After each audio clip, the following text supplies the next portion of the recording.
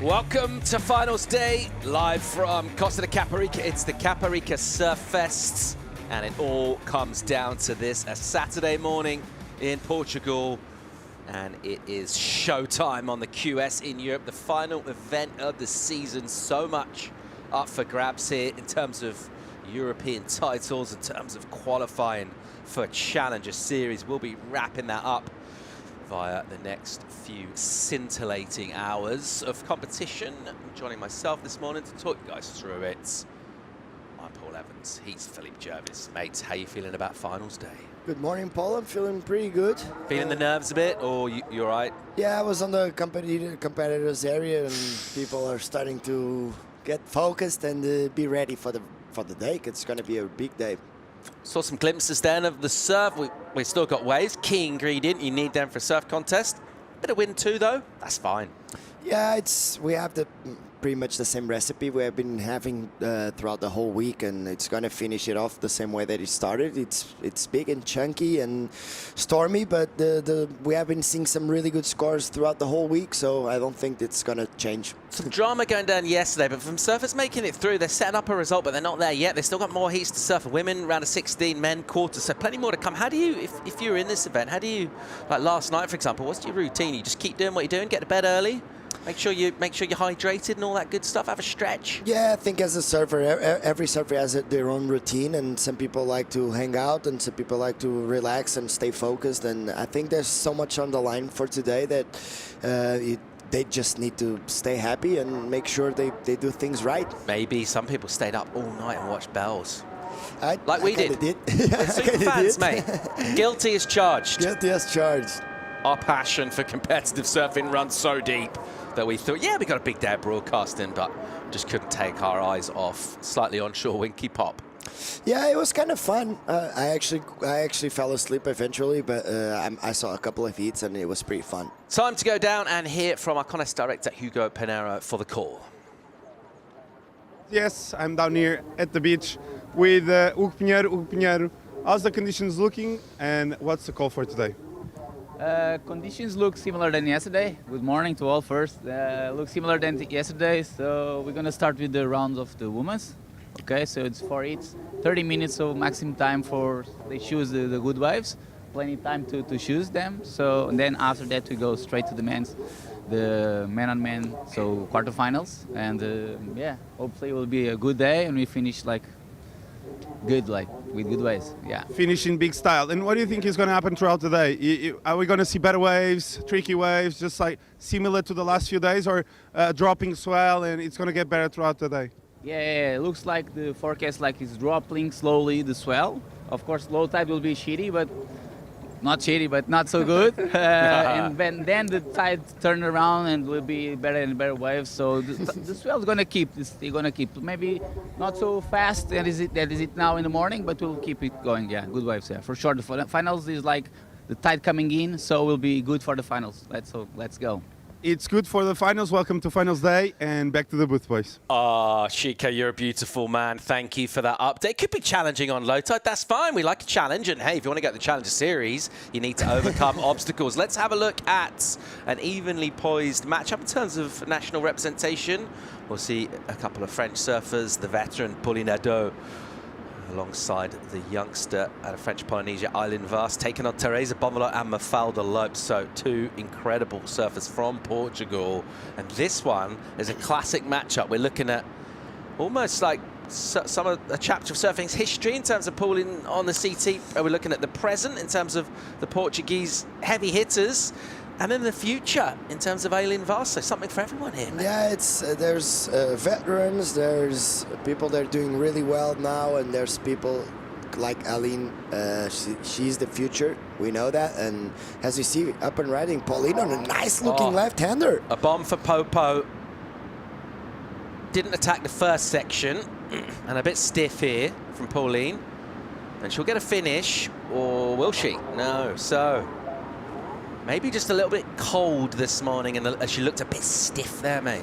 Yeah, she got a lot of speed coming from that takeoff, and she actually kind of missed the first section, as we're gonna see the replay. But she kind of missed the first section. It felt like she was not on the rhythm. As you can see, she had a lot of speed. She could have attacked that leap a little bit more vertical, and then here just attacking one more time and going around the section. He actually does really well on the finishing turn, but unfortunately for her, going down on that finishing turn. But yeah, it's very hard when you wake up this early. Paul, do you surf before? Do you just trust your instincts and go on the water straight away for the heat? There's so many factors, because if you surf before, it's super early, it's cold, it's wet. Yeah. You're gonna waste energy on a day like this. Some of those duck does take out of you as well, and you get pummeled. And if you go all the way to the final, you're gonna have 4 heats today, so that's gonna be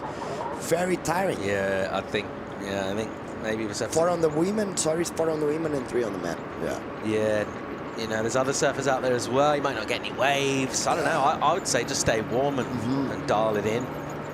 Make sure you have everything for the right moment. All the energy is focused on the right moment. Right, let's get down to it, mate.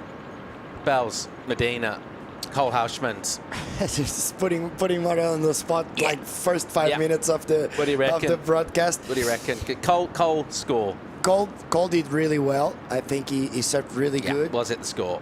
In your opinion? In my opinion, it was close. I don't think it was a score, because it was actually a really small wave. But in my opinion, because I think it's such a subjective sport, it can go either way. People have different opinions, and it's always hard to manage. But in my opinion, I think it was a close call, but I don't think it was a score. Okay.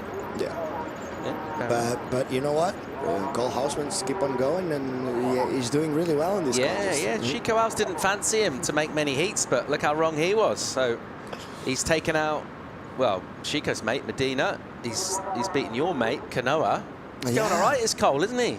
Yeah, he's doing pretty well in this contest. Yeah, he needed a result though. Yeah, it has been a weird nightmare. Yeah, so it's getting better though. He has picked up. He got last, second last, third last, and now he's in quarters, right? Yeah, that's not too bad. I think he can be happy, and maybe think how do things the other way, and go to Challenger and try to requalify. He still can requalify for the championship tour for the cut, can he? Yeah, I think he does. If he wins a contest and he does well in Margaret, he still has a chance, obviously. Yeah, I think he's got a good chance. Yeah, I think he's got a pretty good chance. Let's see how he goes in this one. What about the Colapinto brothers heat? Do you see that one? Yeah, it was just this morning. I was taking a shower and still waking up, but yeah. I like the paddle battle. That was cool. I didn't see that. Oh, they were like elbows, like. Whoa, sorry, Paul. As you see, a very good finishing turn for Paulina Du. Very good turn. I didn't see that paddle battle. I saw a battle between Griffin Colapinto and the local kid. On I think it's the heat before. What about the one where Houshmond waxed Medina at the paddle battle too? He absolutely vaporized him. See that one? Oh yeah, Medina, because Medina was kind of a little bit on the inside and cold, but they're both big boys. Both of them are big paddlers, as we see here. Paulina Du goes around the section and hits it really strong on that finishing turn. Very nice turn by Paulina Du, as we see the replay, attacking that. Yeah, that was cool. A little bit of air time. 5.5, so putting a statement straight away in this heat. Yeah, much better from her. I think she really undersurfed the first wave. She got a 2, and that wave had, the first wave you'd think it had at least a 5 on it. She got a 2 for that, so she kind of not great the opening wave, and then she makes amends straight away with the 5.5. So wasting no time at all to post numbers. That's the experience of Pauline paying off. Meanwhile, Aylin Vass with the 3.33. This is Teresinha. Just a quick get down. Chico Alves fresh back from the interview. How are you, Paul? Good morning. Morning, mate. Bit of cold. Looks fun out How's Hugo Pinheiro? Is he good? Hugo, I tell you what, that man is ripped. Yeah. He trains a lot. Yeah. Had a quick shot before. And he's like... He's always on... I don't know how old he is, but he's not old, but... He's older than me, that's for sure, and he's got a rig. Yeah. Yeah. He's, You can he's tell, I like- can see me. I see his Instagram. He's on CrossFit like every single week. So that's why he's that. And he just did like the double touch on the belly on my one, and he was like, what have you Bouncing. been doing? It's still wobbling. Yeah. It was like 10 minutes Like, ago. looks like a backwash, high tide backwash. High-tide winky pop. A little bit onshore. It's glassy though. Yeah. It's glassy. I have no air, so it's glassy, but slippery though. All right, so what do we got? That 5-5 is the best of the opening exchanges in this crucial round of 16 heat. What a heat. Popo, Mafalda, Ayla, Teresa. Crazy heat in the water. First thing in the morning, we come down, Yeah. and we've got this. I just got Jervis's opinion on the Medina Hausmann heat. What is your take on it, mate? I know that you're pretty hot with the judging. Let's have a look at Mafalda. That was weird. Well, I think Yes or no? I think it was close.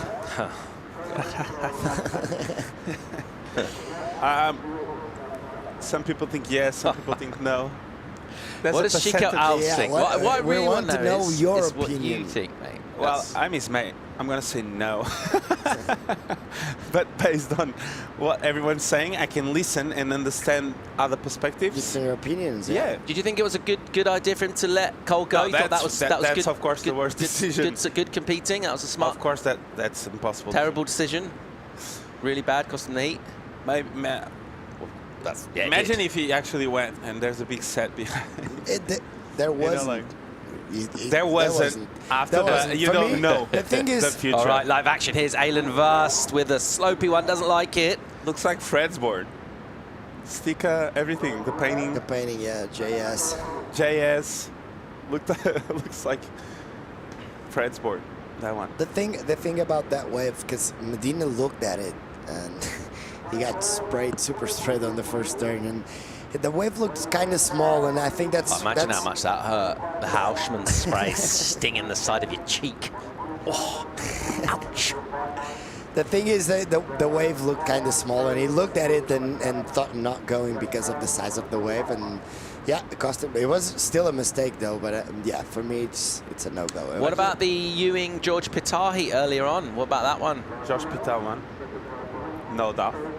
I mean, technically didn't because he was eliminated and He Ethan won. Ewing's still in It the can be contest. no He has doubt. a trophy of the E. He can't be no doubt, as you see Pauline on. Can't be no doubt. Can't be kidding no me? doubt. Yeah.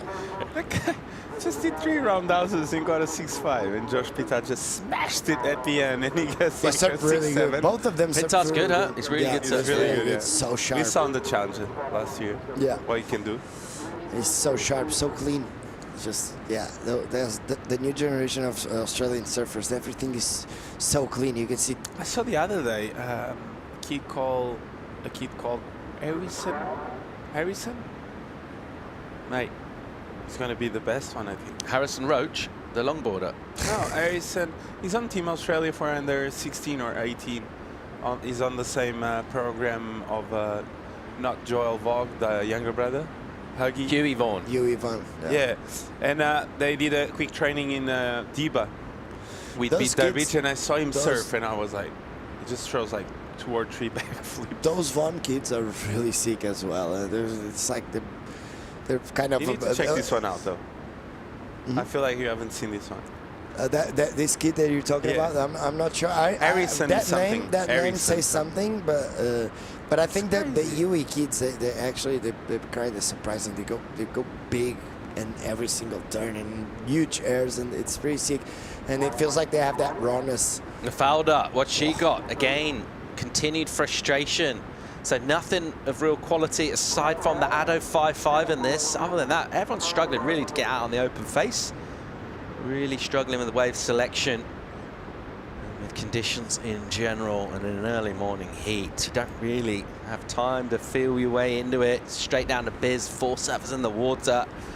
And that tactic from Addo to get on the tools early in this. So far it's paying off. Here's Aylin Vast, similar story. A kick out from her. Not a lot of quality really to bring you in this one so far. Hence why we're talking about surfers, young surfers from Australia whose names we don't know.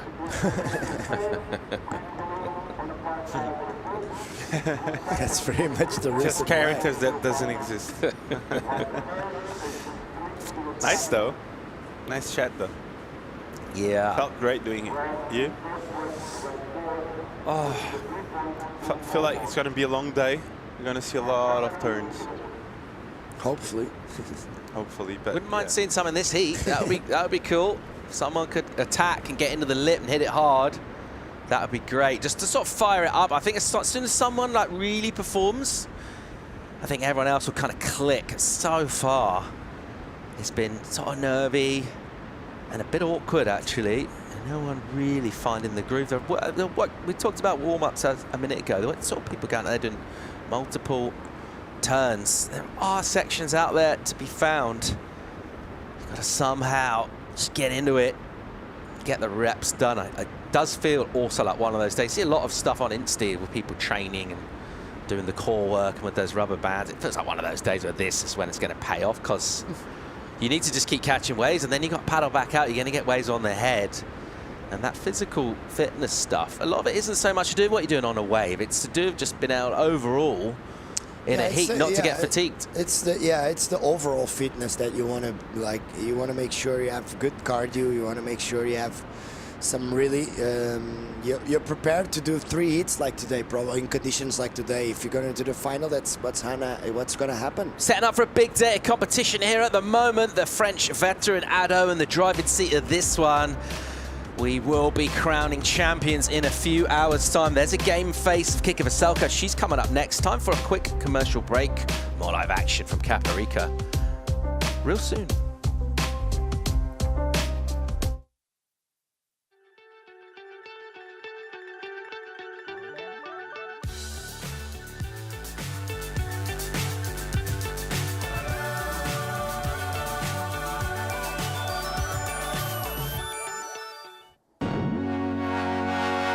It's good to try, even when something seems to make little sense. Put your weight on it. Make an impact in this world. Call everyone, set ambitious goals, and ask yourself, do you want to change surfing? Dare to test. Ride the future. Na vida, há sempre algo que nos inspira. O milénio está sempre presente, ao seu lado, na conquista de novos desafios. Juntos, partilhamos a paixão pelo futuro. Milénio, aqui consigo.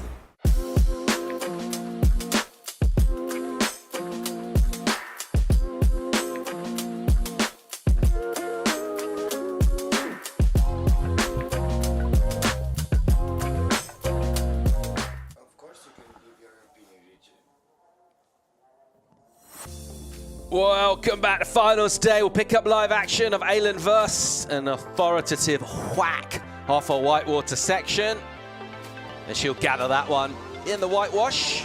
And it will be a complete ride for her. The 3.33 was her high score. The 0.5 was the backup. That'll be gone. She will have renewed vigor as she makes her way towards the channel to paddle back out.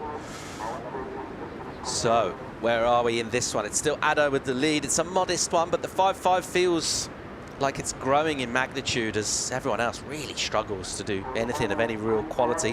What did Aylin do here? Yeah, quick turn off the top, gets up there. Really nice turn there, able to make it. So, nice and controlled turn. Nothing really crazy flip, but just a nice off the top. Yeah, she actually read that wave really well. She goes over that little bump, and as we go straight into Mafalda's action, nice first carve. Is she gonna finish it off? She is. So very good two-turn combination by Mafalda Lopes. That's a little bit more exciting for her. Look at this, nice cutback. And just goes around the section and hits it really strong on the finishing turn. So that puts Mafalda with a 4.17, that one. Yeah, much better from her. She needed that as well. Her previous 2 efforts, no good. And finally, a combo. Vast gets a 3. So an improvement from her. I got some news about the cut on the championship tour. Who wants to hear that? Do you want to hear some surfers who've made the cut? This is official. Baron Memir's made the cut. All right. Yeah? No real surprise. He won an event, so That's not the greatest shock. Do you know who else won an event? She's made the cut. Joanne Defay. Sick. Do you know who else? Caroline Marks, Betty Lou Sakura Johnson, Caitlin Simmers. All right. Made the cut. Sweet. You want to hear more? Yep. Kaname Igarashi's made the cut. Thank God. Hey, He nearly didn't last year. hey. Oh my God, Did he? it was stressful. The most stressful year of my life. I got more. I got more. Jake Marshall, Crosby Colapinto have made the cut. Live action, here we go. Pauline Nadeau, your heat leader. She's on a bomb. Whoa, nice turn from Popo. That's better. So, finding quality, using the wave selection tools. And heading in, or just trying to get to the channel? Where's she going? She's gonna go for the channel, I think. Yeah. She's She's really further away aggressive. from it now than when she finished the wave. Yeah, she could have gone straight away back, I think. Nice finishing turn. A lot of whitewash on that face. She tries to go for a little rebound in there, and now she's gonna go and redirect herself and try to look at the water moving. As soon as we're gonna see the tide pushing back out, we're gonna see a lot more current up. So Crosby's the first of the rookies to make the cut. Who saw that coming? I did. Yeah. I told you. I told you. I actually thought it was gonna I happen. said yeah. it. You asked me, and You said Hausman was going to make the cut. Okay. I actually thought True that. Crosby's, yeah, I thought he was going to make the cut, and the last result was really important It's a for bit him. harsh to say someone is not gonna make the cut. Actually. They can all make the cut. They can all Yeah. not make the cut. Yeah. Cano almost didn't make it, and he's one of the best in the world. So it's just like. Yeah. Yeah. It's It's just like if you have like 3 events in a row, like where you don't feel like in the rhythm. He almost didn't make it after saying in make or break they thought the cut was great because it gets people out of the way. Do you see that? He's like, yeah, it gets them out of the way of us because we're going for like world titles and they're kind of in the way. And he's like, it's great to sort of cut them. And then he nearly didn't make it, which I thought was quite funny. Everyone was like, yeah. In the end, it's he just made it. better. He was fine, and he's back this year. He's back with Jake the Snake, and he's ripping again. So that's all good. But just goes to show, hubris comes before a fall, as the expression goes. Don't want to get too cocky. Might end up getting caught with your Yeah. pants down. you might eat your own words. You might eat your own words. 9 minutes and 40 seconds to go in this. Addo backed up the 5-5 with a 3-4-3, and at the moment she's a couple of points, 2.5 points in front of the chasing pack, consisting of the younger French surfer Aileen Vast. Addo's in the channel, kind of channel, next to La Digue, making her way back out. She'll get in the rip, and it will help her forward progress towards this lineup, which has got some heavy sections, it's got some wind on it. It's got some rip chewing through, and the scoring potential, well, there's not been loads there. What's Mafalda Lope's got? Nothing here. Teresa Bonvolo's on 1.6 as a total out of 20. Not great. Yeah, she's struggling to find her rhythm out there. If you look at the conditions, it looks really challenging. But yeah, we already saw a couple of scores from all the other surfers. Feels like Teresa is struggling to find the rhythm out there, and you can see a lot of water moving. It's not easy. So many duck dives. Repositioning yourself out there might not be easy, that's for sure. And she still has time to try and find something, even though she doesn't need nothing too crazy. Yeah, but she needs to put something on board as soon as possible. Kick of a Selko. Hydration's important. And so is having a little giggle as well, isn't it? She's looking at herself at the TV, so she's feeling a little she's feeling a little embarrassed. All right, here we go. Here's Teresa. Good wave from her. Hit it. There we are. That's much better. And there we go. So finally does some surfing, and she will get points here. So much, much better, and she needed that. Now a little bit of fire from her. And she's going to need to fire up here. She's got herself in the heat with this. What do we think? Yeah, nice bottom turn, a little bit of a whitewashy wave, but she did manage really well on that first one. She tried to make sure she could, as you see, nice bottom turn, very nice style. Nice hit off the top.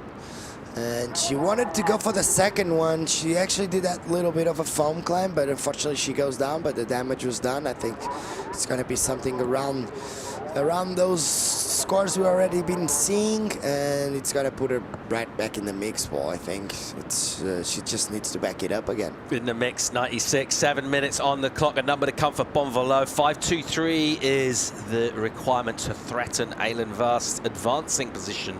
Second place, very modest scores at the moment. No one really getting the grips of this. The best of it is Ado, but she's not been mistake-free. She's caught the best waves by far, but she could add a few more points on the board. It's not easy to surf out there, and it is one of those mornings where, well, just get out there and hit some lips, catch some waves. I think a high wave count would be a good idea. That's just a third wave from Teresa. There she is. She's going to need a lot more. Speaking of the cuts, gentlemen, Frederica Moraes is in equal 20 seconds, yeah. but there's about 5 people on 20 seconds, so it's basically lower than that. He's struggling. He's in all sorts. Yeah, I thought Bells could have been a good chance for him. I picked him from a fantasy. I thought he was going to rip it. I too. was thinking finals day for sure for Fred. Yeah, me too. I was expecting some big bells and some big turns by Kikas as we see Mafalda and riding in and out. Unfortunately, you're going down on that finishing turn. But yeah, I was expecting, but I'm still expecting him to see him perform at Margaret River. I know that kind of right-hander makes justice on his surfing, and he can actually get a good result there and requalify. Yeah, he's good when he needs a result. He's good under pressure, isn't he? Often. True. We've seen that many times with him. So is this woman, Bonvalot. Here she goes. Wow. And another good turn from her. And again, slicing. So she got 4.27 previously, and she'll get a number here. She only needs a 2. 2.06. She's going to get that. So she's got a great chance of going to second place here. Possibly even first. Let's see where it goes. We're on. Chico, that was this first turn really good, pushing really hard, and then this nice wraparound cutback. She has such a nice style, very good technique on those turns. And yeah, that's exactly what I was saying. Teresa just needed to find something out there, and that's exactly what she did. 2-turn combo, very nice 2-turn combo, and some really, really good technique. And I think she's gonna improve on the situation as we see Pauline on a big turn. That was massive. Popo was needing to improve on a 3.43. Is that better than that? Are you still here, Chico? You haven't said anything for a while. Yes. I forgot you were here. I'm with my mates. Where have you been? Listening them talking, and it's fun. So I just kept quiet. Reading your book or something. That's good to have you back, mate. Please the bill. All right, we're waiting for important numbers for Teresa Bonvalot. Ado as well. A good hit from her, and she's got the bigger waves. She's found the biggest sections. Yeah, look at this. Bang! Nice turn there by Popo. Do you reckon this is going to be the best score of the big meaty section? Watch out. Lopes down again. Nightmare. She's having a shocker. Hard one to swallow there, needing a 2.16 with 3 minutes to go. Well, yeah, that might change, though. I reckon when Teresa's score comes in, well, it's definitely going to change, because Teresa's for sure going to get the score of a 2.06. She does. She gets another 4. She goes to second. Aylin Vast now needs a wave. She needs a 5.01. Falda Lopes needs a 4.18. Ado gets a 3.43. And the numbers are creeping up slowly. Kind of glacial speed, though. It's yeah, they're sort of chipping away at this. Kind of chipping away with a butter knife rather than a sort of chisel. Let's check the recap. 3 minutes on the clock. A quick start from the French surfer Ado at the moment. It's been good enough for something of a lead here, boys. Yeah, she started off pretty strong with that one, 5.5. We're still waiting on the last score, on the last wave of Pauline. I think she's gonna improve on that 3.43. I think is this one. She goes around the section and hits it strong here. This is actually the three. Yeah, she got a 4.83 on the last one, and Teresa 4.0. This is a 4.27, bigger wave. Boom. Hits up the top, comes around the section, tries one more time. She goes down on that one, and yeah, she still managed to find that 4.07. As we see, this is a 4.83 by Pauline. Another big snap, very similar to hers 5.5.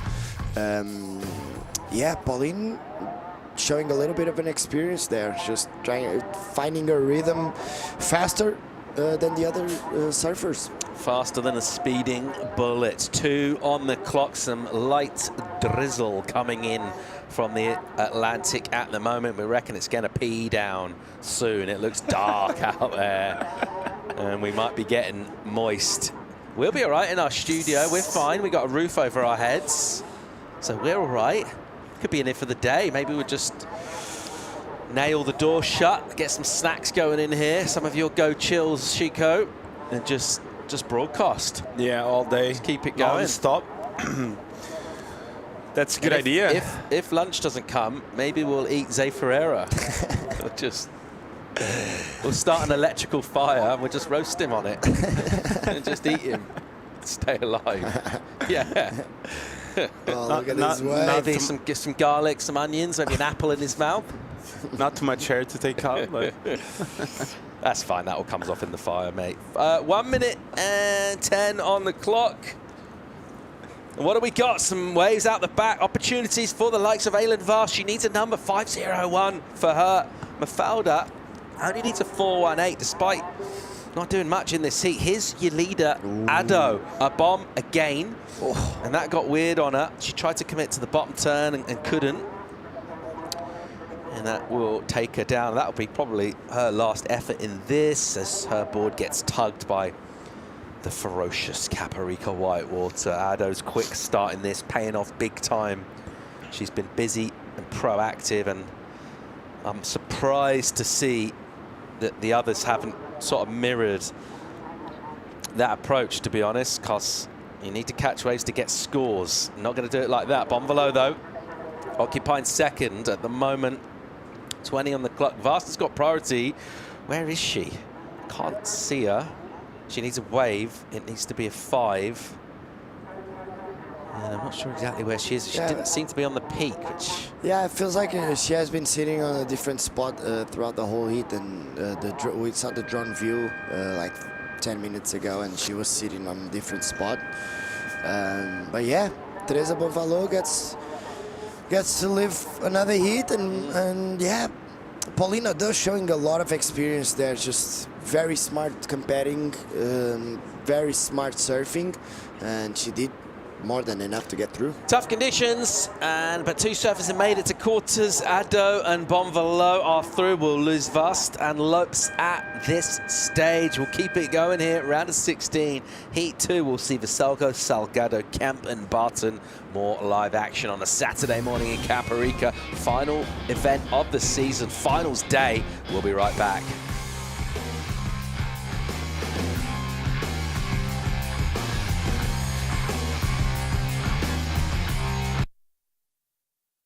Há sempre algo que nos inspira. O milénio está sempre presente, ao seu lado, na conquista de novos desafios. Juntos partilhamos a paixão pelo futuro. Milénio, aqui consigo.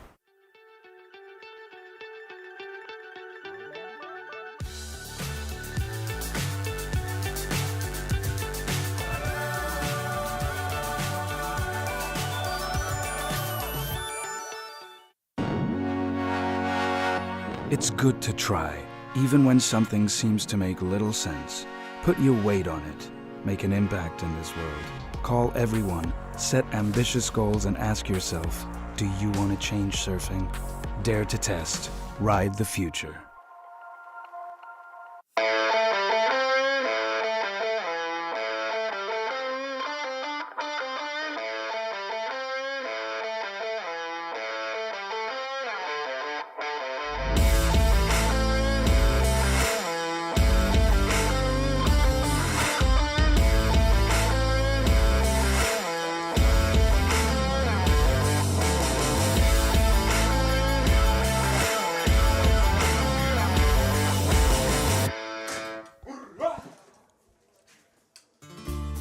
And welcome back to a fragrant finals day here on a Saturday morning at the Costa de Caparica.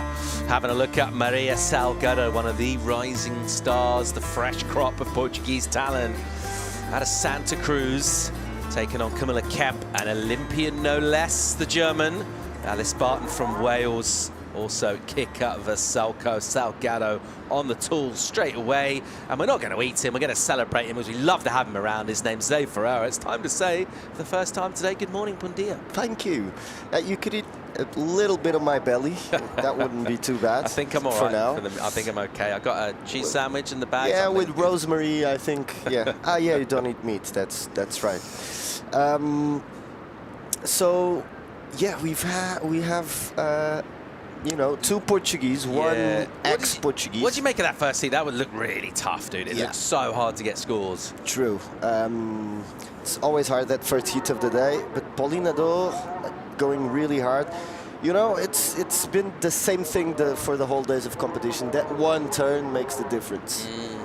Quite surprised just to see the lack of wave count from a lot of surfers in that first heat. I mean, it seems obvious from here, but catch waves. Yeah. Like, keep paddling, just go something, back yourself with your fitness to get back in the lineup, because if you just sit there and wait for a perfect wave to come through, it's not happening. Yeah, I spoke with Yolanda on the way here, and her coach, and she was saying, actually, today is the strongest of the days in terms of conditions. Oh, the wattage, I the think wattage in the swell. Interesting. Exactly. Whoa, nice bottom turn from Salgado. Great. Top turn. There's the style. Love that. That was cool. So, committing hard. The rail work was clean and crisp, and she got into the lip and belted it, the youngster.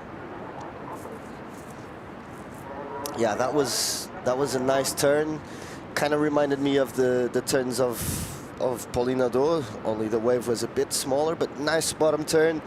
Hits it, Whoa. almost falls here. That was cool. But it was cool, yeah, that's true.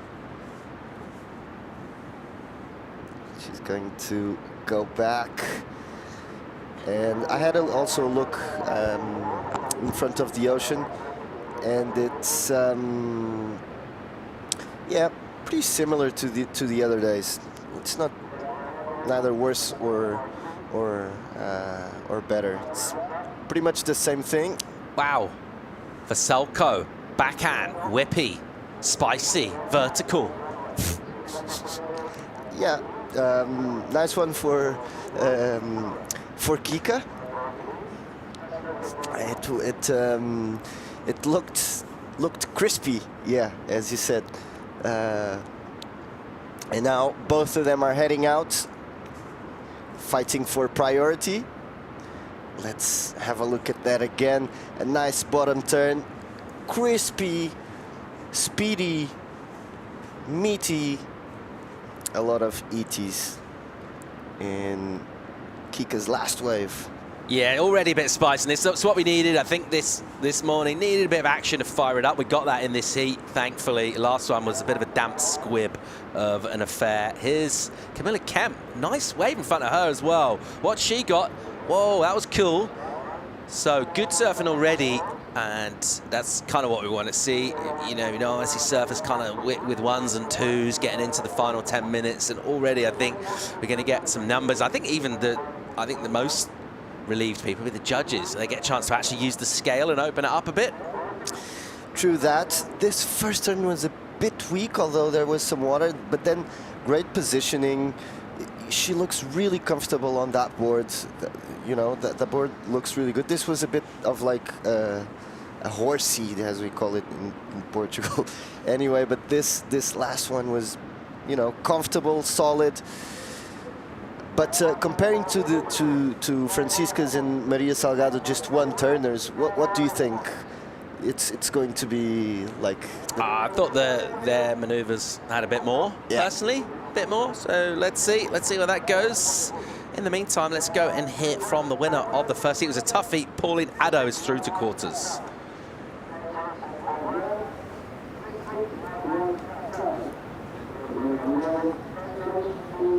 That's right, we're here at Pauline. We made it up to the quarterfinals in the last heat. How was it? It was actually pretty tricky. There's so much water moving. The ocean is super tough. I felt a bit lost, but I thought I just had to try to keep a good rhythm. And I guess I could find 2 average waves, so happy to make it. Even with these rough conditions, you still made it to the quarterfinals. How does that feel? Yeah, I'm pretty happy. Honestly, it's definitely not my favorite conditions. I think no one loves to surf those waves, but I don't know. I just try to make the most of it, and I'm happy to make it. Yeah. Congratulations. Thank you. Thanks, Claudia. Well done, Pauline Addo. Never easy first heat, stormy surf. And her tactics of the busy start paid off big time. A different one, this one, though. We've got better scores coming already, kind of spread throughout. Well, at least 3 of our surfers are going to have legit numbers. The best of those with the Portuguese surfer, Francisca Veselko, 617. Really good for that backhand whippy turn. Maria Salgado, she got a 5 for her right-hander. A late drop to a solid hit, actually. And Camilla Kemp, she had to cover a bit more ground. She got a 417. This is Alice Barton on the backhand here, Zay. Yep, Alice is a sparkling surfer, but you know that wave is not going to help her cause a lot because it was kind of a weaker wave. But Alice Barton, great style as well. Some stylish surfers coming out of Great Britain. Do you see yourself inserted in that arena as a stylish surfer? No, not really. No. No? No. Okay. I think style's overrated, mate. Oh, you think? Yeah. I think it's underrated. Yeah. No, but actually, yeah, in competition is overrated for sure. Anyway, still a slow heat.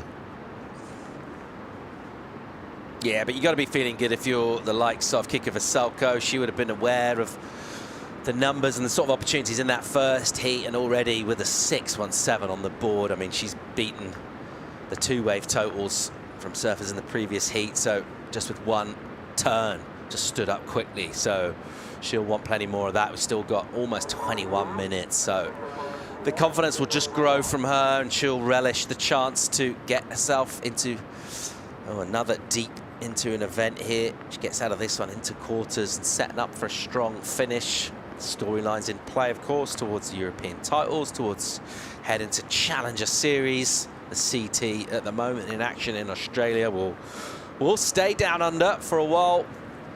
Head over to Margaret River. Then, of course, the Cut. And then the Changers will fire up the Challenger Series on the Gold Coast before heading down to Sydney to start that tour. That's all coming up soon. That's a massive hit from Kika Veselko, and that's the kind of surfing that'll get you to the Challenger Series. And again, confident from her. And she looks like she's having very little trouble identifying the kind of wave she wants, is it? Yeah, definitely. And also, if you remember, last year she got like a 9 for one turn in like, in one of the bigger days. And she's really good in these conditions. She's an explosive surfer. Not afraid to hit it, not afraid to go for it. And beautiful surfing there. A bit of rail, a bit of, look at this. That's very cool. And you know, confident of herself. And I like the jump as well. It goes kind of in the Yolanda Hopkins kind of jumps, right? Just like throws herself and yeah. Yeah, for the benefit of people watching at home, Zay Ferreira just reenacted a Hopkins jump in the studio then. Which it's an iconic jump actually. All right, here goes Alice. What's she got? Another sticky wave. And a section here. She kind of gets hold of it, but the immediate contrast, you can't help by making the comparison between the sort of quality that this woman, Veselko, just got on her last wave. Alice has got softish, white watery waves. She needs to find something with a bit more chunk on it, you reckon? Let's see where Kika's number goes. Ooh. We've got it. It's a 717. So she gets a 1-point improvement on her opening effort, and she's already put a massive total up, 13.34. Very impressive from her. This is Alice. Yeah, let's watch this again. Nice carve, but smaller waves, she has to pick bigger waves in order to start putting more points on the board. Although the heat is pretty equal from Maria Salgado downwards. Maria Salgado has 5 points.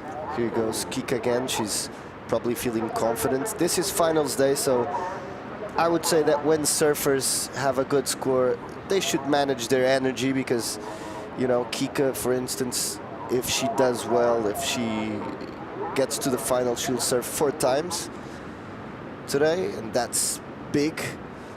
This is Maria's sister, and Francisco Ordonhas. Here she is, also surfs, also from Santa Cruz. And we will have low tide at 11:30 today. So, you know, the tide now is, let's say, half tide. So the tide is pushing out for the next 3 or 4 hours. As we had this wave from Maria here, just pretty much loses all speed. And this is Camila Kemp. Count her in this game until the end. And then high tide again. So low tide, the tide is pushing out until 11:30, and then pushing in until 6. So, because yes, yesterday has been, it always has been better with the tide, you know, with some water. It got big in the afternoon, didn't it? Yeah. It was 8 foot, Yeah. 10 foot, Easily. 12 foot, That wipeout of, 15 foot, yeah, around 15 foot 20 faces. foot. It was like 6 to 15 foot. In Hawaii, It was powerful. Yeah. It was impressive. It was Yeah. explosive. It was dangerous at times. Yeah. Everyone got home One safe. broken board. Under 16 minutes to go in this kick of a Selco dominance already, without having to do loads in terms of number of waves caught, number of maneuvers done. 13.34 her total for 2 turns, essentially. Massive. Chasing her down, it's a fellow Portuguese surfer, Maria Salgado. She's got a 5 and a 1. As soon as she improves on the 1, I reckon she would be feeling much happier about life. Meanwhile, Alice Barton, scrappy waves from her, really. The lack of quality. The surfing's been fine. It's just the waves have been lacking. Camilla Kemp's got 1 all right score. But other than that, not much to get excited about. She's got the 4.17 in. It's the German who, as we've been talking about, will be headed to the infamous wave of Teahupo'o in Tahiti for the Olympic Games, representing Germany. Yeah, I wonder how that's going to be. All the first-timers going into Chopu, that will be interesting. I'll follow that for sure. And also Camila is, you know, grew up in Portugal, so obviously going to follow that as well because of that. 14 and a half minutes to go in this at the moment. Our 2 Portuguese surfers, they're looking all right, occupying the top spots, and at the moment head into quarters.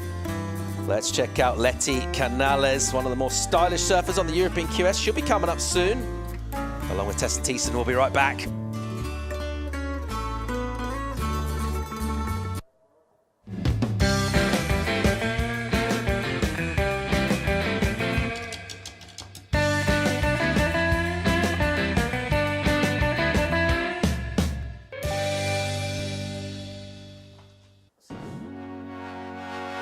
It's good to try, even when something seems to make little sense. Put your weight on it. Make an impact in this world.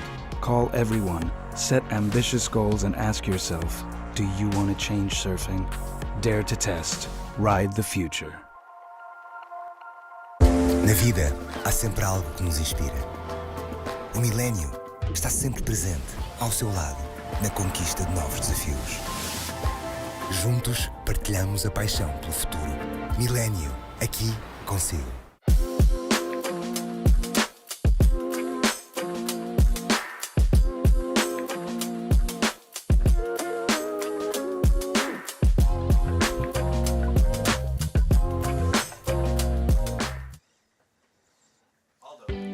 Welcome back to finals day. Stormy seas at the Costa de Caparica. Currently vying for a place in the quarter-finals. It's our two Portuguese competitors, Veselko, Salgado. They're going all right in this. Numbers are currently, as we were, no one adding anything significant to their totals, so we're still chasing down. Alice Barton only needs a 3-0-1. That's because Surfer in second, still sitting on a 1. Salgado, well, there it is. You can see it right on your screen. Don't need me to read numbers out. Camilla Camp, she also just needs a small number, but as soon as Maria gets away with that priority, that will change. Here's a good drop with a load of speed from Alice Barton, and then that wave just kind of hit the skids. It went into a rip, and she went down, Zay, and that was not what she was after. Yeah, bumpy conditions. Maria Salgado here, nice bottom turn, a nice snap. Let's see if she has that second turn. She does. She doesn't fall much, Maria. She's a very good competitor. And she usually surprises me. She's one of those surfers that like are very consistent, but then in competition surprise you, you know? Like they overcome themselves in competition, which is cool. Yeah, that was an important wave from her. She was stuck on that 1 for a while. She's rid of the 1 now. Yeah, here we go. Nice bottom turn, a bit of a spray there, and then did well to hold up on that last section. We have, it's always beautiful to see slow motion images. Nice effort from Maria Salgado. She did well to hang on to that. That's good strength there. She made sure she rode out that turn. That could prove really crucial in this tight heat.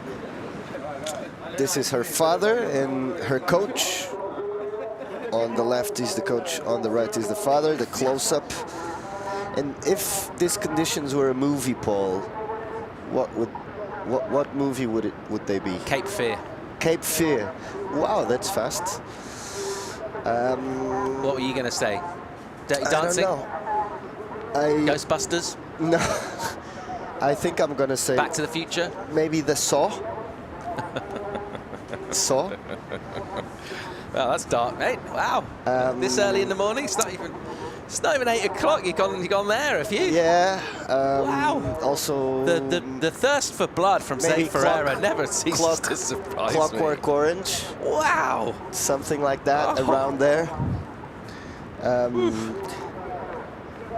Yeah, exactly. A bit of Poltergeist. A bit of The Exorcist. But you know, all movies that you know, it's hard, but you have to see them till the end. Tell you what's looking not horror, but looking great is the scoreline of Maria Salgado, 5.77.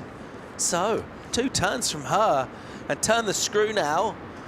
And it's turned much more nightmarish for the likes of Alice Barton, Camilla Kemp, who are now chasing much heftier numbers, 7.77 for Barton. Kemp looking for a 6.6. And with 9 minutes and 40, they've got plenty of time to go and do that.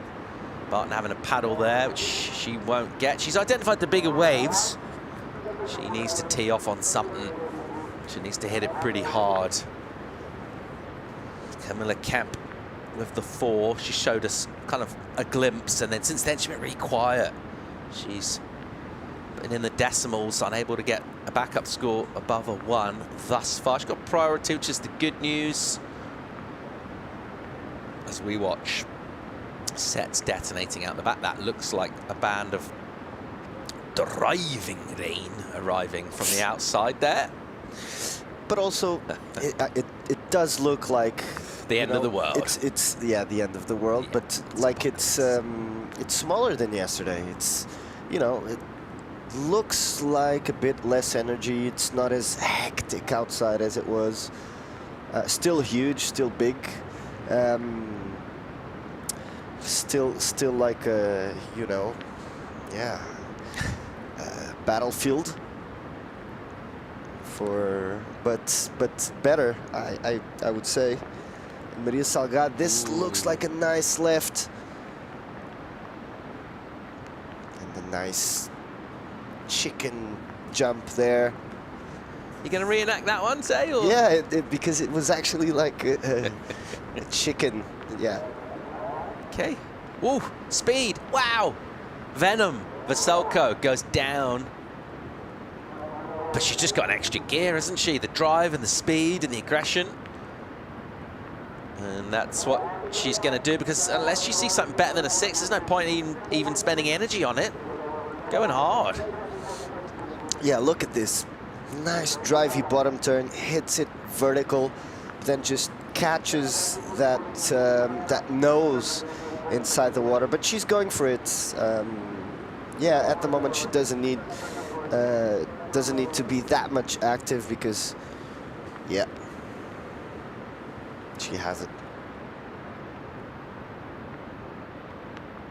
Selko surfing up in the CT. Paniche a couple of weeks ago as a wild card. That was a cool moment for her, getting some experience there.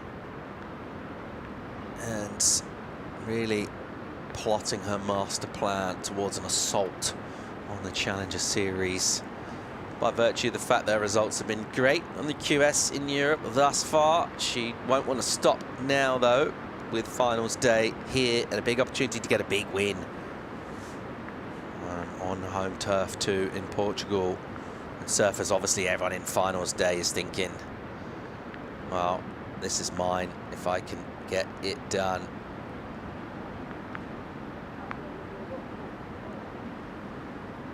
She's actually quite a way back on the QS ratings. 14th. 14th. A long way back. Yeah, that's going to be hard for her, especially knowing that we only have the top 4 qualifying.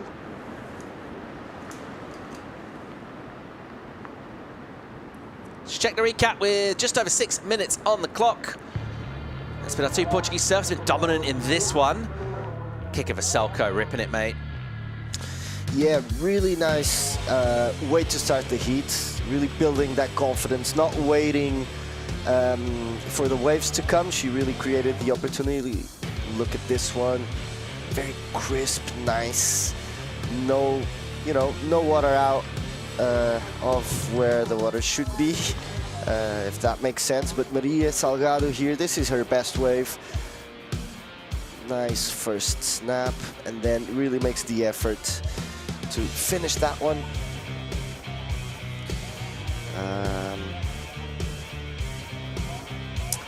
And both of them are going through this heat, and Francisca Veselko, I think the double digits rule will apply with less probability today, because it's the finals day, but it will still work for, most heats.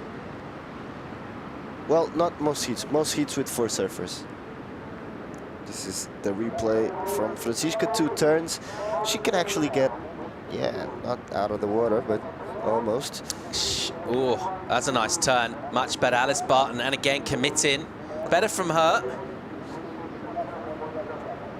Nice.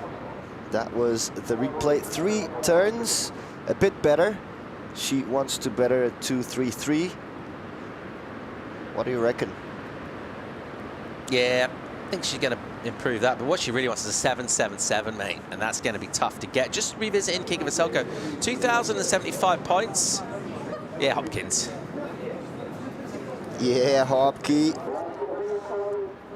Yeah, 2,075 she's on in 14th. So imagine a win here, 3,000 points. That puts her on 5,075.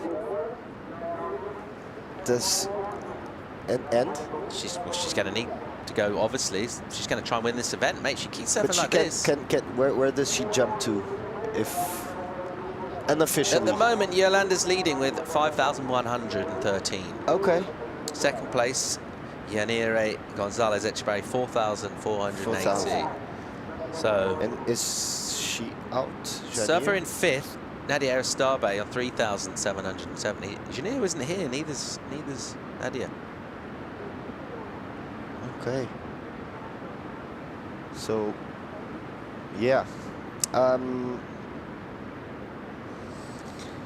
Yeah, so if Kika wins the contest, maybe she has a chance. She's got to be looking at a win anyway, just by virtue of the fact here on finals day, don't try and look too much at the big picture, just win your next heat, surf your next wave, keep getting 7s. If you do that, you've got a great chance. That's the requirement for Kemp. And she is struggling a bit here. She's languishing. And she is coming into this event in 6th place. There's 5 spots available for the women to get challenges from Europe. She's in 6th right now, so she does need to move up. True that. She's obviously Kika needs a bigger result, but Camila, she's on the roll, you know, and I think that qualifying to the Olympics just gives you an extra motivation. You're representing your country in the biggest sporting stage of the world. You know, you must come into a contest like this feeling a bit confident, at least. Also worth mentioning, of course, that the women's division is a QS 1000 here in Caparica. I mean, obviously I knew that. So actually, yeah, just add 1,000 points on the kicker if she were to get the win here. That's true. That's not true. as good That's as true. not Good as point. good as 3,000 points, is it? Good point. It's still good, but it's not as good. Maybe that's why Janir and Nadia didn't come, because yeah, but Yolanda has. You're looking at her in the image. She has the chance of becoming European champ. She has the best chance at the moment. She's leading. She must be pretty happy. And it's interesting. I think she's Portuguese, but I think she has a British side. Yeah, mum's from Wales. Mum's from Wales. Okay, and it's cool because a lot of surfers that are born in Portugal but have double nationality usually, you know, choose the other nationality, especially if it's European, especially if it's British. But it's but not her. Not her. And that's respect. It should be coming up. The 4th heat, it's round of 16 at the moment. It's the final minute here. And so far so good for Portugal. Vasalco Salgado, the 1-2. And by some margin, actually, it's quite a bit of distance. The chase and pack some way back. We did get the improvement from Alice. 4.37, but not quite the number she needed. Because it was a high score, she brought the requirement down. Still looking for 6, though. Camilla Camp with priority. And she's got nothing to get excited about on the board with. Since she got that 4.17, she just had 2 tools throwaways. There's an awkward wipeout from Maria Salgado. 20 seconds. This is looking pretty harsh for Alice and Camila, unfortunately, but 2 surfers go through, 2 surfers lose. That's the rule. That's life for you. That's what the Matrix teaches you. We're all wrapped up in terms of our second round of 16 heat. We're going to see this woman, Vasalco, with great numbers, advance to quarters. Also, the youngster, Maria Salgado. She'll be coming back for more here on finals day at the Costa de Caparica. We'll keep the live action coming thick and fast on a stormy Saturday morning. We'll have champions in a few hours. We'll have more live action right after the break.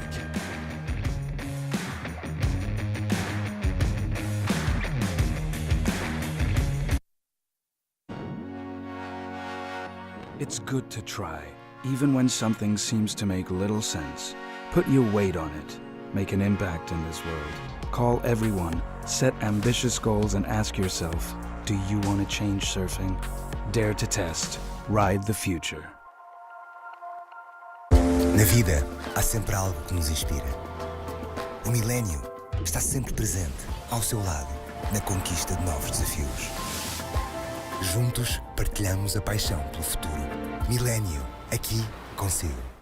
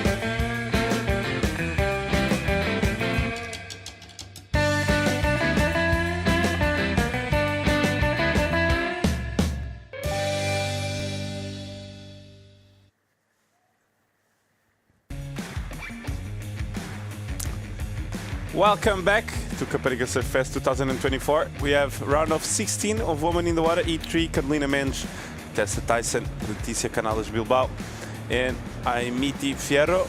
Joining myself, Chico by Chico, on the booth is Zé Ferreira. Zé Ferreira, how's the day? How's the conditions and how's this wave? Yeah, this is well, we don't have the score yet out, but that was cool. And Tessa Tyson here. So a 4.33 for that first of Aimiti Fierro, 4 point for the last one of Tessa Tyson. Carolina Mendes here. She didn't make this a lot of white water, but Chico, let's not zigzag our audience. It's pretty tough. It's not beautiful. Someone compared this to Cape Fear in terms of the conditions, but yeah, it's surfing. This is surfing. This, when the surfers themselves say, "Oh yeah, the QS is hard," this and that. This is the image they have on their head. Yeah, I feel like there's days like this on the office. You feel that? Yep.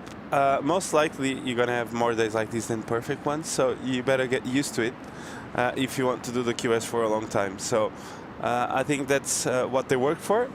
Lots of days on the gym, lots of days surfing, so lots of rhythm. So I don't feel they feel any bad vibes at all about the conditions. I just feel like, for instance, yesterday you saw something that really impressed you after the competition. What was that? Cannot remember that. Yesterday was a long time ago. Of a surfer. Oh, it's true. Yeah, yesterday. This is an important information. Thanks, Zé. No, yeah, because you were talking about. I was in shock. You were about you were. I was talking about training in bad conditions exactly. and everything. And so last night we comp ends. Everyone goes away. Me and Zé look for a place to eat a tosta mista. There's no tosta mista. Chico was hungry. I was angry. Zé was angry. We were walking back to the event site. Uzi in his wetsuit, running towards the beach with 10-foot faces, rainy and onshore after losing his. It was raining like a Bob Marley song, just like. Yeah. That's a good impression on the Bob Marley song, but yeah, Kaulivast, alone, no coach, no cameraman, not showing off to anyone.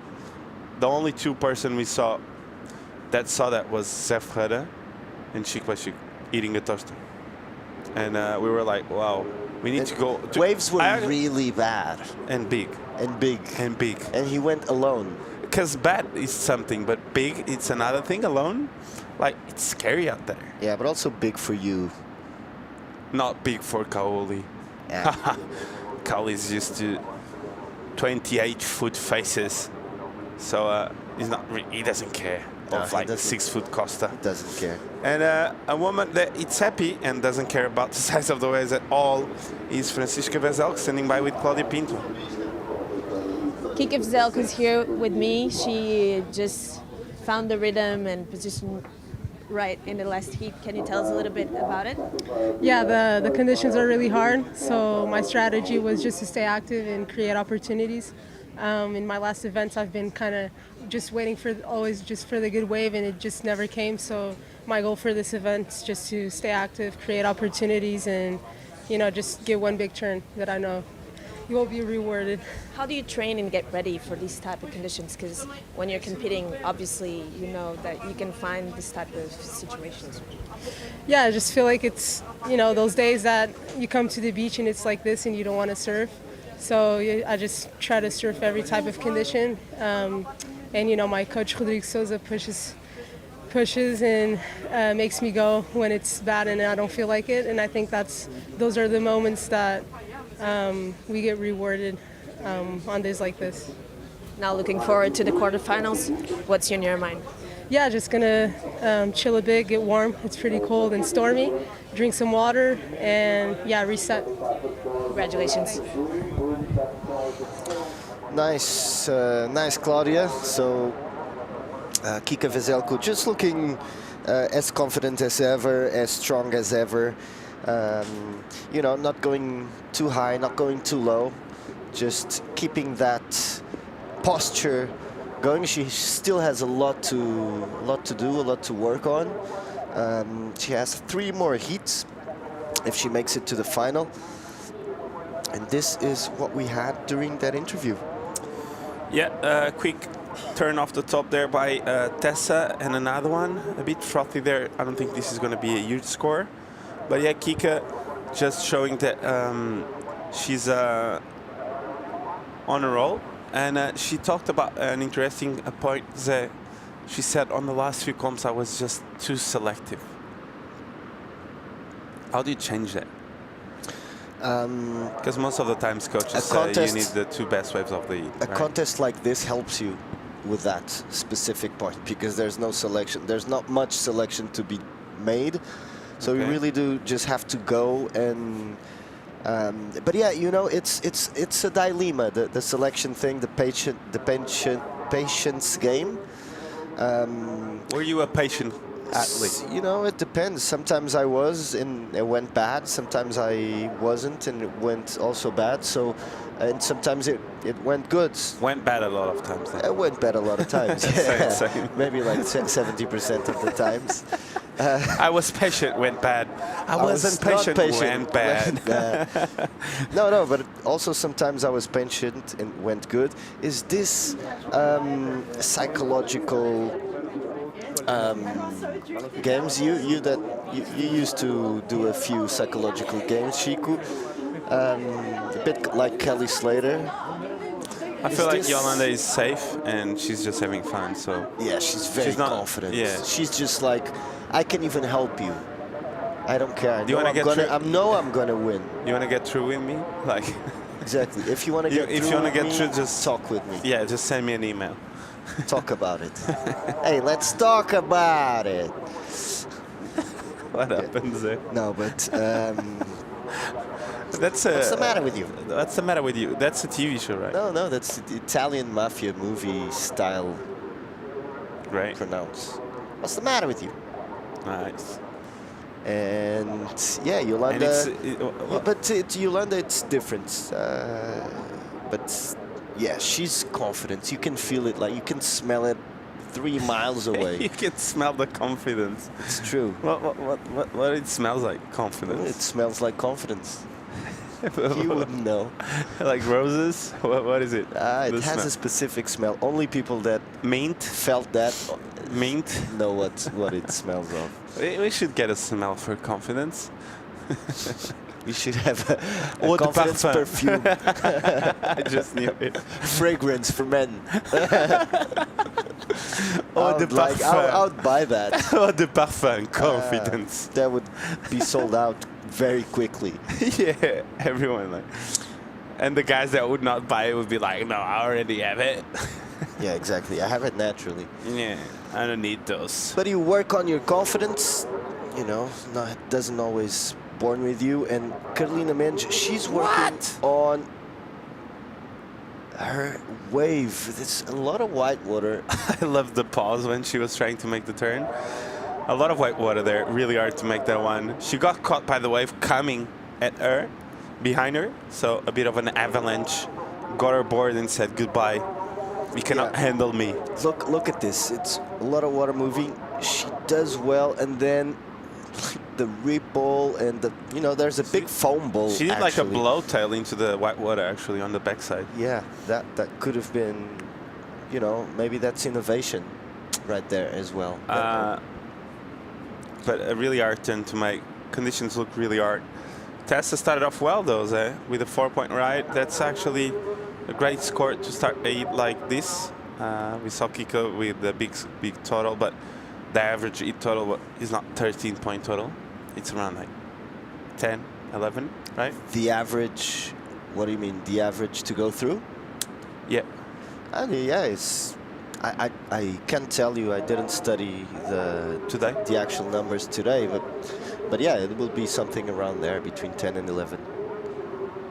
And But today, And because it's yesterday the finals we day, expected big scores, and we had. Yeah, Luis exactly. Diaz actually delivered a huge 9-point ride at the end of the day. No, but I mean, first one of the event. there's two things. One, from the moment we get into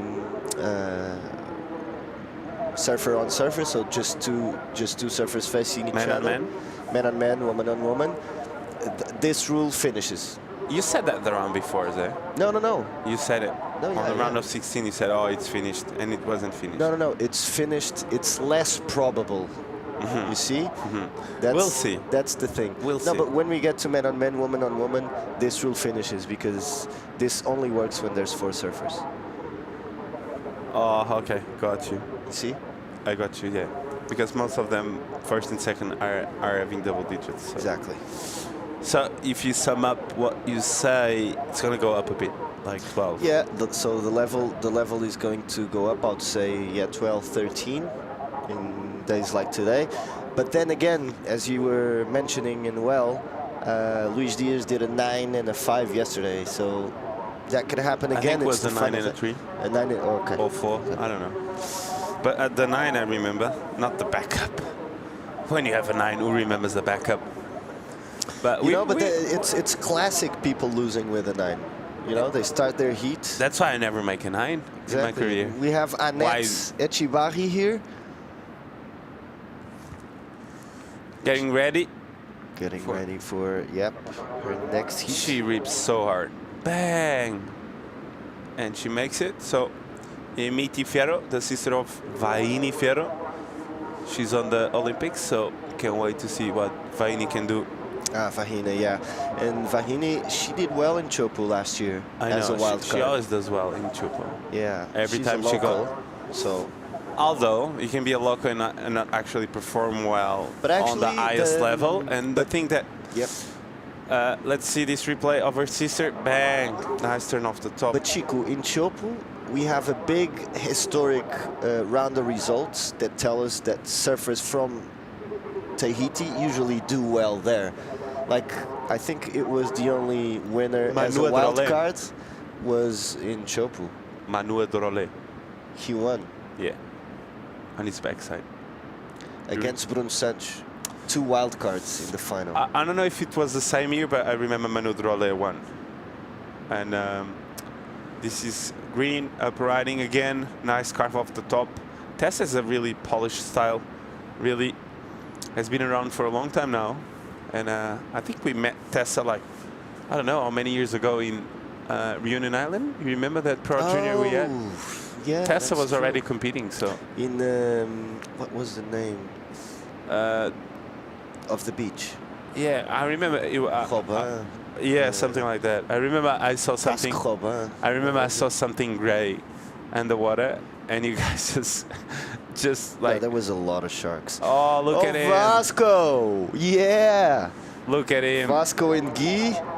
Look at him. He's in town. The man himself came to watch the action. One of the best talents ever coming out of Portugal. Yeah. Great to have him around here on the beach with 14 minutes to go. Jaimiti Fierro with a 387.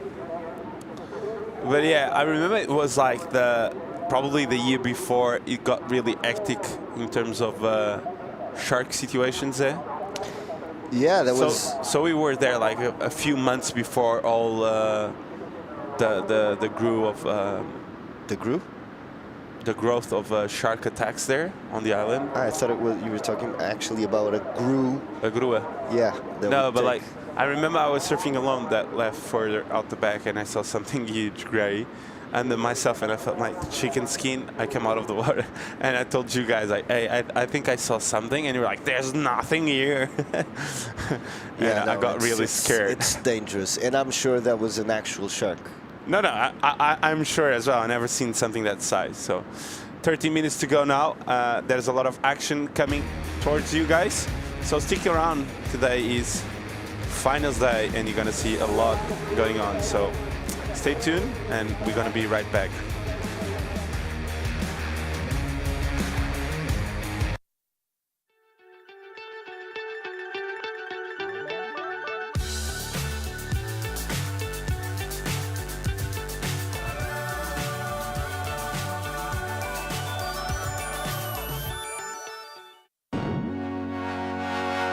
It's good to try, even when something seems to make little sense.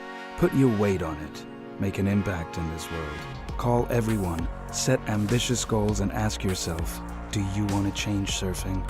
Dare to test. Ride the future. Na vida, há sempre algo que nos inspira. O milénio está sempre presente, ao seu lado, na conquista de novos desafios. Juntos, partilhamos a paixão pelo futuro. Milénio, aqui consigo.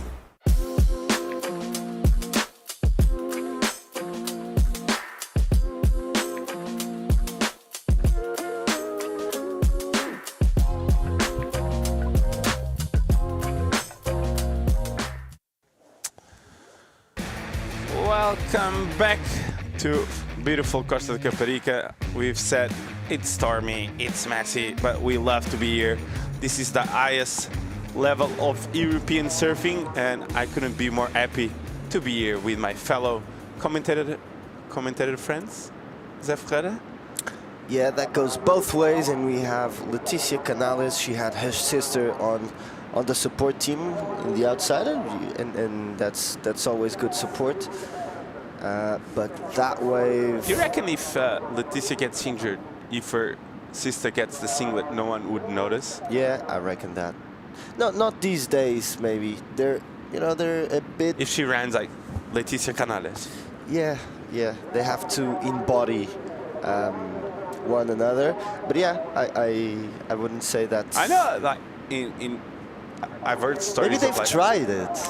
I've heard stories like in uni, like guys like actually being twins and one being really good on maths and he does the exam for the other one. Yeah. You never heard those stories? I heard different uni stories, but yeah, all around. I've heard different uni stories. Have you been to uni? Actually, yeah. Actually, I have been for a postgrad, just so you know. He's getting upset now. Annette.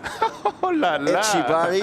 Oh la la. No, I'm just. He got a bit upset about the uni situation. No, actually, I think it's important. I saw a bit of a scar there. You know, you've been to uni. It was hard though. Like, I'm not gonna say it was easy. I got there late, so I went after 6 years. Then I was supposed to do then study with younger people. It's great, but also difficult because you feel like you kind of like disengage from that generation. But it was great. I learned, and I actually made it. So stoked. But as you said, yeah, I've heard a couple of stories when I was in uni about like some twins doing exams for each other, and I felt like. Live action now with Carolina Mendes. This looks like a nice open face wave. I think she's trying to secure something, not going over her head and just put something on the board.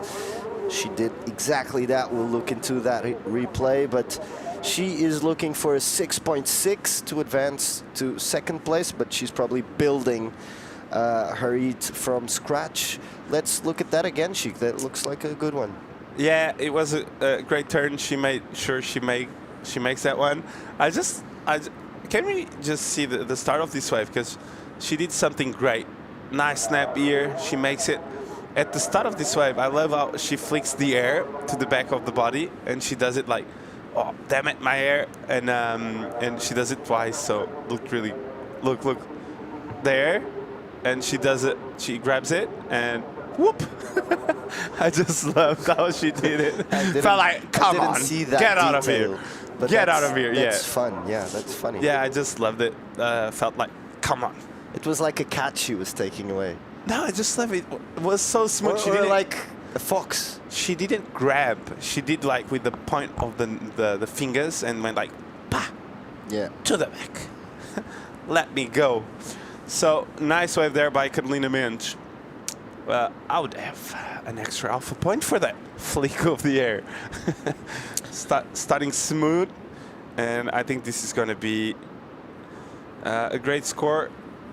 Not a great score, but it's going to be an average score. 3-1-7. Judges felt she left something there, right there. Yeah, and also, yeah, exactly, Sheik. This is finals day. Look, she's waiting to hear the scores. Probably they can hear the scores a bit better today than on the other days, but still waiting to hear the scores on the channel. But yeah, she gets finals day, so you know surfers have to surf 80% of their surfing upwards, and Wow. this is what Heimiti is trying to do. Heimiti there with a big snap off the top. Can't make it. Looks glassy now, Zé. What happened? Rain came, brought the wind, took it away. What do you reckon? Looks better now. I reckon exactly that. Like, you know, like those tropical rains that come. Look at this little barrel. Oh, that was a 10. That, you know, that it had a spit and everything, so you know it's getting classic. As I said, It's classic now. this A-frame peak comes and it's a barrel. It's a sign, sign. From the It's Caparica like, gods. Shut up, Chico. If you want to surf, I'm gonna be here for you. Yeah, exactly. But that A-frame peak looked so nice. You could have gone right and I go left. I'm sure Guilherme Fonseca would go for like a stand-up barrel there. Wow. He would. He would. He finds the barrels everywhere. Is a barrel dodger or a barrel catcher? No, a barrel catcher, a barrel finder, A barrel hunter. a stand-up barrel finder. Finder. As we see Leticia It's Canales. classy now. It's gonna get great in the afternoon. Look at this.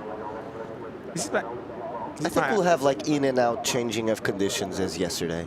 But like, we But now, saw yeah, the rain, the wind got really strong, and then the rain left and the wind just stops. Yeah. I just love when that happens. Yeah, so good. When you do a trip to Indonesia or something like that, and that happens, it's just like, wow. Yeah, that's true. Look at the flag here. Half of it went. Yeah, it's but gone. it's not blowing as it was on previous days. It's true.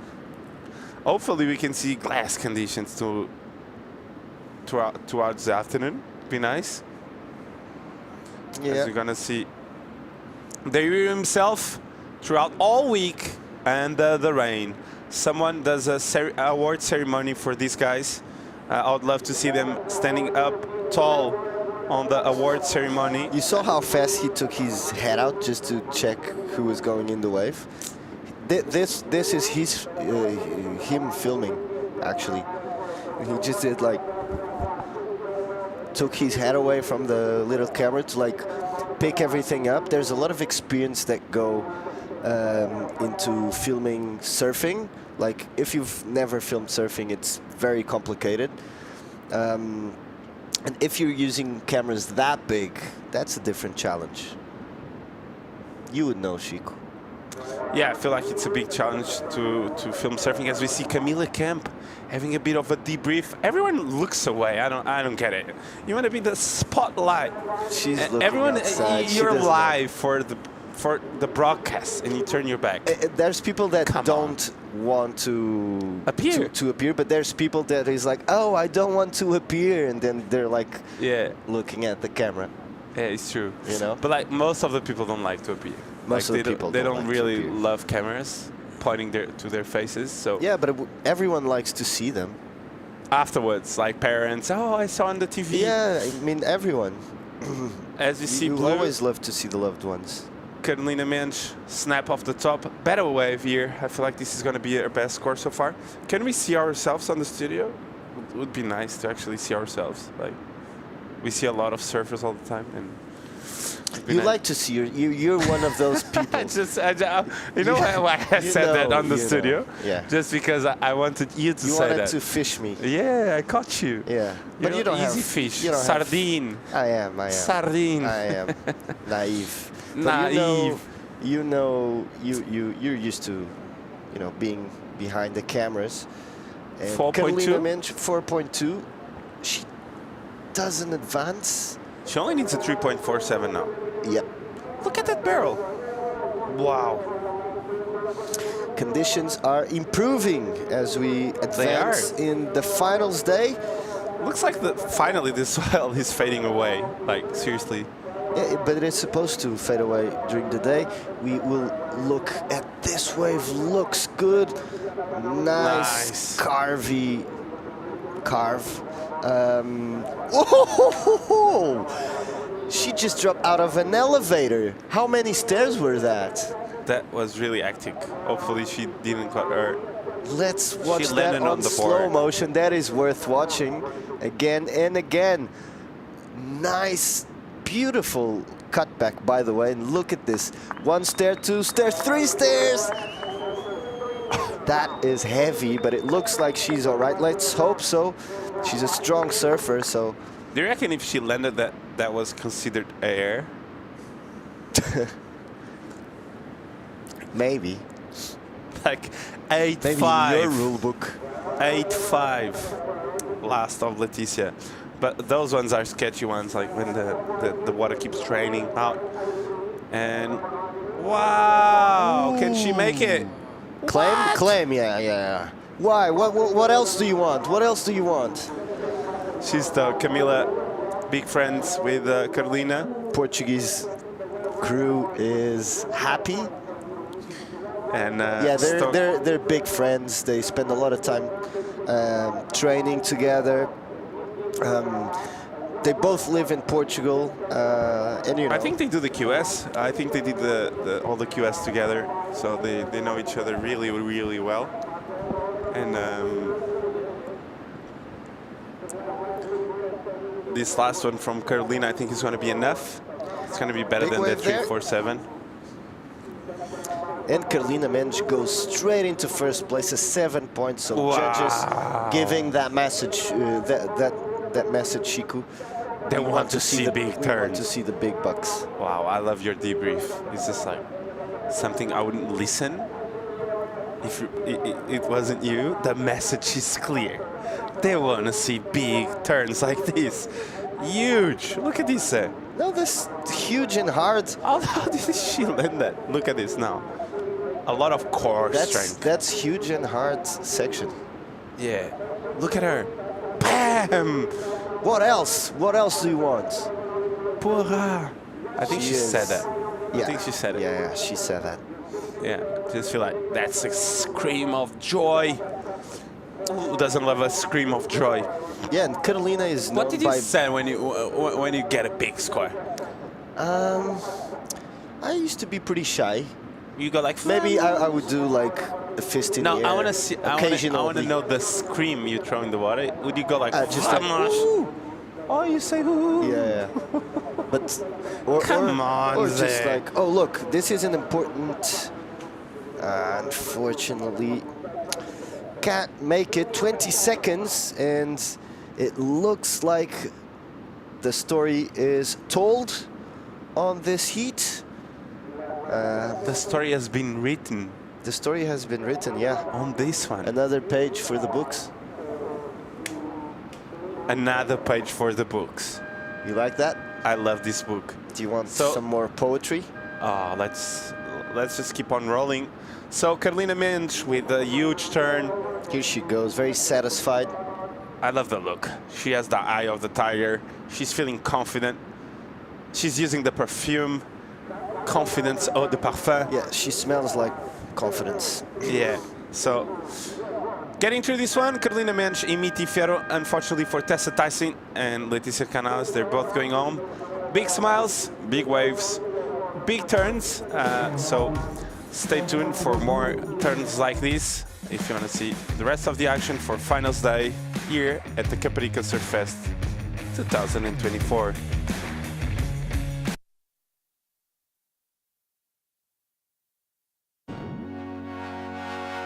It's good to try, even when something seems to make little sense.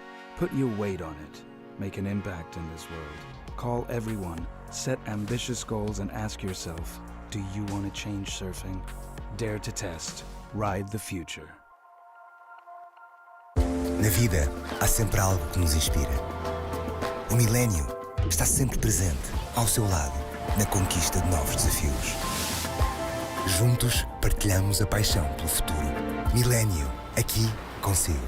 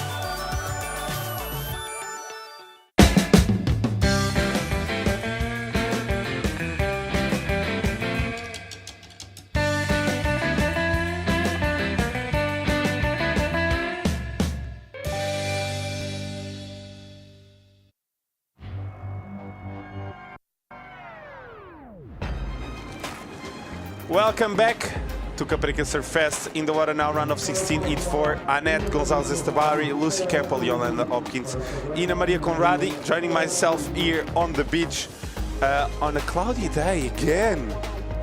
Looked like we had a bit of sun. Joining myself on the booth is now Flip Gervis. Flip, welcome back. Good morning. I know it's early, but I know you're feeling great. Yeah, I'm feeling awesome. It's a bit stormy, as you see straight into live action. Yolanda Hopkins on a nice little wave. Unfortunately, it's a bit of a closeout. Very important heat for Ina Maria Conradi. She's up there, right up there, to try and qualify for the Challenger Series. So that's got to be a really important. She really wants to make this one, Chico. Yeah, it's really important. It's finals day. It's pressure time. So anything that goes her way, it's good. So every point counts. It's the day of the finals, so it's kind of like one of those days that you need to put everything on the line. Yeah, everything. And as you said, it's actually a little bit more glassy. You're definitely right, which is going to help the surfers. I'm glad I actually see well. Still, this was the turn. That's a really good turn. This is a 4.33. Unfortunately, she goes down on the second one. Looks like the poor a rock was going down and stay on top of the water. It's also a very important hit to Yolanda Hopkins. She's trying to defend her European title, and she wants to keep her campaign going, and she's been doing pretty well lately. Someone that is keeping her campaign alive and doing huge scores is standing by with Claudia Pin. Carolina Mendes with that 7-point ride. That's right. Carolina Mendes achieved the 7-point ride right in the end of her heat. How does that feel? Yeah, feeling amazing. It was so hard to find a good wave, and I mean, in my mind was just want to do my best, and I was lucky to find that last wave. So I'm really happy right now. Thank you. What have been your training routines and how you've been leading up to this contest? Yeah, in the QS it's so funny because or is like flat or is too big, but I'm like, as an athlete we need to know how to deal with this kind of conditions, and for me I'm just competing home. I know this wave. I have been competing this way for so many years, so I'm kind of in my comfort zone. So yeah, I just want to do my best and keeping the rhythm. And as far as getting ready for these type of moments, how do you train for it? Yeah, I think in the water is just trying to find the rhythm and look for opportunity. It's so hard to find a good wave there, so it's just like, okay, let's do this, and I mean, just trying to focus and find a good one, I think.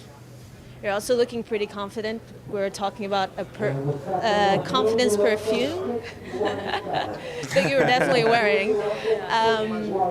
Where is your mindset at the moment?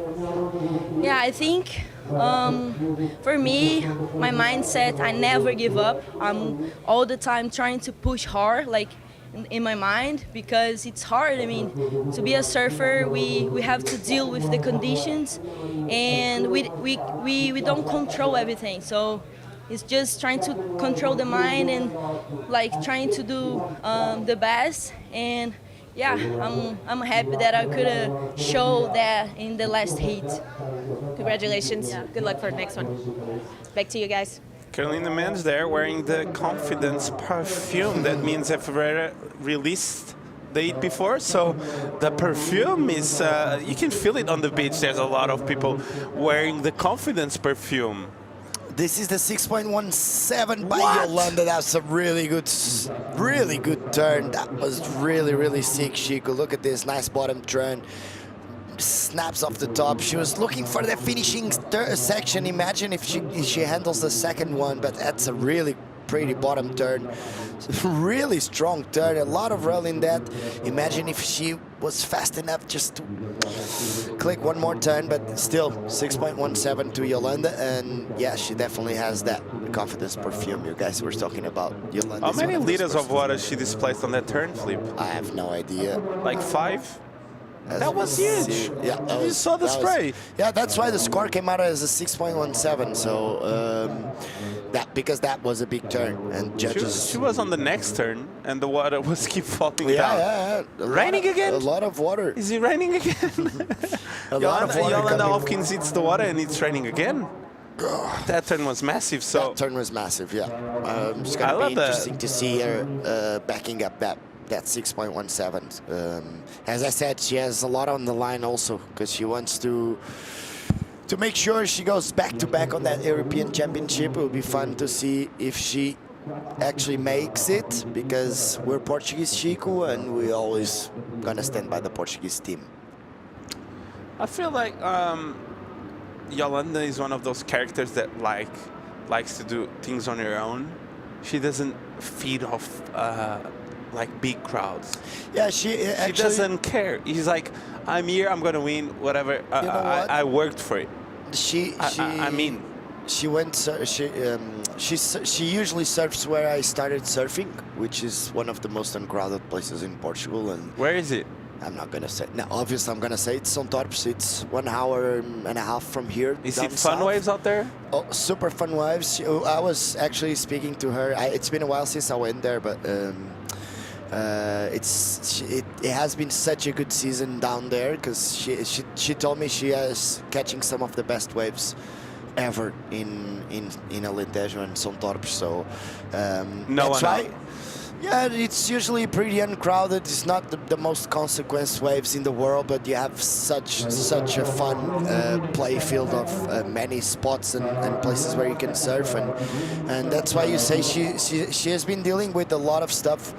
She has been surfing by herself a lot of times, and she spends a lot of time in São Torpes just training and trying to connect with the ocean there, and try to make sure she keeps improving, and she keeps developing her surfing, and yeah, it's paying off. It's fun to see a surfer coming out from that place, because I know how hard it is, because normally You reckon when you surf alone it's harder to progress? Yeah, that's exactly where I want to go there, because I feel like you get better if you're on the spot where the best surfers in your country are. So like here, it's crowded gonna places be easier. get you better? It's going to be easier for you if you want to be a competitive surfer to spend more time in Ericeira, more time in Peniche. As we see Ina Maria up and riding Chico, we're going to be back on that. Oh, that looks a really good left. Whoa! Unfortunately for her, going down on that one, but yeah, conditions improving a little. This is a tide going down, and it's not those big backwashes and big double ups on the inside anymore. It feels like it's gonna open up a little more now, Chico. Yeah, that turn was massive, and a big wipeout again for Ina Maria. We saw a huge wipeout for Leticia on the last heat, but this one was massive as well. We could tell there was something coming, Flip. Yeah, she does the first fade, and then you can see the open face just walling up in front of her. Unfortunately, she didn't have the momentum. You can see here she's gonna get stuck on the lip, and with waves this powerful and this big, it's so hard to handle those kind of explosions. And You reckon if she went on the turn like a little earlier? No, probably. Just on a different angle, she would make that turn? Yeah, she went kind of vertical. Yeah, you're right. That's a good eye on it. As you see Yolanda. Oh, look at that! That's how you want to attack vertically. Yolanda. That's the difference when you attack vertically, as we see. I don't know what's the difference. That was a displacement of water and power and everything. The wave was like, come on, I'm not going to touch you, Yolanda. For me, what impresses me the most, I think it's the bottom turns. She's been coming from the bottom turns with a lot of speed, and that just puts you on the right position to attack those leaps and throw the amount of spray she's throwing. As we see here, Lucy Campbell on a nice. Oof. Oh, she fell on another wave. Yeah, that can be danger for a little bit of an injury. She looks fine, but I'm gonna put you on the spotlight. What's the score of Yolanda Hopkins? Just say a number, and we'll see how close you are. I'm gonna try and just go like 8.3. No, I'm gonna go a little under, maybe a 6.5 or something like that. I'm gonna go 8.5. You're gonna go 8.5? Yeah. All right. You said 6.3. It's a 9. Jesus. You said 6.3. Come on, Jeremy. I wanted to see. Look at this. I wanted to see the replay again. Look at this. Look at this. That's a 9 for sure. Oh, now it's a 9. No, it's true. Come yeah. on. You look Honestly, like my mother. It was on the roundabout before. Jesus, that's a really big turn. Yeah. My mistake, Yolanda. You deserve that 9 for sure. I underscored you a little bit, but you know what? We've been watching so many hours of surfing. Sometimes we get mistaken, and yeah, good for her though. 9 points, one of the best waves of the contest so far, and definitely one of the best turns of this contest so far. So highest score combined total of the event, Flip. it is it? It is 15.17, and she's up and riding. She looks this. Bang! She loves this kind of conditions. Goes around the section, and another one. So Yolanda looking right at home with these kind of conditions. We know that she loves big turns on big meaty sections, and that's how you defend your European Championship, Chico. I never defended one, but yeah, me neither, I feel like that's how she defends European That's how you Championship. do it. I never had to defend anything. I just had to. Yeah, you actually you had 1 year that you were fighting for the national title, right? Yeah, I got second. The one you won here in Costa de Caparica puts you on the right spot, as we see her. Wow. Those combinations, and the board looks really confident. Yeah, it looks looks really great. good. And look at this, nothing out of the line. And go. Goes around the section. Will she improve on the 617 with this one flip? I'm gonna put you on the spotlight I don't again. want to be on the spot anymore. I'm gonna put you on the spotlight. I'm not gonna say any more opinions. We need to entertain our viewers. Oh, Lucy on a nice looking wave. Nice scarf. scarf. Do you know who's her brother? Can you tell me? Is Stuart Campbell? Yeah. Really? Yeah. It's been so long since I heard that. Just say hi to him. Say hi to him. Say hi to. I think it. Yeah, you're He's lying watching. to me. You're lying to me. I'm not. Just say hi to Stuart Campbell. I'm not gonna say because I'm not sure he's watching. It is his brother. I'm not sure. I promise you. She improved 6.6 on that little right-hander. Yeah, you didn't want to be on the spotlight, right? Yeah, but in my defense, Big hi to Stuart Campbell. If you're watching, your sister is doing such a good job here on the round of 16. Heat 4. yeah, I belong to one of our generation of surfers from the Great Britain, like Ruben Ash. Ruben Ash was crazy. He was one of the best aerialists in Europe. Remember that? Ruben was I think such he a still is, if you want. Yeah, he still is, probably. I got, when I was young, I was like 11 or 10. I got to the beach in Amado, and I'm rocking up the beach, walking for my first Pro Junior with Team Rip Curl. Like, I was young and I didn't know how to speak French, but yeah, I was with them. And then I look up the beach, and in the middle of the beach, there's this like ramping left, and I see this guy just going like huge, doing huge full rotations. And I'm like, yeah, okay, maybe I'm not a professional surfer. It was definitely, Maybe I'm not. Ruben was ahead of his time when it comes to airs. Yeah, It looked like the cheap European cheap Wilson. Yeah, definitely. That's a good. You love when I comparison. make statements like this. That's a really good comparison, as you see Ina Maria, and also What? Net. Whoa! Wow, what's the score, Philippe? It's a smaller wave, but she disconnected the fins on that one, and somehow she landed it. And that was a really impressive turn by Annette. She has been really on fire throughout the whole. That turn was massive. The turn yesterday that she did, the highest single score of the day yesterday, the big one on the right-hander. Now it's just showing really. Look at that.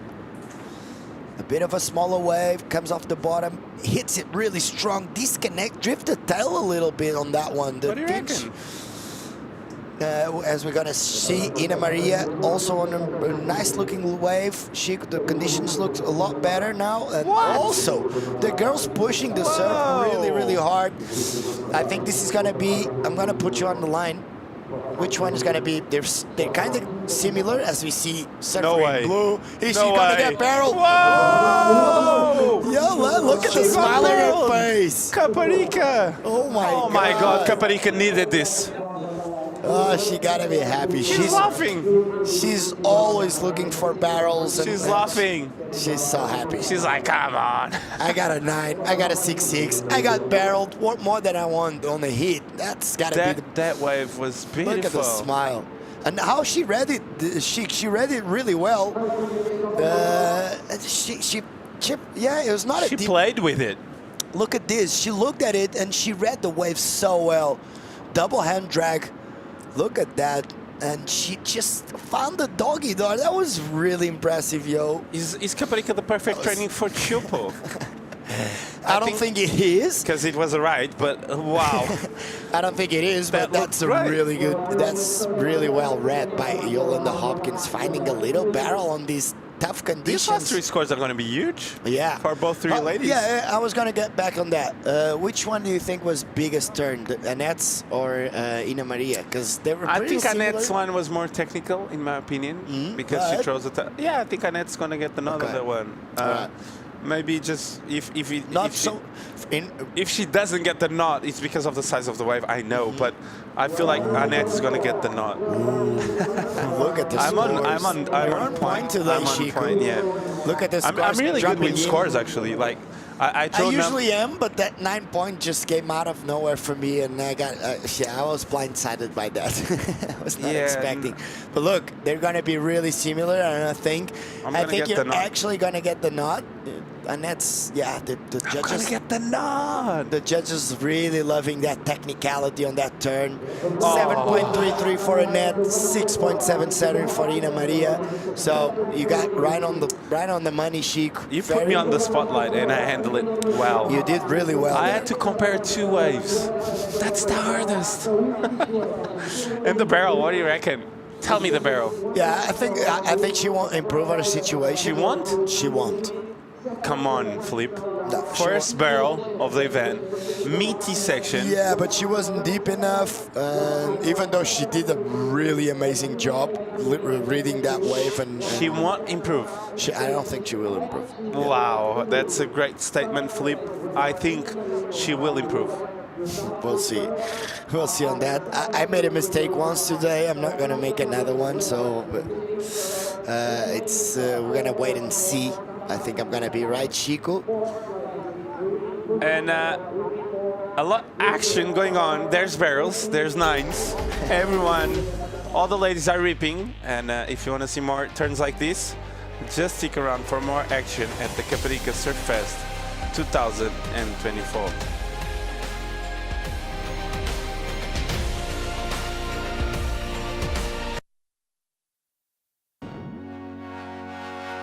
It's good to try, even when something seems to make little sense. Put your weight on it. Make an impact in this world. Call everyone, set ambitious goals, and ask yourself, do you want to change surfing? Dare to test. Ride the future. Na vida, há sempre algo que nos inspira. O milénio está sempre presente, ao seu lado, na conquista de novos desafios. Juntos, partilhamos a paixão pelo futuro. Milénio, aqui consigo.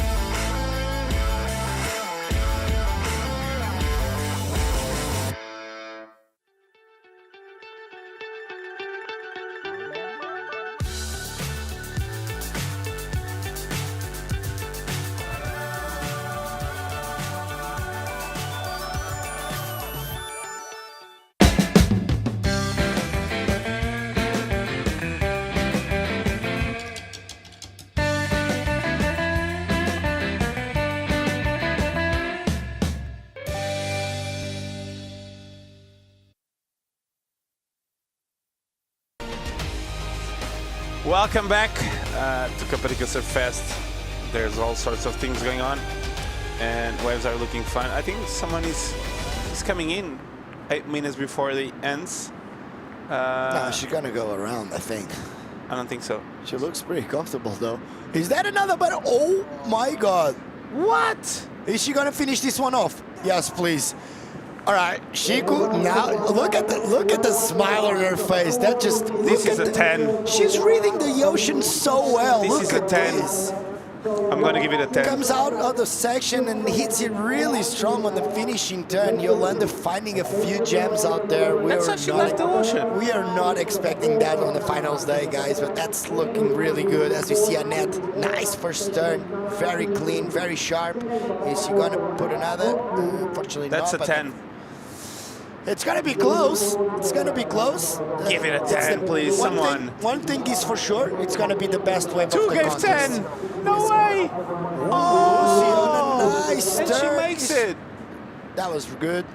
This is gonna be the best wave of the contest so far, with the highest total score of the contest so far. She 9.7. 9.7. So Yolanda Hopkins has a 9.70.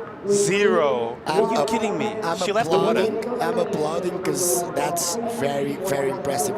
Also impressive was this turn by Lucy Campbell, a little bit outside of this heat so far, with just a couple of really low scores. But Yolanda just showing why she has been on a tear the last couple of years. Is it your first time commentating 18.7 total heat? I have no idea. It is. I don't remember those. Of course it is. I can say that in ED we already had some really huge scores. Also here, 18. We also had Marco Mignot last year in Santa Cruz. He absolutely smashed a few hits, a couple of nines also. So I'm not sure. I'm not going to confirm that. But 18.70. I'm going to tell you what, this was the best hit I've ever commentated in my life. And Yolanda Hopkins, hats off to her. This was beautiful done. That was some of the best. Barrel, out, bam, huge turn on the backside. Come on, Yolanda. That was the best surf I've ever seen her doing. You know, yeah, myself as well. That it's for the books. She's a product of hard-working. Look at this. Look at that. The first bump, it was not an easy way out to get out of that one, and then bottom turn straight into Bam. the mid. Oh my God. Would you? Two judges gave her a 10. Would you give her a 10, Shiku? Yeah, I would. You would? Of course. Good. I just love it. I saw this. I'm watching this over and over again, and it feels like she's on a different day. The city in Rio de Janeiro when like Kelly goes behind the peak and does yeah, this. I remember that one. Yeah, that's it looks like she's surfing on a different spot from every other surfer surfed during this week. As we see the rain pouring really hard. Look at those scores, 9.7. You could smell the eau de parfum confidence before they started. I saw her helping Lucy Campbell put in her wetsuit on. How is that possible? Of course, karma exists. She helped her putting her wetsuit on, and she goes there and she does a 9.7 and a 9. Confidence eau de parfum. Yolanda Hopkins, come on. And now the rain comes. This is a fairy tale. That if she gets barreled one more time today. Come on, Felipe, just chill, okay? She already got just chill. She got barreled twice. You want to see another one? Dude, she got barreled it's twice. Hard to come twice up with. In the same heat and in Costa de Caparica. That's gotta be the. Don't the be most harsh. improbable Don't be harsh thing in on the Costa de world. Caparica. We have seen many barrels in Costa de Caparica, but you've seen on the same heat twice. Don't ask for a third time. No, I'm not gonna say. No, I'm saying on this contest, a third time in this contest, if she had better. I think a special hit is a special hit. That's true. We need to live through it. Don't ask for more moments like this because they happen really quick. The after the heat interview is gonna be really, really good. Let's just recap this memorable heat when we see rain pouring down and a fairy tale confidence eau de parfum happening. Shiku, you called it. 9 points on that first turn. That's a really, really good turn. Some of the best surfing we've ever seen. I think the wave said, ouch. And yeah, this was the wave from Annette 730 Bango. The fins disconnecting from the board, and that was really, really good. And you can see that this is pretty special. She got barreled in Costa de Caparica in between a huge storm. She found some of the best gems I've ever seen in Costa, and look at this, finish it off this wave, really, really good. Couple of judges throw a 10 on it, a 9.8, 9, and a 9.3, so 9.7. She looks as happy as possible, just smiling, smiling, and she looks kind of relaxed, Chico. I would be relaxed as well, wearing that perfume and with an 18-point total. I would be relaxed, I would be happy. I'll be like, this is what I like to do. This is what I want to do the next 10 years. This feels great. And this is one of those hits that she will remember for sure for a long time. Oh, yeah. And getting barreled in Costa is something that is familiar to me. I know you haven't surfed too much in Costa, Felipe, but I've got barreled here loads of times, especially in these stormy days. It's when you can get barreled the most because there's those double ups, there's that unpredictability of the ocean, and many times you can get barreled. I know you didn't saw those days, but you can get barreled in Costa a lot. It's one of the most barreled, but I'm not gonna say. Yeah, Yolanda just proved me wrong. That's true. Yeah, but Yolanda with that barrel behind the peak. Double and drag. That was such coming out of that barrel was hard. Yeah, it was not an easy way out. As we see Ina Maria trying to attack that. She needs this second place to get through and keep her hopes alive. First time we see double digits losing this event. Yeah, that's true. Wow. Look, Yolanda, she's finding the gems. She's looking for the right-hander again. Look at this finishing turn. Go for the air. Imagine Yolanda just goes right, full rotation now. 10.5. Come on, Yolanda. I just feel she's got the mojo right now. I feel like if she's look, she's pedaling like she's pedaling like she needs a score. She needs another score, and I want to see it as well. So, what an emotional heat for us. That's such a passion, and she's such a character, and she works so hard. And she's proving everyone that hard work pays off. I know. One thing is for certain. Today, who's working hard is the ocean against her. I feel like she's over the ocean. Ocean is telling, wow, how can I work to make Yolanda fall? She's up and riding again. A little bit of a victory lap. She's got to be happy with that one. Just claim it. I want to see her claim. 18.70 of total hit score, Chico. That's the highest total hit score of the event and the highest single score of the event so far, 9.7. She's got to be happy with that one. She's happy. I'm pretty sure she is. If she's not happy, I'm going to be mad at her. She's not happy. And another person that might be happy with 20 seconds to go is Annette Gonzalez that made through in second place. So he getting through is getting through no matter what. So she's getting through as well with Yolanda, and someone that is not happy at all is Conradi and Campbell. Yeah, she needed that result to maintain her hopes of qualifying for the Challenger Series alive. So a little bit of an unfortunate for Ina Maria, but obviously Annette and Yolanda absolutely smashing this heat. Annette with a 7.33 and a 4.33, and this girl 9.7 and the 9 point. She's got to be really, really happy with that performance, and I think she's going to be applauded when she gets on the competitors. I'm going to applaud it. Me too. I'm going to applaud it. I don't care. I need to applaud this. That was some of the best surfing I've seen the whole week, and that totally worth it to have this 18.7. I think it was the best heat I've seen ever in Costa Caparica. So huge heat we had. Now we're gonna go straight into quarterfinals of men. Heat 1. Look at that. Maxime Housseneau against Leo Paul-Etienne. So if you want to see more barrels like this, more big turns like this one, just stick around for more action. That's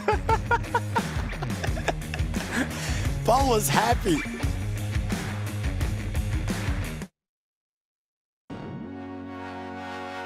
It's good to try, even when something seems to make little sense. Put your weight on it. Make an impact in this world. Call everyone, set ambitious goals, and ask yourself, do you want to change surfing? Dare to test. Ride the future. Na vida, há sempre algo que nos inspira. O milénio está sempre presente, ao seu lado, na conquista de novos desafios. Juntos partilhamos a paixão pelo futuro. Milênio, aqui consigo.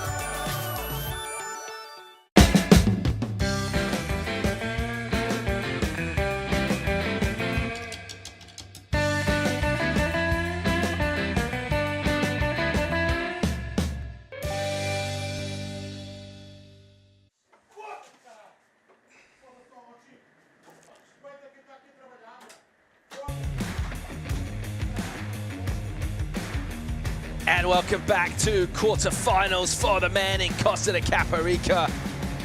And we'll check out Léopold Etienne taking on Maxime Houstonneau.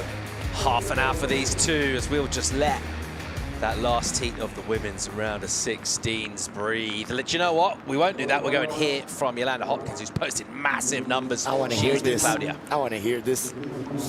That's right, the women of the moment, Yolanda Hopkins. Wow. What Look was at the that? smile. Amazing. Yeah, I don't know. The heat before, the only person who could take the European title off me was Tessa, and then I heard she lost in the last seconds. I think that took a bit of pressure of myself, and the waves were super fun. I just went and tried to hit as hard as I can. I made a couple mistakes yesterday, so I was trying to fix that, and yeah, just went with the idea of fun out there. You presented us with the best surfing we've seen in Caparica ever, probably. How have you been working and prepare yourself for this?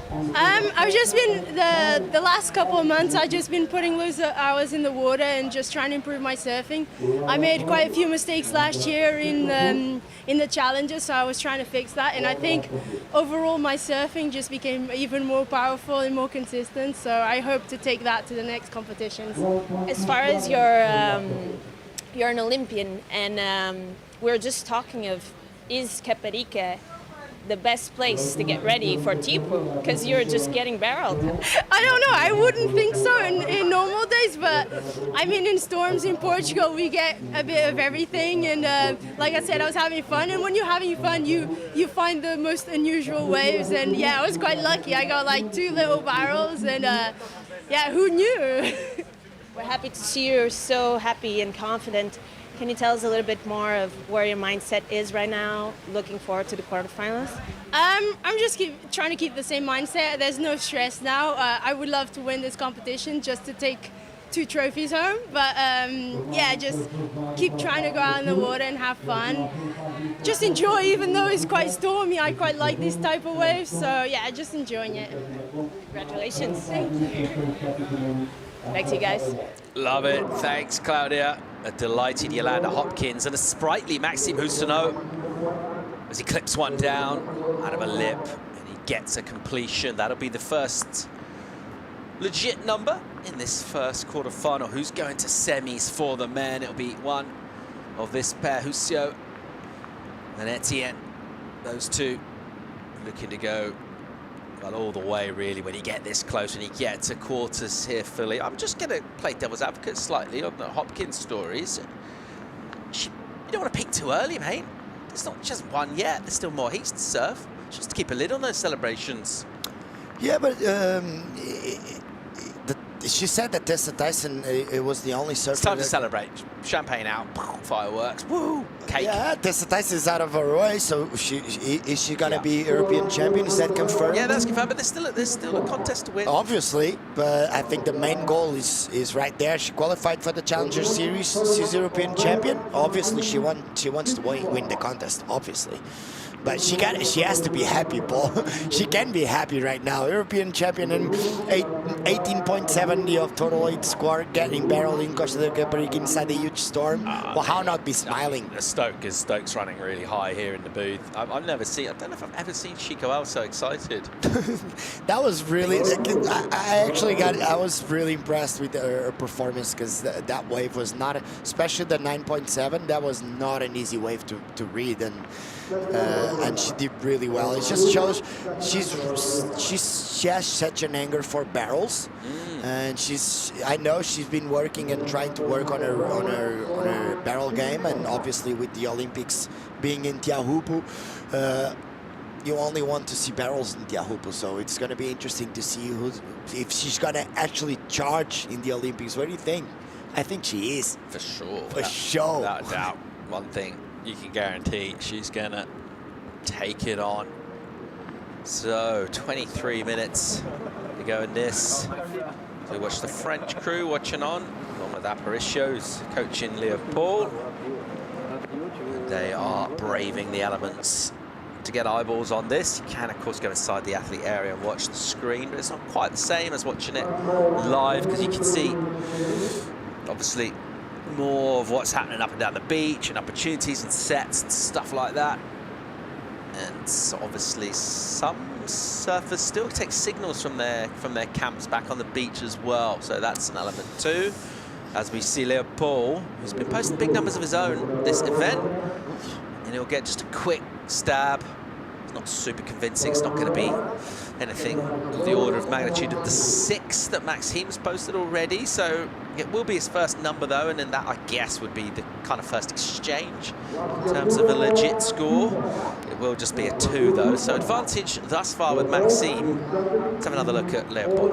Yeah, he somehow managed to put the board right at 12 o'clock. Very vertical, but the wave just didn't offer me much. Yeah, you were saying, Paul, some surfers still get some signals coming from their coach and everything, especially on days like this where the sound and the amount of visibility is not as good. So it's always better if you have some signals combined with your coach, and sometimes just to know in which positions. And obviously now with the man-on-man, and it's a bit different, but especially on 4-man heat, it's better if on big storms. It's easier if you have someone at the sand just making let you know how's the situation of the heat, because sometimes you don't even know. It's raining so hard right now. I just don't really understand how Hopkins found multiple tube rides out there. It's pretty impressive, like, isn't she got 2 judges gave her a 10. It's just like, look at that ocean. Exactly. Conditions. It's quite brisk on shore. It's peeing down rain, and yet she's getting deeply tunneled at Caparica. I love it. So just going to show. I think that makes it a lot more special. On finals day as well. Yeah, we've exactly. We've seen some solid days out here in the past, but sometimes they come earlier in the week. But to have it on finals day and have those good scores, I think that's going to give everybody a bit of a lift around the place. But it is quite gloomy at the moment. Do you think every surfer feels like there's going to be barrels out there? I don't think there is. I don't think it's like something that people are looking for. Like, they're not looking for the barrels out there. Speaking of support crew, Claudia is with Jason Aparicio, Leopold's coach. That's right, we're here with Jason, Leo's coach. Can you tell us a little bit of what's the approach today? Luck, a lot of luck involved, but just trying to catch a lot of waves and just make things happen, make opportunities happen. And yeah, but so far, no luck right now. So what we've been hearing from you has a lot to do with the work you do with their mindset. How do you work on them to keep positive and trust on that luck? Yeah, good one. I think more just like we come back to the the good vibe stuff. We Caribbean people like the good vibes, and yeah, and just when the weather's like this, you just have to take the good out of it. I'm trying to find what the good is, but yeah, you just have to stay confident and positive, and yeah, and just keep going and let's go. What would represent for Leo taking the win in this QS?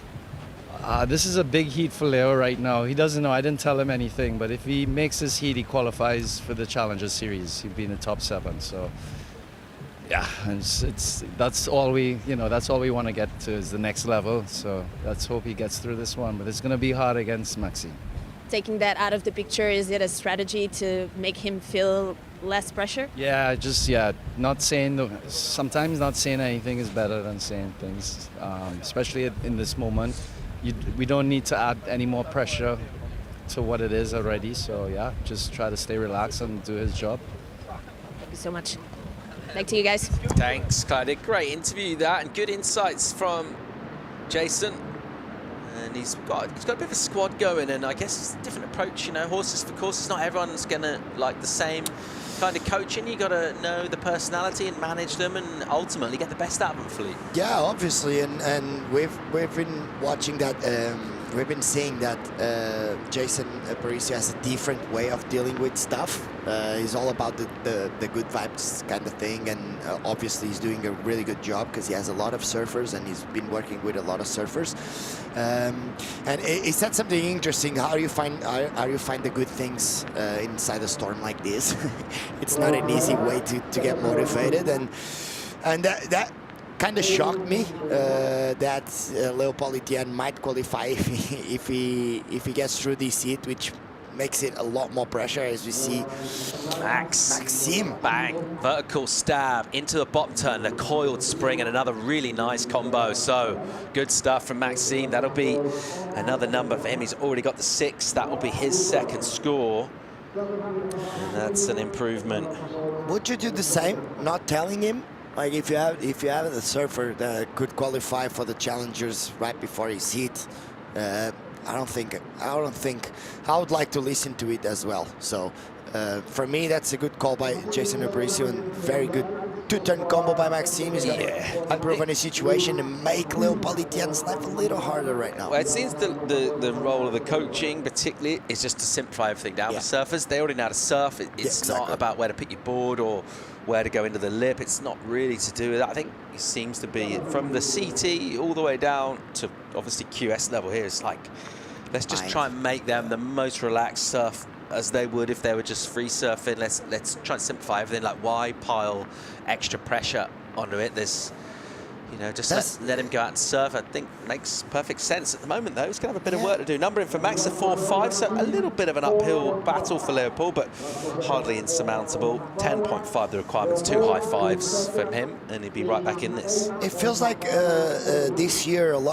we had a lot of different approaches on that situation. On what way should you focus and be relaxed for your heat. We saw Griffin Colapinto starting meditating before his heats, and there's so much stuff going on. There's so many different strategies right now. You just need to find your right one. And some people listen to music, some people meditate, some people the visualization is something very important right now as well. So it's interesting to see all the different aspects and all the different strategies and approaches from even both the coaches and the surfers.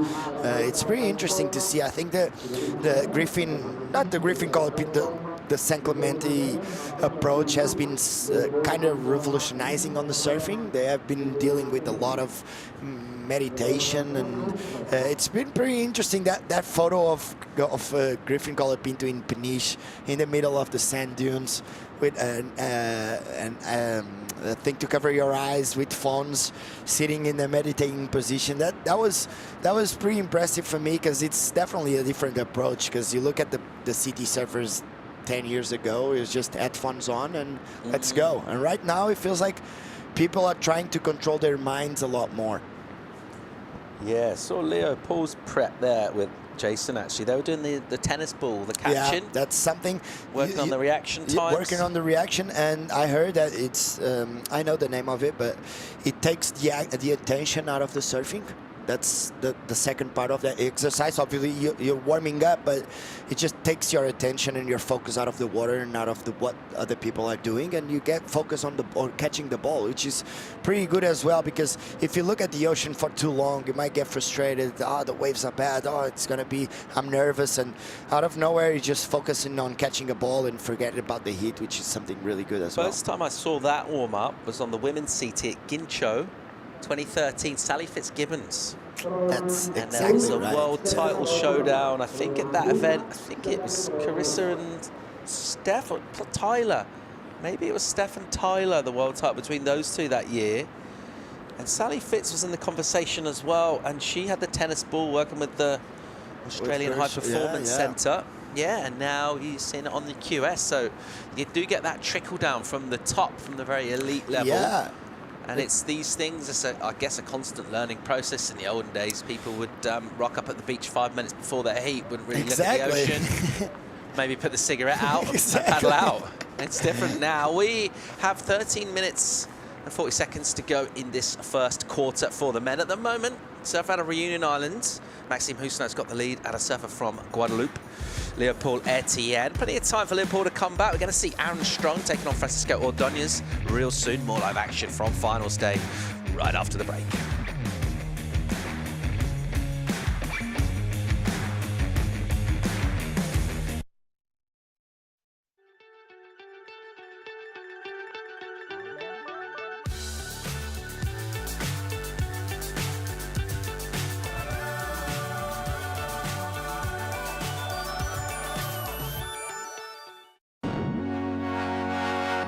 It's good to try, even when something seems to make little sense.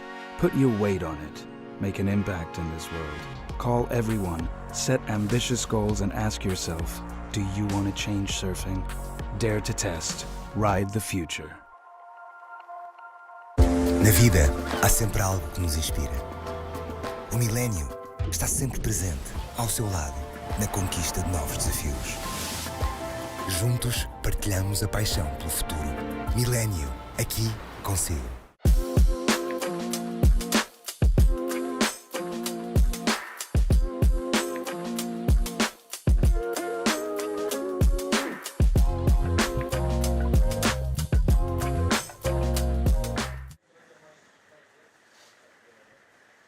And we're back live on final Saturday at the Caparica Surf Fest. You're watching Maxime Houssinot taking on Leopold Etienne. Here is Max right now. He's going to the challengers. We've confirmed that. Bang. And he'll belt one. So his qualification for that tour is secure. He's good. Won't need his place on the European QS ratings. With a lot of conversation about that. When we've got everything confirmed, we will confirm exactly where that is. Until we do have that confirmed, obviously, in terms of qualification on the QS, we're not going to speculate. So waiting for situations like, for example, Leopold, as we appreciate that layback jam from Maxime there. As he just gathers that one. But Leopold coming into this one, 18th on the QS, so a really big opportunity for him here. He'll want to go deep into this event, but with 11 minutes to go, his job's just got a little more difficult there. Maxime gets the 4.9. The requirement now for Leopold, he's got a little bit of work to do. Yeah, that's true. He has been running behind the heat as we see him riding. Yeah, a wave that gets like sort of chewed in two really by the double up, so it just halved in size. Now it gathers itself again. And there's a turn. He kind of did that almost with his ankles that turn. Just kind of flicked the board out. Didn't put loads of body into it. It was quick. It was sharp. It's definitely not the 8.9 that he needs to go straight to first, but it will help him out. Yeah, he started off with a nice little carve. You can see a lot of lumps and bumps, and the wave just doubles up out of nowhere. He hits it really, really well. That was not the biggest turn, but I think he did really well because it was not an easy section to hit. A lot of white water. He just push that back foot. I think it's going to be something in the mid-range, which puts him on the spot again, just to try and regain that first place.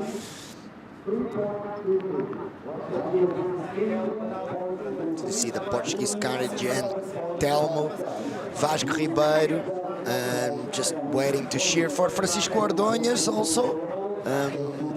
You see a lot of Portuguese people coming down just to... Vasco came down on purpose, is just to be here and cheer for the Portuguese guys, which is pretty amazing.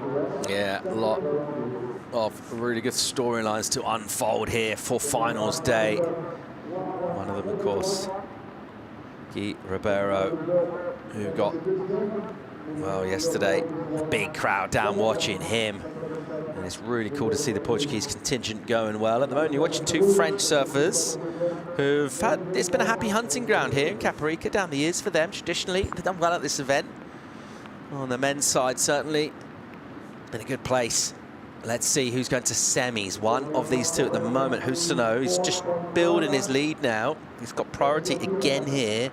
From his point of view, so far so good. From the opportunities that have come through, he's made the most of them. He doesn't like the look of this one though, so he'll let Leopold go from under Max's priority. What can Leopold do with this opportunity? He's going to try and find a section, and he'll flare up and reverse out of the lip. And pushing hard, he's got the power. He's a big guy, but he's got the light touch as well, but didn't quite get that rotation done. That would have been a helpful number for him. There wasn't a lot else to do on that wave, Philippe. Yeah, as soon as he took off, he knew that the wave was not going to allow him to do those backhand turns, those big ones that put him in the 6s and the 7s. So he just tried to force it a little bit here. That would be a really nice turn. No speak reverse. Unfortunately, he goes down. But yeah, he tried to make something out of nothing. Claudia was talking to Jason, Leopold's coach, about the mindset. How does the mindset get affected? So that's wave number 6 that he's ridden, and his high score is a 3. Meanwhile, Maxi's got 6, and he's thrown away a 4.5 with a 4.9. When it is kind of one-way traffic, it's not going your way. You're down under 8 minutes now. How hard is it not to start to get frustrated? Maybe start to feel, it doesn't feel like my heat. It's not my day. Yeah, there's two ways to look at it. Like the first one is Maxime very far away from me when it comes to scores, and if you look at it with the right eye, it says that he needs a 7.57, but he actually needs just a couple of 4s. So it's yeah, you know that it's not going to be a highest scoring hit total of your life, but you just need, you know what, Leopold Etienne yesterday got a buzzer beater, so I don't think he's one of the surfers that throws the towel to the floor too early, and I think he's gonna be on Maxime's toes for the rest of the heat. So it looks like he is a competitive guy, and he wants it because he doesn't know it. But apparently, according to Jason, he can actually qualify to the Challenger Series if he wins this hit. So it's going to be interesting to see how he goes and try to turn around this hit, because it's just a 6 and a 5, right? It doesn't look like something too special, but... Maxine will go here, so he's waited with priority for a while, and he's seen an opportunity. This one, nice and cupped out for him. And it went a bit wrong there, maybe just overdoing it, as he pushed the tail through the lip. So in completion, he won't add to his score. Priority now with Leopold, and now he needs to grasp this, and he needs to get a number going here. What's he got? This wave, not the one he was after. He might regain prio, but nervous faces on his crew. And a reflection on the way it's been panning out for him. He's not found much quality at all in this lineup here, Philly.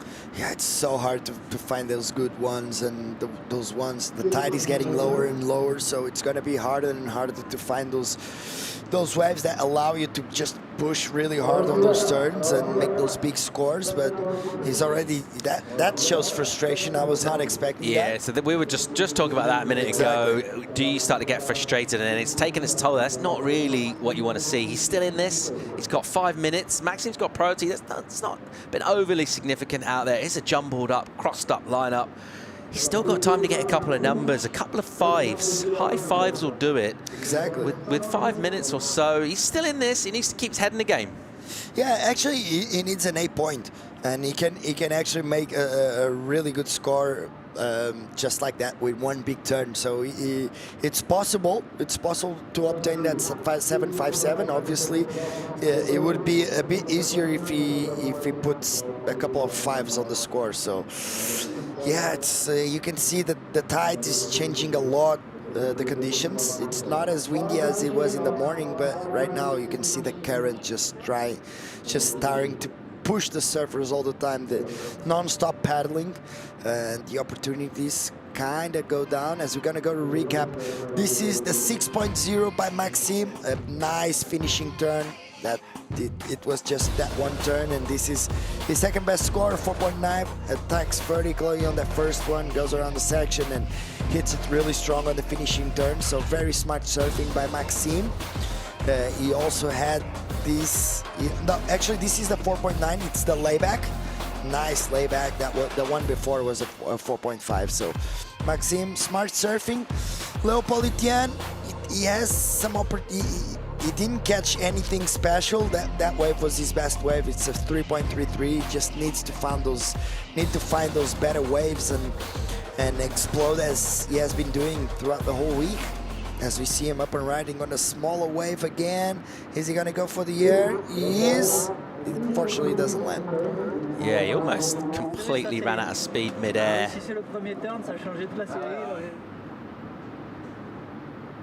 And the squad not happy. And it's been frustration, continued frustration for Leopold. And this wave kind of sums it up in a way. He was looking for it. He knew that he wanted to do something special again. The wave didn't offer him that much. So when you take off on a wave that doesn't offer you that much, usually the surfers tend to try and force the score, or maybe to do an air or do something different to even like that get an average score. But unfortunately for him, it didn't work out neither on the left or the right. So one thing is good.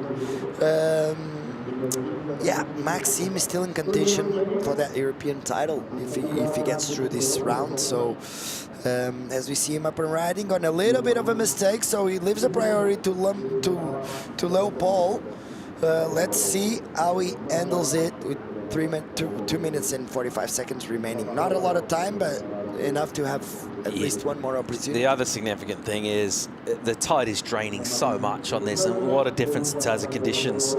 You saw Yolanda just dropping 9s and just getting barreled, all sorts going down. This heat, that rip's really chewed through it. Max is 6th, the first wave in this. That was nearly half an hour ago, and it feels like it's changed a lot since then. It's pretty dark out there. We've had torrential rain. It almost looks like it's night time. It's breakfast time.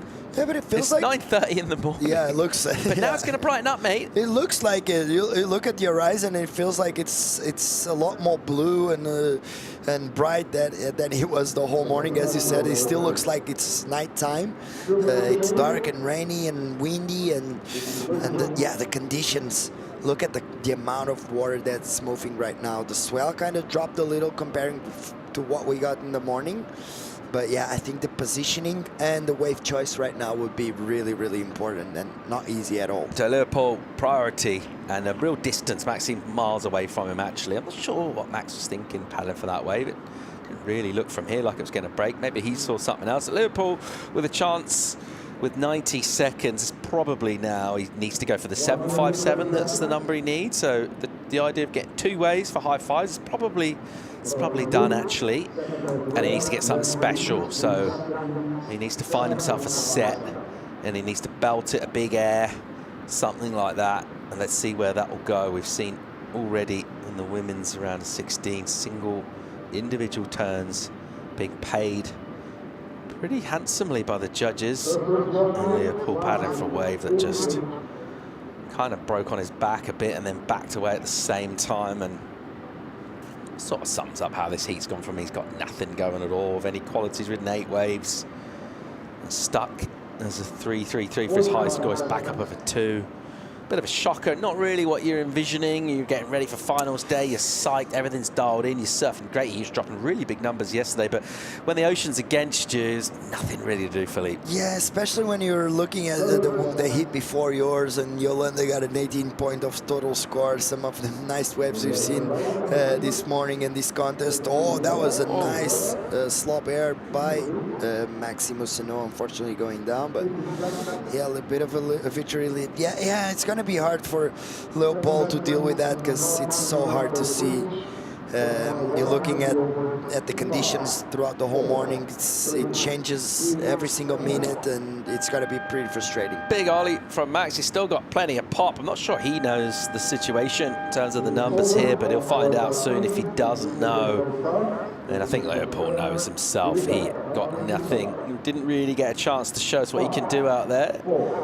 He'll be somewhat frustrated. Maxime Houssonneau will keep on going, checking the board And landing on that air. I think it might be frustrating because he might buckle the board. It was kind of frustrated right after that air. I don't think he knows that he got through maybe, but yeah, double checking the board. So maybe he did something on a pretty magical board. Maxime is our first semi-finalist, locked in for the boys. Who's he going to face? Well, it'll be one of something of a younger generation. Yeah, Leopold was the only surfer behind Gui Ribeiro that could take off his spot, so that's why you see everyone is probably confirmed on the Challenger Series. They're gonna wait on the official call from the WSL, but Leopold Etienne was actually the only surfer that could take that spot from Guy, so he lost, which is really good for us. Clutch moments here, finals day, the Caparica Surfest. Maxime Husseneau, recently of the CT, is heading to the semi-finals. He's gonna face Aaron Strong or Francisco Ordóñez. Find out which one when we come back from break.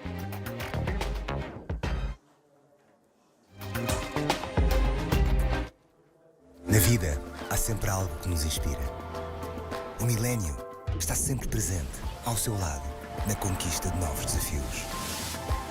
Juntos, partilhamos a paixão pelo futuro. Milénio, aqui consigo.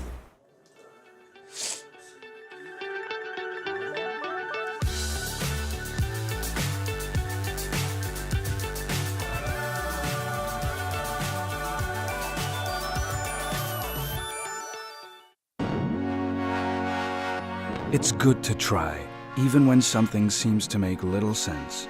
Put your weight on it. Make an impact in this world. Call everyone, set ambitious goals, and ask yourself, do you want to change surfing?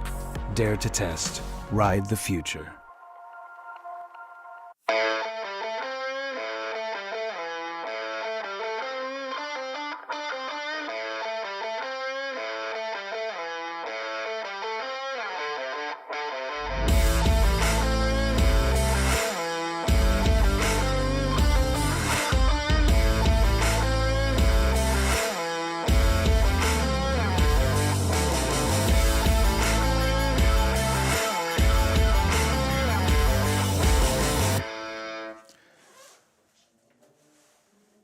The second men's quarterfinal hits the water at the Caparica Surfest. And we'll have a look at the young Portuguese Francisco Ordóñez. He's taken on Aaron Strong of Great Britain, who, unless I'm mistaken, grew up right here in Portugal too. He'll know a lot about this wave. Someone else is something of an expert on all things surfing, particularly of a Portuguese flavour, is of course Zé Ferreira. How you feeling, mate? Great, that's a sweet introduction, Paul. Yeah, I mean every word of it. Yeah. From the deepest bottom of my heart. Yeah, from the bottom. Francisco Ordóñez here. That first wave, getting things underway. Nothing of consequence, though. I think this might be his best result on a QS so far. Man-on-man phase on a 3000 is a nice one, especially when you're 17 or 18. Here's Aaron Strong. What's he got? A slopey face. He wants the inside. That's why he's fading this one back. And then he'll go hard, pushing hard. That's what he's done all event. He's taken on the biggest sections and he's been getting rewarded throughout. I think he's won all of his heats. And he's been ripping out here. And now, while you bring that intelligence, that insight from the early rounds through. Also, it's a different day, it's a different ocean, and it's a different task. He wants to win the event now. He's 3 heat wins away from being a champion on the QS. His first effort, or his recent effort, sorry, he's already got 2 scores in. Yeah, looked like a triangle wave, but really only had this last section, and that was small. But yeah, it's 5 minutes into this heat, the surfers really want to take that little dust out of the board. It's probable that some of these surfers free surfed before the heat, but some of them didn't. When you get to the finals day, you're already on the roll. Someone is used to making finals day events all around the world is Maxime Husseneau, and he's standing by for an interview. Maxime, with a great performance here in Caparica, getting closer to the finals. How do you feel? Yeah, I feel great. there was a lot of fun wave this morning with the high tide, and it's dropping so quick right now that it got really rippy and weird. I was looking for those rides that Yolanda was getting. She was getting sick bars. I was tripping, and she would have combo everyone, I guess.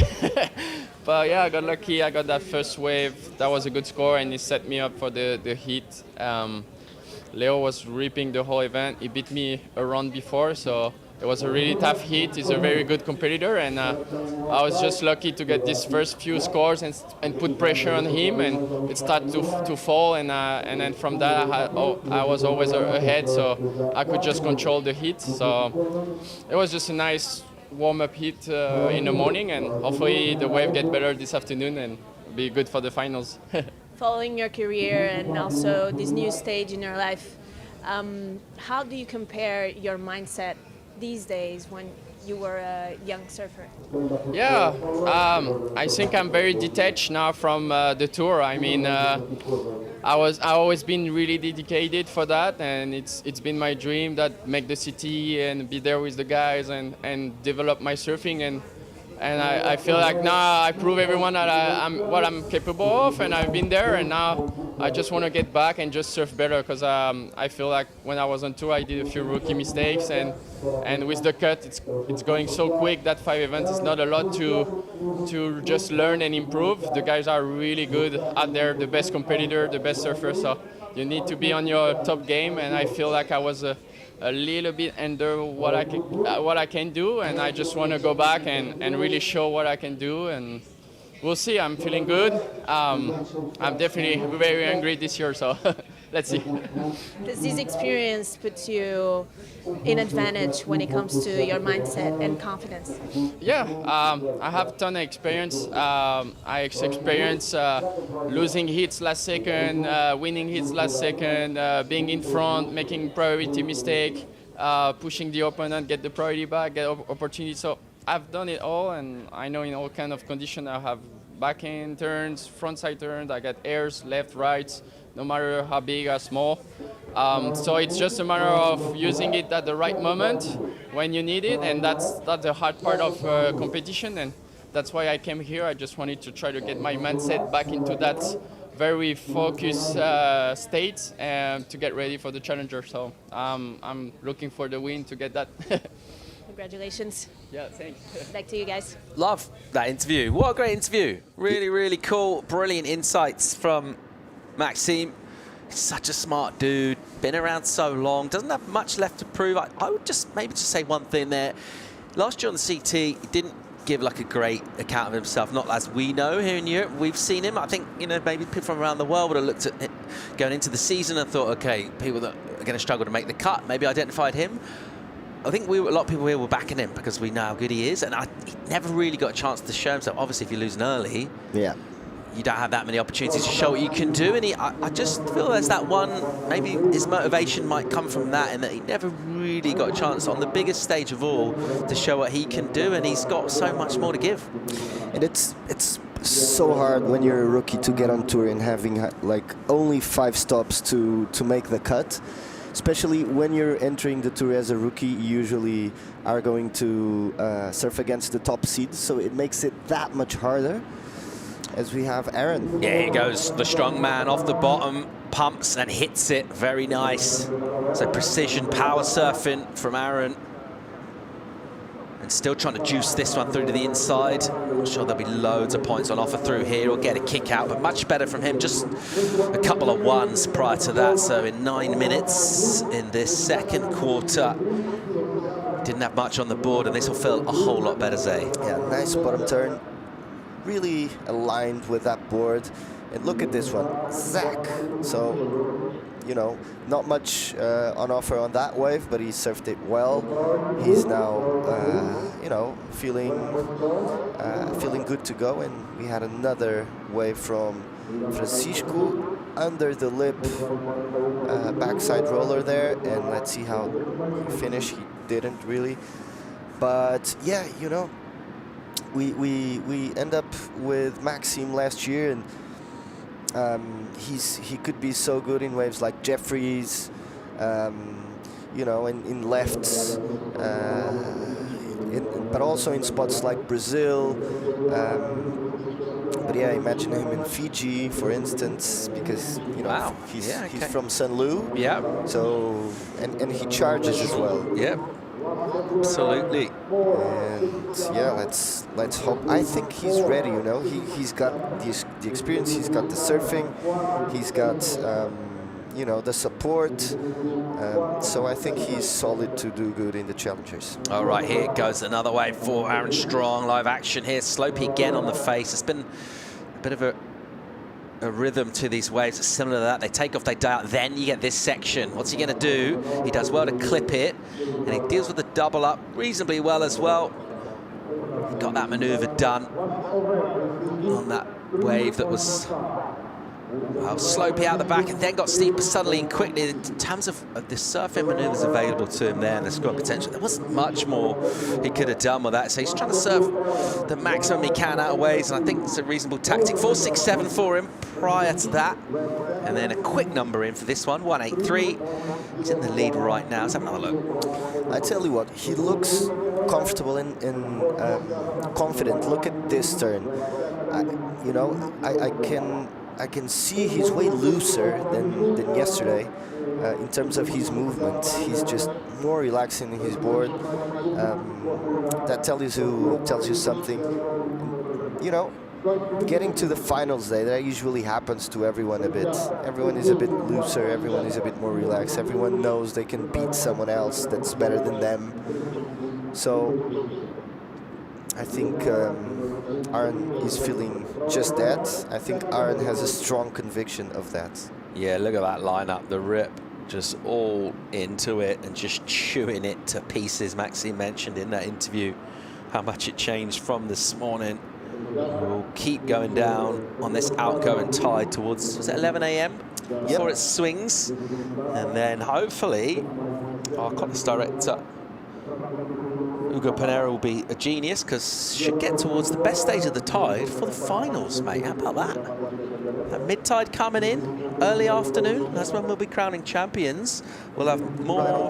Well, hopefully it'll stay. At the moment the wind's dropped off, we got these sort of frontal systems coming through. We get these squalls with the rain and the howling wind. Right now, mate, it's got dare to dream. It's glassing off. Look at this stuff. Yeah, you know, the whole week I think this, you know, Costa da Caparica, Praia do Paris, it's probably the only beach in Portugal almost where you could actually run a contest. You know, these reforms were a blessing, because outside was pretty unsurfable without a jet ski, actually 4 jet skis. So yeah, we're pretty lucky considering. Ooh, what do we got here? Ordonez, right-hander, makes room. Whoa, that was really nice. So set up with the first turn, and he knew that section was coming. And then the deep bottom turn and the full body whip. He's a little guy, he's light on his feet. He's got that whippy technique. And the board looks sharp. And that was nice. Yeah, also I think Francisco is one of those surfers who's building confidence. But look at this one. It's, you know, the best turn I see from him in this contest. Nice bottom turn. So this is the surf we know from Francisco. Look at this, very vertical. Some water, because he's been soft on his feet actually. In terms of making that adjustment from our panel, we'll stick with live action right now. Good wrap with some authority from Aaron Strong, but the wave will go into a hole and he won't get a runner. Just losing the size with this outgoing tide. The judges are going to have to make adjustments for that, because that wave from Francisco was a lot smaller. Early on, that would have been an in-between wave rather than a set, but right now, that's kind of what the sets are doing. Here's what happened to Aaron. Yeah, not much, just a quick carve. He did well in his hit yesterday to the right-handers, so he's not discarding that as of now, I'm sure. Actually, you can see how far away both surfers are from each other. We're waiting on numbers. A midway point approaches in this heat. I reckon Ordonez was going to take back first shortly, and he needs a 3-0-1 to get that, and he does it, 5-4. So just up in the ante a bit more quality from him, a bit more venom and precision and aggression to that surfing. Good enough for pretty solid mid-range number in the context of what's come through. 5-4 feels healthy out there right now. I think what Maxi got in that last heat as well, and particularly what Leopold was unable to get, which was anything above a 3. 3 and a 2 for him. So actually a 5-4 is kind of solid, eh? Definitely. And what do you think it's on, you know, a 17-year-old junior's head when he's like pretty much making to the semi-finals of a 3000? It's an interesting one, isn't it? I mean, it's finals day here, but it's not at the moment that packed, sunny finals day that we get on Easter weekend here with thousands of people on the beach, because it's, you know, we're in a massive rainstorm, so it could be a local event. So in terms of that point of view, that's not piling pressure. Like a national. It's not piling pressure on you in terms of, okay, wow, this, you know, there's a live broadcast, this is huge, this is finals day. You can just, this will be like so many heats that he's surfed in his junior career, and it's all about doing the same process. Identify the waves, do your best surfing, don't think beyond really the next set that's coming through, and let everything else take care of itself. So far, so good for him. 5-4 and a 3-5.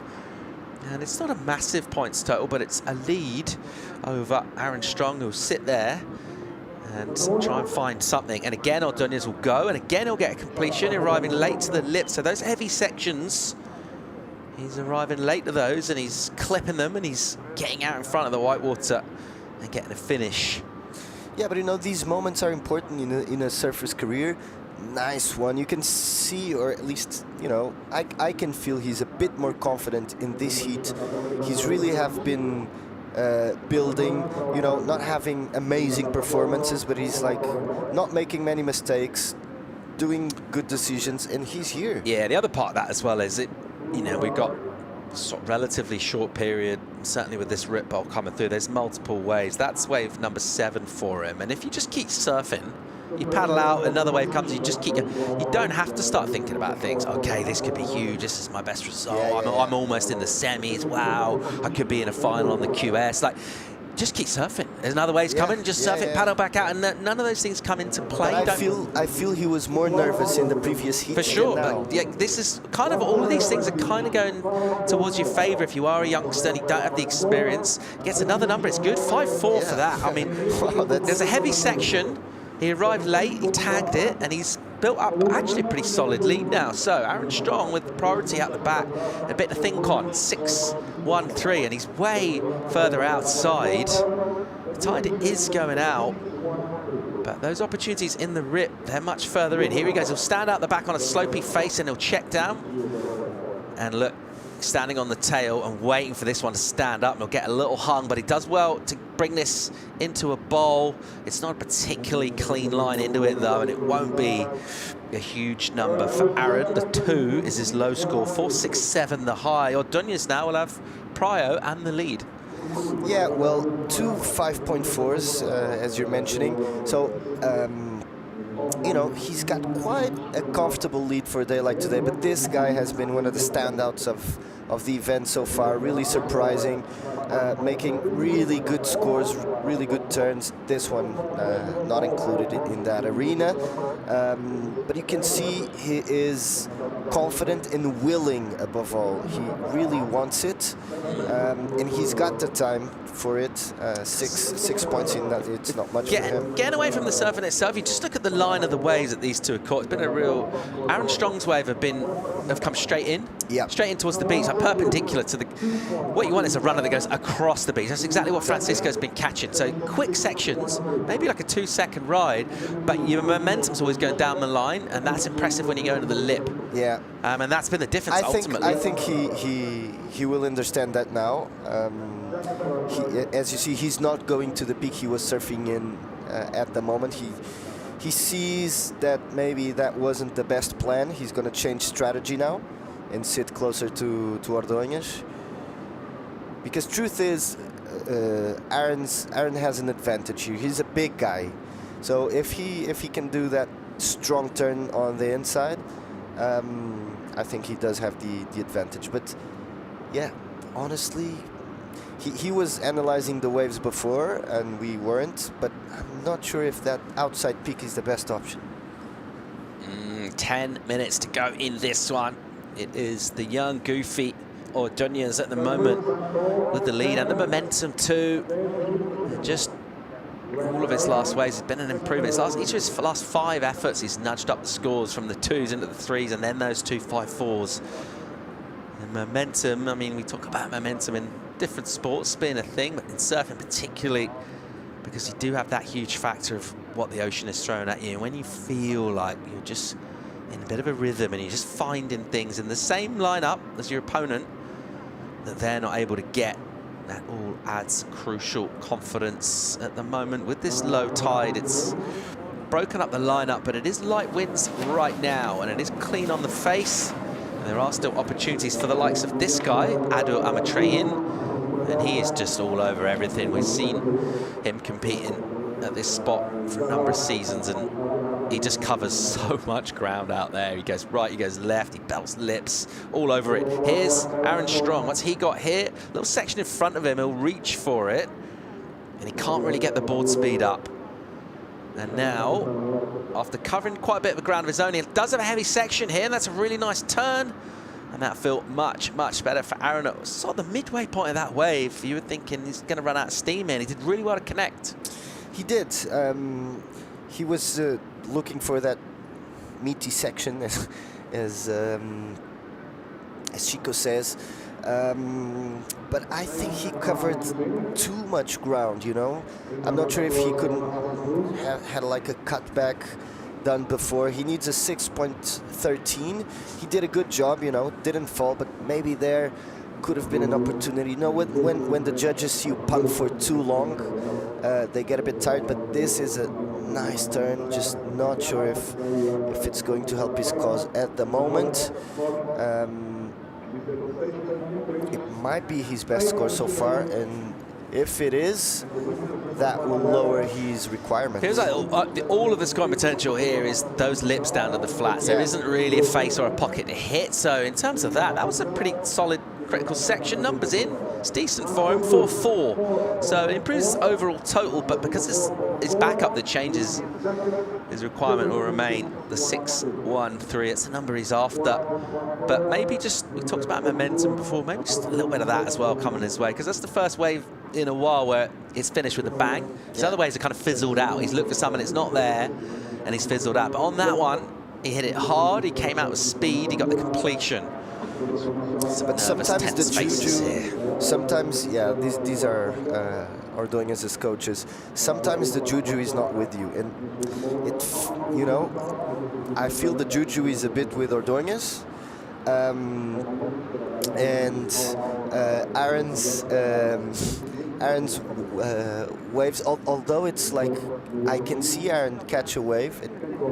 For me, at the moment, it's like this: if Aaron catches a wave with a good section, he will make that score because he's confident, he's surfing good. You know, he's surfed like 3 or 4 good heats. But the juju needs to be with you if you want to catch that wave. And right now, this guy has been catching the good ones. Not this one though. Who's heading for a semi-final matchup with Maxime Hustinot at the moment? It's the goofy foot, Francisco Ordóñez. The advantage in this, not much quality on offer there for him. Had a little look around, realised nothing doing. He's currently dismounted from his steed. Yeah, he chose to not do a duck dive. It wasn't that much of a big wave, but maybe just didn't want the work. Also because if he goes through, he has another heat today. He has to rest. Ordóñez paddling back towards the peak, and we're getting close now to, well, just over 5.5 minutes to go in this. Aaron Strong still chasing that 6-1-3. He's on the prowl, he's got priority.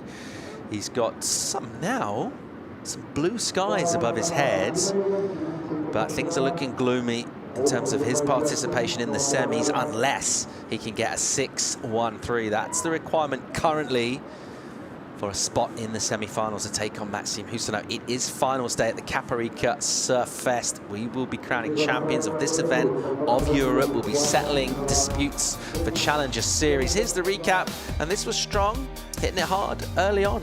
This was... Yeah, I think this was his for 6-7. Opened up really nice. You can see how comfortable he is.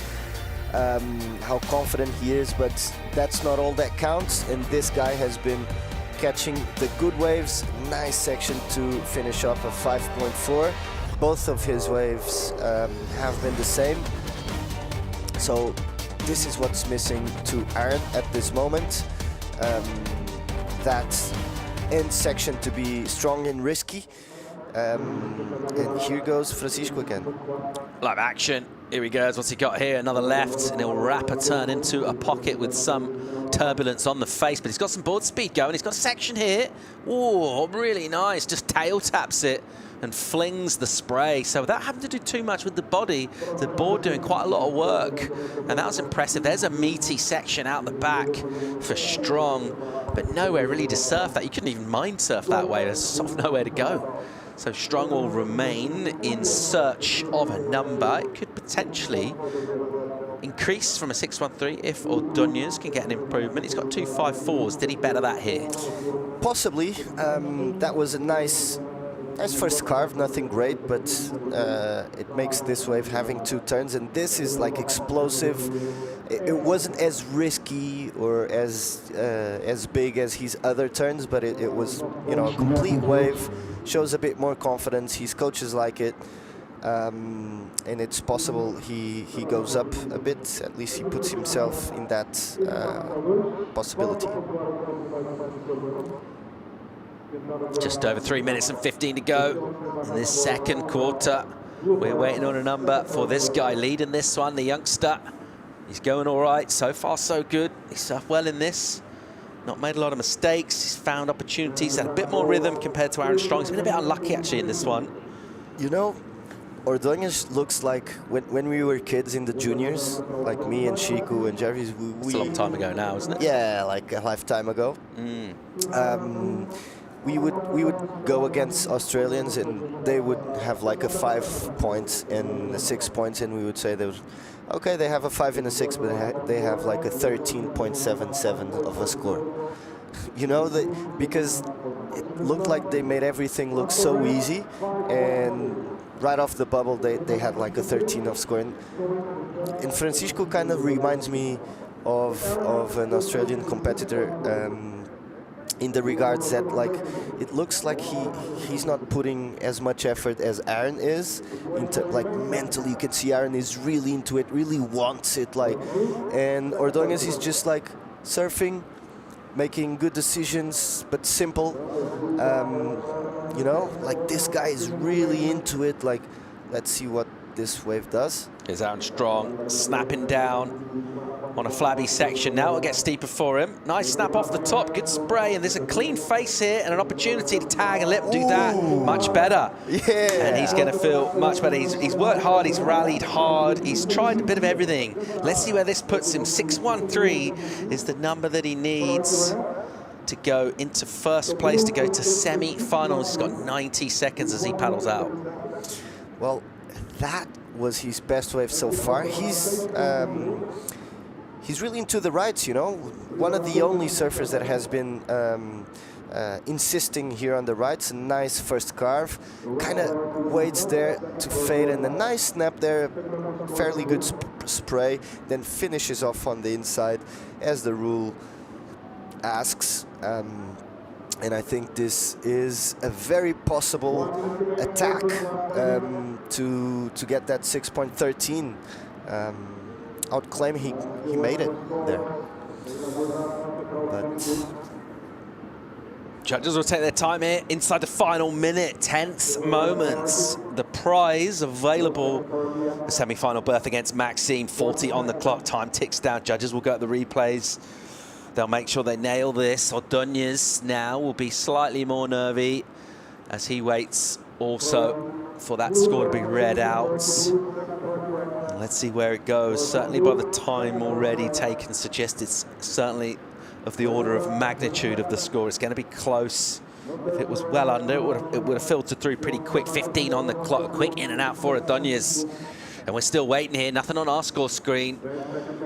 We are waiting to see what number Aaron Strong gets, who's rallied hard. You can't fault his commitment. He was unlucky through a lot of this, but he backed himself, and he's put himself in contention. There's a quick clip to finish. Score coming in for Aaron Strong. It doesn't look like great news from his point of view. Looks like good news for the guy on screen, Ordóñez. Just waiting for a third judge to lock a score, but it comes in as a 5-3, so an improvement, but not enough. And Aaron Strong, the late rally, it's all he could do. He asked a question. That's all was available for him, that section on the end, but ultimately coming up about a point short of the requirement. And he'll be a bit disgruntled, really. Poor with just Aaron. the way that one went for him. He tried really hard. It just couldn't find the heavier sections, could he? And that seemed to be where the points were. I'm sad for him. So there it is. We're wrapped up with the second quarter. It will be Francisco Ordóñez that will go to face Maxime Husseneau. And what a great moment for the youngster. Really cool to see that. The quarterfinals will keep coming thick and fast. We'll check out Adur Amatrein taking on local hero Guy Ribeiro. We'll bring in Chico for the call. More live action from finals day at the Caparica Surf Fest real soon.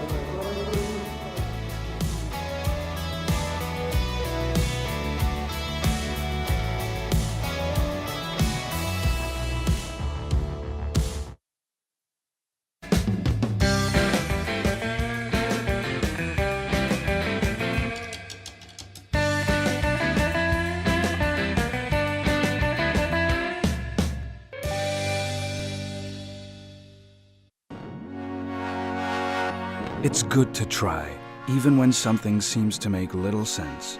Put your weight on it. Make an impact in this world. Call everyone, set ambitious goals, and ask yourself, do you want to change surfing? Dare to test. Ride the future. Na vida, há sempre algo que nos inspira. O milénio está sempre presente, ao seu lado, na conquista de novos desafios. Juntos, partilhamos a paixão pelo futuro. Milénio, aqui consigo.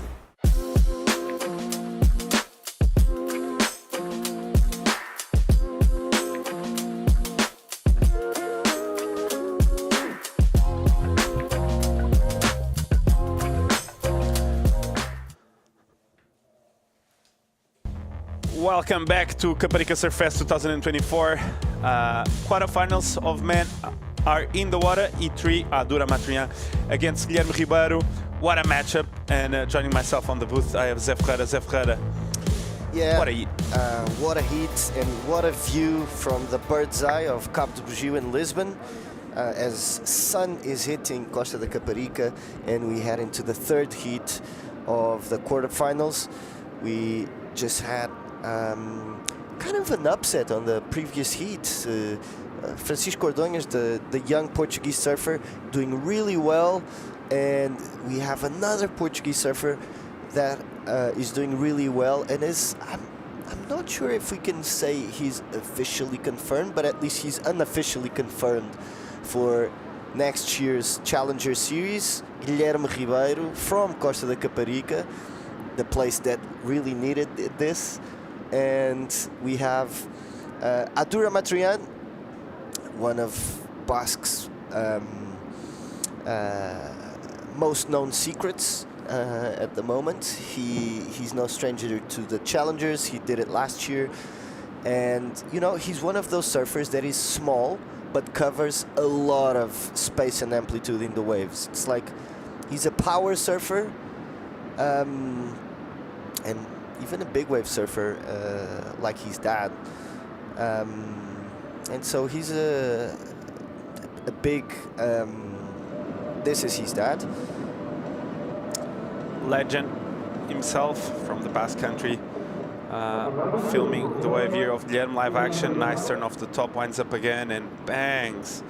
So two-turn combo there for Guilherme. Really steady and composed. Yeah, I'd say a bit tight on that second one though, because you know, it's first instance of this heat. He wants to build and not start falling. That's important. That plays, you know, important role on your mind.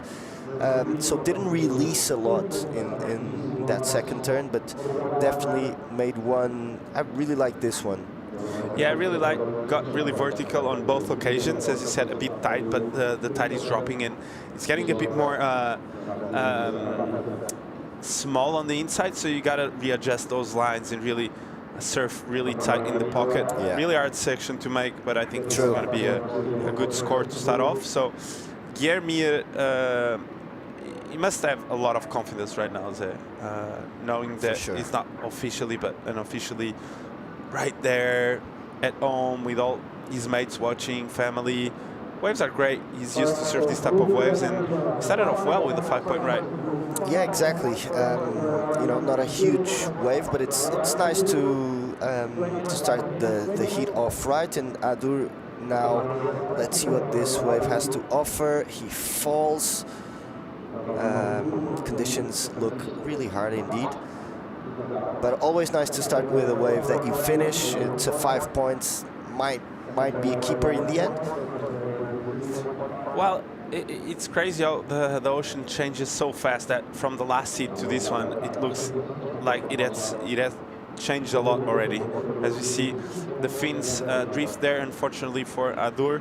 I felt like it was going to be a one-turn wave anyway, so nothing really major coming out of that wave.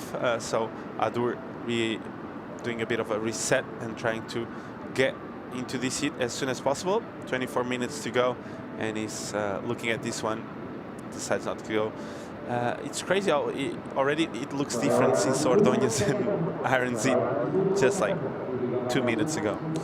Yeah, it will change very fast, as everyone knows. Tides play a major role here in Costa de Caparica, all around Europe. It's one of the things, like, if you're, you know, if you're used to surfing in Australia, if you're used to surfing in Indonesia, even in the States, the tides, you know, don't usually affect as much as they do in Europe in general.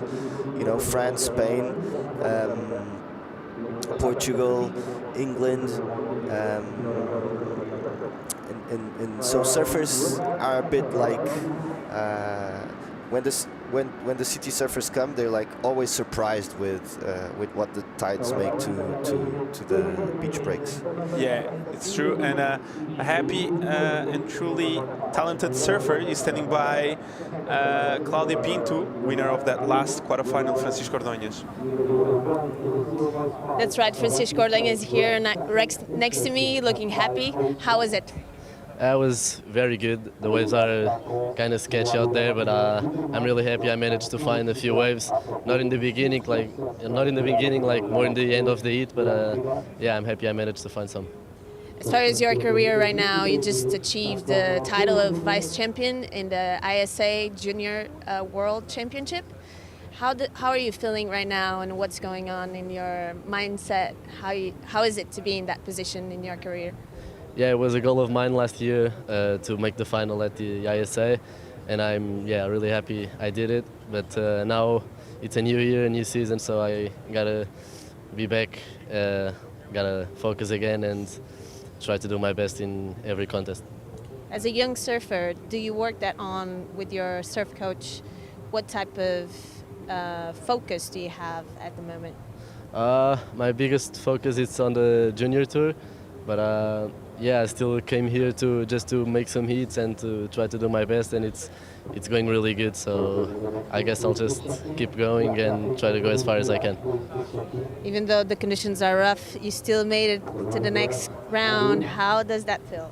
Yeah, it feels really good. I started not really good, and I was starting to get nervous, but then I got my 5.4, and then I got my confidence back, and I managed to find another quick one, and I'm confident for the next one. Congratulations. Good luck for the next one. Very nice, Francisco Ordonha showing some confidence. That's true. He's the second in the world. The ISA Junior World Champions is, you know, a few years back the senior ISA World Surfing Games wasn't as important. Now it is, obviously, because it plays a role in Olympic qualification. This was Adur's last wave, nothing major. But having that said, the World Juniors World Surfing Games, the Junior World Surfing Games has always been very important for the juniors in the world. So most of the winners went on to then being CT surfers and to being known surfers. So that is a very important milestone for Francisco Ordonhas. Quite a testament, I say, right? Yeah. We've seen, like, most of the times people that end up winning or getting second or finals end up doing such good careers. We Exactly, saw yeah. Jadson Andrea doing that, Owen Wright, Julian Wilson, Joan Duru, all of them. all of them. Yeah, we grew up with that generation. Actually, I never had a good result in the ISA, but you did, no? I did once, yeah. Once I went really far. I don't remember. It was like round. I was on the repechage, so it was like round 8 or something, around 7. Yeah, But I never got used to It's that hard dynamic of a team, because it's also a different dynamic in terms of you're used to having like your coach, and you know, maybe you train with one or two people, but it's like, and then in the ISA, it's a different coach, different dynamic, different team, so a lot of things to adapt, a lot of information, and some people deal with it better than others. And that's also one of the reasons why they then get to go very far in their competitive careers, because they know how to adapt both physically but mentally as well. As we see a more opened view of what the waves are doing, it's really hard at the moment. I think, as you said, the 5-point ride from Guilherme was a brilliant start. For the conditions we have on end, it looks like on the next 10-12 minutes we're going to see a huge change on the tide, and it's going to get that part of the day where it's really small on the inside. So it's going to be hard to make 5-point rides out there. So for sure, looks like fast, shallow, and hard to make those turns. You see the sand moving there, so you can see there's a lot of white water at the end of those turns. So a good job by Guilherme there, starting off really quick. Maybe understanding the conditions are changing quick, and he needed to put something on the board straight away. As we can see, blue skies again there. So we've seen all sorts of weather this event. Really changing really quick all the time. We've seen from tornadoes to exactly to sun, to 12 foot, to 2 foot, to 2 foot, to glass barrels offshore, everything. Everything. What else? What else? I don't know. I don't think we need nothing else. Just to enjoy the finals day, as we see the man himself, Adur, trying to find something out there. Looks hard, as his father shakes his head and says, "No, no, no, that's not a good idea." But I think that is exactly a good idea, because you don't really know what the waves are going to do. So you need to catch a lot of waves in order to create that opportunity. We've seen he already caught 7 waves, so a lot of waves ridden by Adur, and he hasn't posted a score over a 2.5, so he's searching. Yeah. Guilherme. You remember, I'm watching the amount of waves he has. Do you remember when you could only do 12? Yeah, I was talking about that yesterday. Oh. Sometimes it was even 10. It was 10, 12, or 15. Yeah. Nowadays, that doesn't exist anymore. This is the Guilherme Ribeiro's crew. This is his girlfriend.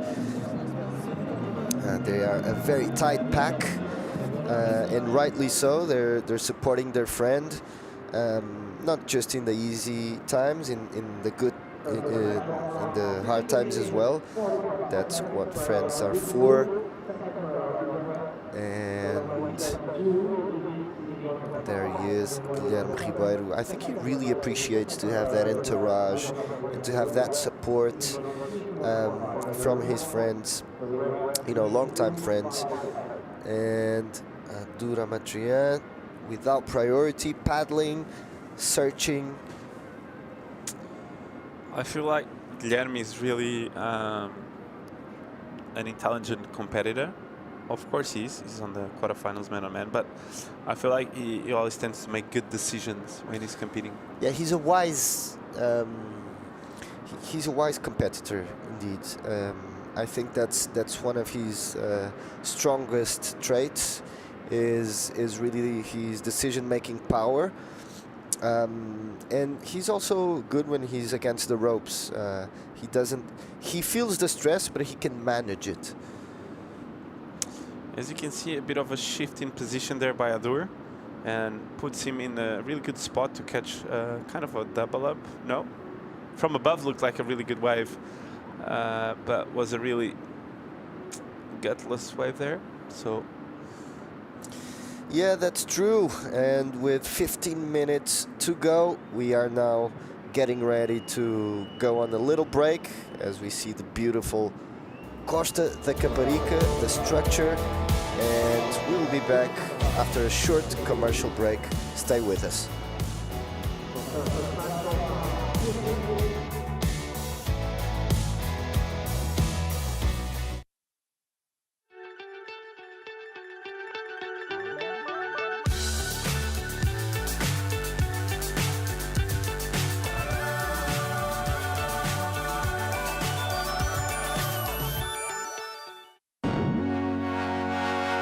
It's good to try, even when something seems to make little sense. Put your weight on it. Make an impact in this world. Call everyone, set ambitious goals, and ask yourself, do you want to change surfing? Dare to test. Ride the future. Na vida, há sempre algo que nos inspira. O milénio está sempre presente, ao seu lado, na conquista de novos desafios. Juntos, partilhamos a paixão pelo futuro. Milénio, aqui consigo.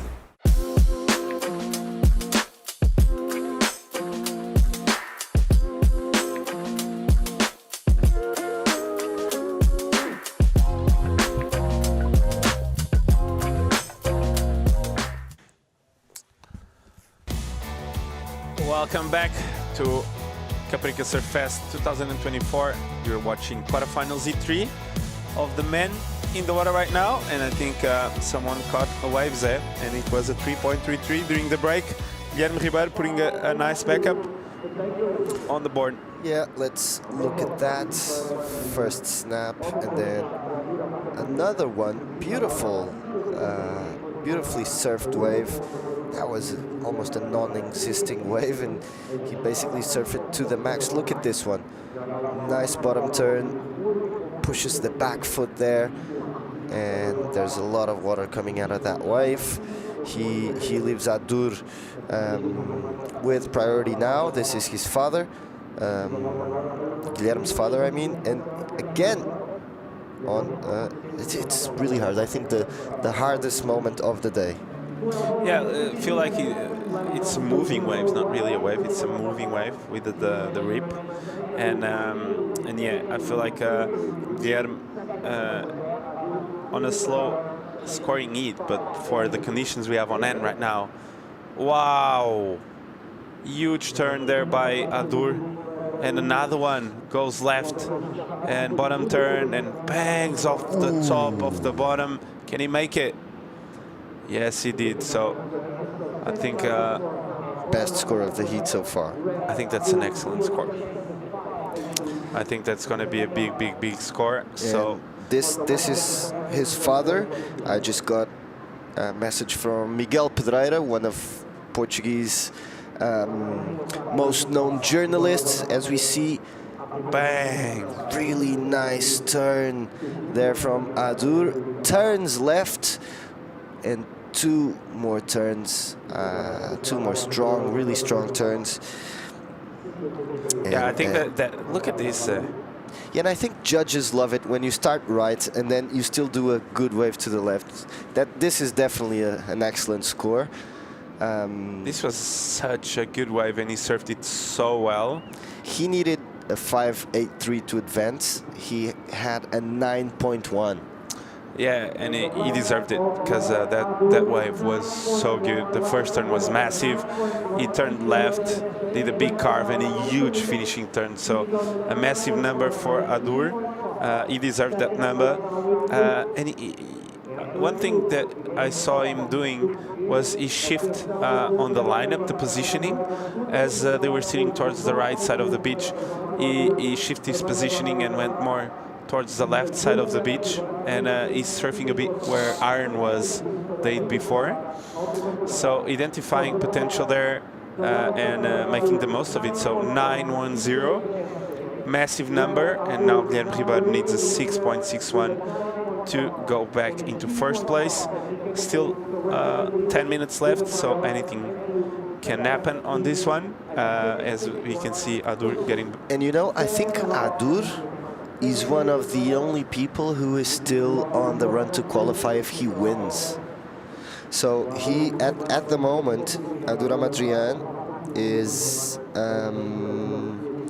in 21st place with 2,500 points. So if he wins, he will... Well, I'm not going to do the math in front of you because it's always tricky. I might get something wrong, but from what I understand, Adur still has a chance of qualifying, and it's, you know, unofficially Guilherme Ribeiro is already in.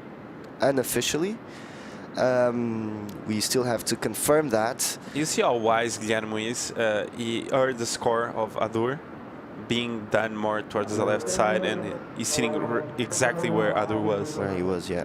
So that you need to be really wise and confident to do that, to understand, okay, I need to readjust and adapt. And it's what I'm saying. It's not like, oh, I'm going to stay here because this was my tactics. He just went straight there, and he's like, okay, if he did a 9, I'm going to try to match that somehow by moving where he's sitting. And he did just that.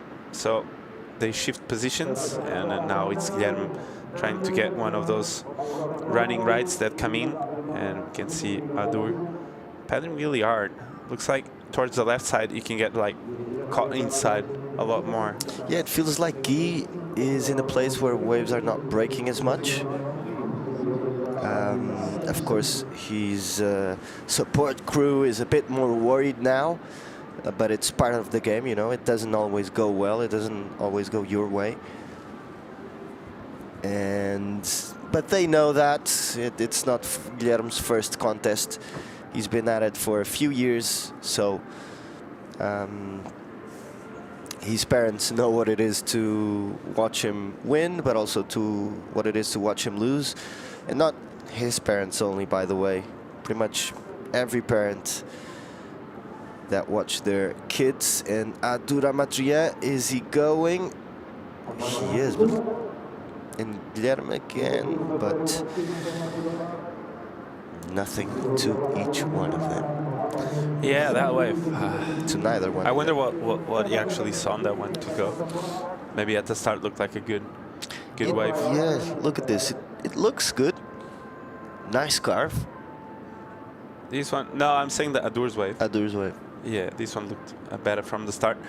But yeah, it looks like there's a few out there, but you need to find them in the middle of the confusion. But for instance, Adur's wave, the 9 points, I'm totally sure he didn't know the wave was going to open up to the left. It's just like I'm going I'm gonna do that turn to the right. I'm going to do one turn, and then the wave like gave him a present, and that's the complicated thing, is that you don't know what are you getting into when you take off. Yeah, he got the double up surprise at the end there, and the wave stood up so well. Looked beautiful when he turned left, and you're like, oh, when you're doing it, that's the perfect canvas to work with to get like a big turn out the back, and then when you look to the other side, there's a perfect wall to hit it again. So Adur here on a nice, good-looking waves there. Yeah, this wave looks good. He paddles a lot, loses priority, although surfers are a bit far away from each other, so priority doesn't play a huge role with 6 minutes to go. I would say priority plays a role when it's like 2 minutes to go, and the guy that is winning the heat should have first priority. That's what matters. And Chico, I've been kind of, well, let's just get this one. Yeah, quick cut back, waiting for the wave to stand up. I think he's going to go for a massive turn here. Maybe an air. I don't know. Oh, just a tricky section to read there. You thought you should read the wave differently, is it? On that one? Yeah, well, it was a bit more of a wave to do a few turns, I would say. He did just that here. Nice, beautiful cutback. He's really good on the rail, Guilherme. And, you know, the wave gave him like kind of a section here, but he decided, I'm not going to do that. I'm going for the air. He needs a 6-6-1. As we can see, he grabs the rail well, but then he gets eaten by the right ender coming at him, so couldn't really I think Manel was also talking about a turn. As we see, riding quick carve and a quick hit off the top. Yeah, Adur knows he needs to improve on the 2.5, so he wants to get a bit of distance from Guilherme, so he's going to post something around the 3 range, I would say. And this is his dad. I just got word from Miguel Pedreira, one of the most renowned Portuguese surf journalists, an important piece, and his name is Ibon Amatrian. He's a Basque surf legend, important competitor in the EPSA circuit, and big wave surfer. So one legend made, another legend in the making for the Amatrian family. As we have Jack Peters in the house talking to Andy Crier.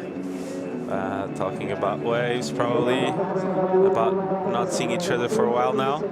Thiago was so handsome, like looking fresh, smelling good. He's got that other perfume as well. The confidence of the parfum. He has that. Yeah, you can feel. But he uses on a deodorant. But it smells a lot. He has it on the car. There's a lot of ways to use that smell. Yeah, he has it on the car. As we see the replay of Adur, nice carve and a quick hit off the top, 3.67. Improves. Now Guilherme needs a 7.78. Guilherme now a bit behind the 8 ball. Do you think he can do it, Zé? He can. It's a different story if he will.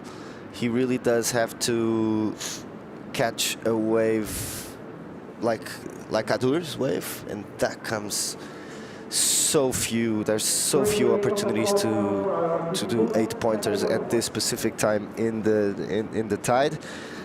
Do you feel like moments like this that you turn around are the moments that make you win comps? Definitely. I think those moments help you to build your confidence. And, you know, as Maxime was saying, he's been in so many situations that he can be calmer in every situation because he's been through a lot of them. And obviously the first time that like you're really against the ropes, losing, and you need a result and you turn it around, that is like a proof that you can do it. And you start believing. That's good analysis. So if you have a lot of experiences, the probability of getting used to them, it's bigger. Yeah, Chico, but it's all about making the right questions, and you're doing a great job at that. Thank you so much, Zé. I've been throughout some experiences, and one thing is for certain, there's a lump coming towards Adura Matriens. I don't know if it's gonna break. I don't think so. So Guilherme on the driving seat here with priority, and needing a 7.78. So 1 minute, and he's paddling hard for this one, Zé. Yeah, he's interested. Let's see if he goes. He does go a bit late there. Let's see if he can go through the section. And this wave is, he lost the first section. He needs to do something very big on the inside, but this wave seems to die. Yeah, the wave just disappeared. The first section, as you said, kind of missed it, but looks like he's in a good spot maybe to try to get a last attempt on a right and an air, I would say. I feel like Guilherme really enjoys throwing some airs, as we see him having a look at this running white water coming his way. He's gonna go, so he's gonna have another oh no, the wave just disappeared, as we see. Wow, another bomb for Adura Madrian. It's not going to hold much though. As we see a lot of artwork, so 910 and a 367. A lot of artwork as well. And Adur with priority again, so interesting stuff there. Catching a wave and getting priority again. As Adur is going to make this one with 5 seconds to go. I don't think Guilherme has time to actually catch this last wave. Looked a good one though. So congrats to Adura Matrian getting the heat win over the local Euro Guilherme Ribeiro. And maybe like this was the wave he needed. Yeah, I think so. Looked like a good one to me. So a touch too late, but massive turns, massive performance. Congrats to Guilherme Ribeiro. And what a great performance for the local Euro. Yeah, and let's see if he's actually confirmed on the challengers. It looks like yes. His father, this is Adur's father, he's also doing some mathematics. As we have another heat hitting the water soon, the quarterfinal heat 4. The rankings leader is hitting the water right now, Caparica and Luis Dias. So a massive heat, 2 goofy footers. And I tell you what, if you want to see some more 9-point rides, just stick around, because we're going to see a lot more action coming in. Today is finals day, and we're going to see a lot more happening in just a few moments at the Caparica Surf Fest 2024. Na vida, há sempre algo que nos inspira. O milénio está sempre presente, ao seu lado, na conquista de novos desafios. Juntos, partilhamos a paixão pelo futuro. Milénio, aqui consigo.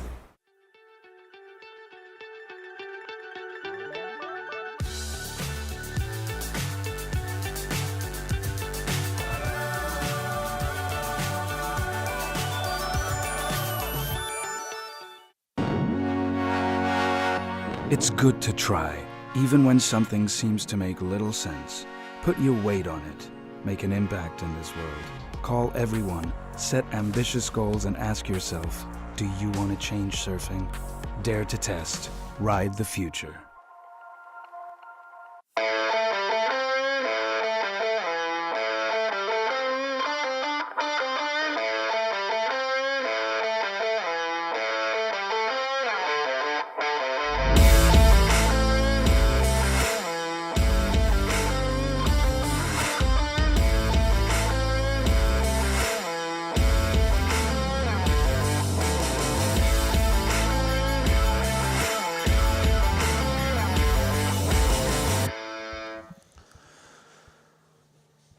Welcome back to sunny skies here at the Caparica Surf Fest 2024. Joining myself now on the booth, legend himself, Paul Evans, to call this heat. Look at these scenes, mate. It's delicious Saturday morning sunshine for finals day. We've had a storm, we've had drama, barrels, massive numbers, 9-point rides. What else? everything is happening at the same time. And this was the first one of Luis Diaz. Yeah, I mean, who could forget his heroics as we watched him surf in big conditions. And he's looking to keep it going here. Check the speed down the line, the precision, and just relentless into the lip. Unfortunately, though, and crucially for the score, it is that last turn that he won't get. And that's where the numbers, I see him adjusting the feet and getting everything ready. It looks all good, but just that explosion, really. And there's certain things you can't really mitigate for, and it's that upward bounce off the white. Well, it's not much you can do. You're leaving it to chance in there. That's why it is rewarded with big numbers. So, by contrast, from Thiago, less sort of magnitude to the turns, less risk, but the completion. So he will get the nod in terms of something of a slight advantage from the first exchange. Go. Yep, I think Thiago is going to get the nod, but I tell you what, if Luis made that last turn, sound like a replay of the wave yesterday, just a touch smaller. So he's been loving attacking those and coming right at him and big meaty sections. As we see a bit of a trouble of our cameraman in the water there. So shout out to him. He's making a great effort to give us good highlights after. For everyone, for the sport, he's doing it with love and actually swimming a lot to keep himself on the right position. You can see the rip near the shore. It's really strong, and you see Ratschkill there. What a great surfer and a bodyboarder as well. He's got a school. He's fit as well, isn't he? He's got a good rig on him. Does he do CrossFit? You know, he's one of the Nazaré pioneers. Yeah, I know that, mate. I wonder, does he do CrossFit like Hugo Pinero? No, he's just ripped. charges. He's ripped, mate. And he swims a lot. Like, it's just a hobby. Like, 8 foot, go for a swim, love it. You know, like, so he's really used to hard conditions. And it's funny because I had a couple of sessions in the winter where he was in the water. I felt a bit more safe, actually. So he has that spirit vibe, cool and relaxed. And talking about someone that is relaxed and did a 9.10 is Adura Matria, that is into the semifinals and standing by with Claudia Pinto. The sun is out here at the beach, and we have here the winner of the last heat with an amazing 9.1 ride. How was it? Yeah, the 9 point felt great, especially because there was not many opportunities out there.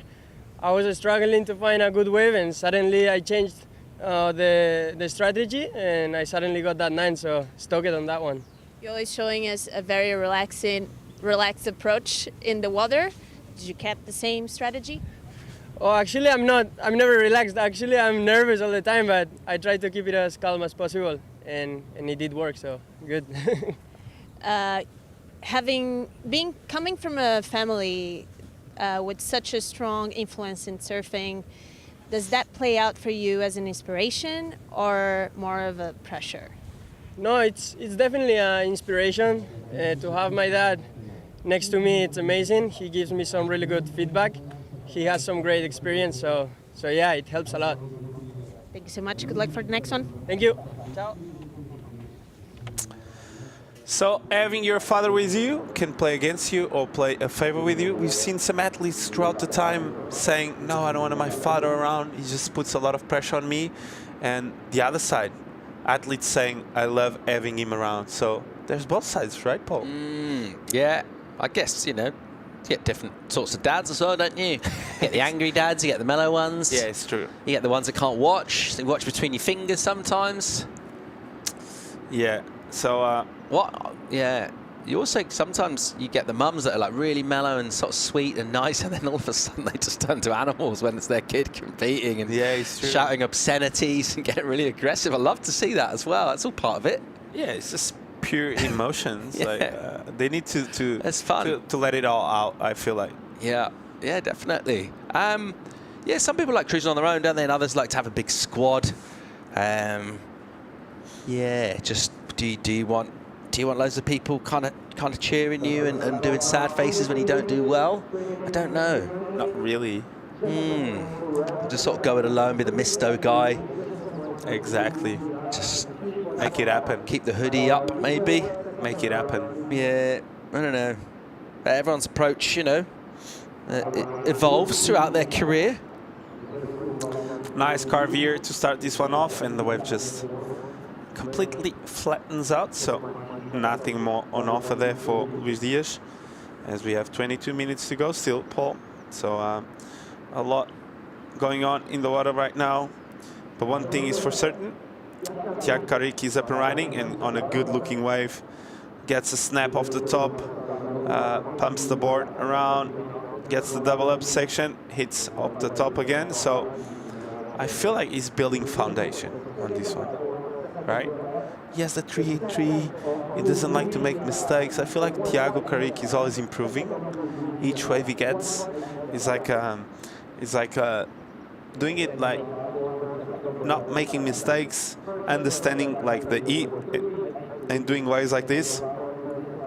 And he keeps improving, so he knows there's 20 minutes to go, no one really has scores, and he goes like, you know what, I'm just going to post another score, I have 2 scores on the board and build from there. I've got a 3-3, I'm going to do another 4-3 something, and from there I'm going to start building. So I'm not going to be sitting around without catching any waves. Yeah, he's got something of a unique approach actually on the qualifying year. It's not really anyone else that surfs quite like him. It's quite distinct style-wise. I just feel like he can get scores in like loads of different ways. There's some people you really feel like you kind of know the way they're looking for, and sort of know what they're going to try and do next. But with Thiago, it's loads of ways he can get numbers, and that's like a massive advantage for him, and that's why he's going so well on the ratings, and he's had so much success this season. But like the air game is crazy, but he's really good. He charges, he's got power turns. I feel like he's kind of got all bases covered, and ultimately, that sounds obvious, if you want to do well in this sport, that's kind of a must. Yeah, it's true. He can adapt really well to all sorts of conditions, and you cannot really predict what he's going to do on the wave. And that's something that not many surfers have. Also, quite sort of low-key, his general energy, he's mellow. He's not someone that you see kind of blow up, whether he loses or whether he's dropping 8s. He sort of keeps it within himself. He's quite dialed back. I'd probably say that's probably a good thing. I think it gets tiring if it's always heart on your sleeve stuff. Yeah, it's true. He's always really mellow. He doesn't like to call the attention of everyone. He just like keeps doing his thing, and he looks like really calm. So he doesn't like to. Feels like he doesnn't like huge emotions. It's not like one of the big water splashes on the QS in Europe, is he? Do you know what I mean? If he's not getting the number or whatever. It's the biggest water splasher ever on the QS. As we see, this is Luis Diaz there, getting off the bottom. A nice rep, 2.2 on this one. So nothing really major. What do you think? It's a big water splasher. There's a few. On the city or on the... Sonny Garcia was pretty good at that, wasn't he? He used to like to apply a bit of pressure. He's a big guy, strong and intimidating. And when he's splashing the water, it'd probably hurt if it landed on you. It'd sting your face. Yeah, like... A bit like Medina got stung by Cole Hausmann in the face. I just feel like you're trying to provoke me. I am. I am actively trying to provoke you, mate. Yeah, I just feel like you're trying really hard. But speaking about water falling from the sky, yep, no more in Costa Caparica, sunny skies. So that's a good sign that we're going to see a great afternoon. Yeah, it's looking really positive, mate. You know what else is really good is we're almost at the low tide. I think we've got about 10 more minutes of this tricky low tide with the rip in it. And then when it starts to come in, look out. But yeah, it's going to get really punchy and really good. I feel like it's going to get smaller, but really fun. Smaller, but also bigger. Exactly. So the swell's dropping, but more swell's going to come in as the tide comes in on the bank. Exactly. I think it's going to look like the final Maxime 1 on the high tide against Lucas Silveira. That was really fun waves. On the inside, glassy, everyone on the beach. So I feel like a long way this week in terms of weather. Yeah. But I feel like finally the storm just went away. So as we see, Luis Diaz on a good-looking wave here. Ooh. Bang! Can he make it? Yes, he did it. So, biggest turn of the heat so far. I love that drift there on the lip, Paul. Yeah, he's really good at that, and he's got loads of control. See the setup work here. A little pump, almost slips, and then this one just doubles up sweetly for him. And when it does that, with the speed that he's got, once he goes into the lip, he knows he doesn't need to kick the tail out as such hard. He can just let his own momentum just carry it through and get that kind of slide on the roof of the wave. And because of his timing's good and he's in front of it, he's on top of it, he's always coming down before the lip. And he does well just to avoid that explosion. That's the explosion that undid him prior to that. On this one, he's out in front, and that's why he gets a completion. That's why he's going to get a good number. So talented, Luis, right? You're talented too, Paul. Come on. Don't cry now. But yeah, Luis, always really impressive. And Thiago Caparica on the same part of the bank. He's going to match the wave of Luis. Just a bit of a fin throw there. Nothing really crazy, I feel like. But 6.33 for the big turn of Luis Diaz. So it's on. Really impressive number for Luis, and just for the first time in this, a bit of quality in this heat. It's been lacking, it's been sluggish, there's not much going on. And then you see this, and that's the point we're talking about before. So it's an in-between wave, it's not much of it. And it's so easy for him just to throw up a super casual spin, and he'll get that completed. It won't threaten the scoring overly, but it's almost like a bit of a warning shot of what he's got in the locker. Yeah, 3.2, and bang, off the top. A bit late into that one. And I think we've got some good news, I feel like. We've got the hometown hero, Guilherme Ribeiro, standing by with Claudia Pinto for a chat. That's right, we're here with Guilherme Ribeiro, who's been pursuing this moment for a long time. You might be able to join the Challenges Series here at home in Costa Caparica. How does that feel? Yeah, I mean, WSL didn't make it official yet, but from our mats, my mats and my coach mats, so yeah, let's just wait for the official call and let's see if my next stop is Australia. How have you been preparing for it? Like, have you been training here a lot in Caparica? How's it been in your head, and physically, how have you been getting ready for it? Yeah, I knew this beginning of the year was gonna be a tough one. I had two big goals. One was to qualify for the Olympics, didn't make it. So yeah, 1 month ago I started just training here at this beach, non-stop every day, every conditions. And yeah, it has been a tough beginning of the year, but I know that my work just paid off, so yeah, let's go for the rest of the season. For us, it was amazing yesterday. We shared very beautiful moments with your family and seeing everyone so happy here for you. How's it been to have all this support? Yeah, I knew this support was gonna come. Like 2 weeks before the contest, I started making lots of calls for all my friends and family. So I knew this was gonna be packed, the beach. So yeah, the support is amazing. It gives me a lot of confidence, and yeah, I'm just grateful to have all these people around me. These people make the person who I am today. All my parents, my girlfriend, my friends, my brother, everyone. And yeah, today didn't go my way, but they were all here, and yeah, that's what it matters. Making it to the Challenges Series, what's the plan for the future? This means that I'm one step away to getting to my life goal, the CT. So yeah, one step away, but a lot of work. Thank you so much. Good luck. Wow, a lot to unpack there. 1 month training year pays off. Start calling friends to join the crew to support him. That's signs of confidence as we see live action now. Thiago Caparica, bango. Can he make it? No. That looked so critical. That was probably, if he landed that was the best air of the event. Until now, we haven't seen much, but that was really, really technical. If you're heading to the Gold Coast for challenges, what 3 things are you packing first, aside from obviously balls and your surf gear? What are your essentials? What are your travel essentials, Chico? Mosquitoes. You're going to take mosquitoes with you? No, like... Okay, interesting.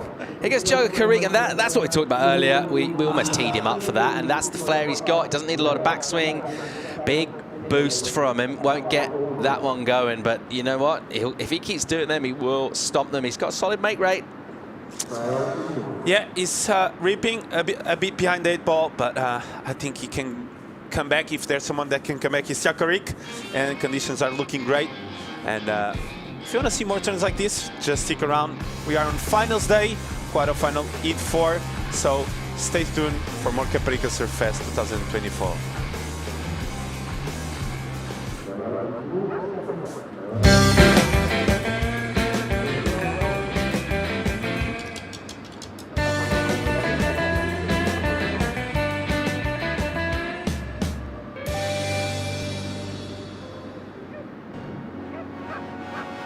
It's good to try, even when something seems to make little sense. Put your weight on it. Make an impact in this world. Call everyone, set ambitious goals, and ask yourself, do you want to change surfing? Dare to test. Ride the future. Na vida, há sempre algo que nos inspira. O milénio está sempre presente, ao seu lado, na conquista de novos desafios. Juntos, partilhamos a paixão pelo futuro. Milénio, aqui consigo.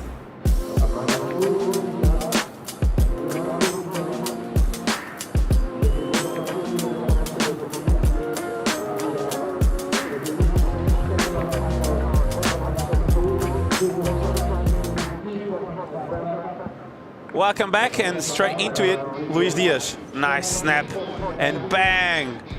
Nice kind of safe end maneuver there, but he needs to improve on the 2.5. Yeah, that'll be it. Exactly, he needed that. He's got a good score in the 6, but he's vulnerable with that, and he wanted to wash it off, and he's been waiting to find a wave like this and just try and combo up. That's exactly what he does here. And again, like, that lip line and that hit down to the flats has been a real money maker for him throughout this event, and he's just been waiting for one of those waves to come through.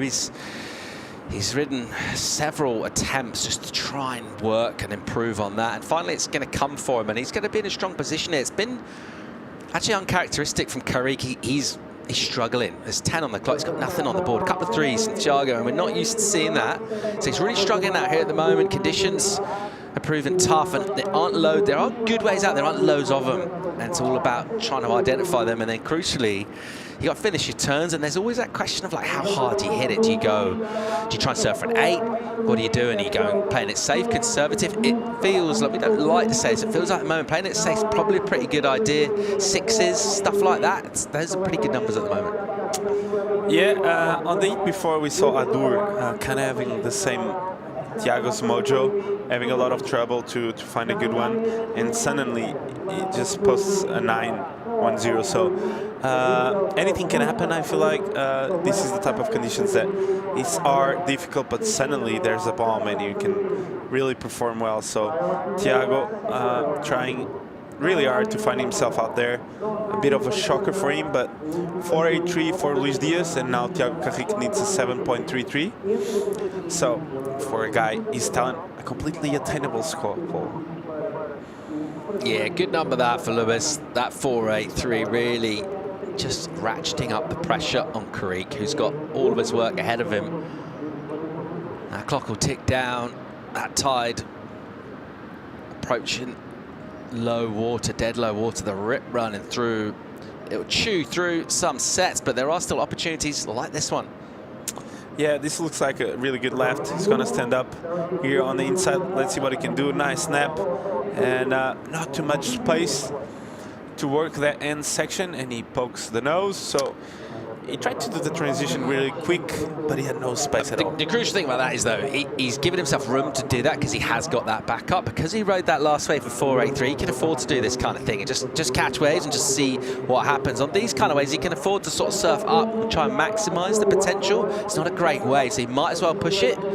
And on that occasion, he was actually looking down the line, just lost the recovery there. But he does have a little bit of a cushion, but can't afford to make too many mistakes. The reason Caparica is going so well on the ratings, and that's just the scores that he can get in times marginal conditions. I'll tell you what, how nice is this sunny scenes at Caparica? What's Thiago got? He's gonna go for the air. Wow, can he land it? Yes, he does. So, signs of what's gonna come. You said it, Paul. So he tried once, he tried twice, third time he nails it. So big air for Thiago Caparica. Yeah. And really technical, really hard section to land. Yeah, you reckon it was a clean landing? A blind takeoff, and then always searching for this. Nice. Gets it done. It's not super clean by his own standards if you're being critical. He's in the whitewater for a while. He's got his leash wrapped around his back foot, actually, but didn't seem to trouble him. Much more problematic when it's wound around your front foot and you can't move it up the board, because you see how far his front foot is there for the landing, right up the nose. And there is some of that emotion and passion from him. And I think, as well as that being for the benefit of the panel, it's actually just firing himself up there, I think. I think a lot of that is aimed at himself, because he knows he's got nothing going yet.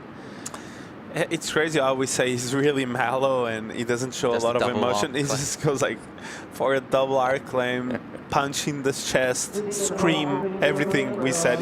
Punching his own fins out. Punching everything out, like just runs out of the water, screams at everyone. So 733 is a number he needs. Gets a 7.5. Wow. I just said, like, a guy's talent 7.33, I don't think it's too much, and he did it straight away. Oh, we've got a really, really interesting final 6 minutes here. This is going to be crucial. Who's going to be our fourth semi-finalist to take on Ador Amatray? And there's that spread from the panel. Lewis doesn't need a big number here, and he's got time. He's only looking for a 5. Thiago will also be looking to improve. I would say there's a really good chance Thiago will get an improvement as well. So Lewis probably not going to surf to that 5. Going to try and get the maximum he can. And he's going to need, Chico, one of these runners to come through. Yeah, he needs basically just a touch better wave than the 483. As we see, this looks like probably a nice double up. I think Thiago is in position for this one. Comes off the bottom, smash off the top, nice layback jam, tight in the pocket. I don't know, will that be better than a 3-3? I don't know. Can be close. Wasn't loads in that, was there, to get particularly excited about that turn? Not really. It was just a bit sticky on the top. He didn't add the projection maybe he wanted to, but nonetheless, he's just plugging away. It's neat and tidy, but he just doesn't throw loads into it. It's more kind of a redirect layback. He improved by a bit, a 4 point. So he had a 3-8-3, now he did a 4. So Luis Diaz needs, with 4 minutes to go, 5-1-8. As we see, nice gouging layback there at that end section. But nothing really crazy on that turn. But as we see, Jason there really stoked about Thiago making the score. As he got the news, and this was Luis Diaz there trying to get that 5, a bit of a fall, and there's 4 minutes and 12 seconds to go, so not much time left, Paul. Yeah, I don't think Lewis has ridden a wave. I think it's got cleaned up a bit, actually. With all our scores, we don't have a number to come in, so it's not like he got a wave. He's still got priorities. I think he just got pushed in by a set there. He'll still look to find himself a number now.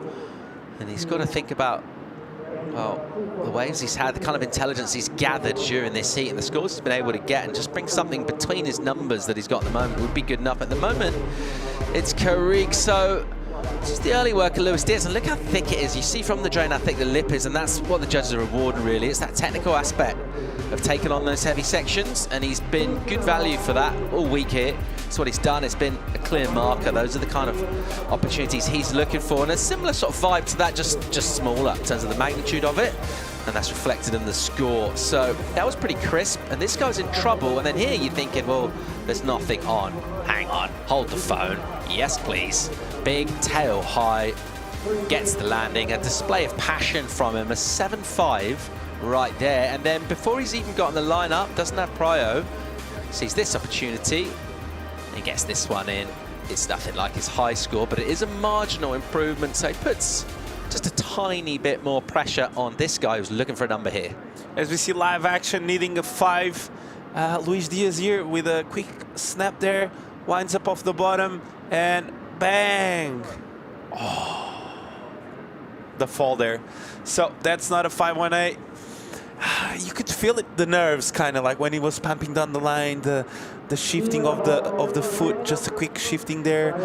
You felt he was quite nervous. Yeah, he just never looks set, you feel. So like out the back, the bottom turn gets a bit caught and he loses all his speed here, and then that section's steepening up and he has to suddenly go from quite a low line rather than being on the face with speed there. He's right down the bottom in the trough of the wave, and then it all gets heavy and just implodes around him. He loses contact and not what he was after, but he just sort of had a feeling that was going to happen. Here he goes again.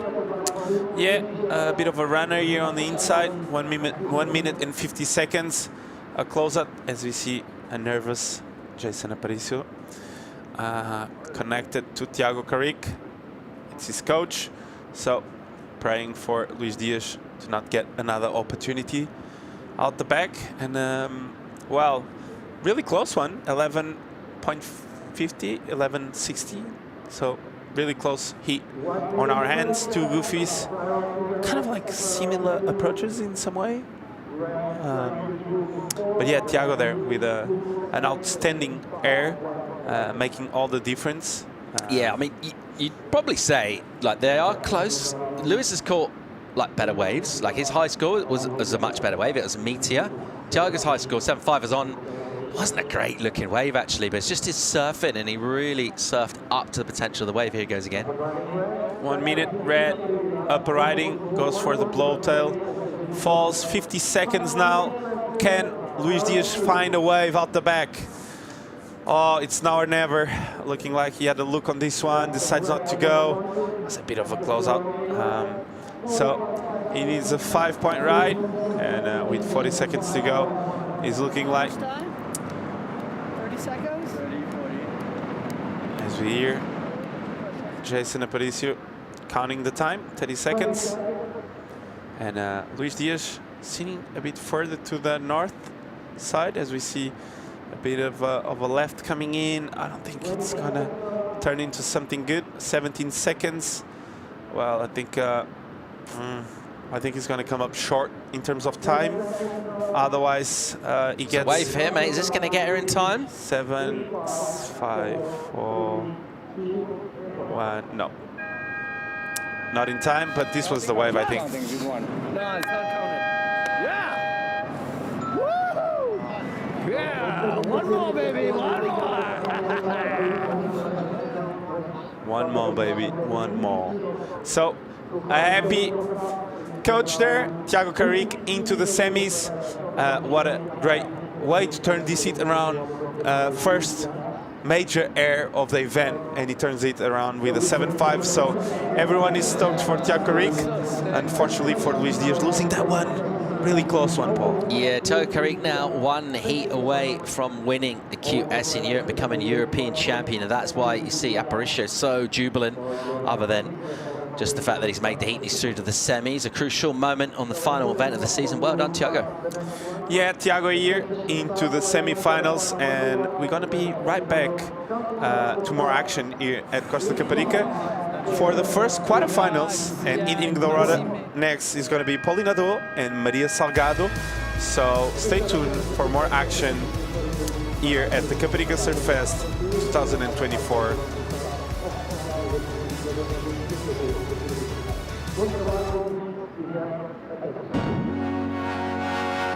It's good to try, even when something seems to make little sense. Put your weight on it. Make an impact in this world.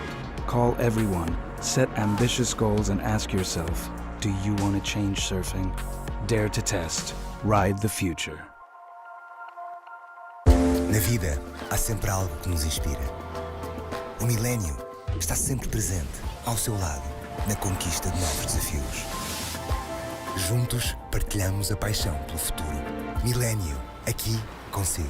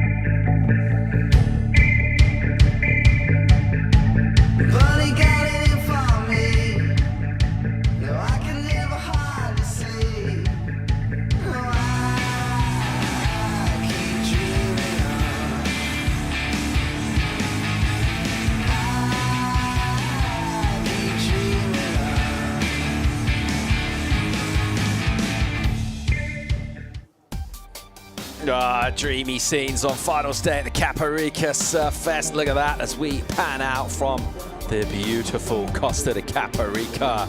And we're setting up quarterfinals for the women. Let's check out Bolinado of France taking on Maria Salgado. And joining me to talk you through it all for searing insights and red hot takes, Zay Ferreira. How do you like this matchup, mate? Youth versus experience, France versus Portugal. It's ticking a lot of boxes. Yeah, you said it all, actually. All of the boxes, pretty much.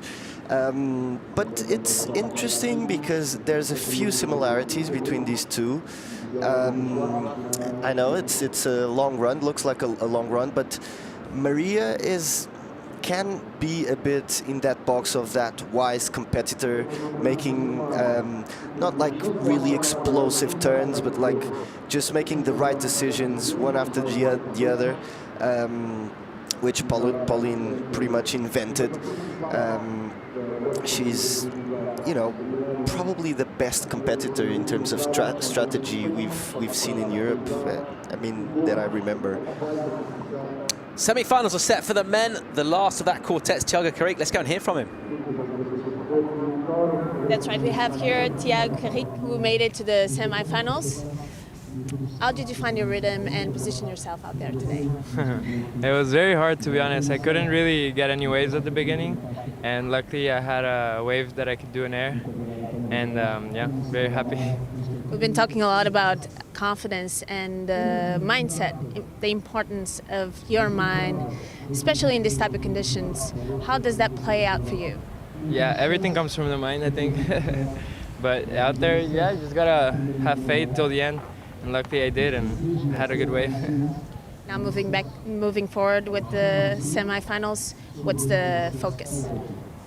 Just the same, try to get any waves and get some opportunity to express myself. Thank you so much. Back to you guys. Carrique, one heat away from glory in Europe. Mate, my takeaway from that interview is good insights about the wax on the sticker. Yeah. Literally all the way to the nose. Yeah, and you know, that's not an excuse because he is like pretty much the only guy going to the airs and sticking it. So that might be helpful. But yeah, it's also like a statement. I've waxed my sticker, you're dead. Exactly.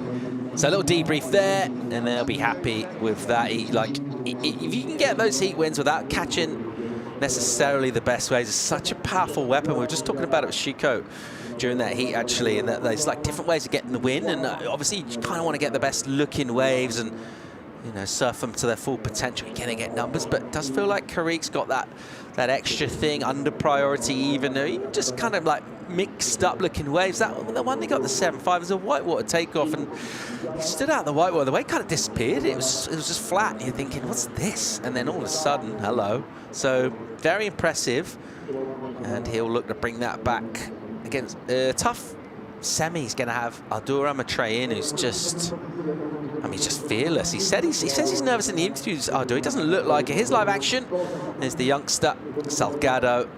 Not loads of speed from her, but that is really nice up until the point when it suddenly wasn't. She goes down.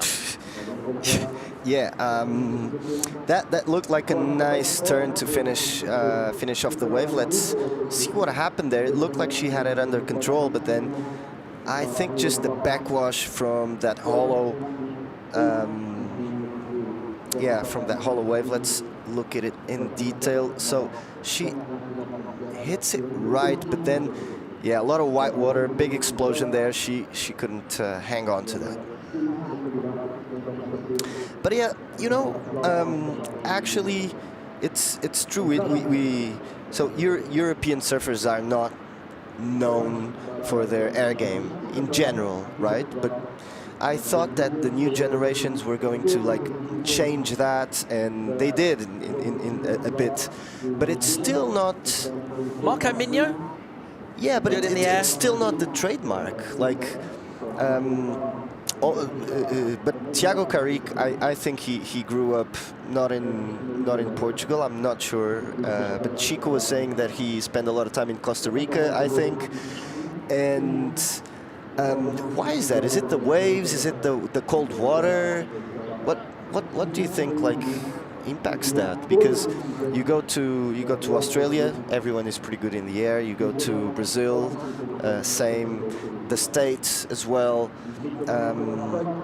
But still, Europe is still like, it's more about the bottom turns and the carves and, you know. Here we go, live action. Addo on a left, steep wave. And a nice hit from her and going down and just sort of surrendering with a bit of a whimper there because I mean, she didn't attack that particularly hard. I thought she was playing it quite safe. And if you're going to play it safe, you've got to at least make it.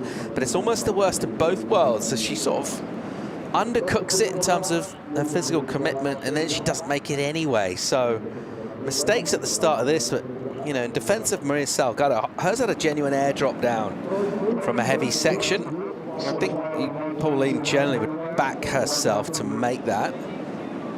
Something well, that happening here? Could have been a heavy, you know, she came out of that airdrop to the flat, so this could be a board change here, is it? Doesn't seem to be in a particular hurry. But Yeah, maybe she signaled something. Yeah, might be thinking about it. She's looking outside. She knows someone is there waiting for that board. 20 minutes. Yeah, you say that. I think about the Australians. They're top surfers on the CT. They're not necessarily the greatest airists. Ethan Ewing. I mean, Jack Robinson can do airs, but it's not necessarily what I'd identify as a main strength. Let's look at this again. Maybe the board was... Yeah, she was looking at it. So she was looking, maybe this is just a precautionary rundown just in case. I'm not sure if she signaled anything. At the moment, the backup board isn't required. Who else from Australia's on the top 10 last year? Ryan Callanan, good at airs. He's Connor amazing at O'Leary, airs. not, yeah, he Connor can do O'Leary, it, but no, it's he's not. so But Jack much what he does. Robinson, yes, I'd put him in that box. Callum Robson, not really. Not at all. Chipper Wilcox. But Liam O'Brien, really. yeah. Yeah, he's Jacob good. Wilcox is good in the air. Really good backside airs, alley-oops. Okay. Ethan Ewing, that's not his main trait, is that it? Yeah. Trait? Yeah. But he can do airs. On the women's side, from Australia, Molly Picklam's sick in the air. Yeah. Really good. Molly Picklam. Sally Fitzgibbons, she can punt? She can punt. Yeah, well, Caitlin Simmers, I'm sure she can punt as well. Yeah, amazing. Great air game from her. She's not Australian, though, but yeah, good point. Yeah. But then again, even the guys that qualified to the CT, like airs weren't their thing. Like Maxime, Hamzi, Duru, Federico, the last guys that qualified, like Leo can. Leo's yeah, got some. He's got some pop. But it's not his, you know, it's a bit like Ethan Ewing in terms of that, like he can fly, but he doesn't do it a lot. All right, live action. Here goes Addo. What's she got? Not much. Very little. So this one has yet to catch fire. We've got 2 1s and a 0.5 as our meager returns from 11 minutes of surfing in our first quarterfinal for the women. They're dealing with a low tide situation. They're not dealing with it very well at the moment because they haven't really been able to identify anything of any kind of quality. There are ways out there, but it's about finding them. And an Easter traditional to go on an Easter egg hunt. Is that a big thing in Portugal, the Easter egg hunting? Yeah, it is. Yeah, that was quite exciting as a kid, if I recall. Until you're like 12, yeah. Right. Yeah. I think Chico was still doing it when he was about 19. Yeah, He's still asking his mum to hide the eggs in the garden. Yeah. Whoa, here we go. Much better. What's Addo finding here? A couple of turns from her. So finally finding an open face. Chico hides the eggs himself now. And he hides them and then he hunts them. He hunts them. Yeah, he loves it so much. He loves Easter, that guy. And you know, his kid... No, do you know what? I think his kids hide them and they set it up for him. They say, Dad, it's ready. The Easter Bunny's been. And he goes out in the garden with a little basket and his little face with a big smile on it. Yeah. Or his big face. And he plays an unfair game, which is like he hides all eggs, even for his kids. And like he wins everything. But, you know, that's preparing preparing the next generation for competition, I guess.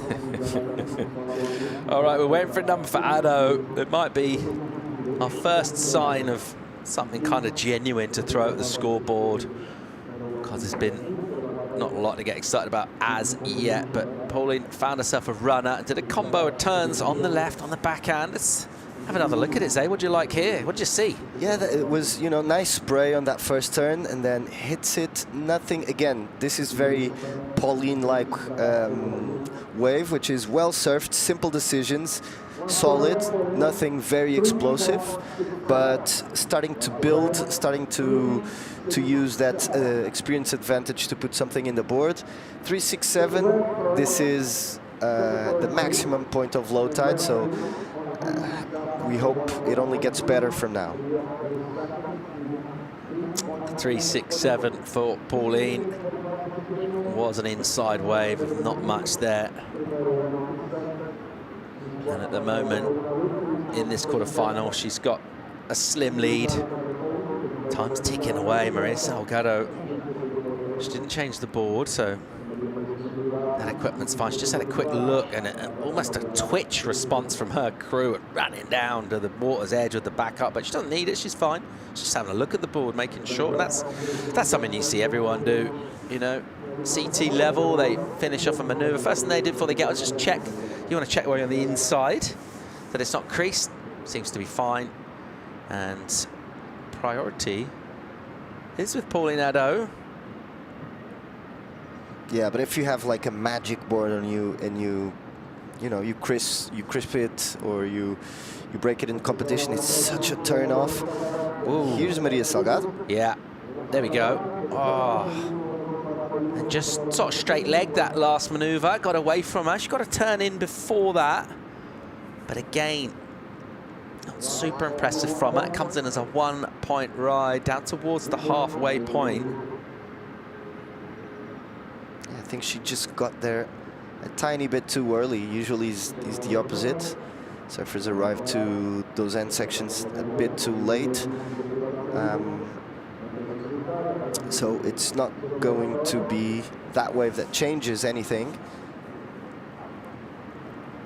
But Maria Salgado, she has been doing well in Portugal in the nationals.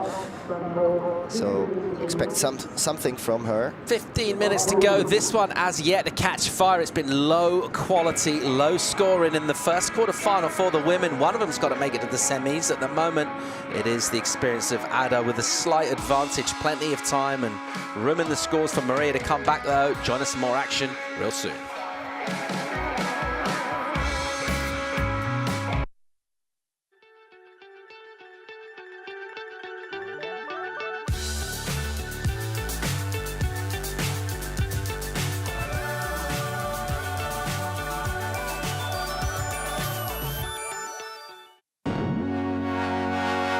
It's good to try, even when something seems to make little sense.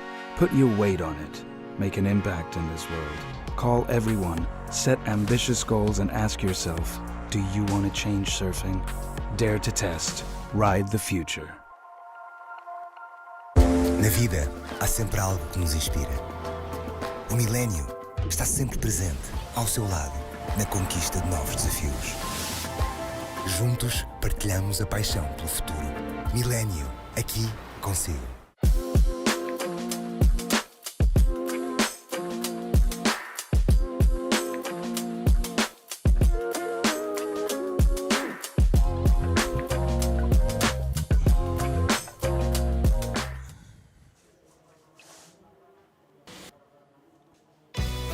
Final Saturday on the QS, final event of the season. It is the Caparica Surf Fest. And we're wrapping up a season that's taken us all around the fair shores of Europe. We're back in Portugal, and we are crowning champions of Europe today, this afternoon also. Sending surfers to the Challenger Series. Who's going to Australia to kick things off? We're watching Pauline Ado right now, down on an inside. Let's have a look and see what exactly she got done here, Zay. Not much. She ate a bit of water, drank in this case, but Maria Salgado on what looks to be like an open face, but also didn't do very well. So really, yeah, really slow heat at the moment, as we see. I mean, on the evidence family. so far, mate, neither of them deserve to get in the semi-finals. This is really poor. Yeah, really bad. Yeah, it's half the heat, and they need to fire up here. It's finals day. We need to see some quality. Yeah, exactly. That's what we expect. This is Maria Salgado's corner. And yeah, it's, you know, not much to say. I guess we're just waiting to see. This is a very low scoring heat for this phase at the moment, but in their defense, this is low tide, dead low tide. So you know that basically what happens now when it's the change of tides is that the ocean is pretty slow. There's not much water moving, and although we already have too much water moving, it seems that that low tide is not helping. Yeah, it's affecting the waves for sure in terms of the quality, but I mean, you got to finish your rides. It's just fairly basic, right? You got to make your manoeuvres. We're not seeing particularly electrifying or ambitious turns, and yet we're seeing so many incompletions. And it's weird because, you know, when surfers arrive to women on women or men on men, they're pretty much on the roll. You know, they can do something, but gladly our production crew also helping us with these beautiful images of Lisbon. That's a trademark. How does that make you feel when you see that skyline, mate? A little tear in the corner of the eye. Oh, here we go, live action. What's Salgado got? Nice little runner here. She's got a section. She needs to hit this. And gets a little slash high in the pocket. And once again, goes down. And that's been the theme here. That's her father. Probably visualizing, meditating, praying. They come from Santa Cruz. You've been there. Love that place. A few times. Yep. What happened? Well, she's looking for a section to hit, and then she sees, oh, maybe there's a second section, but like the wave pretty much dies. It's those difficult situations. So she's looking at the second turn when she makes the first one, and basically look at Paulina though, looking at what's happening. First of all, Pauline sees the spray and it's like, oh no, and then she sees the board upside down and the fins, and she goes, okay, good. Yes. Sweet. Bah oui. All right, a heavy section exploding out the back. It will be a 2 for Salgado. We've got under 10 minutes to go in this. The highest score is a 3.67 from Pauline. Her backup's just a 1. And they're really struggling out here at the moment. Let's hope we get a bit of quality to get excited about. One of them's got to go to semis. At the moment, it is Pauline Addo. She's got priority as well. She does have the high score. She's got the experience as well in terms of being in tricky situations when things aren't going according to game plan. Can the youngster spring something, pull something? But she just keeps falling off, Maria. Yeah, well, it's been a very weird heat. No one has really got anything with potential, and I was wondering if with this tide, anyone would risk to go to the other section outside, because you know it's not as bad as it was on the other days. It's not as hard. It's not as big, and it's really difficult in this reform section on the inside. So because everyone has been surfing the inside forever, sometimes it's hard, like just to get out of that bubble and be creative, but yeah, it's also not easy on the outside, but it could be a point of differentiation.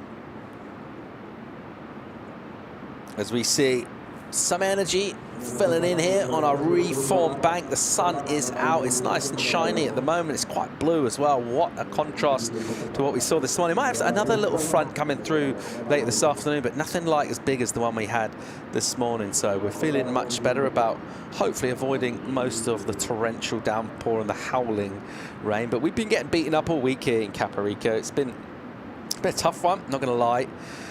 And right now we're getting a little bit of respite, and it feels really nice. What's that? That's Cabo Espichel. Okay. It's basically I've been there. You've been there? Roman ruins down there by the lighthouse. Yeah, that's true. There's a Roman garrison. There's some barracks there. I visited them. I liked it. And there's a few surf spots as well. I saw them too. Kind of a secret Yeah, spot. I had a little look. There's a path you can follow. Yeah. There's. It used to be a secret spot, mate. You just said it on the broadcast. Yeah, That's well, awkward. yeah. No, it used to be literally because people used to. There we see Kika Vezelko getting ready, but people would flat your tires if you went there to surf, kind of thing. But not these days. You know, that Now generation. they just wax your windscreen. Yeah, well, not even. Just kidding. Yeah. All right, Ada, what's she got? He's having a swing. Ada might get away. Pauline up and riding. 7 minutes on the clock. Out on the face. And then the wave will get deep and she'll struggle to stay with it. She won't stay with it. Meanwhile, behind her, Salgado. Here we go. What's she got? Nothing at all. Quick kick out. She'll get priority, though. Some more time will tick away from the clock. And this has not been a classic at all so far. It's nothing really to get excited about. But any of the surfing we've seen so far, just want someone to have a crack.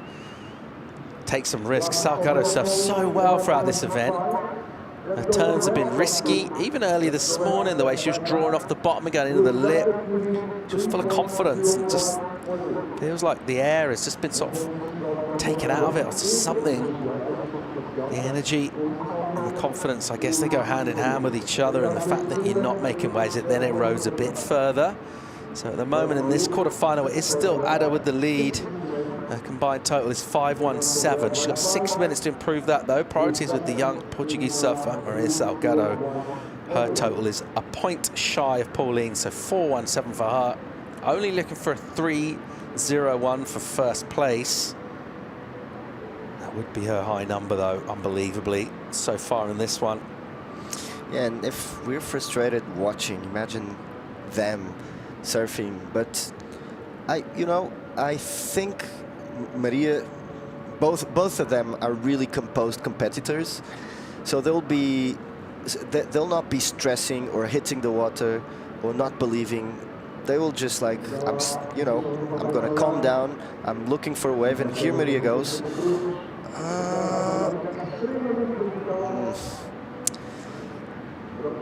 Maybe a bit of frustration there, so I wasn't as right. Her father is watching closely. You can see her team pushing for her. You can see her face.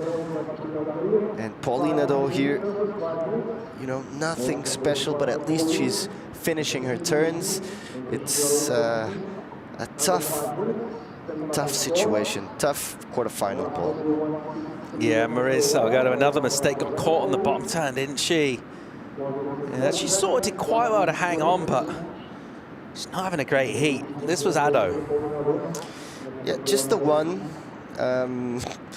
It wasn't a great turn, but Maria here, she got a bit of wobble in that wave, and she wasn't able to control, and then a little airdrop, but no maneuver. That comes out as a 1.63, so doesn't improve anything. Pauline does improve. It's a 2.7, which leaves Maria needing a 4.2 at this moment. 4 on the clock, Ado having a look. So a marginal improvement from her for that pretty sluggish turn. 2.7 is the reward from it. Unbelievably, that is a keeper for her. As we go down towards 3:40, Salgado just got to forget everything that's gone. She's made loads of mistakes, but you know what? She's not far away. She's a 4.2 away from the semis here. And what a result that would be. This is a big opportunity. You don't come around all that often. It's hard to go through the rounds on the QS. Even if you're surfing this on form, there's a lot of other things that can happen. Here's a wave for her. She makes the drop. And then just nightmarish scenario now. Feels like every time she takes off, you're wondering what's going to go wrong. On that particular occasion, that was the wave, really. And just not offering her much. And it's nervous moments for the loved ones watching on. Yeah, both loved ones and not loved ones. It's hard for everyone, especially for them. And also for the jet ski, but not as hard as the other days. Look at him. He's like in paradise at the moment, comparing to the other days.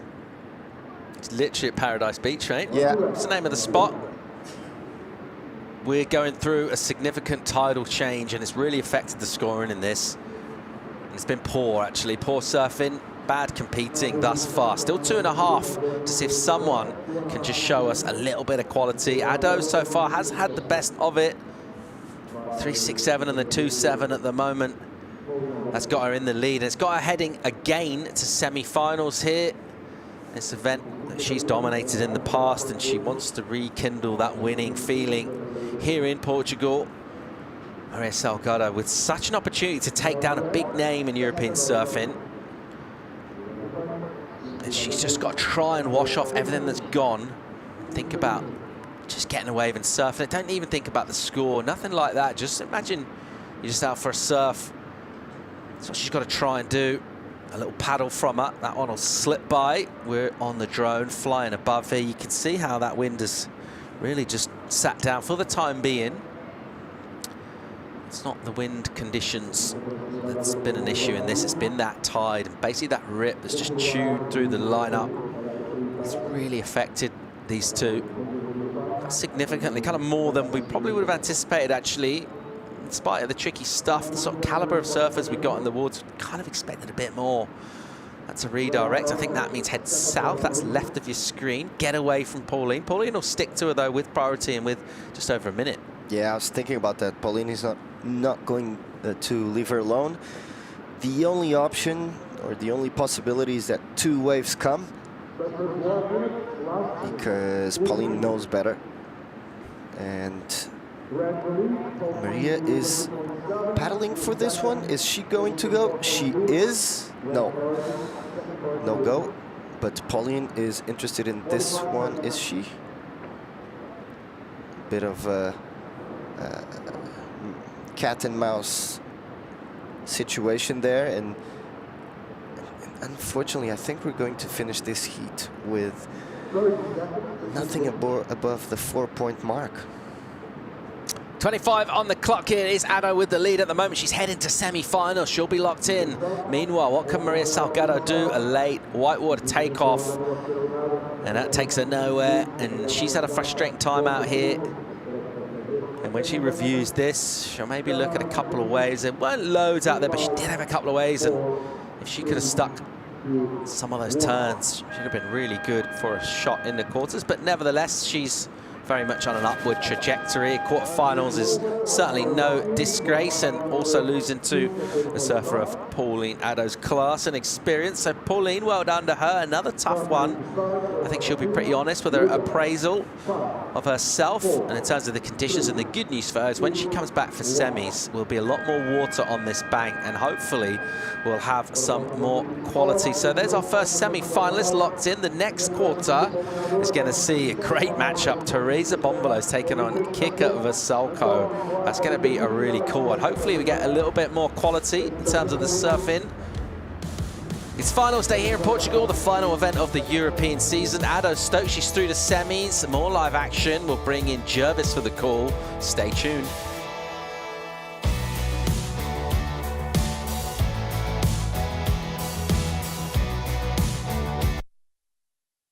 Na vida, há sempre algo que nos inspira.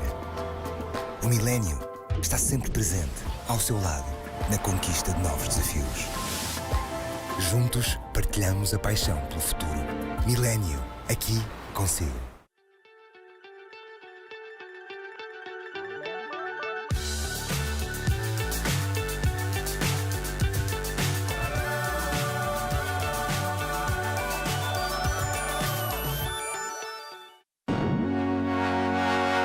It's good to try, even when something seems to make little sense. Put your weight on it. Make an impact in this world. Call everyone, set ambitious goals, and ask yourself, do you want to change surfing? Dare to test. Ride the future.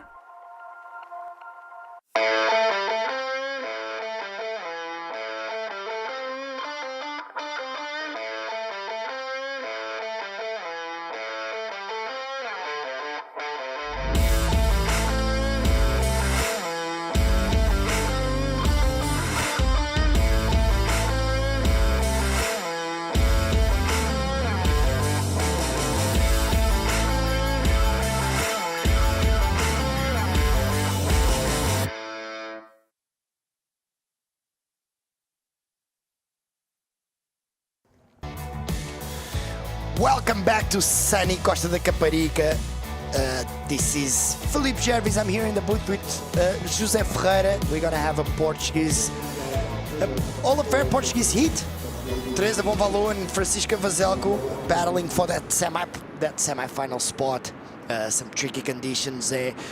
We lost Maria Salgado on the last heat with a really low heat scoring affair. As we see, Kika up and riding. Vertical off the top, straight away with the 5.0 on this one there. Look at that, just attacking very vertical. That's a really good way to start off the heat. Kika has already a high score on a single wave that Maria Salgado actually did on the last heat on combined score. She did 4.17, so that just shows us how hard the conditions are out there. And yeah, it's going to be interesting to see the surfers trying to adjust.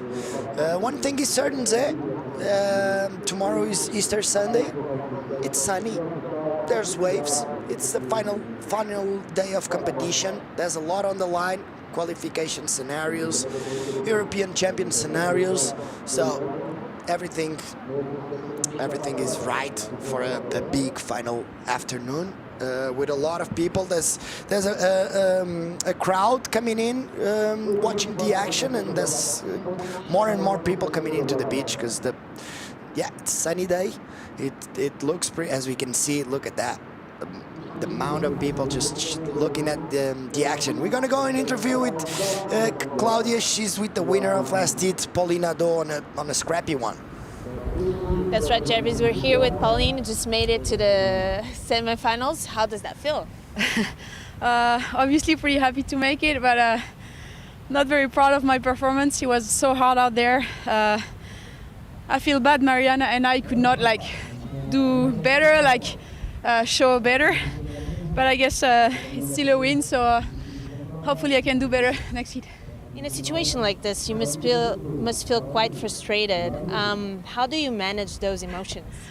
Yeah, I feel exactly frustrated, quite powerless to be honest. In this very wild ocean. But I don't know. I just kept trying to find opportunities. Didn't find many, but I guess maybe a little more than Maria. And I fell on a couple of turns, and I was pretty angry at myself. But I just kept trying, and it was enough this time. Even though it's pretty challenging, you're still making to the next round. Where's your mind right now? Right now I'm gonna try to recover a bit and refocus and try to watch the ocean and see where I can sit to find better waves. Congratulations. Back to you guys. Yeah, nice interview. She definitely has the notion of what happened during that heat, and she knows that they didn't perform very well, but at the same time she knows how hard the conditions are. So as we see Teresa struggling to find the rhythm as well. We already had Kika with a really fast start, as a 5.0 on the first wave. That just puts you in conditions like this. That just gives you a straightaway advantage, at least on the first minutes of the heat. Yeah, I would say, this is that low tide, and as we saw from the previous heat, waves are very hard. But again, it's the same conditions for both surfers. Kika opened up with a nice wave of 5 points. In these kind of conditions, it's definitely a keeper. And so I'm very curious to see the strategy that Teresa is going to take. Let's see, this is live action. One nice turn, vertical, slashy, powerful. Yeah. The thing is, the strategy for me, for what Teresa has been saying, there's no strategy. I don't really believe in those obviously there is. Your coach might probably, on conditions like this, we say just stay active. For me, exactly. But that's a strategy. It is, yeah. At the end of the day, the strategy is not wait for the good ones, just go in anything, just to unleash turns like that. That technically, that was a really, really good turn. Just open her shoulders on that bottom turn, and as we see Kika up and riding on a nice looking left. Nice first turn, wow. Huge check, and she almost handles that finishing turn. That could have been one hell of a score for Kika. She's gonna regroup and go back outside wanting a little bit more. That would be insane. Yeah, and this is like an old Portuguese clash of titans. You could say that about Yolanda too, these three surfers. Obviously you have Mafalda Lopes. Let's just look at this turn again. She almost had it in the end. Yeah. But this is exactly what she needs to do if she wants to beat Teresa. She has to go big. She can't really. That would be sick. The timing was perfect. Upside down. I think she. What she fell a bit to the front, and she should have stayed closer to the board, maybe a little. Exactly. Yeah, obviously, I'm just speaking. It always looks easier than actually. No, but technically, you're when she landed the technique. When she landed the turn, her body was weight on her body was a little bit outside of the center of gravity. She was windsurfing, you know, and pushing the sail to the front. And this looks like... Oh, that looks a really good wave. Teresa up and riding. Oh, no. A little bit of a mistake there. Gameiro is not happy with that one. He knows that you have to make every wave count right now. Especially when it's a wave like that. It's like an open wave. There's not too many opportunities, and she kind of missed it a little bit on that one. Actually, she didn't dig the rail. She didn't dig the rail enough, so the board's slipping a little bit in there, and she's looking at. Probably. Let's see here. What happened? Yeah, that was a very nice wave, cleaner. And she starts really well, but then, as you're saying, she didn't put the rail inside the water enough, and she lost the line. It looked like the wave had another turn in there, and that would have been important for her at this stage. But truth is, Francisca has a 5 points, Teresa has a 4 points. They're not very far apart. It's the next good wave for each one of them is going to really define, where this heat is going to go. But with 20 minutes, still plenty to be made. Let's hope this heat has a bit more action. It already has. It already has, yeah. That's what I was about to say. It already has a bit more action than the first one. Obviously, we're talking about two of the best Portuguese surfers ever to come out of Portugal, so you expect to have that kind of action on the water. But obviously, Pauline, she's a veteran, and Maria Salgado, she's an up and comer coming from Portugal. No, she's not even an up and comer anymore. I think she's slowly proving that she belongs to be up there. Last year she had a really good year on the nationals, as we see Teresa looking at that one. Unfortunately, decides not to go. I don't think the priorities will play that much on conditions like this. I would say the last 2 minutes, it's important to have a priority. But before that, it's especially if it's a tight heat. If it's a tight heat, it's really important to get that priority, as we see. And priority is important when you see a good wave and you choose it, right? But today it's so weird and pretty much not possible to identify what a good wave is. That priority really is secondary. Yeah, because I feel like if you don't have priority, you're going to be looking for anything. If you have priority, I think you'll be looking for anything as well. So exactly. as long as you maybe having priority is even sometimes bad. Because you get too picky and this one doesn't look too good, this one doesn't look too good, and the time goes by and you miss the priority. As we see, what this hand signal means. Yeah, come more to the inside. You know that by heart. Yeah, we know that since we're 10 years old, probably. It's the most common here. Just bring it all to the inside because you're way on the outside. As we see a little wedge forming on this one. Kika decides not to go with a little bit of a paddle. Are they going to change the priority in there? Yeah, they will. So Kika lost the priority there. A little bit of a mistake. You have to be really careful in these conditions because sometimes you're just you're repositioning yourself, but you get a little bit of a double up, and the judges might think you're actually showing some interesting on the wave. So you need to be very careful when you're showing interest, because in conditions like this, it always looks like you're interested. Because sometimes it feels like you're trying to understand if the wave allows you, as we see kick up and riding, a nice looking fade to the right-hander. She goes back, hits it strong on that one. Oof. That was a sketchy fall for her. I'm not sure if she should have faded that much, because and Teresa now to the left, what it seems to be like a huge turn. That's a good one. Nice one. She looks at the judges. Her camp is pretty happy. Gamair is just whistling, all right. They know that's going to be a really good score, so they're happy with that one. She's happy as well. Look at the excitement paddling all the way back. Yeah, and this is what Teresa is good on, Philippe. When she's put against the ropes, she delivers. And that wasn't an easy wave. There's no easy waves, actually.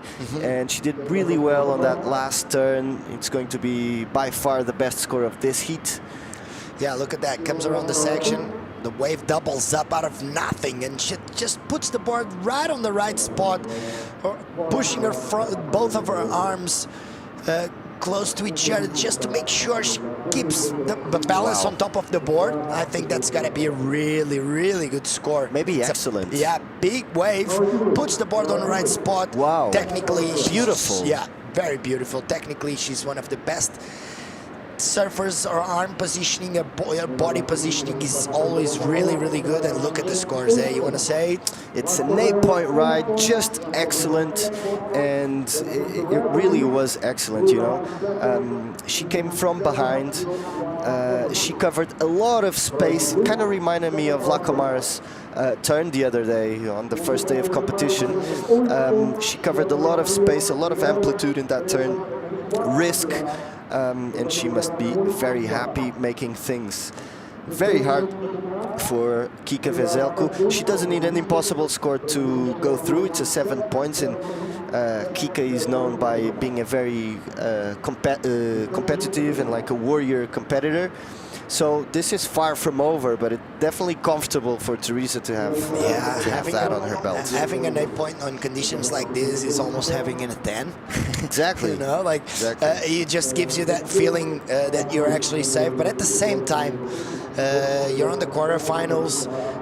Your opponent is one of the best surfers ever in Portugal. So at the same time, you cannot be too relaxed, because we know Kika loves big section. We know Kika loves big turns, and we're gonna see her, that's for sure, if he gets the good one, as we see Teresa up and riding, trying to improve on that 4 points. She doesn't have nothing to prove right now. She's not gonna hold into that priority, that's for sure. She's gonna be active and make sure she tries to find something to improve on that 4.0. As we see her up and riding again. Another bigger wave. Is she gonna go for a turn? Huge turn, drifting the tail on that one. Unfortunately, gets stuck on the... Oh, that would have been a really good one. Did you see what he said? Did you read his lip? No, but I think the weight was on her back. No, he said like she needs to be a bit more calm. She pushed it a little bit too hard. Because she did, because that wave looked really good. She's excited now. She is, obviously. She has an 8 point. She wants to keep on pushing those turns and getting those big scores. But as soon as we're going to see the replay on that one, we're going to try and understand what happened here, because that wave looked really good. Yeah, she hits up the bottom, releases the tail, and I think, in my opinion, she just left the weight a bit too much on the back foot, her back foot here, and she kind of lays back, but the wave doesn't have enough energy for her to get back up. And you know, you learn every heat. It's amazing. She surfed so many heats, but she could have like closed this heat with that turn, making like a 6. But maybe pushed it a bit too hard because she's excited from the 8 points, and so she missed an opportunity. She's still very comfortable, but you know, you have to occupy all the space that your opponents give you in competition. That's the thing. I feel like every time I watch a surf contest, and I watch a lot of sports. I do watch a lot of sports, and I'll be right back on that matter, because I really want to get your opinion. I on want this. to hear that. We're gonna go on a short commercial. If you want to see some more big turns like this one, we're gonna stay with us. We're gonna be right back after this commercial.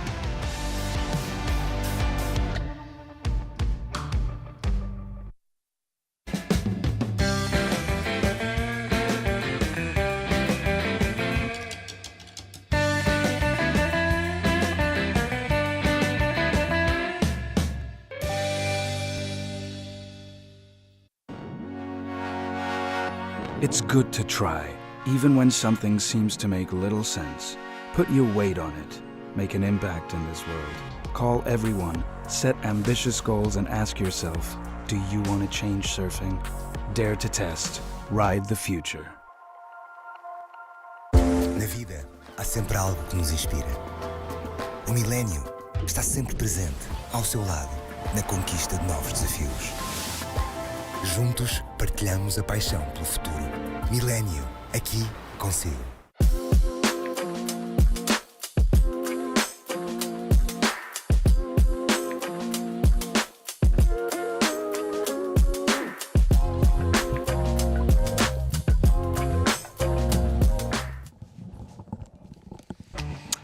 Sunny Costa de Caparica with some of the best surfing. Finals day here in Costa. Look at we're gonna have a little bit of a paddle battle there. We're waiting for some scores of both surfers. What do you think is got the edge of it? It looks like Kika is a bit further out the back. Yeah, but Teresa has the inside, so she's closer to. As the surfers are going left, she's closer. But yeah, Kika has the priority, and these were the waves we had during the break. Whoa. Beautiful first turn from Teresa. Whoa. Can she finish off? She can, so now she did. She closed this heat, but let's see what... wow. Not pushing as hard as the last one. Exactly, so she learned from it. But this one, these are hard turns. Look at this. Releasing the tail a bit. So beautiful surfing from Teresa Bonvalot. She's just going to do one of the best scores of the day, combined scores, I mean. But we also had Kika on a nice looking left-hander, nice first turn, and a little soft on that second one. Could have been a very similar wave with Teresa, but it feels like Kika didn't have that connection from the beginning all the way through the end, and I think Teresa will get the best exchange out of it. Yeah, Kika surfed that wave well. The first turn was nice. The second turn, I agree with you, it was a little safe, a bit tight, a bit safe. She didn't have a lot of space, but it's going to be a good wave for sure, and it's going to put her back on this heat. And crazy how when these two surfers go against each other, they really push themselves and surf their best, because, you know, that's why Portuguese female surfing is evolving so much. It's because these are the clashes that we're having all year round in the national circuit. Yeah, the girls have been pushing each other for a few years now. It's a big contingent. We have Carolina Mendes, Yolanda, the new up-and-comers like Maria Salgado, Lua Escudeiro, Mafalda Lopes. She's part of that great generation. Camila Camp is not. She's not Portuguese, but she lived in Portugal her whole life. As we see, Teresa, is she going to go for the air? She loves. Look at the scores, Zé. 7.83, second best score of Teresa Bonvalot, and also for Kika Vezelko, 6.93 on that last one. So if Kika pushed a little harder on that second turn, I think that one would have gone in the excellent range again. But unfortunately for her, just a little under. As we see here, she needs an 8.9 to advance. So that's a really big score, one of the biggest scores of the day, that's for sure.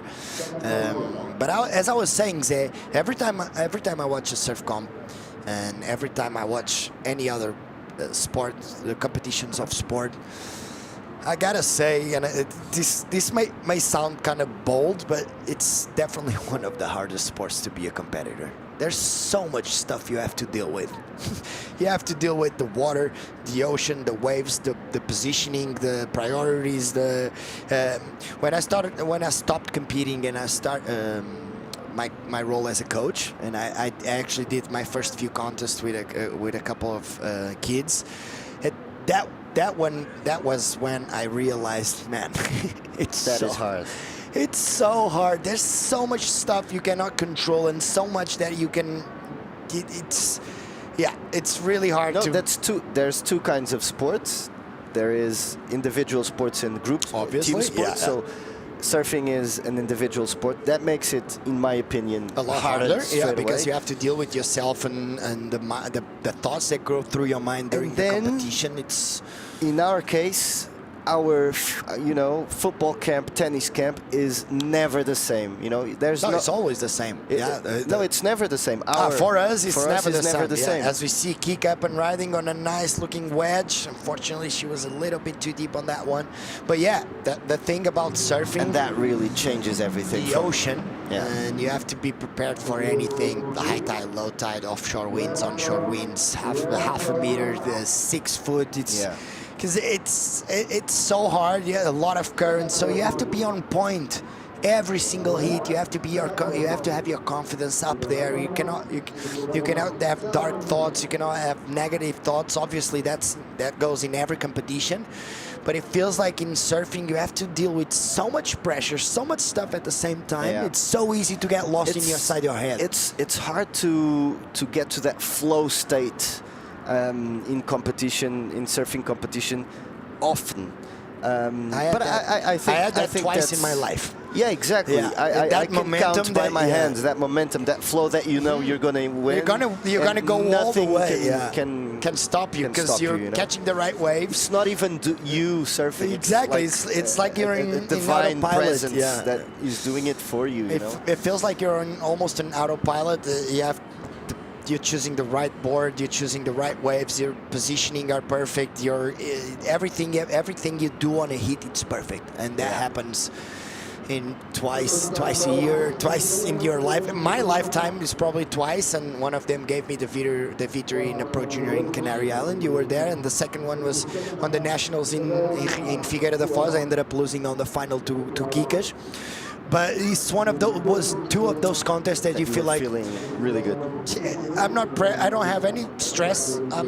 Boards are feeling fine. I'm making all the right decisions, and that's so hard to happen. Yeah, but it's so good when it happens. Yeah, and obviously. You know what? I'll tell you. At least you were fortunate enough to have one experience that exactly 2 times. Some people don't experience it on a lifetime. Yeah, that's true. It's the other side of the coin. Surfing is very hard, but you've experienced some very good things, and these surfers are doing exactly that. Teresa Bonvalot, I think she's had her fair share of flow state days. Kika Veselko as well. She is world champion, junior world champion, Teresa Bonvalot, with a lot of good results as well and performances. And this is live action for Kika. Yeah, unfortunately for her, a little bit of a not such a good wave for her. We're gonna go on recaps and let's check out some of the best waves of this heat and some of the highest scores of today as well. So we're gonna go on recap as soon as possible. As we see here, Zach, get us through this major turn. This is the best wave of this heat. Is an 8-point incredible turn here by Teresa Bonvalot. She likes it. You can see when she stands up like that. That means something, and this was 2 waves after that, a 783, beautiful first turn. She did well not to exaggerate there and closes off very nice. I was not expecting that one. That is hard to do. It's so hard because the foam is behind the wave. As you see, this is the 693 of Kikaze. Yeah, first nice turn, and then couldn't really go that much vertical on the second turn.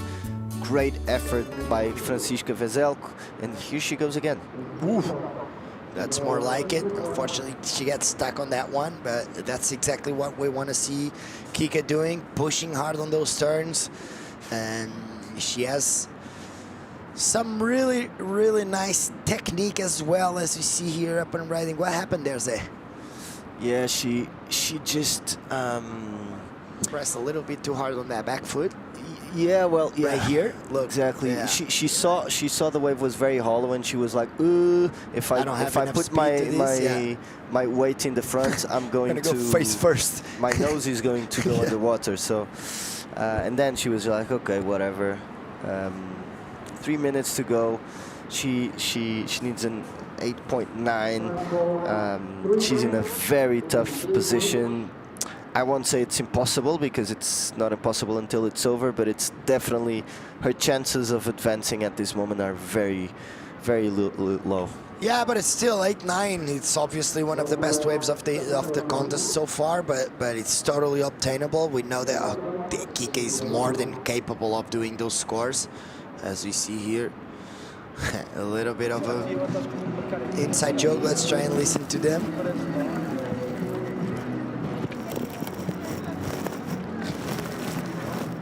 Yeah, nothing. We listen to the wind. Yeah, nothing happened there. Nothing happened there. But yeah, I'm pretty sure Manel Gameiro is pretty happy with the performance of Teresa on this heat. It's not over, obviously, but she has been ripping really hard. Two big scores, and comparing to the last hits, it feels like this is a totally opposite day. Totally opposite day. We saw some of the lowest scoring hits of the contest. As we see Kika up and riding, she needs an 8-9. Goes off the top, and a little bit of a layback. She trying to mix it up a little and trying to do something different. Teresa looking at it. Is it going to change anything? Is the 8.9 that she needs? She's definitely going to improve her 5 points. Let's look at this again. It looked like a small wave, but it opened up nicely. Wow. She was a bit stuck, yeah. On that turn, but this is what she's good at, like big front side turns, and she's good on that layback. You can see there's a lot of rail in the water, so that's good for her. Let's see if she can improve her situation, improve her maybe, 5 points, and maybe drop a little the requirement. It looks like she's gonna throw away that 5.0, but with less than 50 seconds remaining. Teresa with the priority, as you said, this is the moment to have the priority on these kind of conditions, and this is it. But Teresa utilizing her priority and going. Nice first snap, looking down the line. She want to go for the air. They actually got a lot of pop out of that one. A little hard landing on that, but is she okay? Yeah, she looks like she's okay, because it's always sketchy to see those falls on those airs, but she's got to be happy with her performance. 20 seconds remaining. Last wave of Kika Veselka, 5.67. She needs an 8.9 to advance. She's looking at this one. She decides not to go.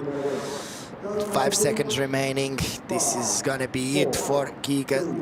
Showing a little bit of frustration in there, but very well surfed by Teresa Bonfalò. That was some of the best surf we saw from her this contest, and I'm pretty sure she's gonna keep motivated for the rest of the contest. She's getting through to the semifinals. She's gonna meet up with Paulina Do. The surfer is going to be waiting for her. Manuel Gameiro happy with that one. Unfortunately, we're going to lose Kika Veselka, another Portuguese surfer. We are going to have another Portuguese surfer on the next hit, Carolina Mendes, versus one of the standouts of this contest so far, Annette Gonzalez. We actually have a Portuguese surfer in every quarterfinal heat. Oh, really? Yeah. Oh, yes. So we can have a full Portuguese final. That's it. All right, that would be fun. We're gonna go on a break. We'll be right back. I'm gonna bring you Chic by Chic with me on the studio. Stay tuned. See you in a bit.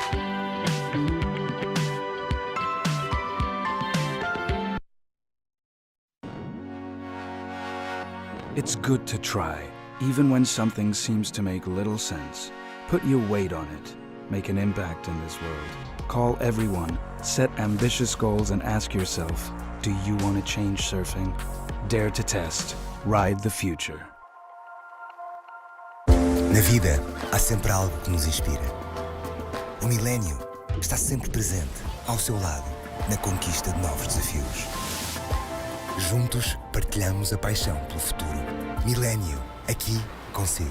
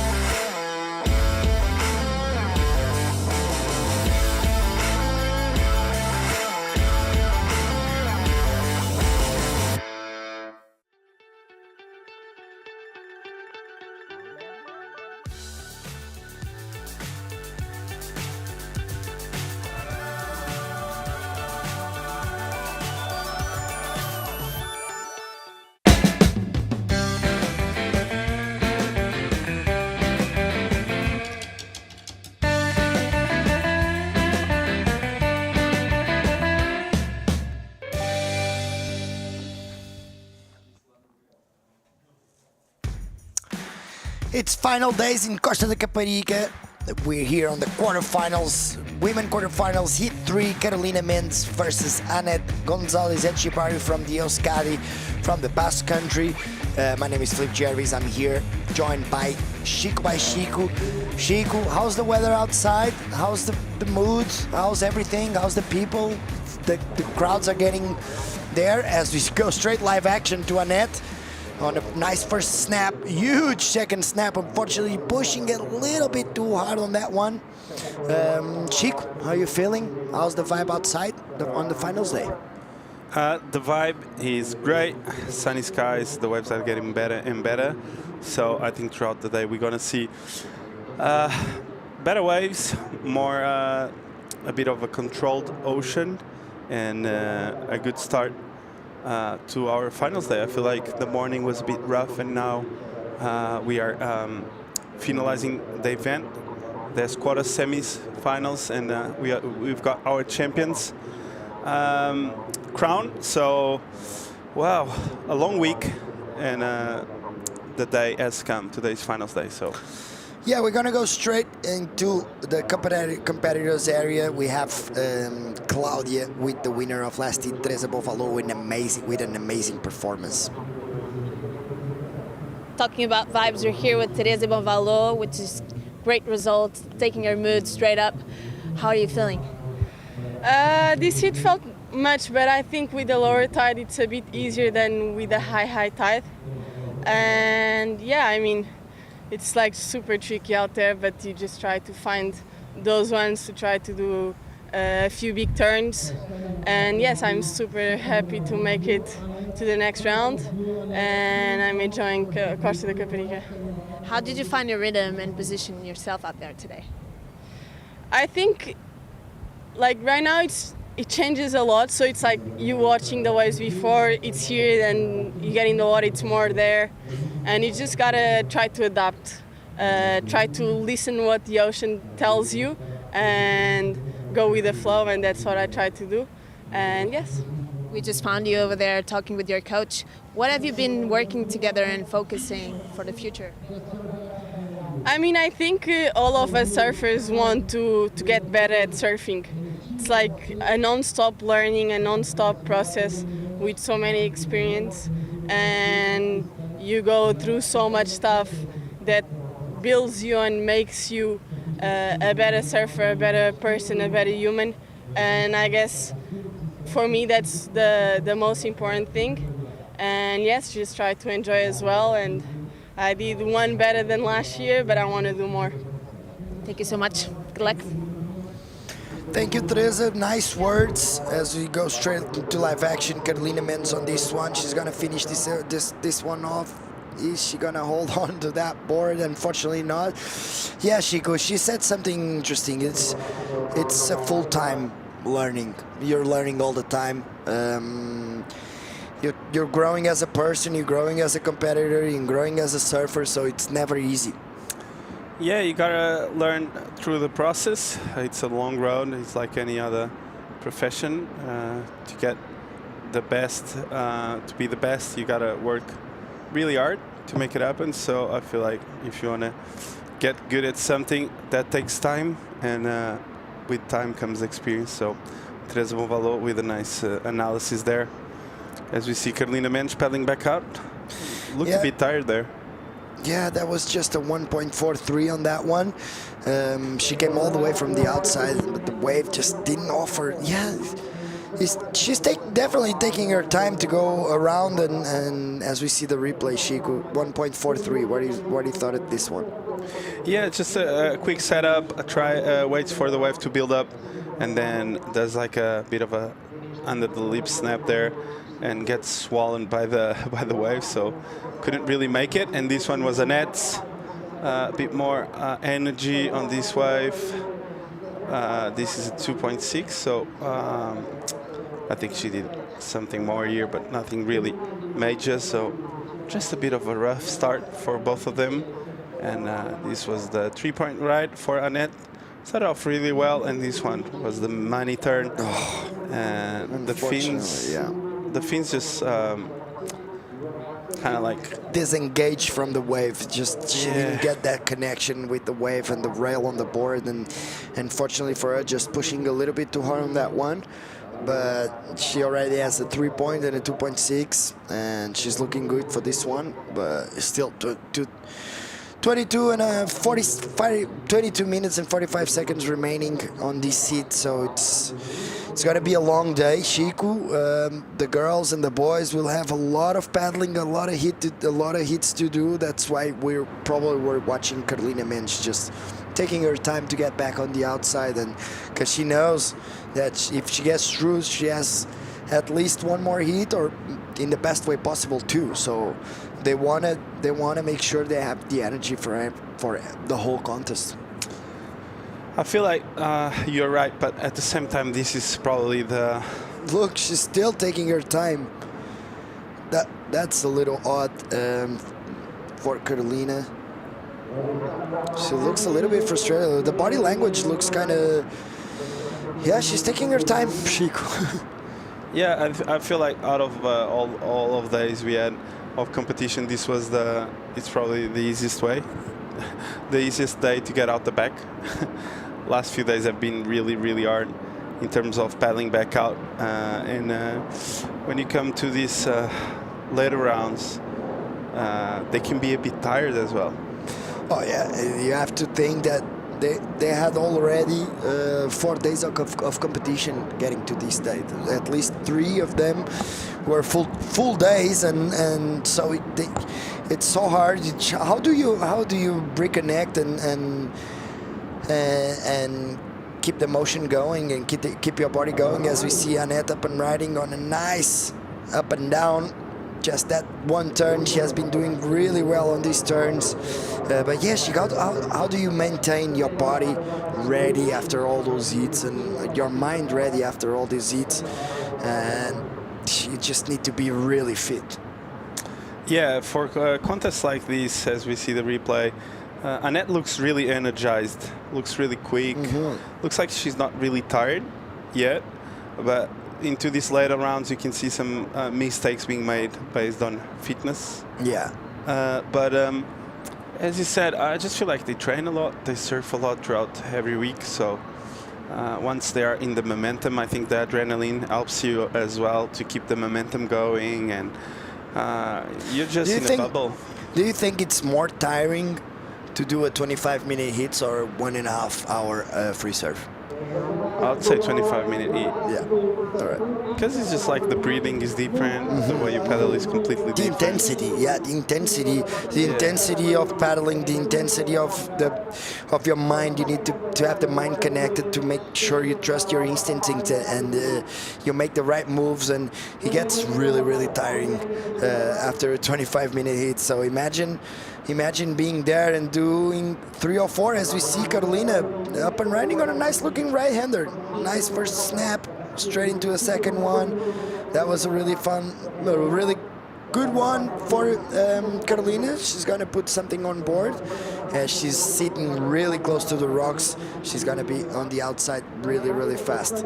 So interesting strategy by Carolina. She got this wave a lot closer to the pier, Chico. Yeah, a different approach here. The wave was really small, though. I think that's just the point of disadvantage there. I felt like that wave was not the ideal wave to actually get a proper score, so I think she will need something better to actually make through this one. We are into the quarterfinals, so we expect Annette to throw at least something around the 5-6 range. So Carolina there with a 317. That's the score, but for the story of this heat, it's actually a good score. A good score. Puts her right back on contingents for that first place, and she now needs a 3.57. Obviously, with 18 minutes and 30 seconds remaining, there's still a lot of time remaining. But yeah, just putting a little score in there. Look at the amount of water moving there. There's so much water moving near the rocks, and that's why you have that little current, as we see Annette on a nice snap and a big finishing turn. Unfortunately for her, as you see the frustration, she kicks the water. That was a little bit of a mistake by her. I really enjoyed that first turn, and I really enjoyed the second one.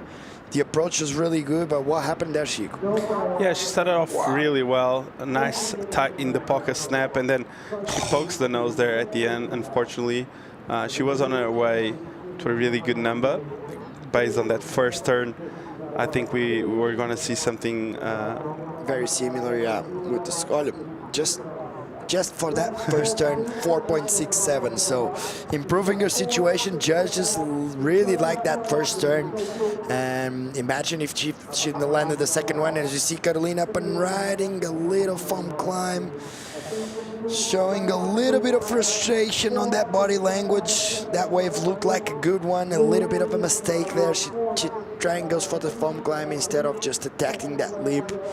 And she know that could have been an important one, unfortunately for her. Yeah, it feels like she's sitting on a different place in the lineup, and she's trying to look for those right-handers.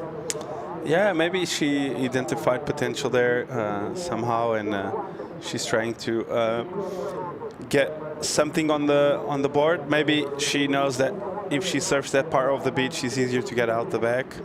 And maybe in the middle part, yeah, they're really far away, as you can see. Oh, look at that. Yeah, Carolina's just really close from the pier as we see her looking at this right-hander again. We know there's a few opportunities there, but at the same time, that's usually where the surfers that catch the left finish their waves. So it's going to be difficult for her to try and find a good right-hander. Because there's a lot of closeouts near that pier, but you know what? Yolanda got barreled very close to the pier today in the morning. It doesn't even look like the same day, but she got some really good waves on that spot. So it's going to be interesting to see if Carolina actually manages to get some opportunity right there. Yeah, I feel like with these shifting conditions all the time, you kind of need to float yourself throughout the lineup.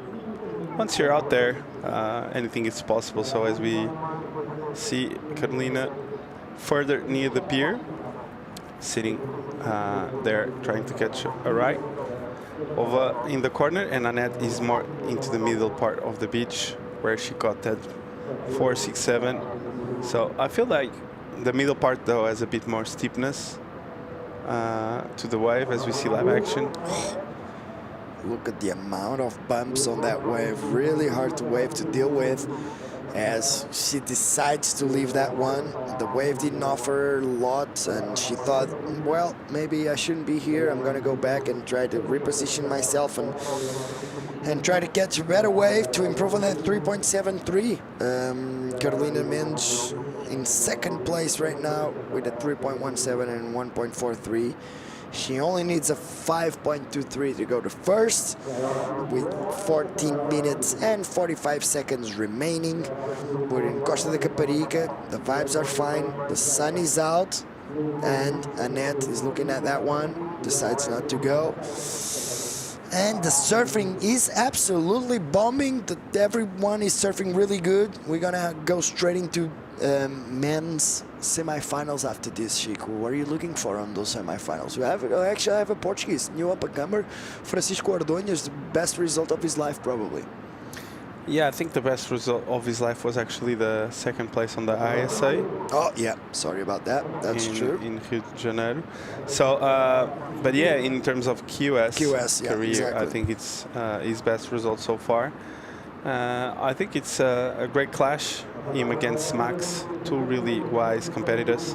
So can't wait to see that as we see Carolina trying to get something out of that wave, but the wave just kind of like disappears. So as you can see now, they're a bit closer because Carolina rode a wave all the way through the middle part of the beach. But yeah, I think it's going to be fireworks. I feel like semis are on. And we still have one heat before, one hell of a heat, Mitty Fierro against Yolanda Hopkins. So before we go into the men's semifinals, we're gonna keep on going on quarterfinals, and we have Annette Echebarri on this seat dominating, and the second place we have Carolina Mendes. We're gonna go on a little short commercial. If you want to see more turns like this, stay tuned. The girls are absolutely ripping.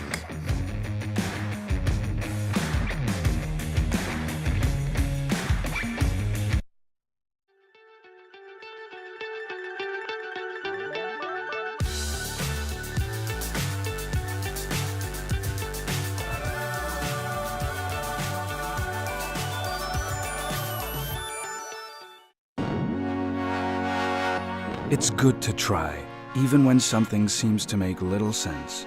Put your weight on it. Make an impact in this world. Call everyone, set ambitious goals, and ask yourself, do you want to change surfing? Dare to test. Ride the future. Na vida, há sempre algo que nos inspira. O milénio está sempre presente, ao seu lado, na conquista de novos desafios. Juntos, partilhamos a paixão pelo futuro. Milénio, aqui consigo.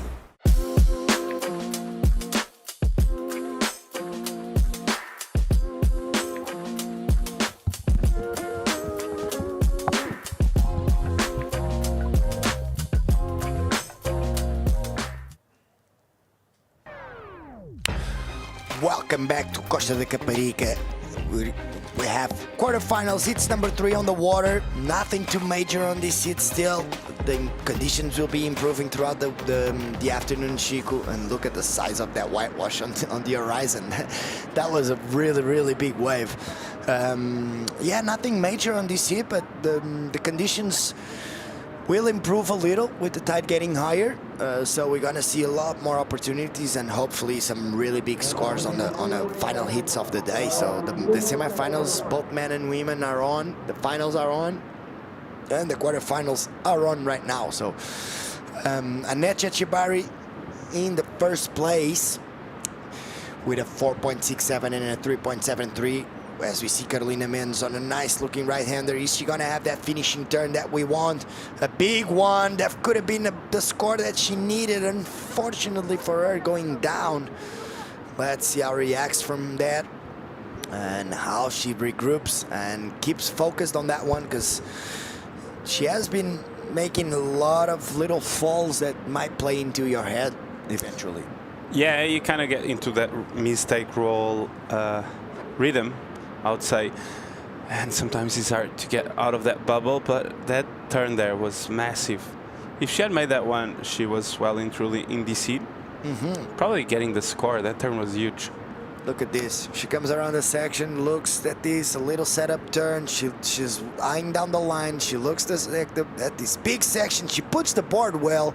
She actually did pretty much, technically, she did everything okay. I think it was just that rebound of the water and a little bit of a double up right in front of her that make it a lot harder to land. So not a mistake by Carolina, but obviously she would love to land that one and get back in the mix, as we see. I know we all have watches and we can kind of hear it, but with the onshore, it's really hard to hear. Yeah, I know. I just saying for the rest of the heat, it's quite tricky to see. Thank you, appreciate that. Thank you. Yolanda discussing a strategy and with John. Yeah. She has been the standout of the day so far. 18.70 of total hit score, a barrel, huge turns. It's going to be interesting to see the next semifinal, the next quarterfinal, because Yolanda has been one of the standouts, and she has been ripping. She loves these kind of conditions, these messy and weird conditions. She likes a little bit of a challenge, and I am pretty sure she's going to be very hard to beat. She has Amity Fierro on that heat against her.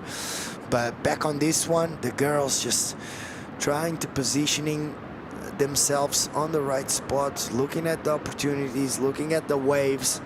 It's so hard to choose the right one out there, Chico. Yeah, it feels like there's a lot of waves coming in, but not too many with potential. So they gotta be patient in the middle of the kind of I'm not the mess, but all those bumps and lumps. So you gotta be really selective. But I feel like even though there's a lot of waves in between, wedges, you can kind of tell which one is the good one, right? Well, you can, but at the same time you can't, because obviously we've been watching the girls taking advantage of a few waves, and they're professionals, so they read the ocean as good as they can, and sometimes it works well and sometimes it doesn't, but it's part of the game, you know. Reading the ocean and reading the lineup, it's probably one of the hardest things to do in surfing and the hardest things to get better at surfing, right? And now even more with the crowds, every time you go surf, there's more and more people. It gets a little harder to train that, to explore that in your mind, explore that in your brain. Just get to know the lineups, get to know the reading of the waves, and with so many people right now, it's very hard to do that kind of training. As we see Carolina looking at this one, it feels like the wave is gonna disappear. It feels like Carolina went a little bit further out the back, and sometimes that can play against you because you actually cannot even catch the wave, because you see the surfer in blue is way more on the inside comparing to Carolina, and every once in a while you get those double ups with a little bit of foam that help you getting down the waves, but most of the time you just want to catch those double ups, and it feels like Carolina has been a little bit all over the place throughout this heat. She already changed strategies like several times during the heat, so she looks kind of lost out there. They both look, actually. So I feel like they've got a low scoring affair heat until now, and that goes to show that they are hunting really badly an opportunity, as we see Annette here paddling on a good looking left flip. Yeah, up and riding Annette, up and down. Nice snap off the top. We've been seeing Annette doing these kind of turns the last couple of heats, and judges have been loving those types of turns. So I'm expecting a pretty nice to average score here for Annette, at least improving up that 3.73. Chic, what do you think? Look at this turn. Well, I think this is going to be the best turn of the heat by far, the score, sorry. And the turn was really, really good. She throws the fins out. I really like her technique. She's really quick off the top, off the bottom of the top. I like I feel like she's radical when she attacks the lip. She's not playing safe, so I think that's a point of difference when there's this type of conditions. 5.77, so best wave of the heat so far. Yeah, best wave of the heat. We know that judges have been loving those one big turns on the outside, and that's exactly what Annette did, and she has been doing that throughout the whole week, and paying off for her. We all know, the surfers know, the coaches know that it just takes a good wave and a big turn to get those scores. Obviously, it feels like it's easier than that it actually is. It's not easy. There's a lot of water moving, a lot of lumps and bumps, and you just have to choose the right ones and make sure you don't fall on the big turns. Yeah, a lot of things to tick out of the box. You need to make it. Yeah, that's why surf competition is so hard. There's so much you have to try and control and try and make it happen. It's very interesting. But at the same time, it makes the sport different from the others. You know. Yeah, I think I saw an article not long ago saying football and surfing was. Oh were yeah, two of considered. the hardest sports in the. Yeah, that's a good topic to bring it in. Do you agree with that? Not really. Which one, surfing or football? Oh, the hardest one. Yeah.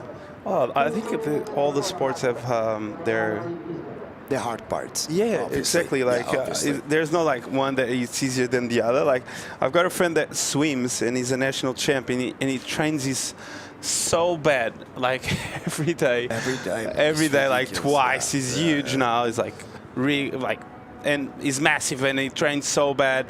And then he goes like, well, yeah, my comp is like in 6 months. I don't have too many events. I wish I could have more events. So I think there's a lot of. There's a hard part to every sport. Yeah, exactly. Like, if you stick with I remember golfing, if you have, did you have any contact with golf just professionals? Not really. Yeah. I had, and it told me how hard is it to. So I think any industry that you do it professionally, it's hard. It's competitive. Obviously, yeah. It's competitive. Any sport that involves competition, it's hard. And it's evolving. But I read some comments. I read some comments on that. People saying that football is not a hard sport, and people that haven't been to an MMA octagon should not speak because it's one of the hardest sports. Boxing because you put yourself in the line, and MMA and all those sports. But as you said, Chico, even the simplest sport in the world that can look, even a sport that can think look about chess. Chess, yeah. Chess. All right. Chess. It's sorry, one of the not hardest chess. sports. Yeah. You can play chess on my chest if you want, but it's really hard. It's really hard. Mentally, it's Yeah. just like you need to be always on point. So Yeah. you can destroy you mentally being so intelligent. So I think there's always a hard part into any sport. Any sports, yeah, I agree. And other than sports, if you go to industry itself, business, there's always hard parts on anything. any so business, you better get used to it because it's going to be like that everywhere. Yeah, life's hard. Life's not easy. No. Life's not hard. Life's hard for who is soft. I love when someone makes a joke and he laughs alone. That's the good one. That's pretty much your whole life. You're saying jokes and you're laughing by yourself at your own jokes. If I stand by you, that's what happens because it's hard to actually make you laugh. It's not. I just don't think you're that funny on these kind of jokes. But yeah, it's true. I think there's types of humor, Flip. Obviously, and there is. People who loves a cat doesn't need to love a dog. I love a little bit of a dark humor kind of thing. Yeah, you love it. Yeah, back to this heat. 45 seconds remaining. Carolina Mensch actually did her best score at second best score, 2.20, and Annette Etchibari still waiting on a score for us. Still waiting on a score for Annette. As we see the wave of Carolina Mensch, unfortunately, really hard wave to serve. But we have the replay of Annette. Nice snap, drifting that back foot again, and a little bit of a smaller wave. It's a 3.9 that one, with 10 seconds remaining. I think Annette is taking this one home because Carolina actually needs a 7.27. 5 seconds remaining. We're looking at Carolina Mensch trying to find something. As we see here, very well done by the surfer from the Basque Country. Getting through to the next round. She's in the semifinals. She's gonna go up against the winner of this heat, it's gonna be either Emity Fierro or Yolanda Hopkins. Both of the surfers have been performing really, really well. As we see here, Annette, the winner of last heat, kind of a low-scoring affair here, but she did what it takes to get through the second round to the next round. So looks really good for Annette. As we see here, we're gonna go on commercial. We're gonna be right back with some more action from the girls and then straight into the men's semifinals. So stick with us. We're gonna see some more big turns like this. Stay tuned.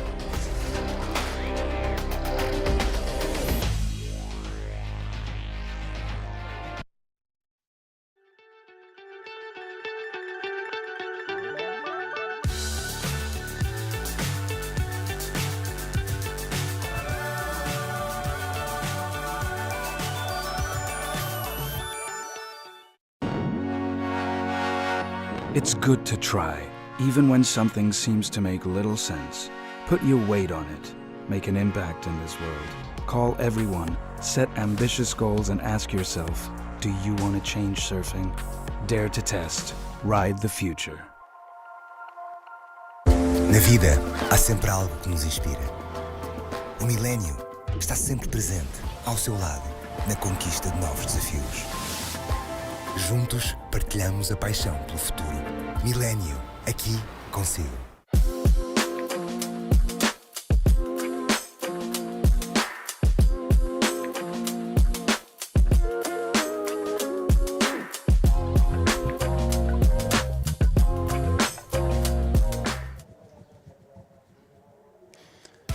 Welcome back. We can see happy faces on the beach. Annette Estabarri getting the win with amazing surfing, and she's into the semis. So joining myself now in the booth, a happy face. Thank you. Next to me, Paul Evans. Delighted. I love when you come joy. in. I love when you come in. They all show the bougie. It used to be a prison. I don't know what they want to tell you, but. Just saying, like, every time you come in, they show you the beautiful view of Lisbon and a beautiful landscape. So, how are you feeling? I like it here. I think I'll come back. When? May. This time next year? This time next year? Yeah. So everyone out there, Paul Evans is going to be... I'm not getting cancelled. I can't say that for the rest of you guys. I don't know. I'm pretty confident. Who knows? This could be your last gig, mate. If you at least you're enjoying it anyway, if it is the last one. It's been a good experience. The last dance is always the best one. Yeah, it's been a really good experience for you. It's been a journey of growth and sort of self-discovery, and you're being authentic to your true self. So I feel like there's moments, you know, like you got to accept it. Ooh. Wow. Ooh. That was massive. Again, I don't know. Hopefully she's okay.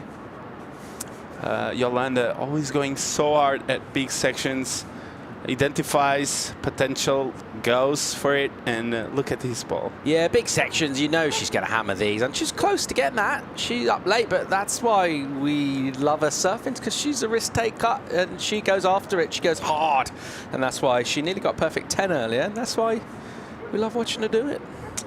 And someone that we love watching surf is Annette Gonzalez Estabarri. So Annette is standing by with Claudia for the beach interview. That's right. It's a beautiful day here in Caparica still, and Annette gave us a great score in her heat. How do you feel?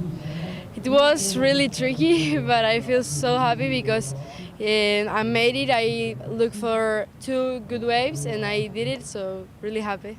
Also, as far as your career, your position in the best place you've ever been, how does that feel?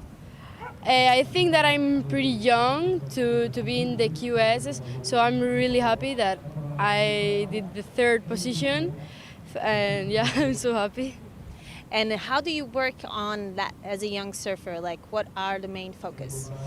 I think that it's to do our really good turns because you are like young, so the judges want something like solid. So yeah, just do the best.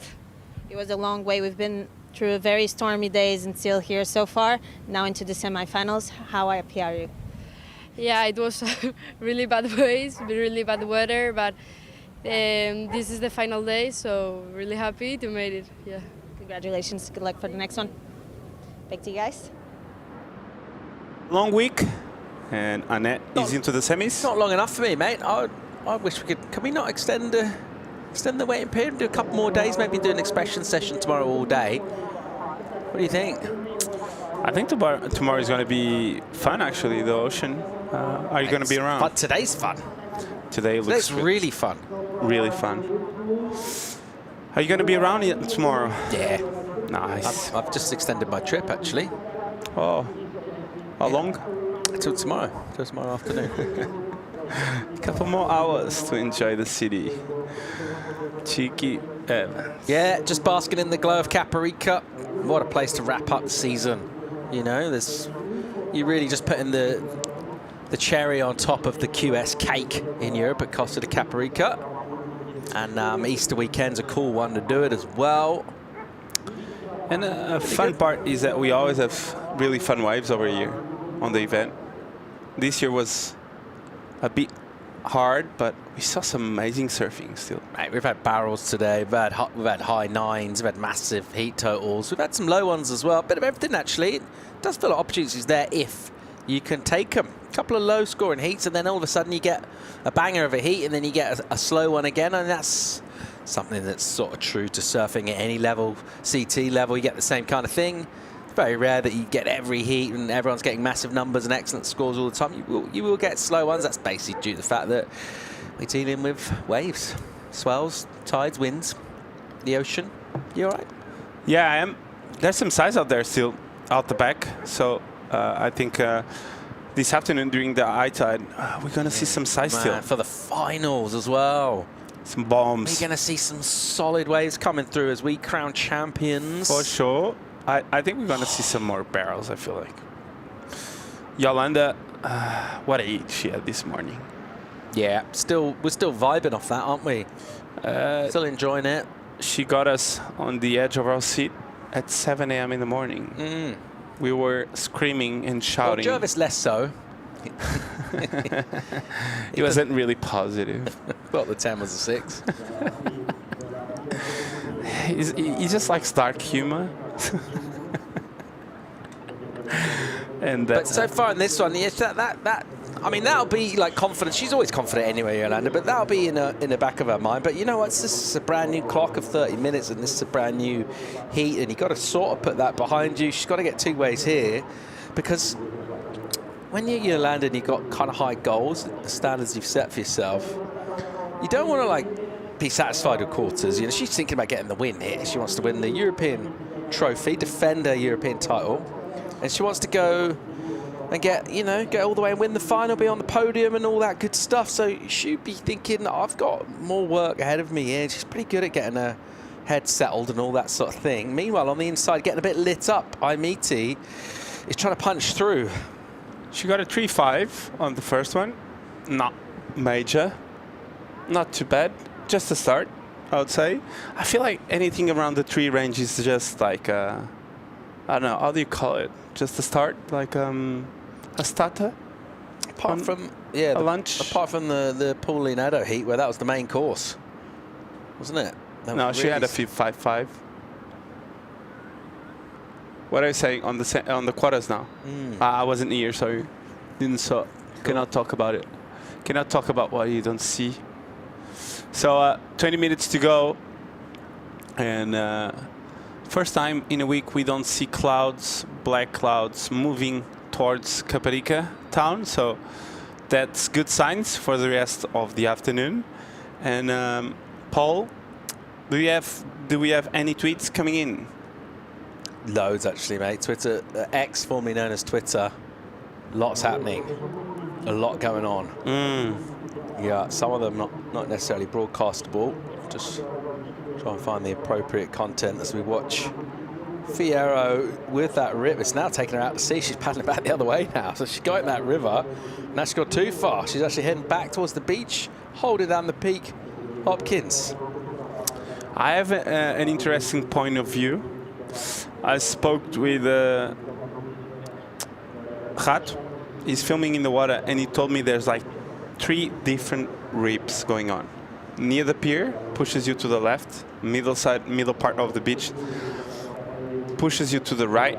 And if you go towards the middle part to the left, you're gonna go all the way to the other beach. So there's 3 rips going on. So that's why you see Yolanda paddling to the right and Imiti not having trouble to getting into Yolanda's position because the rip is going that way.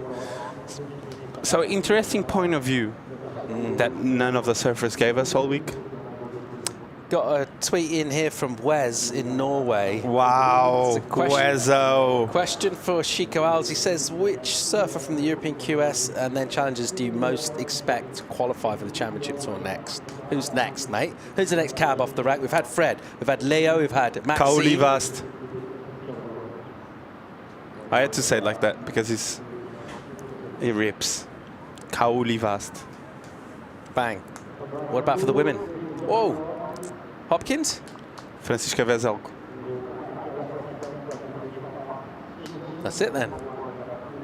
I just stay in silence afterwards. I like to make sure I'm reliable on what I'm saying. Yeah, I like them. I'm putting my coins on them. I feel like it's time. Of course, there's many other names that can do it, and I know they can do it, but you asked me one. Let's just get into it, you know, like, as we see the replay. Yes, Hopkins. And again, just arriving a bit late, but that one, by contrast, she just sort of bulldozed it, really, just forced her way to a completion there. Not a lot of finesse in it, but there was power. And just sort of will. She just sort of willed her way through that section. Just kind of muscled through it.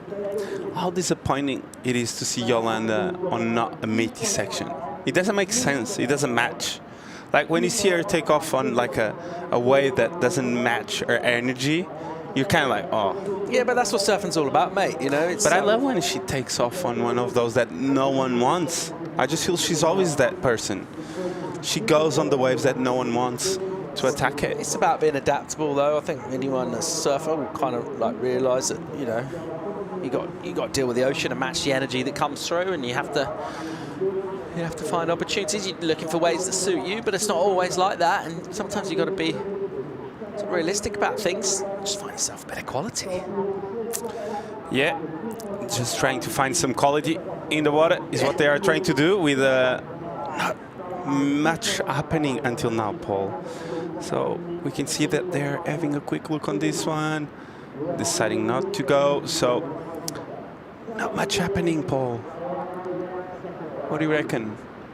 Well, one of these two is going to the semis to make up our 4th semi-finalist. They're going to surf against Annette Gonzalez Echebarri, and it would be an all-youngster affair if it was to be Imiti.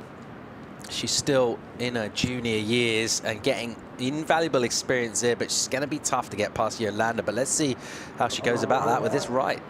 Oh, quick snap off the bottom. Weird angle, though. She got up there on a bit horizontal, and then she did a bit of a flick of the tail at the end of the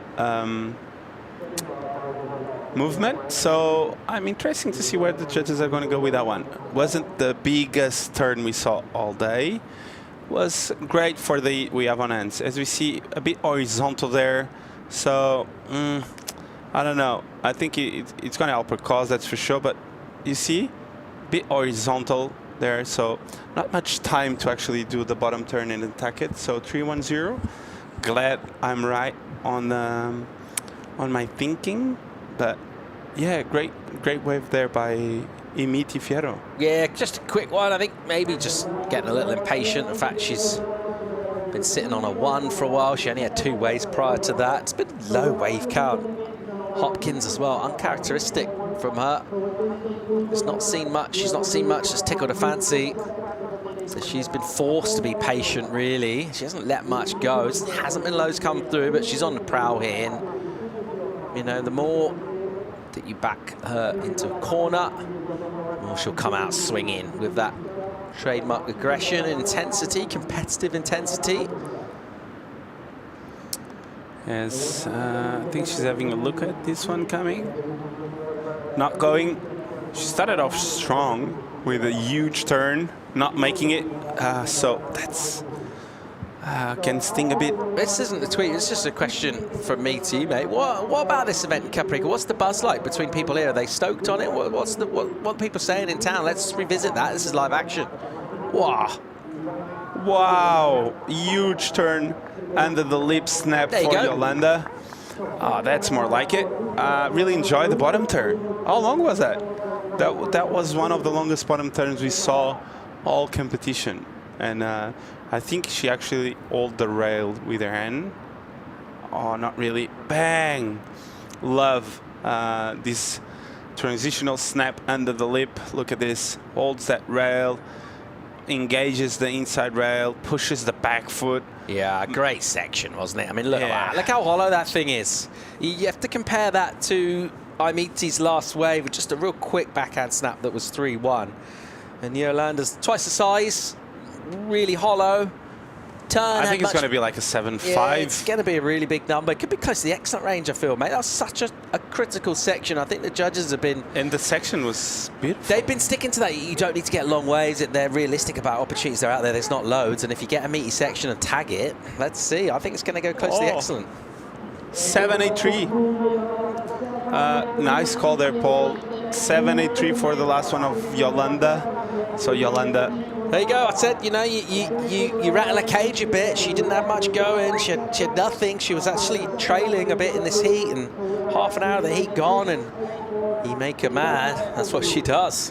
Yeah, once she's against the corner, as you said, is when you see her really start to push through an awkward position to be in. So Yolanda, she's so hard to beat, Paul.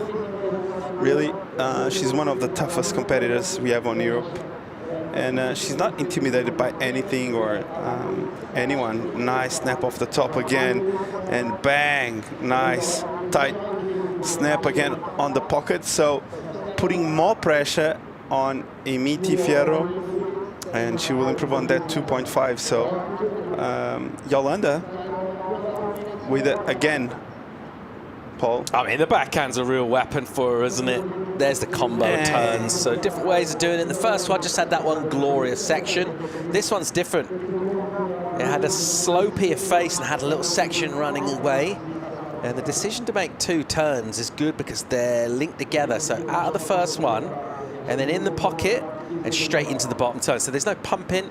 Shouldn't have to reach towards the section. So the flow element, the criteria, that's ticked off. There's plenty of power. I like the speed as well. And the judges liked it too, mate. 517, so back-to-back waves, a 783 and a 517. And just like that, Yolanda Hopkins with a 13-point combined total. So in the drive position right now, Yolanda Hopkins now a bit in trouble. We have Amiti Fierro needing a 9.5. So basically, I think she needs to catch 2 waves instead of trying to go for that 10. As we see, we can listen the coach of Yolanda. Some smiles and the finishing part of the wave of Amiti Fierro. Let's see what she did out the back. Probably she did something good that we didn't saw. But Amiti there with a great, kind of like a layback jam, throwing buckets of water as we see. She needs to get back in the heat here, and let's see how she goes about that. So slightly smaller wave, buried the board, a little bit concerned about the speed from a scoring point of view. It just feels a little bit soft and sluggish. It's a reasonably crisp turn, but Yolanda's getting away from her here. So a good decision not to wait too long, get a wave, and ask a question to the panel. But I mean, look at Hopkins. The points that she's put up in the space of about 4 minutes, she's gone from nowhere in the heat to throwing up 13 points. And that's that experience paying off. Yeah, Amiti now completely against the rope with 10 minutes to go. Yolanda Hopkins with a 783 and a 517, just releasing the beast. And now, coming up next, we're going to see the semis of the men in a short moment, so stay tuned for more action at the Caparica Surf Fest.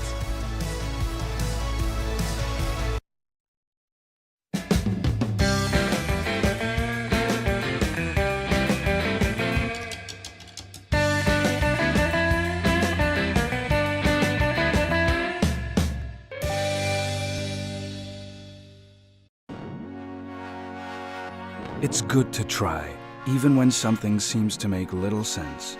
Put your weight on it. Make an impact in this world.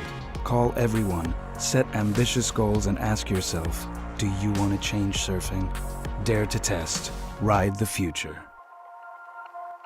Na vida, há sempre algo que nos inspira. O milénio está sempre presente, ao seu lado, na conquista de novos desafios. Juntos, partilhamos a paixão pelo futuro. Milénio, aqui consigo.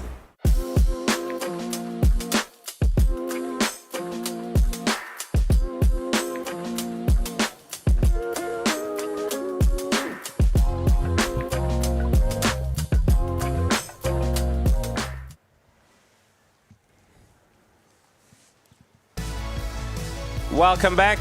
We are here. We didn't go anywhere. That was just a commercial break with 8 minutes and 50 seconds to go. You're watching the quarterfinals Heat 4 of women. Yolanda Hopkins against Amy Ferro. And joining myself here in the beautiful coast of the Caparica on the booth is Paul Evans. Things are really looking up in life, mate. It's finals day. We've got champions of Europe, champions of the event. We've got the sun out. We've got an Easter weekend crowd filling in, enjoying the festivities. We've got beach volleyball. We've got Fuji volley going down on the beach. It's all happening. Hopkins is ripping. Wow, huge turn under the lip again and again. Hopkins doesn't fail. And she keeps plugging away big numbers. And she wants it. She wants that title. She wants to be involved. She wants to be in the mix, Paul. Yeah, I mean, you know, you think about the situation where she is and what she needs, improvement on a 5.17. Where's this going to go? It's one turn. It was crisp. It was sharp. It's either deep, bottom turn. And because she goes so deep, that means you can go really vert. When you go vert, judges get excited. Let's see how excited they get. They're going to give her a number. I don't think it's going to go as high as the 783, but 5.17 could be. I think she can get rid of that. She could improve there. I feel like this one, judges will love the amplitude of the maneuver. I feel like she had the vertical approach. The wave was a bit bigger, so I think she can improve. And she did it. 6-point right. So now Yolanda improves by a bit, and Amy Ferro is on a combination situation. So what does Amity need to do here now? She's got 7 minutes. What's her next move, Chico? Well, I think she needs to go big. She needs to catch a wave that allows her to hit a big section and get into the sevens and be back on this one as quick as possible. So we can see John here, a bit of a fist pump, saying, yes, Yolanda, you're on fire. So it's always great to see parents and coaches and everyone stoked for their beloved ones. And John there, the fist pump says it all. Right, Paul? Yeah, he's happy, and he should be. It's been a good day at the office so far. Plenty yet to come, though. But having your opponent comboed at this stage, 6.5 minutes, thinking about the amount of opportunities that are out there, it's going to be hard to get those 2 sevens, which is what Amity needs at the moment. You can just get to work on one of them for now, though. Don't get too carried away in necessarily that combo right now, but just think, oh, you know what, I'm going to get myself a set wave. I've got priority. I get myself a 7, get a quality wave, link some turns together, and just see where that puts me. Maybe I'll pop out in a different part of the lineup. Maybe another one will come. We saw how quickly Yolanda got her score. It was 3 or 4 minutes she did that. So within that time frame, that's doable. The other thing, of course, is should be getting more and more swell. So this tide makes a difference. Even during the course of a half-hour heat, it'll change things. Someone that doesn't want to stop is Yolanda. Nice snap. Another gouging snap under the lip. So 2 under the lip snaps. I don't think she will improve on the 6, Paul, but nonetheless, she wants it. She's on the rhythm. She was under priority on this one, so she keeps plugging away. Big turns like this, lots of spray. That board looks magic under her feet, and Yolanda in the lead. I think she's the one to beat this event. What do you reckon? It's 5 minutes to go. She's got her opponent in a massive lead. I wonder if she would just slow down a bit. I wonder if some of those tactics, like the last one, she had everyone just smashed in that with huge numbers, and it is going to take a lot of endurance. It is tough. There's lots of paddling. The rip's strong. The water's cold. She's going to win the event. She's got herself 2 more heats after this one. So there's loads of surfing yet to come. And even that like emotional thing of finals day and all of that stuff, it does weigh on you. So I just wonder, like, she doesn't get the number on the last one. I just wonder if she needs to be scrapping around now and kind of throwing everything at these waves. I wonder if she can afford to just keep a watchful eye on things, but maybe doesn't need to go for every single lump that comes through. Let's see if she does change the approach here. But at some point, when you got your opponent in a pretty solid combo, I just wonder if you need to keep swinging and possibly think about conserving energy at this stage. And it's not normally in her nature, though, is it? Yeah, I think we're going to go for a quick recap, and this was it. Yeah, well, the early work by Amity Fierro, just sluggish in terms of the energy from the waves. That white water on the face doesn't help. She's gone to the lip consistently. She's done that all event. But then you saw this, and just the magnitude of the wave, and particularly the magnitude of that hammer of a turn from Hopkins. The section was just a beautiful one, and she absolutely leathered it. And again, belting that really hard. So Hopkins just showing her backhand is so sharp. And if she finds a section, the aggression's so good. The bottom turn's so strong that she'll basically make those opportunities count. And crucially in this, compared to a couple of heats we've seen, not falling off. You know, those nerves that can come in quarters with so much at stake.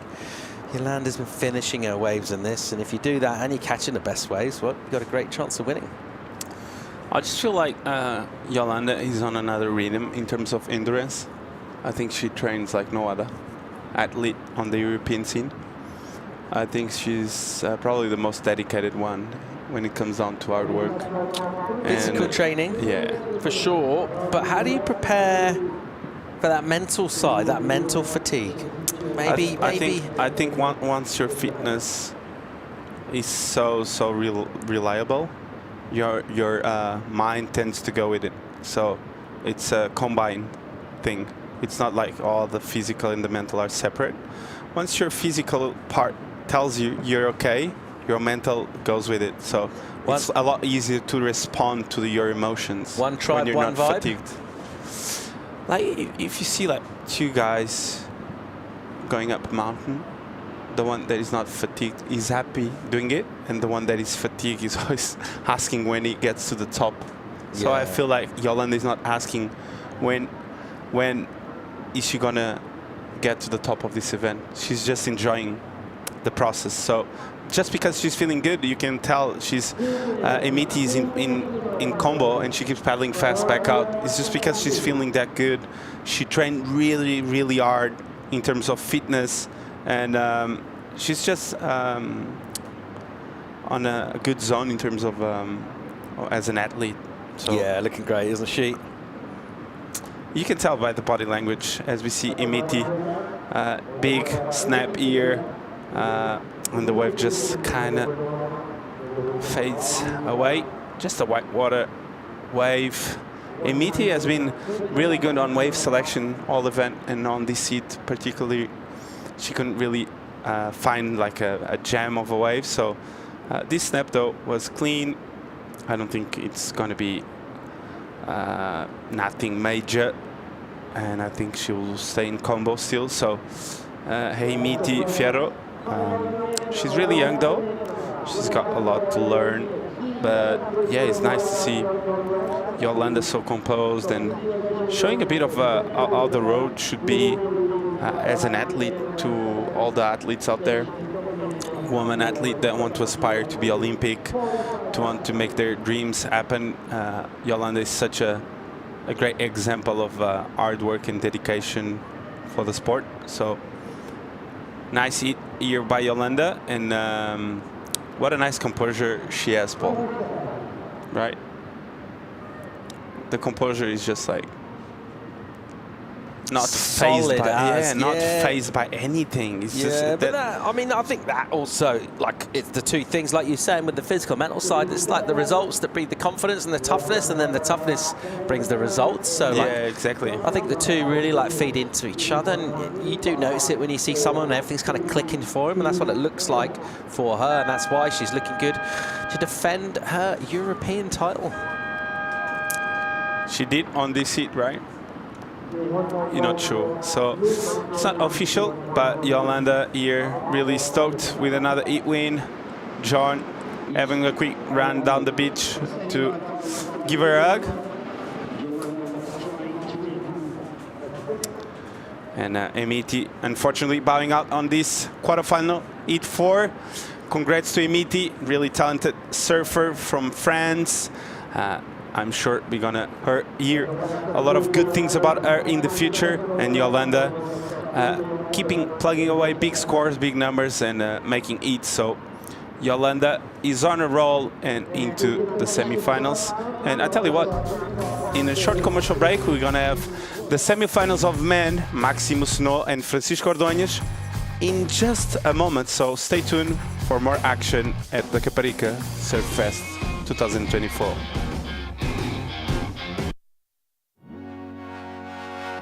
It's good to try, even when something seems to make little sense. Put your weight on it. Make an impact in this world. Call everyone, set ambitious goals, and ask yourself, do you want to change surfing? Dare to test. Ride the future. Na vida, há sempre algo que nos inspira. O milénio está sempre presente, ao seu lado, na conquista de novos desafios. Juntos, partilhamos a paixão pelo futuro. Milénio, aqui consigo.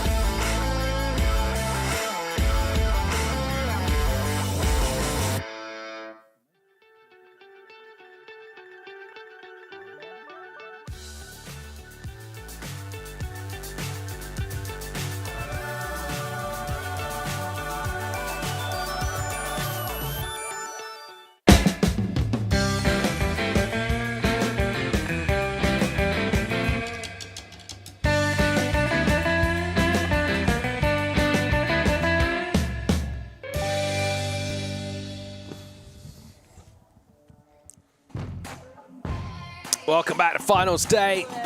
Saturday in the Costa de Caparica, and you're looking at our last semi-finalist locked in for the women. She's the reigning and defending European champion. She wants to defend that title here at Caparica. She's going the right way about it with a berth in the semis. So that's the women's quarters locked up. We'll flip over to the men's first semi-final, where we'll be watching Maximus No taking on Francisco Ordóñez, and joining myself, Paul Evans, to talk you through it. Zay Ferreira is back in the booth. Thank you. And it looks like Max started this off in the beater. Nice first vertical turn, and wow, strong second one. Can he ride out? He can. This will be big number. I think it's an excellent score to start. Sick. That's really good. I mean, he's got the spark, and you can see it there already. And, you know, you talk about how to start a heat, obviously. I mean, goes without saying, you get the biggest number possible, but just the extra he's getting out of it. You think about the scoring potential of the waves. You don't need to necessarily wait for a perfect wave. If there's a heavy section there, you can actually just bring it. That's exactly what he's done. Look at that number, massive, 9.17 for Maxime. And already, with a couple of minutes gone, he has wasted no time at all. Again, he's thrown down one of the biggest scores of the entire event. One judge going as high as 9.7. Yeah, that was impressive 2 turns, and it comes to show a bit that, like, even if you did only 5 events on the CT, I think it brings like a new dynamic to your surfing, because like you're in the juniors, and then you go to the QSs, and then you go to the CT, even if it's for 5 events. And, you know, you just go up a notch. I really think Maxime got way better after that. Yeah, he's looking good. Someone else that's through to semis for the women is Yolanda Hopkins. Let's go and hear from her. Standing ovation here at the beach for another great result of the Portuguese surfer Yolanda Hopkins. Can you guide us through your heat? I didn't start that good. I was looking for like a bit steeper wave, but it seemed like we were in the rip, and the wave wasn't standing up. It was quite soft, and I couldn't catch anything. And then Emmety caught a couple of waves, but nothing like huge. So I just try to keep my calm and try to find that big section to hit, and I eventually got one, so that was pretty nice. And then I kind of, as soon as I got that one, it kind of started the ball rolling, and I got a couple little ones, but it wasn't like as big scores as I wanted, but it was good enough to pass the heat, and I'm quite happy in the conditions that we have. In a day like this, you're doing a lot of heats, and even the other days there was challenging conditions. You're paddling a lot. Can you tell us a little bit about your training program?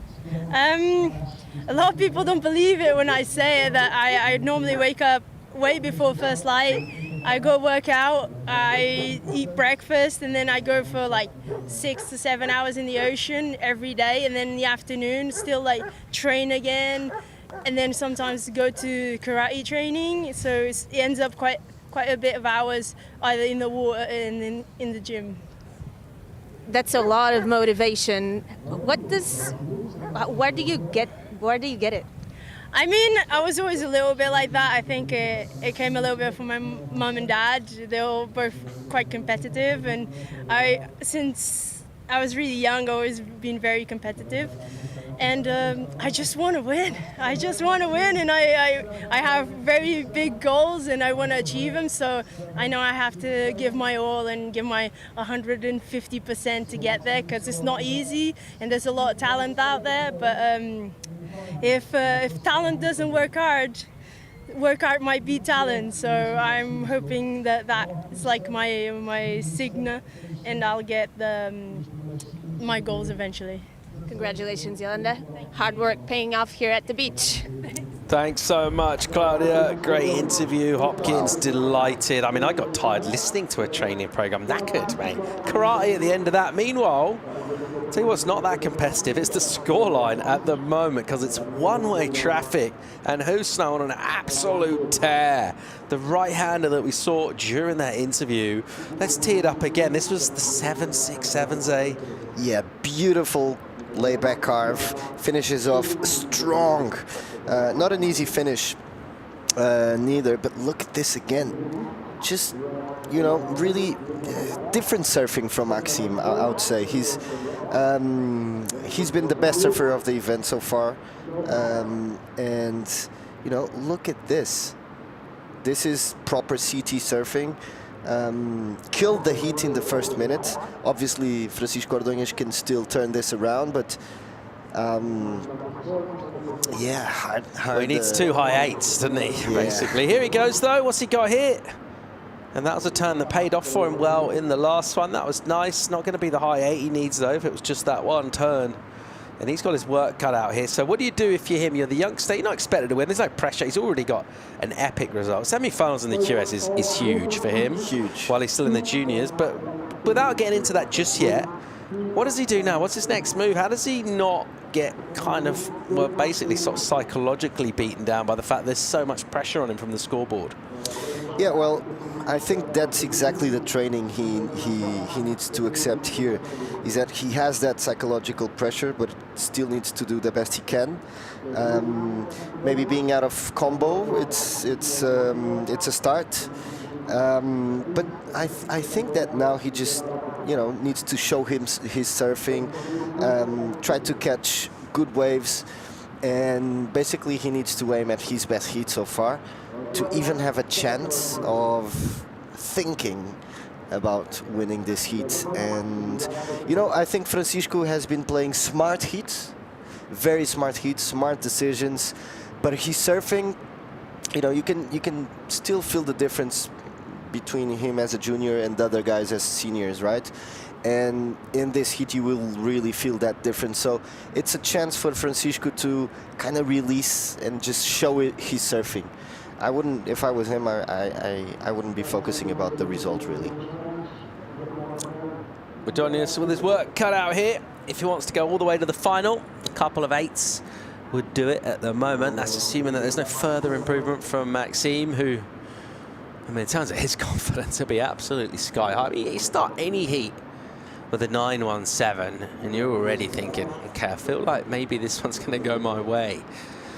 And then he backed that up with a 7.67, and his performances throughout this event, he's surfed such a variety of conditions in terms of the size of the waves, the quality out there, but the one thing that's sort of been constant is he just remains competitive in any situation, and sometimes he's had to chase down numbers and get it done that way. There's that one heat where he came through a 4-man heat with Leo Paul, and he had to just roll up the sleeves and get that done. But this one is how you kind of dream that they go as the ideal scenario. You just come out and straight away going excellent from the get-go, back that up with another big number, and he couldn't have really imagined this going much better thus far. Yeah, you know, especially in these conditions, he has probably the highest score of the event so far. That's not official. I don't remember every score, but I remember that most heats didn't have this score. So again, goes to show that Maxime is really confident. He's in another level. You know, it kind of would be the same as Justine Defay would doing this QS on the girls' event. All right, here goes Ordonez. Wants to reply, and that one not offering loads for him. We'll just cruise through that, and he'll carry on his fact-finding mission as he paddles out the back. A bit of foam there in that rip. And you know what? I think Maxime is very well positioned to re-qualify this year. Obviously, there's, you know, a list of a lot of great guys, but I think this event is giving him the confidence because the maturity is already there. But you know, I was actually impressed in his first heat. He said, "Yeah, I surfed the first time this morning because I was cruising with my family the last 2 days." And he still performed very well. Ordonez here trying to break this combo. He's been in it since, well, 5 minutes gone in this. That's all it took for Maxime. Pretty big combo as well, 16.84. Sometimes you get those combos where it's just one surfer that got the set waves, but this one, this actually, yeah, it could be a combo even if he had scores on the board, because those are hefty numbers right there. And let's go hear from Francisco Ordonez's dad. He's with Claudia. That's right, we're here with Gustavo Ordonez, Francisco's dad. What does it mean for him, a good result here in Caparica? Well, it's a massive result for him. He's just 18, so he's still pretty much in the junior space. He's doing the Pro Junior. He just came back from the ISA World Juniors. So this is like his first steps in the open world, so with the big boys. So obviously coming here and making a semi-final is already a good result. Obviously he would want to make all the way, but I mean it started out very difficult. I mean Maxime made it very hard for him, like on the second minute or third minute. But yeah, I mean this is a long steps career, and so this is just another milestone for him to burn and move into the next one and have a good ranking for the next season of the QS. For such a young surfer, obviously for all of them, the support of the family is very important. How do you manage that in your house? I mean, it's a difficult balance that you need to find with the family, with the school, especially in Portugal. I mean, it's the school support on that balance is very limited, so that there's not much help there. So obviously he had to jeopardize a lot of his academic way to be a good surfer and to apply. Francisco and then the kids that train with him, they work very hard every day. So obviously to do that, they give away a lot of time with friends, which they don't do. A lot of weekend nightlife that everyone does at that age, he hardly does. And so if you wanna try to go all the way here, you have to give away a lot of things since you are 12, 13 years old. seeing him working so hard and seeing him in this position, how do you feel about it? You must be really proud. No, I'm very, very proud. I mean, the most important thing is for him to be happy doing this. I mean, it has to be always his choice. I mean, for as long as he wants to do this, he will have the family supporting. I mean, he will have the sponsors supporting him, and as much as possible, and growing, because it becomes a need for them to evolve in their career. Thank you so much. Thank you. Thank you. Back to you guys. Thanks, Claudia. What great insights there. Really interesting to hear from inside the family, and amazing support. I mean, really, really cool to hear that, just sort of unconditional love and support. And that's like key, you know, just for all aspects of your life, and particularly a sporting career. What about this stuff, though? Back to the surfing. Yeah, that's exactly what he needs to do, to release his surfing. That's the opportunity this semi-final represent for Francisco Ordonez, to release him surfing in Europe's main stage. Look at this. This is his best turn in this contest so far, and that was sick. That was sick. And again, yeah, great insights from Francisco's father. Great questions as well from Claudia. Yeah, I want to ask you about that. The social aspect is really important. We talk a lot about the training. That's been very well covered, and everything you got to do. That social life, you know, he's 18 years old, normally with your mates, you're hanging out, maybe you go and having a few beers or whatever it is you do. And that is cut back when you want to be a professional sports person. Is that hard? Is it lonely? Do you miss out on some of those the most important relationships in your life? Well, that's a big question, but Maxime has a big wave. Here we go, Maxime Rousseau. Look at this wave. Oh, wow. Whoa, another 9. Oh, that's incredible. So again, amazing backhand surfing. And Maxime again. And the waves are just getting like... It's just hit that moment of the tide, isn't it? It showed sort of almost flashes in the previous heat. That one wave particularly that Yolanda got, it was kind of the first one where the tap felt like it got turned on by the tide, and then in this one now it's starting to pump, mate. Yeah, look at this. Beautiful. It kind of looks like those rip lefts in France. Look at this. Beautifully applied, those 2 turns. Let's watch this from the bird's view. And Francisco, he had a nice wave, 7.2 on that last turn, but Maxime is just smoking everything that moves. Look at this. Wow. This is some of the best surfing in the world, ladies and gentlemen. The torque off that fin that popped out of the water there on the bottom side. You see the spray coming off it, and just how much he loads up the rails of those boards. An absolute textbook in terms of the technique, the positioning from Houssaneau.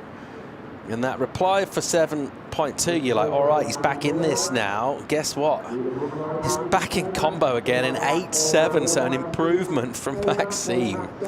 It's just ridiculous. Look at the spread from the panel there. One judge is going 9.2. It comes out as the 8.7. Maxime's total 17.87 in the first semi-final. Yeah, I really think that's the best. Oh, that looked really painful. That was like a social aspect. They were trying to kiss. Oh, he's fine. I looked like it hit him in the face, but maybe not. Maybe, I think in the hands before, but we'll look into that in slow motion. Those are the ones you also want to see.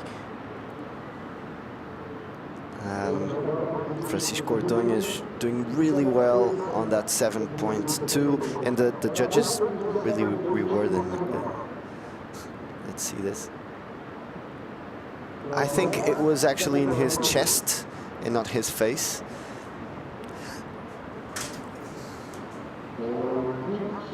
Yep, his chest. He's lucky he had the left arm was actually above, so it actually kind of went in the armpit and into the chest rather than hitting him in the face. But I like what he's bringing. He knows he's going for this. He's not scared. He's not shrinking. He's got 7.2. So he's going at this, but he's going to actually need 2 brand new waves, because Maxime's on 17.87. So that's 7.2. Yeah. Could never count for a winning total. Even if he got a 10, it'd still be out of this. So he will need 2 brand new waves, but He's got time. He's got 11.5 minutes. We're not going to count him out of this because it's just getting better and better. And if it's an outgoing tide, maybe you'd be thinking, oh, it's going to be tough. But there's just going to be more and more opportunities. At least we hope.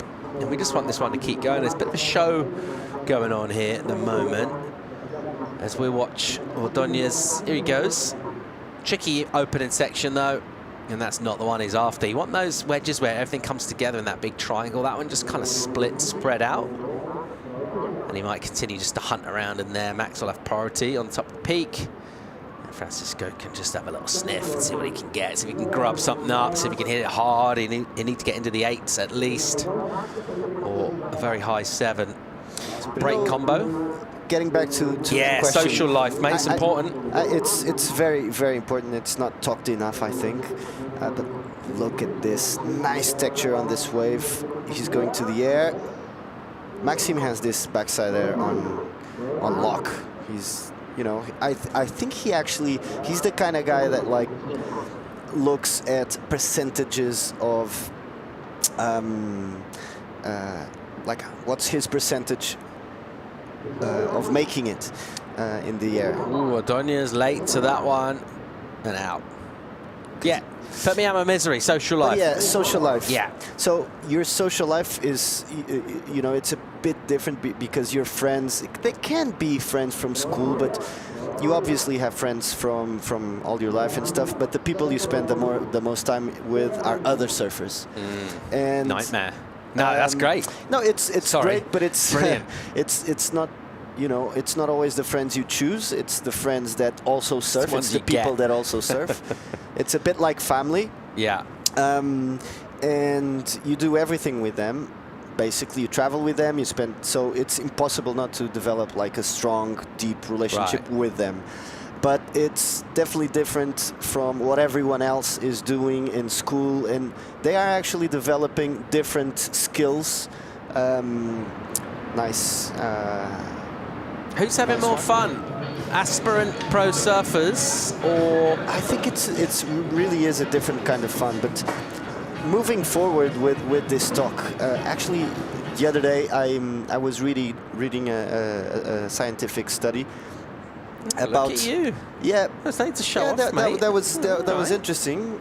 Wow. And it was a Portuguese study done with a lot of ex-pro professional sports players, and they were talking about like some of the biggest problems that they had, and like there's a huge percentage. I think this is not very well known, but there's a huge percentage of sedentarism, of obesity, of addiction.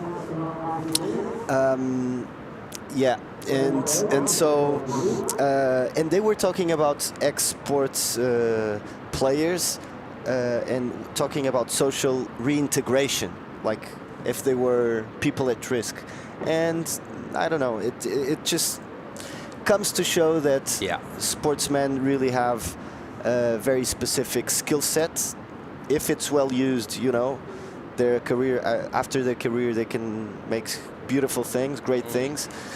But sometimes you just, you know, you don't have those teenage years to develop those other skills that will allow you to do well in the, let's say, normal world.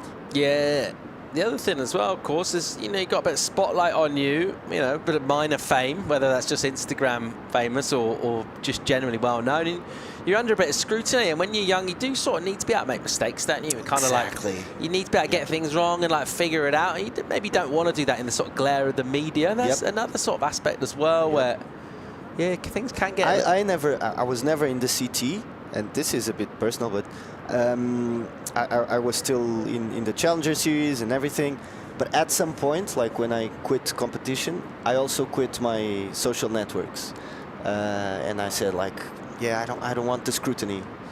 And yeah, you got rid of your MySpace page, did you? MySpace, High Five. No, but Instagram, I had like 12,000 people or something. Husano, wow, what's he got? He's got some turns. Combo again from him. Didn't see 8-7 there. That's his low number, believe it or not. He's just surfing. Yeah, I hope he's not making like his best hit of the contest, one hit before the final. Yeah, and then you got off Insta, and then what happened? Did your life did it get better? Yeah, actually, it's a bit more free, because you know, if you're a sportsman and if someone catch you, you know, having a drink or having this or having that, that comes a little bit out of what people expect from you, or their expectation of what you should be. Oh. You know, people are going to talk, and yeah, I mean, for a 25-year-old, 26-year-old, you know, you already have some structure to deal with that, but for a 17, 16-year-old, so that was then, and now you're on TikTok all the time. So what's changed? A lot has changed. You know, I said, you know, I don't care about the scrutiny. Yeah, I don't care who knows. I'll do the opposite. Yeah. You just do you, mate. I'll rebel. Yeah, like it. Yeah. 5.5 minutes to go in this. It's Francisco Ordóñez as we're talking through the pitfalls of being a youth and being a promising surf talent. He seems to be like he's in pretty good shape. Seems to have a really good family support unit behind him, from what we can glean from the interview with his pops. At the moment, he's chasing a number. He's chasing 2 numbers, actually. It is a combination of scores, just over 5 on the clock. It is the Reunion Islander Husano who's been dominant in this. And here's a reply from Ordóñez. Can he break combo here? Nice runner. And then late to the lip. Really late, but a desperation puts it down. Yeah, he actually felt like straight on his back. Let's watch that. Nice effort though. Came from behind, and ooh, that's dangerous because it's pretty shallow there. But apparently he's all right and making his way downtown, walking. Yeah. And now we're going to recap this heat. We could like repeat the recap various times, because this has been the best heat of the day, the best surfing of the day from Mr. Maxime 9.17. Look at that. Wow. And like, also, that's like a very difficult... What's his first wave of the heat? Yeah. This is also a beautiful turn here, upside down. Controls very well on that white water. And again, look at this, like catching beautiful waves. It looks like he's like on a different day. Boom. That was the 8-7. Husano really just showing the enemy no mercy at all. And just enjoying himself out here. He's basically into the final, unless this guy can get 2 9s essentially in the next 3 minutes, which I personally don't see happening. Then Husano will be our first finalist. But you got to say, Francisco Ordóñez, one of the breakout stories of this event, and it has been sort of key to this event in past editions that we do see people put their hand up. We've seen some of the established surfers today, as this was the venue where they were able to get a real breakthrough result, and this has been massive for Francisco. His semi-finals, he's surfing against someone that was on the CT 12 months ago. So a year ago, he was surfing against the very best in the world, Maxime Husano. And right now, Francisco Ordóñez he's landed a body blow in the form of a 7.2 on him. But other than that, he's just going to have a brilliant experience at Caparica and something to build on for the future. Already at 18 years of age, this is a really cool result for him. And from the point of view of the Portuguese talent pool, it looks like there's a diverse range. We talked about this at the beginning of the event, how many different sort of characters there were and different surfers from that talent pool, and it seems like one of them is Francisco Ordóñez. That's true. And you know, second in the world is not a bad result as well. World Juniors? Yeah. Pretty solid. That's over in Southern California? That was in Costa Rica? ISA's got you. Yeah, exactly. Okay. Maxime just keeps on delivering.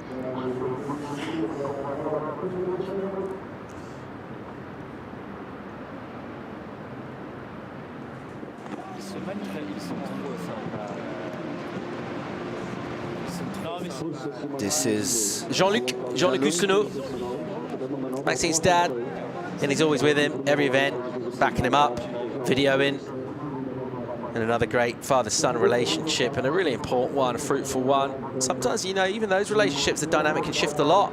Particularly, like, it's a different thing when you're 17, 18 to being in your 30s and still having your dad around. But Maxime and Jean-Luc, they've been an amazing team and force together. But I think that for some time, like from his late teens to his, let's say, 23, 24, I think he was alone. Or at least his father wasn't traveling with him. And then he did again, and things started happening. But it hasn't been an easy ride for Maxime, huh? He's been through a lot. Like he qualified at 31, which is late, even for an European. But he looks better than ever, actually. 40 seconds to go in this. Going to wrap it up, and we're sending Maxime Hustinot to the final.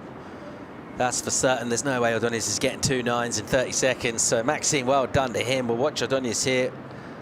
There's another little look, nothing doing, but well done to Maxime. He's through to another final on the QS, and it's going to be an interesting one to see who he matches up against. Of course, in the other half, we do have the other half of the draw, Adur Amatreyan, Thiago Caparica.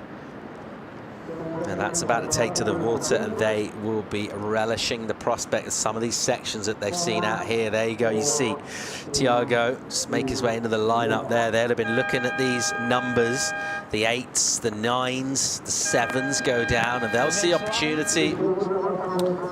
Let's see if they can identify them and get on the tools. But you have to say, obviously well done to Maxime for making the final, but really, really good job to Francisco Ordonez. He's given a great account of himself. He's represented his country really, really well. He's the best Portuguese. The highest ranked Portuguese in this event, the final QS of the season. Only a few more heats to go now. Just 2 to come for the men, the second semi, and then obviously the final. We've still got both semis and the final coming for the women. The good news is we're going to bring Chico Alves back into the studio for the call. More live action, the second semi. Amatreyan Caparica right after this.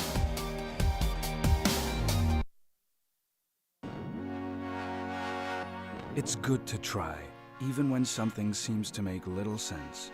Put your weight on it. Make an impact in this world. Call everyone. Set ambitious goals and ask yourself, do you want to change surfing? Dare to test. Ride the future. Na vida, há sempre algo que nos inspira. O milénio está sempre presente, ao seu lado, na conquista de novos desafios. Juntos, partilhamos a paixão pelo futuro. Milénio, aqui consigo.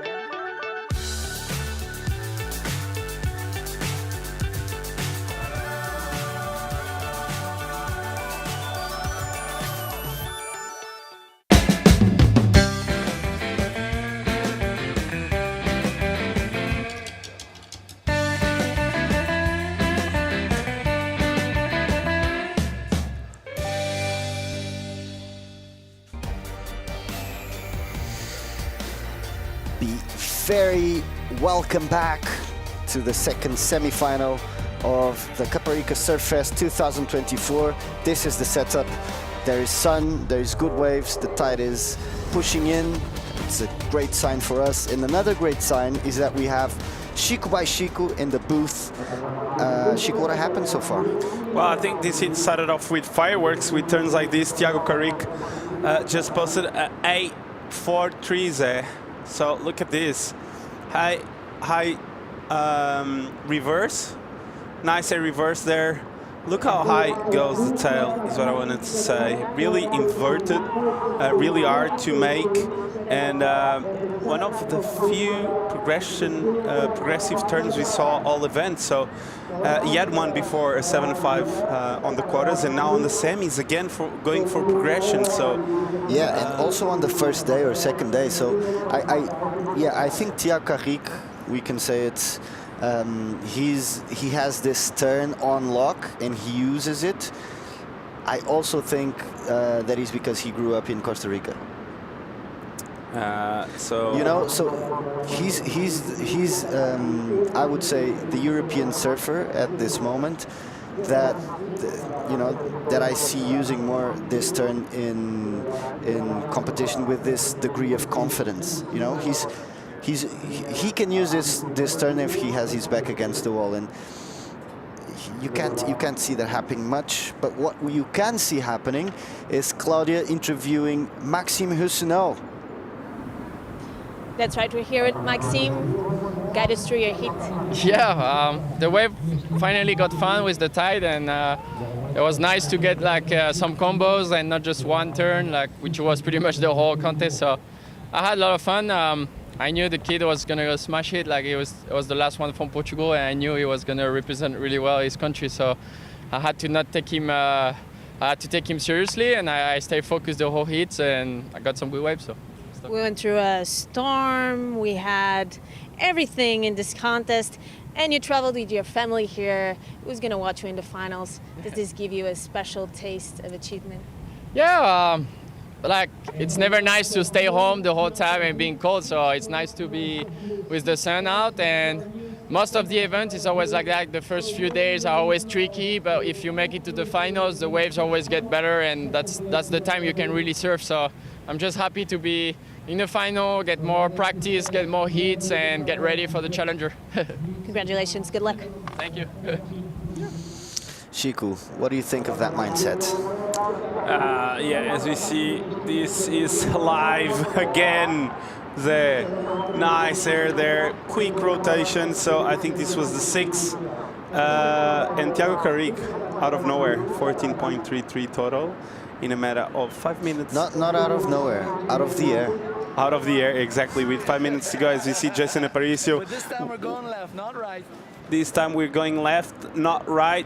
Big smiles and a happy coach there. Yeah, well, Thiago Caparica is in first place, and so he wants to defend that. I think the only guy that can threaten him is Maxime, but I'm not sure if he makes the final. So, yeah, a lot of math that we unfortunately still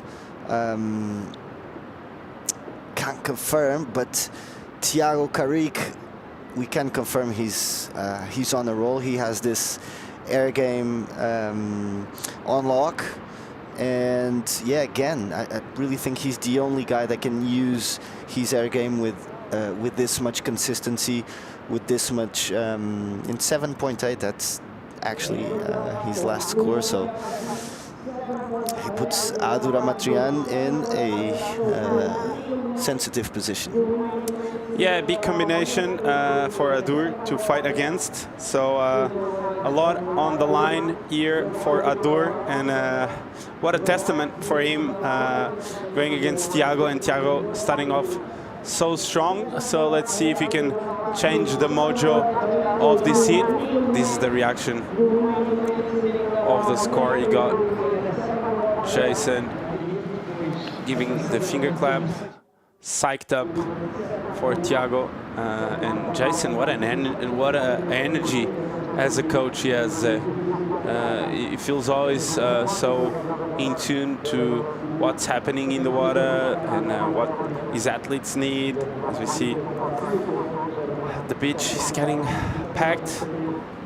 Easter day tomorrow, so everyone is enjoying themselves. Weekend here in Costa Caparica, and a great day to be around the event. As you can see, towards the south, a lot of surf still around that area, and that's a big and long stretch coast with lots of waves you can enjoy. I know today it looks a bit empty, but usually there's tons of surfing going around, and people from all around the world love to come to Costa to enjoy this beautiful part of Portugal. Yeah, actually, Costa de Caparica, it's the reason we can call Portugal, or Lisbon in this case, the only capital in Europe that has a beach 10 minutes away from it. You know, not Paris is not the case, London is not the case, Berlin is not the case. So yeah,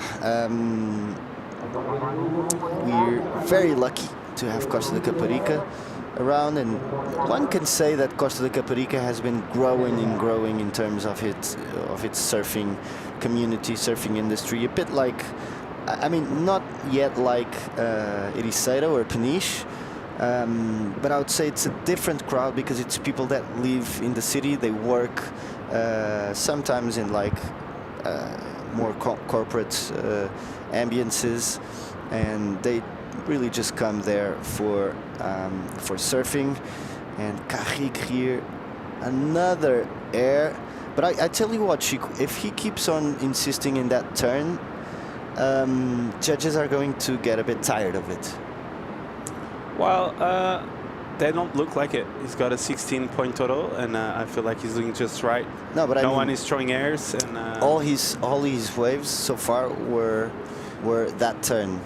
And yeah, but I feel like the wind is asking for it. If he goes for just a float there, it was going to be like a treat. I understand what you're saying, but I feel like he's having fun. We have seen a lot of cases of surfers, like for instance Jadson André. You know. Yeah, but like he's insisting on it so much. Look, his last wave is already a 5.43. I'm saying this because strategically, when you keep that potential to the surprise factor, it really that really reflects on your scores. But if you insist too much on one turn, you know, surfing the criteria, the judging criteria always also requires variety and diversity, and he wants to save those turns as much as possible for the final. I have to disagree, actually. I feel like he hasn't done airs all event. He only made through doing turns, and he's just showing off right now. Last heat he got an air, but like he has been getting big scores. That's factually incorrect, because he's been. One thing is for certain is the rankings leader doing turns like that. So that's a factor to actually look at and not stop doing it. Like I feel like if there's something that judges have been appreciating, you need to keep plugging away that point of difference in this case, you know. For sure, but he's not number one just because of the airs. He's a complete surfer. He's good on the rail. He's good on his backside. He's good on his front side. All I'm saying is there is a risk when you overdo your turns, especially if we're talking about airs and frontside airs and reverse airs. There's a risk of overdoing it. I've seen it a couple times, and yeah, that's what I'm pointing out. But because Tiago Carrick has that turn on lock, like he did it in the quarters, he did it in his first heat. So that's something that he has in his belt. Just there's more to it. I feel like for young kids growing up, they need to have that turn on lock as well.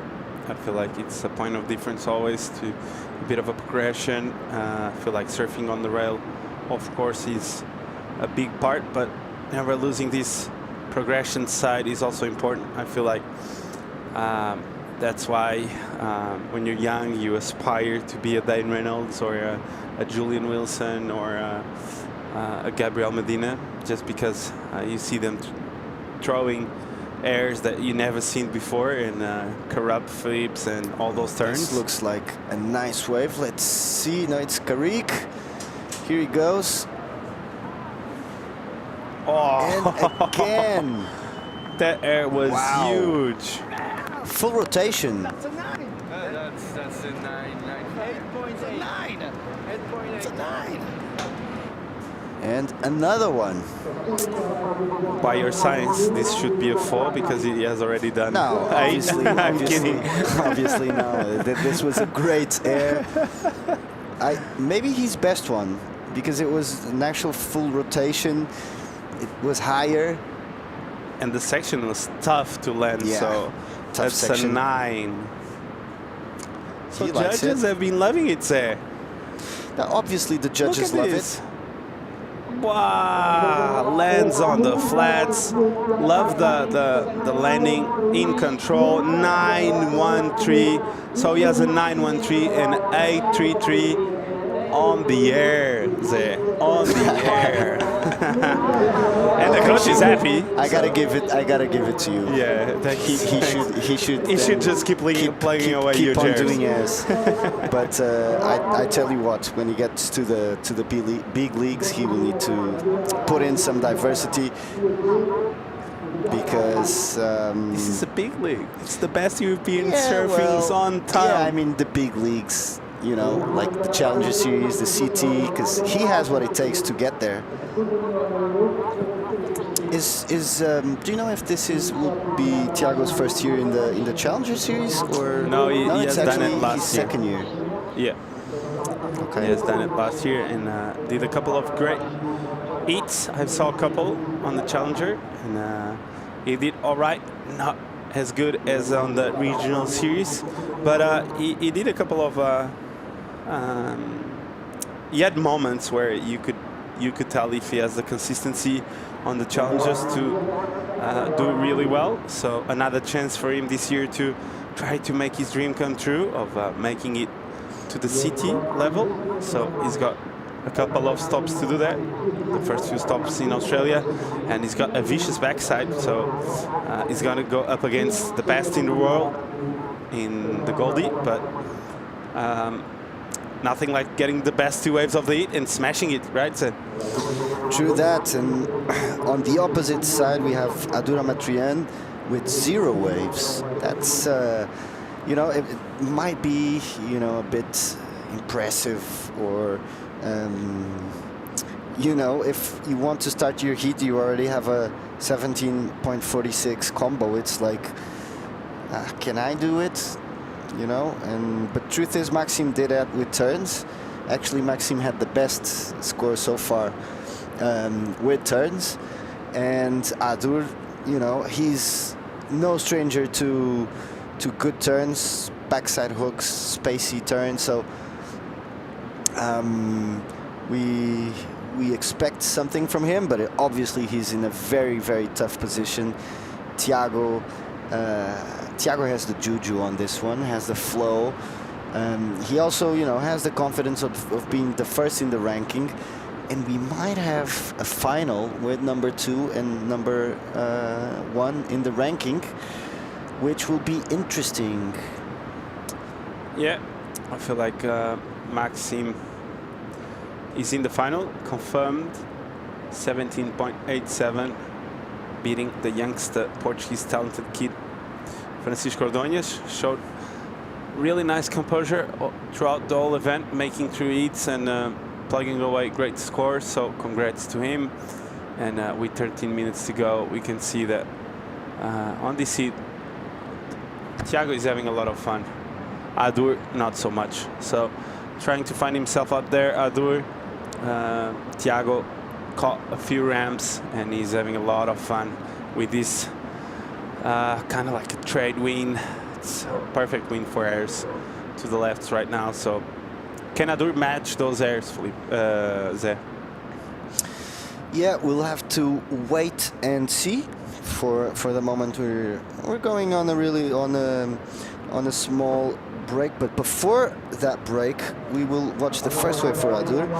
Let's follow that. Nice first turn. The wave goes wide, and he can't finish that wave. So unfortunate choice for him. He waited 20 minutes for that wave, and that really didn't pay him.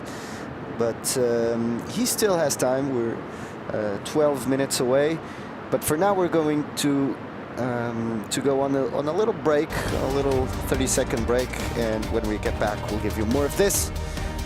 Stay tuned.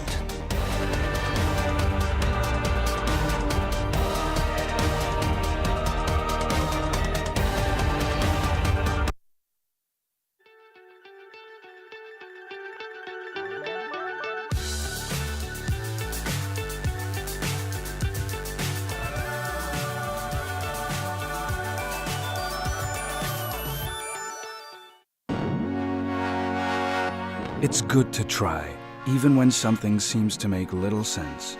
Put your weight on it. Make an impact in this world. Call everyone, set ambitious goals, and ask yourself, do you want to change surfing? Dare to test. Ride the future. Na vida, há sempre algo que nos inspira. O milénio está sempre presente, ao seu lado, na conquista de novos desafios. Juntos, partilhamos a paixão pelo futuro. Milénio, aqui consigo.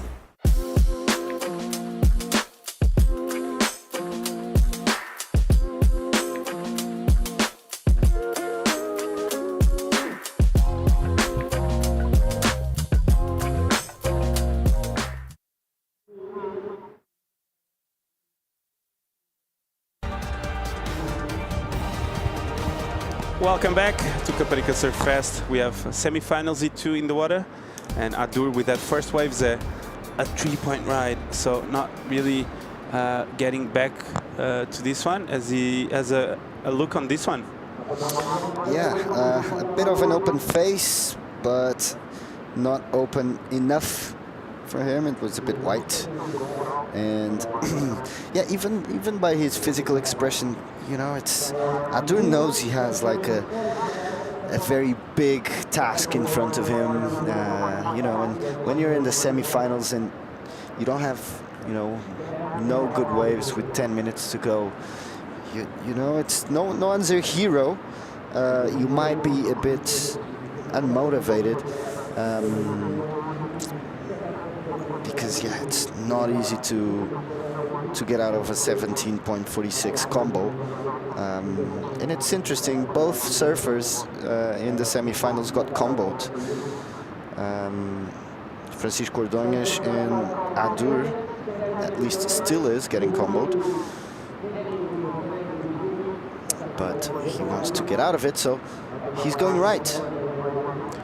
Big snap off the top and kicks out. So I just feel like the edge of actually having that progression is an advantage, just because now for Adur to come back on this one, he needs such a specific wave with a certain potential to do a 9 or an 8 that sometimes cannot come, right? So yeah, obviously having that progression is definitely something you want to have, something that if you can, you want to have, because you know, when you're in a situation where you have your back against the wall, you know, you can, you know, make a 9 points with just one turn, whereas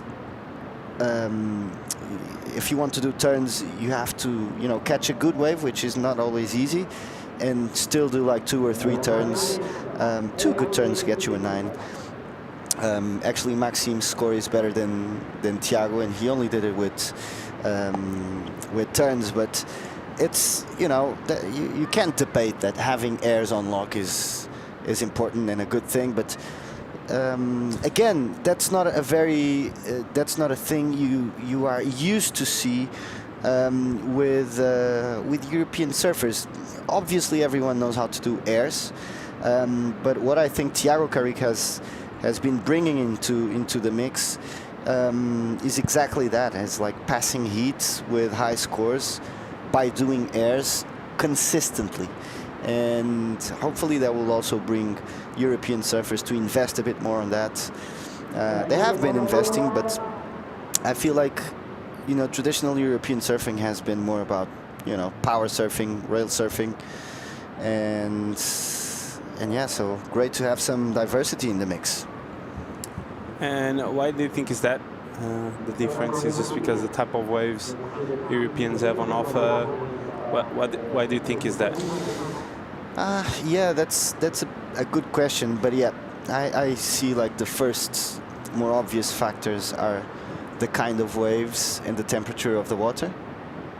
You have a wetsuit all the time, and waves are usually, longer. You have a lot of point breaks.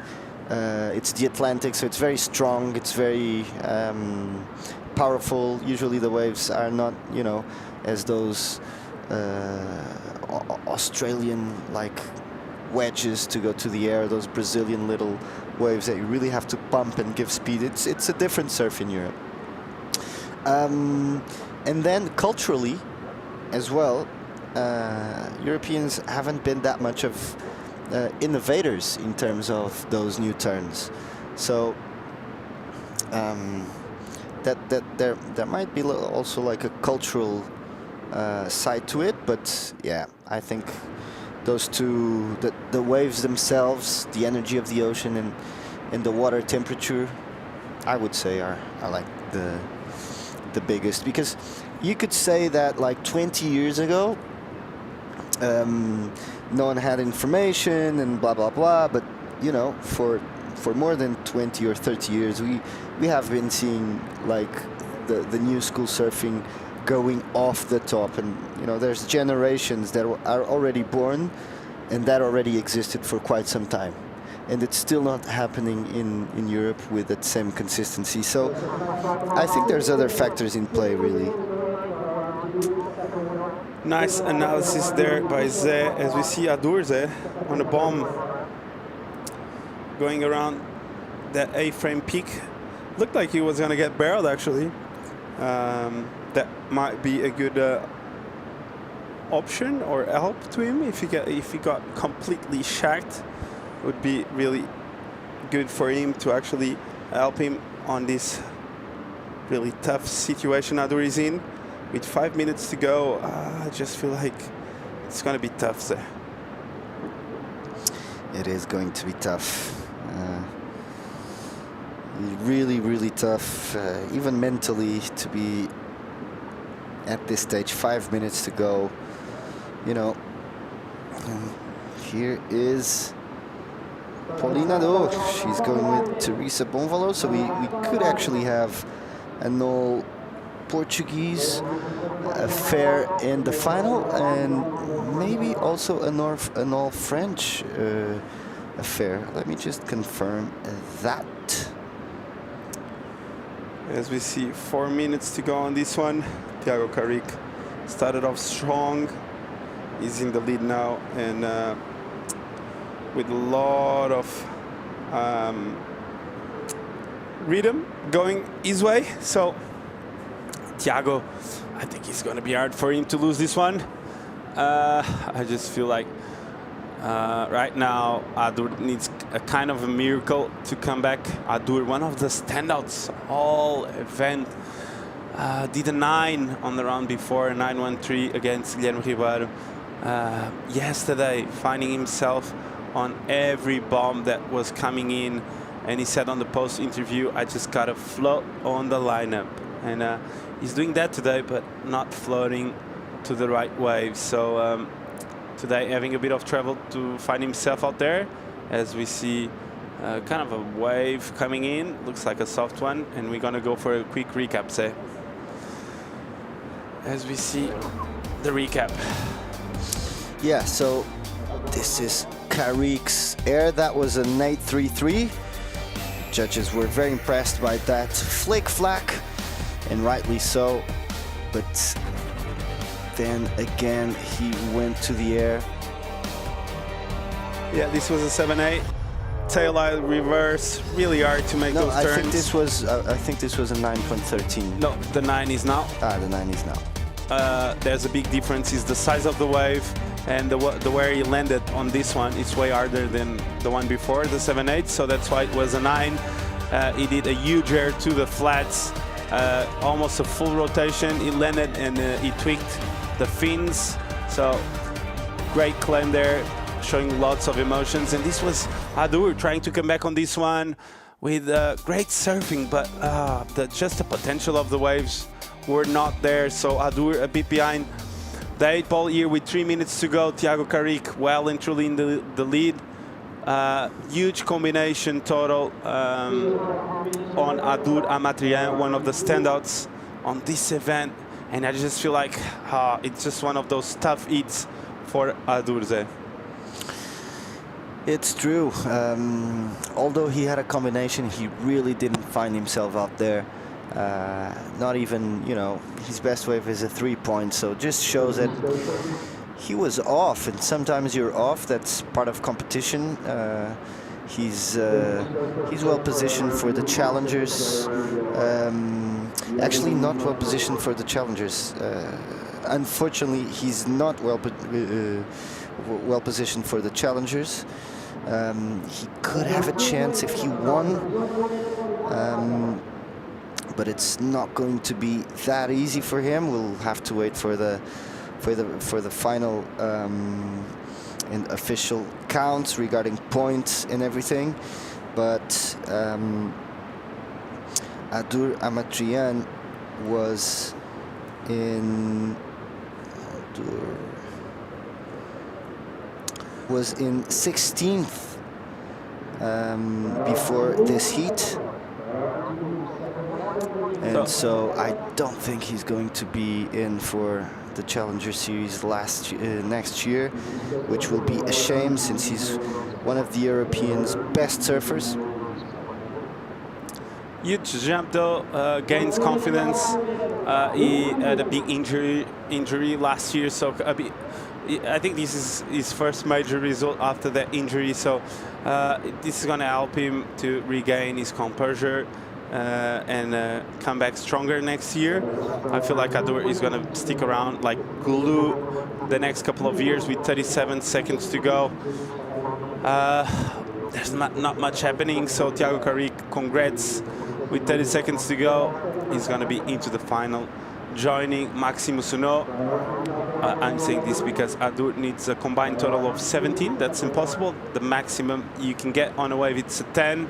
So he basically, with 15 seconds to go, needs 2 waves, which is impossible, unfortunately, for Adur. And a bit of a wave to kick out this heat, and a bit of a frustration sign there to Adur. Jason Aparicio screams of joy. Number 1. Come on, Sian, tell me. Great emotions there, emotions of joy. Thiago Carrick is into the final. What an event he has been doing, and great performance by him. And it will be actually, you know, a final between the best 2 surfers of the event so far, Maxim and Thiago. Obviously, we have great performance from other surfers, but I feel like this is a very fair final in terms of the performance both of these guys did. And so I think that will be a great show. You know, it'll be exciting, and it's possible that they will be deciding the European title, or maybe if Carrick is already in the final, maybe he's already Euro champion. Anyway, we'll get that confirmed and bring all that information for you.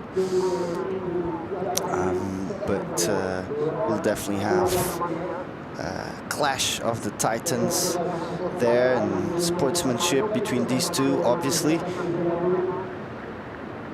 Great stuff. Is he European champion already? It's possible. He is, and he is. Yes, he is. Thiago Carrick.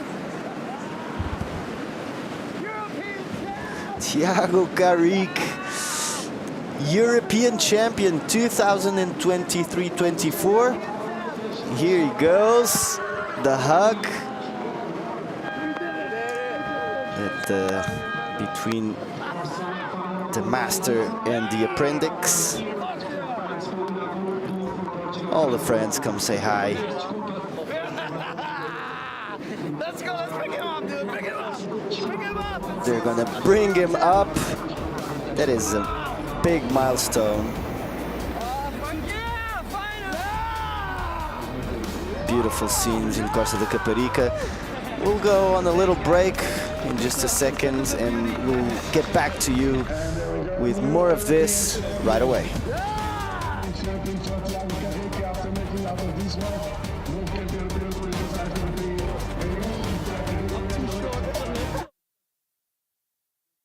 Na vida, há sempre algo que nos inspira. O milénio está sempre presente, ao seu lado, na conquista de novos desafios. Juntos, partilhamos a paixão pelo futuro. Milénio, aqui consigo.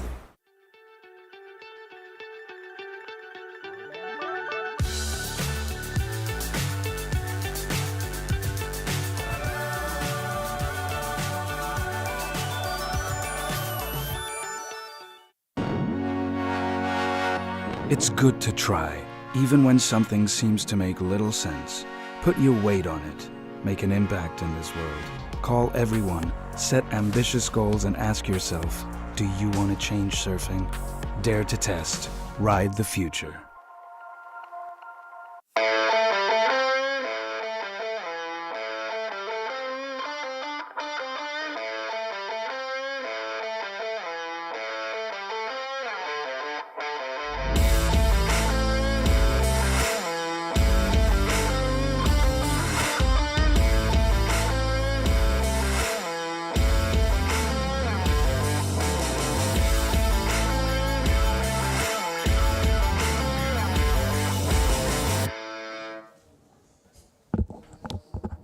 Surf Fest, I got here the new European champion, Tiago Caparica.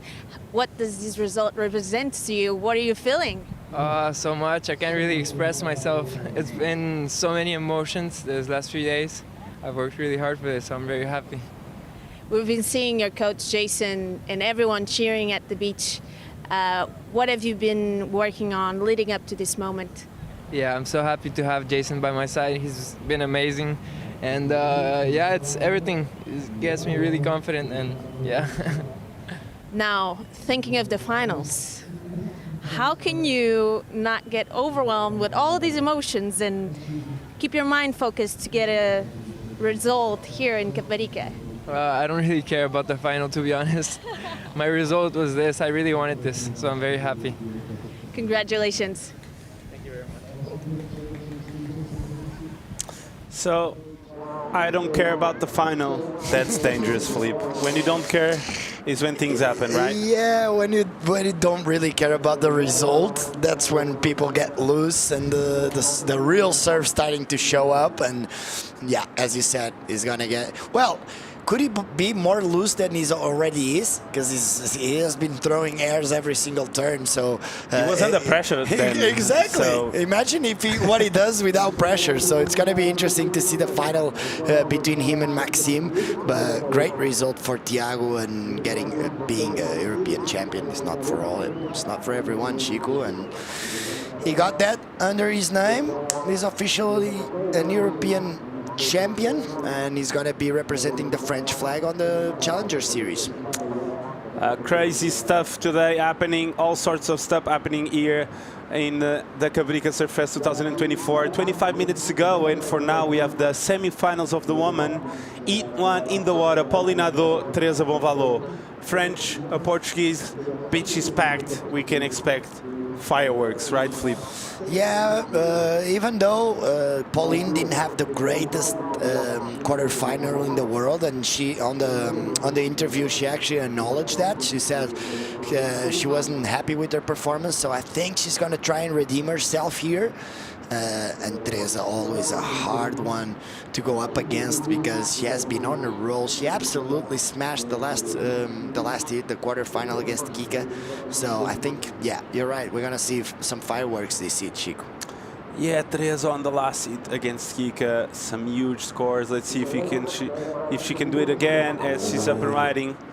Big off the bottom, massive blow of the fins. Can she fit one more? No. She just fell, so massive turn to start that wave off, and Pauline responding to that, a late hit there and a bit of a sketchy fall. Hopefully she's all right, but Teresa there, starting off really, really strong, Flip. That turn was really technical, actually. Like always, Teresa is one of the most technical surfers we have in Portugal, especially on the women's side. And our movement and our positioning and the body positioning is always so perfect. Actually, I think I really enjoyed that turn, but it looked like she was trying to go for the two-turn combo, and sometimes you get in between those feelings. As we watch here the replay, that was a nice looking wave. She hit it really late on that one and going down, unfortunately. But bear with me here, it looked like she wanted to go for a second turn after that, but she pushed it a little bit too hard here, and then she kind of missed the timing on the second one. But still, the first turn, judges absolutely loved it. It was a 7-point. That's what you get when you commit to turns like this. Like at the back foot, just pushing really, really hard. Teresa gaining momentum and confidence throughout the whole contest. Every heat she gets better and better and more confident. Yeah, I feel like when you start getting the momentum, going through the rounds, you feel more confident. You feel like you belong in those rounds, and it can get a bit loose. Sometimes people evolve throughout the competition. Some get more tired and disappear. Some just evolve. And Teresa is one of those surfers that really likes these final rounds. She loves the beach when the beach is packed. And it feels like she loves to gain momentum slowly throughout the contest. She usually started off slow, and then she's building up the momentum, and now when it's time to show up and do those huge scores and big surfing, that's when she gets here and she shows her presence, and she has been surfing really, really well, and she has been taking a lot of really good decisions, waves with a lot of potential. Even in the quarterfinals, she got some really, really nice waves that allow her to go big, and that's exactly what you want in conditions like this. Yeah, as you said, I feel like she builds momentum throughout the comp. I just feel like sometimes she gets a bit nervous in those earlier rounds. She can't really get loose enough to do those big scores. But once she goes through a couple of rounds, Teresa just loosens up and gets it done. Pauline, on the other hand, she's more steady. You don't care about the round she's in. She's going to present herself composed. Like always, yeah. Select the best waves, and she's going to make it happen. She doesn't care if it's the final or the first round. No nerves. Yeah, it's that veteran in her. She has been doing this for a long time. She's not scared of anyone, and we know how smart she is competing and how usually she makes the good calls and the good decisions. But yeah, she's going to have a really tough job in front of her. As we see her looking at this right-hander, she decides not to go.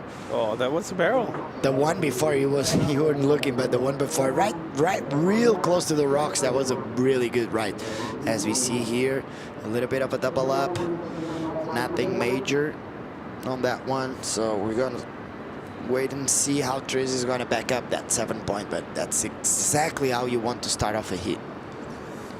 Yeah, 7-point ride coming out of that big blow of the fins, and we see Pauline up riding now on a good looking wave, big section, and bangs it. So Pauline doing what she does the best. Not fall. Not fall, yeah. Putting pressure, not getting behind the heat. She's really smart competitor. Yeah. So Pauline there with the quick respond to Teresa 7, and I feel like this is going to help her cause really well, Flip. Yeah, let's see. She's looking down the line. She sees the big sections. She's really strong. She pushes that back foot really well. I'm going to go. It's going to be a little bit under Teresa's wave, I think, but it's going to be right up there, and it's going to put a. Yeah, she's going to put herself in the mix. That was actually a really good turn. So it's going to be interesting to see how the judges go on that one, because like Teresa's wave, it's just that one big turn, and so it's going to be interesting to see the judges going to be looking at it the same way that they look at Teresa's wave. So what do you reckon, Chic? Well, I think it's going to be a good score, a mid-range score. I feel like it's going to help her to get back into this one. When someone posts a 7, it's always great to try to respond to it straight after, so the other competitor doesn't run away with it with all the confidence. And if she posts something, it's going to give second thoughts to Teresa's Teresa. looking at something and it looks good. Yep, providing Teresa Bonvalot, nice. Kind of like a setup snap, winds up off the bottom and bangs it. Blows the fins there and makes it. So really technical turn. The second one was a bit of a variation. Again. Yeah, that's something I really like to see, is that a little bit of an X factor on those turns and just pushing it a little harder than the other surfers, and just in this wave specifically, she threw that back foot, she pushed that back foot and threw that tail out the back, as we see here. Nice first cut back. She got a little caught up in there, but managed really well, comes off the bottom and hits it really hard. But yeah, that's the point of difference here, right? We've been seeing all the girls just attacking that leap straight up and down, and look at Teresa's tail, drifting really hard. So pushing that back foot really, really strong and landing those turns, as we see here. Puts the board right on the right place, switch weight from the back foot to the front foot, and lets the fins drift. And she lands one. She looks at the judges, or even maybe to his coach. He was happy. I think she's going to be happy too with that backup score. I think it's going to be under that 7 point, but still a good backup, putting a lot more pressure on Pauline. Yeah, really technical. I just love the approach, the angle of the turn. It's great. The rotation of the upper body, pushing the back foot. Made the turn look really good and really technical. So every time you see anyone putting a bit of variation into the angles, it's always more exciting, right? Looks just a touch different, and it feels like they're trying something different. So Teresa there with a 5.4. So not as not as big as the 7, just because of the size of the wave, I feel like, and the face of the wave was a bit... Yeah, and she started off with it, even though she started off with a nice cutback, it's still a cutback, and we know that judges to go to those higher scores, they like to see a big turn, a big fish first turn, and unfortunately the wave only allowed Teresa to go for a carving, so still a good backup, 5.4. Yeah, 5.4, so a nice combined total now, 12.40. And Paulina, though, needing a 6.58, not a massive number, but it's quite a solid number already for the conditions we have on end. So let's see what can Pauline do. Looks like she's having a look on this right-hander.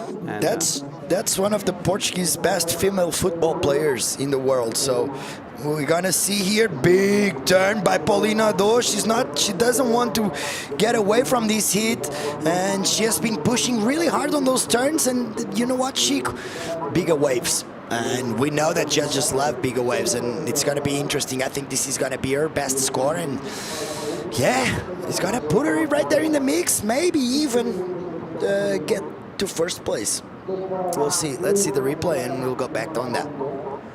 Yeah, as you said, a big wave, waited, patient off the bottom, big turn off the top. A lot of water coming out of that one. Pushes the fins, makes it with control. So, as you said, I think this is going to be a big number just because of the size of the section. Everything was art in that, and she made it look easy, of course, but really hard to deal with all that water moving, and she pushes. Wow, that was a really foot. good turn. Yeah. Really, really good turn. A lot of pressure on that back foot. This is the best score of the heat so far. You think so? I'm asking you. I think it's going to be right up there with Teresa's 7 point right. It might go up, it might go down. As we can see, 6.5. So half point shorter than Teresa's wave. And in my honest opinion, I think the judges got right on point with that, because that was a bit of, as you said, a little flare on Teresa's turns, just pushing that back foot a little stronger, and I think judges were really on point on that exchange. So judges identifying the difference between that extra push on the tail and variation and the powerful turn from Pauline. So different approaches, different angles. Judges made the difference about 0.5. So really tight heat on our ends right now. Pauline now needs a 5.88, so everything is wide open, Flip. Yeah, she just needs to improve on that 5.83, so a very similar score to that 5.83. She just needs, but you know what, Teresa, she still has a lot of room to improve on that 5.4, and as soon as she improves on that, she's gonna make Pauline's life a lot harder and the requirement a lot higher. Yeah, 14 minutes to go. Really good exchange, as you said. We saw there on our screen Jessica Silva, Benfica's player, one of the best female players in Portugal. It's always nice to have people from other sports joining the action on the beach. And she's here to support Teresa. It's not random, okay? She probably came. I know they're good friends, and Jessica probably came just to support Teresa. It's good. Teresa will be probably supporting Jessica Silva in the next Portugal game, so it's so good to have those relationship between different sports and women coming together from different sports to support each other. I think that's really, really good for the sport. Yeah, for the sport, and I think we've seen a lot of growth in Portugal in terms of seeing people from other sport joining the action. That's and true, actually getting involved with surfing.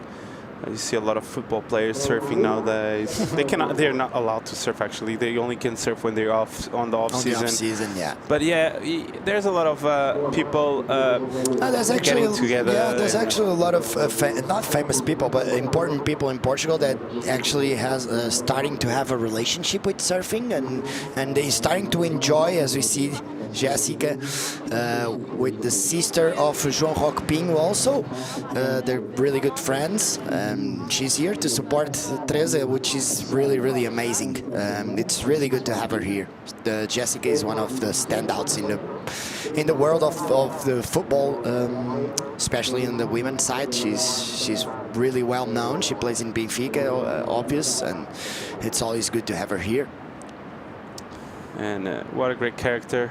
Really simple person, really nice to be around her. Always great laughs as we see Teresa live action. Bang! Oh, that's what we want to see. That turn was massive. Almost got it. And if she hadn't nailed that one, I think that that turn was going to go really, really high, Flip. Yeah, definitely. That could have been probably Teresa's highest score. She was really, she's pushing that back foot really strong, as we see here. Nice bottom turn, attacks the lip. I don't think she was expecting the board to release so much, because you can see that she didn't go with the board. Her body didn't follow the board, and that just shows, I think, it got a little bit too loose there. Yeah, the end of that turn, just lost it there, but I would love to see her land one of those. Oh, that would be amazing. Just have a bit of a progression. I'm a big fan of progression. I love to see airs, blow tails. Anytime someone throws one of those, I get really excited. Oh, especially on the women's side, obviously, because it's a bit more unexpected, and we've been seeing the girls on the CT just absolutely smashing this year, and we watched some of the biggest turns ever done by women in the history of surfing, and you know what? European contingent is looking really good as well, as we see Paulina do up and riding on a big wave again. Oh! So many lumps and bumps on that one. What happened there? She lost the priority. A rare mistake by the veteran. Yeah, Pauline there with a bit of a hookup on the double up section. Didn't really understand what happened, but maybe the nerves. Ooh, look at this right-hander. As we see a huge wedge coming in, and no one decided to go. I feel like Teresa is trying to just block a bit Pauline on the next occasion. Teresa likes to play tactics. Yeah, she was actually really smart on that one because Pauline was looking at it and Teresa was looking at it as well, and she had the guts to say, nah, that's not good enough. I'm not going. I'm not wasting the priority on that one. If you want, you go, Pauline. And guess what? Pauline didn't go. So that just shows that the wave didn't offer any potential at all, and just shows cold blood by Teresa Bonvalot. Because you need to have a little bit of a cold-blooded attitude, especially on this part of the contest. You're in the semifinals. You don't want to make mistakes, and you want to get through to the final.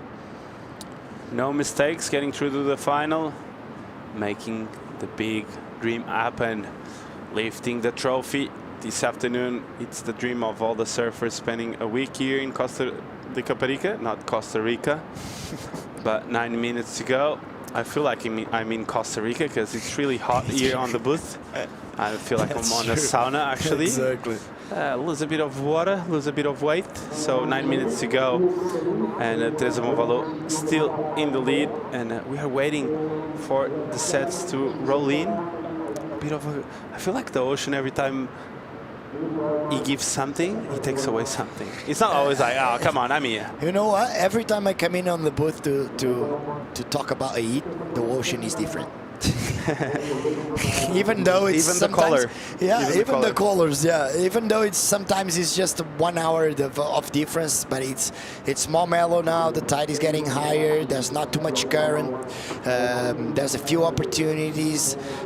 It's pretty glassy on the inside. It's really windy on the outside and mushy on the outside. But where the girls are surfing is actually pretty calm down, and you can see there's still a lot of water moving, because we're still dealing with a little bit of an hangover of all these storms, and I think it's going to take a while for the ocean to calm down for the next couple of days, Chico. Yeah, it's going to take a while. From this view, it looks like it's glassy. From the drone shot, it looks like it's windy. So when you're watching, it gives you all sorts of feelings. But one thing is for certain, I think most likely you see the waves change so much because of the tide. The tide has been so big. Tide has been, and not only that, well, as we see. I just love it. I just love you say olha, which is look in Portuguese, and I look. But it's been a long day, Chico, and every once in a while our brain freezes. Kind of freezes and really start to speak in Portuguese. Freezes in the warm, which is even harder. It's even weirder. but yeah, you know what? Yeah, it's gonna be a really. It's been a long week. It's very tiring for everyone, and as you see, Teresa Pan riding on a nice looking left-hander, Chico. Nice. Just a bit of a sticky snap. Loses the speed, a bit of a fall. So nothing major there, but the wave at the start looked really good, actually. So a bit of a surprise. I'm not that good on that one for Teresa, but 6 minutes and 30 seconds to go. And now it's the time we're going to see Paulina going after a score. Look, if you look at the scores, for some reason it feels like Teresa is dominating the heat, but it's not. She's not. Look, she has a 12.40. Yeah, she has a 12.40 of total score as we see the replay. Comes around the section. Hit it kind of late.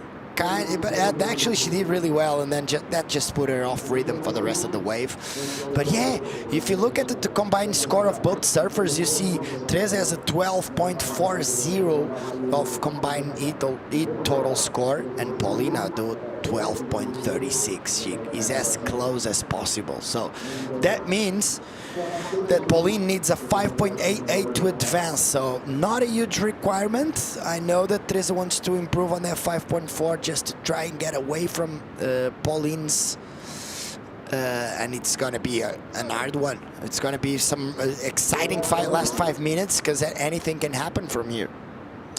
Yeah, as we're going to go for a quick recap of this one, and with 5 minutes to go, we're going to be watching the best moments of this heat, Flip. Yeah, Teresa started off really well with this big turn, nice bottom turn, just pushing that back foot. Unfortunately here, didn't make it on the second, but the damage was done.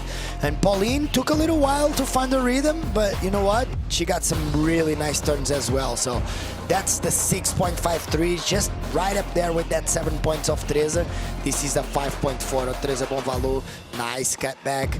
And then she's gonna finish this one off with a nice pushing that back foot, drifting that tail. Look at that, just so good technically.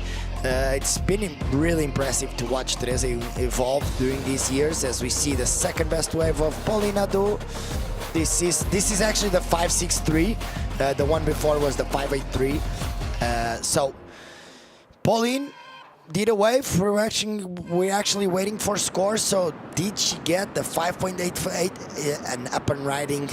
Oh, she looks like a little bit out of control, but I don't know where she managed to get that big turn. So waiting for this score of Pauline Nadeau. What do you think, Chico? Is she gonna improve on that 5.83? She looked like a little bit out of control in the beginning of the wave, but I don't know where when the wave walled up, she did really well. Well, the wave is coming in. Looks like it's not enough, but as you said, lots of bumps and lumps on the face of the wave. Nice snap though. She did a good job on controlling again the board and making a turn happen, but you know, our judges they get a bit disappointed when they see lots of loss of control at the start of a wave. So 4.5 there for Pauline. And this is Teresa using priority on this one, going right now, and maybe a bit of a mistake there. Very well sold by Pauline Nadeau. Pauline just make Teresa go on that wave to make sure she had the priority back, and that puts her on a nice position for the last 3 minutes. So a little bit of a mistake. You think the nervousness or a little bit of a jitter by Teresa for going down that wave, because the wave didn't look that good. And I think the mind game's playing off for Pauline because she actually got the priority. Well, I think a bit of a mistake here by Teresa, letting her emotions get into trying to block so much the other competitor that on that case scenario was not like important because the wave had no potential at all. So maybe from the start looked different, and we don't have the same perspective. And we see Gamero. Yeah, sorry, Chic, this is pretty interesting. Teresa was trying to run away from Pauline, and Gamero is actually telling her, like, don't go to the left side of the beach. Keep staying like that, because you need to see the difference between where they are. And Manuel Gamero was actually telling her to go closer to the rocks. She only needs to improve on a 5.4, but I think, for that matter, it might be better for her to be sitting on top of Pauline and make sure she goes on a bad wave. As we see Pauline moving. Something coming. There's something coming. Teresa is also moving to the south part of the beach. Let's see if she's looking. Gamero feels like he's trusting Teresa's call. She's not whistling anymore, not telling her anymore to go to that right side of the beach, as we see here. He's nervous. He's nervous, looking at the clock. That's nervous times, guys. 1 minute and a half remaining. Is Teresa go on this wave? No. In my opinion, she needs to be closer to Pauline and make sure she doesn't go on a really good wave. Even though she has the priority, she can play a little bit of mind games there. As we see a bit of a right-hander walling up now. Is Pauline gonna go on this one? Yes. Ooh, and she lost priority again, so. This is the moment Teresa needed to just sit on top of Pauline and make sure. Yeah, now we see it. You can see Teresa is going to sit right on top of her, make sure she doesn't go on any wave. She has the priority now, so played out exactly how Teresa wanted, even though she had that little mistake by the beginning. The last 5 minutes. Pauline also had a little bit of a mistake paddling to that wave, Chico. But at the same time, the time is running out, so she needs to make a move. So it's hard. Once again, surfing is not an easy sport. There's so much to deal with, as we see. Oh, interesting situation, yeah. Pauline actually thought she was going on that wave, and Teresa didn't actually go in, but it's not a priority. It's not an interference, nothing happening there, nothing will change. 19 seconds remaining. Will we have a Portuguese on the final, Chico? Yeah, I think we have. Will we have 2 Portuguese on the final, Chico? Will we? Will we?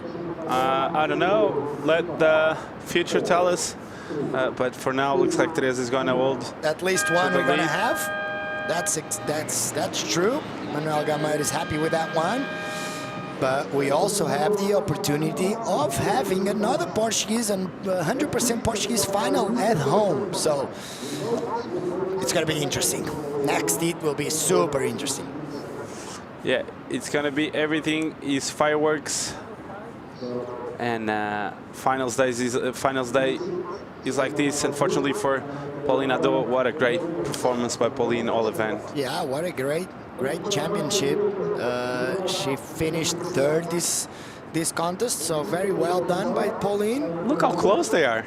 Yeah, that was a really close hit, really high score, really close high scores. So yeah, we're gonna be right back on that Portuguese heat as well.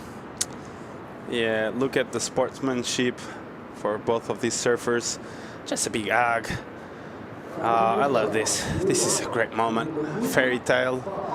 And we're going to have more great moments. It's just a quick few seconds, and we're going to be right back for more Caparica Surfest in just a moment.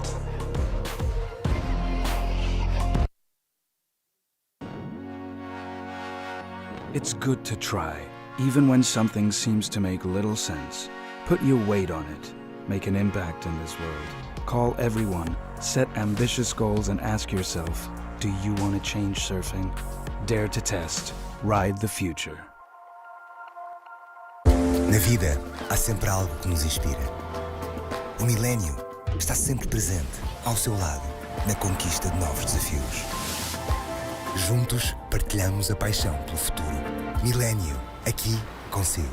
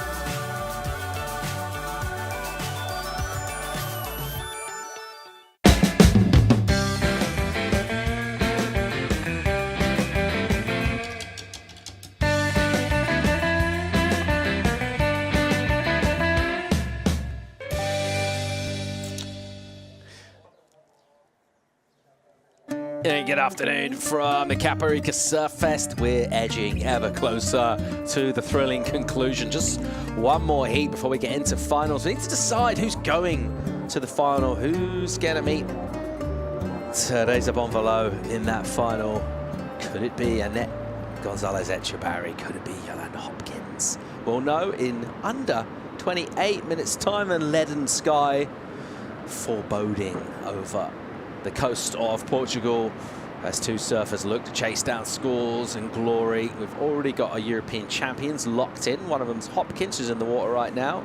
She's in blue. She's successfully defended her title, and she's taken on one of the outstanding young performers from this event, Annette Gonzalez-Echevarri. Joining myself, Paul Evans, to talk you through it. Philip Jervis. Cool matchup, this one, mate.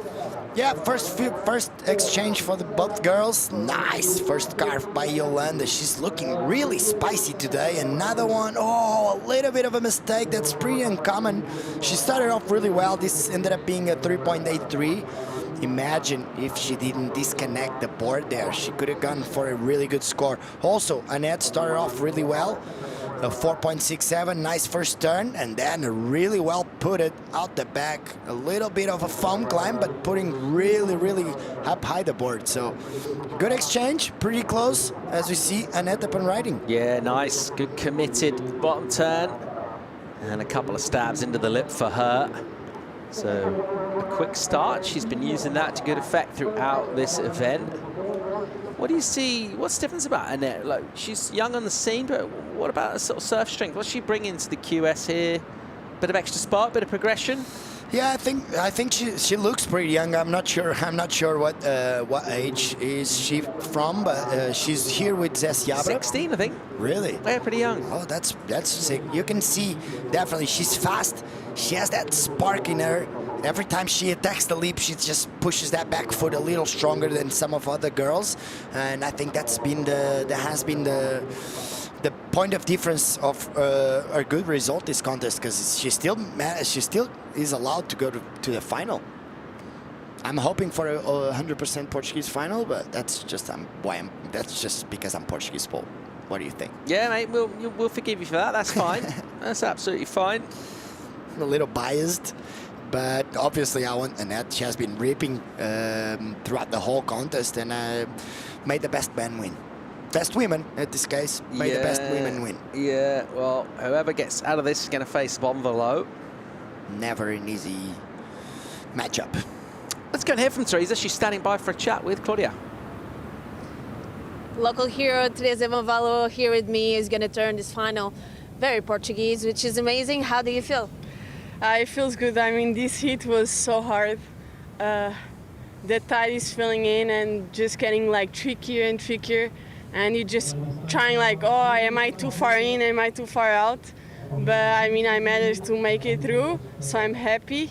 And I obviously want to even do better in the final.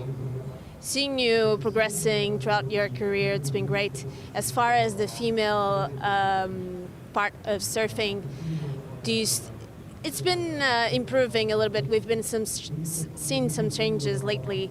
But what do you feel of what's been achieved so far, and what could be even better for you? Obviously, I think there's always improvement, and I mean in this part and everything. So obviously with the QS for us girls, as I said before, we have a few less events. I was doing the Challenger, so I was doing like managing like my schedule, and then unfortunately we had like some events canceled, some events that we don't have, so it's like always super tricky because you're always looking like on the edge. So I came here not confirmed yet. I was in fourth with the last spot. I still had like to make 2 hits like to confirm, and no one achieve my spot. But it's always like so tricky when you have like your mind in so many different levels, and I obviously think if we could improve and try like to make, I think I'm more passionate about the whole system. I think everyone is, and I mean you go with what you have, so if we have this, we gotta go with this, and it's like you don't eat pasta if you only have rice. So yeah. Exactly. Congratulations, Teresa. Good luck for the finals. Back to you guys. Thanks, Claudia. There we go. Plenty of insights. She wants more QS. Yeah, she wants more. She wants to be more on the rhythm. And Chico Alves just said to me as he was exiting the studio, he would like more QSs. So there's a few people voting for more QS. It's a matter of making it financially worth it, and matter of... See, you're all about the money. I'm just about the art. You know me. I'm also about the art, but yeah, you know how hard it is to put an event like this together, and I think that actually Caparica has been trying to really hard, and they've been doing a good job. It's super hard, especially a contest like this, because the forecast looked really wild before the week before. How can we make some savings? Maybe cut down on the judges' lunches? Just give them a piece of dry bread and some tap water. What do you think? Should I put that in the suggestions box? I'm not a businessman. I would love to be, but I'm not a businessman. Save a lot of cash there, actually. What's that? Could save some cash there. Maybe get them the campsite. They don't need a hotel, do they? You can get those sort of semi-permanent tents now. Exactly. Yeah, they got like canvas. For a couple of days. It's a canvas tent, but there's sort of a plastic structure on top. Get the judges standing in them. All right, Hopkins, here she goes. Whoa, what she got here, massive section. Wow, look at the flow. Look at this stuff. Oh, wow, she just gets folded by a Caparica crunch on the inside. Hopkins just going top to bottom. That's what we expect her to do. Loving the commitment. Always. That's always what we expect from Yolanda. And you know what? That finishing turn, she disconnected from the board when she was coming down. We're going to see on the replay her front foot coming out from that front deck pad. She's the only competitive surfer that actually uses front pads. That's pretty interesting. As we can see here, nice bottom turn. She actually managed long bottom turn. She managed to go up the top and she hits it really well, but look at that front foot disconnected from the board. And we're gonna see here on this slow motion, that was a really nice first turn. She got a little bit caught up. And look at this. Look at the front foot. Wow. The front foot absolutely disconnected from the board and just. The deck pad's not going to save her there, is it? Yeah, it's not. Look at that. Look at the front foot. That's a sick turn. It was. Yeah, that could have been one of the highest scores of the day. That is mental. Like, no one's taken on sections like that for me. Yeah, that's true. She's sort of in a bit of a class of her own in the risk she's taking. She's so everything. committed. Yeah, she's putting everything in. She just wants to perform. She wants to win, but she mainly wants to kind of show what she can do. And you talk about the length of the bottom turns. Her bottom turns are longer than some surfers scoring rides in this event. That was a long bottom turn that actually we saw a few waves, a lot shorter than that long bottom turn. So yeah, Paul, that's a good view. But that was really good. Technically, that was a really good bottom turn. She just held the line for as much as possible and then attacked the lip. Even though she got a little bit stuck, we're still waiting for that score though. I think it's going to be something around that same score, that same first score. Yeah, keep her in contact, one at the 4-1, drops in for Hopkins. Put her in the lead for now. Priority with the young Basque, Annette Gonzalez Echebarri. She's out there all on her own. As we look at a very much becalmed ocean. Out the back, you can't see massive bommies exploding on the outside for about the first time in about a week. So you can actually almost see the horizon out there, which is weird. This is new, it's different. It's different from what we had all week, and it has been some really challenging and tough conditions, but the organization made it through, the surfers made it through, and we're here on the finals day with some of the nicest and funnest waves we have seen throughout the whole week. I think it's gonna finish off as good as possible. Yeah. It's not perfect, it's not pumping, it's not offshore winds, but we've been dealing with a lot of really hard conditions, and you know what? It's actually really rippable. There's a few opportunities. You cut your teeth on the QS, you do the hard yards, and if you do graduate to challenges, you get to get snapper rocks. One of the finest sand bottom waves in the universe. How good is that feeling? So good, so good. Imagine qualifying and knowing that you're going to be surfing snapper rocks. It's just a couple more guys. That would be that dream, absolute dream. I only had that opportunity in Burley, never in snappers. Yeah. We gotta go. We competed in the Vasco and Kikas actually made the semifinals. They were the only non-city surfers back then on the contest. It was like Mick Fanning, Big Durbridge, Julian Wilson on the semifinals, Joel Parkinson, Vasco and Kikas. So it was pretty amazing. We all competed in that event. Burley is also a really fun wave. It's not snapper, but at least I surfed Burley with just a couple more guys. Yeah, it's picturesque though, isn't it? You've got the headland there, the jump off's quite gnarly. It is super slippery. Yeah, we saw some accidents up there. I think there's accidents every day. Quite sharky as well up there, that bit. Really? The river comes out there, yeah. But I don't know. I don't even care about that. I never thought about it. That in that particular spot, the most sharkiest place we've been in Australia is probably North Straddie. We were talking about the other day, and Kikas actually we had to stop 2 hits. No, the same hit twice because there was a couple white sharks out the back. So it's that's something we don't have in Portugal, and it's a big major factor, isn't it? Like you can actually be chill on the water. 17 on the clock in this, our second semi. Who's going to meet Teresinha in the final? Is it Yolanda Hopkins? Is it Annette Gonzalez Echebarri? Here's a wave for Hopkins. She likes this left. Here she goes, late drop. There's the bottom turn, there's the snap, a little hung and caught up. So not going to add significantly to her total either there. Hopkins already crowned the Euro champ. She's defended that title. She's going to the Challenger Series. What she wants now is to take out the event win here and get another trophy, some extra prize money. That all helps. She's heading to the Olympics as well. She's got a big year coming up, mate. Yeah, she actually did pretty well here, but the weight just didn't. It's just kind of got too whitewashy. Yeah, Yolanda is going to have a really big. She's going to have the Olympics. I've got a question for you about that. Yep. What's better, getting a medal at the Olympics or qualifying for the CT? You have to pick one. I'm going to say a bronze medal or qualifying that's for the gotta be CT. bronze medal Bronze medal or qualifying to the CT. Yeah. Which one are you going for? Jesus, that's a tough one. I mean, a medal is forever. You're eternal. Then you'll always be known as an Olympic medalist. For your country. CT, you could get there, do 5 events, year, not make the cut, and disappear. Year. Yeah, and you can make it every year. If you got a medal at the Olympics, it's every 4 years. So yeah, I'm gonna say bronze at the Olympics. Because if you don't qualify in the same year that you are in the Olympics, if you don't qualify to the tour on that year, you can qualify the next, the next. What's better, bronze at the Olympics or making the tour and then making the final, making the cut and then making the final 5? See what I've done there? Making the final 5 or bronze. I'm gonna say, as we see here, Annette will be right back in that pole. Whoa. Late hit, not a good one. I'm gonna say still Olympics medalist, because you still the next year you're already, because if you're in the top 5 you qualify for the next year, so you can still be on the every year you can be on the top 5. You can only get a medal every 4 years, so I think. Okay, you know what's coming next, don't you?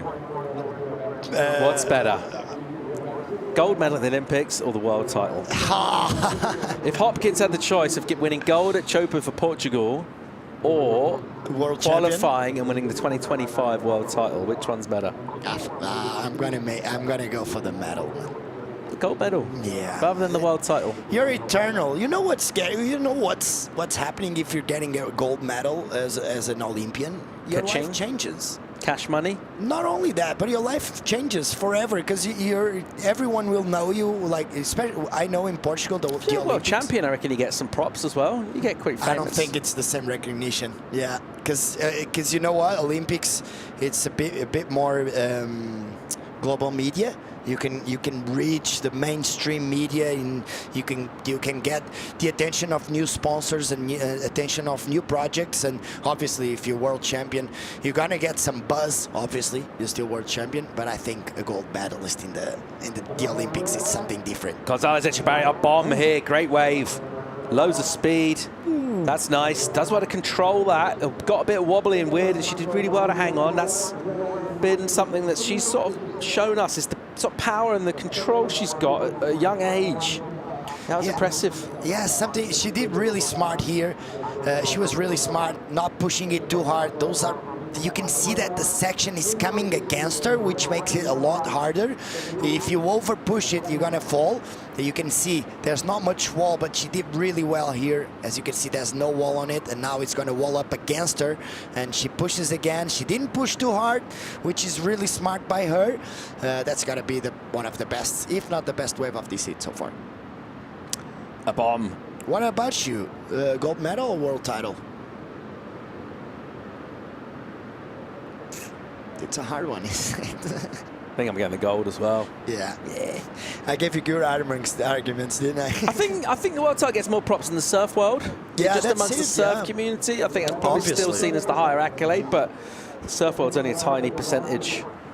And winning the gold, particularly in Tahiti. Oh yeah, Chopes, in Tahiti, it's going to be so That's gnarly. a good one to win, isn't it? It's probably going to be at Huntington Beach next time around. It's not quite the same thing, is it? It's like winning. It's like winning the 2028 is the US. It's like winning the ISAs, basically, isn't it? Yeah, exactly. Essentially, it's like winning the ISA games if you win the Olympics at Huntington Beach.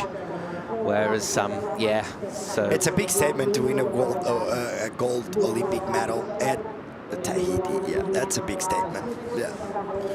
Imagine having the final 5 at Tahiti. the finals day at Tahiti. We'll put that in the suggestions box as well, should we? Yeah, why not? September? September's all right for Tahiti. End of the season. Still good. Early September. Early September, you still get a lot of swell there, and it would be fun to see those 5 surfers just attacking that wave and go broke for broke and wave by wave. It would be sick. But I still like trestles, though. I do like trestles. I think it's obviously the most high performance wave in the world. Probably the most, the phrase that people use the most when describing trestles, the most high performance wave in the world. I've heard that for at least 20 years of surfing. Under 11 minutes in this. Numbers in for the Basque. Gonzalez Echevarria's good, 6.17. She's in the lead in this one. A little bit of work for Yolanda Hopkins, your brand new European champion, to do. Join us for the rest of this semi and the finals from the Caparica Surf Fest real soon.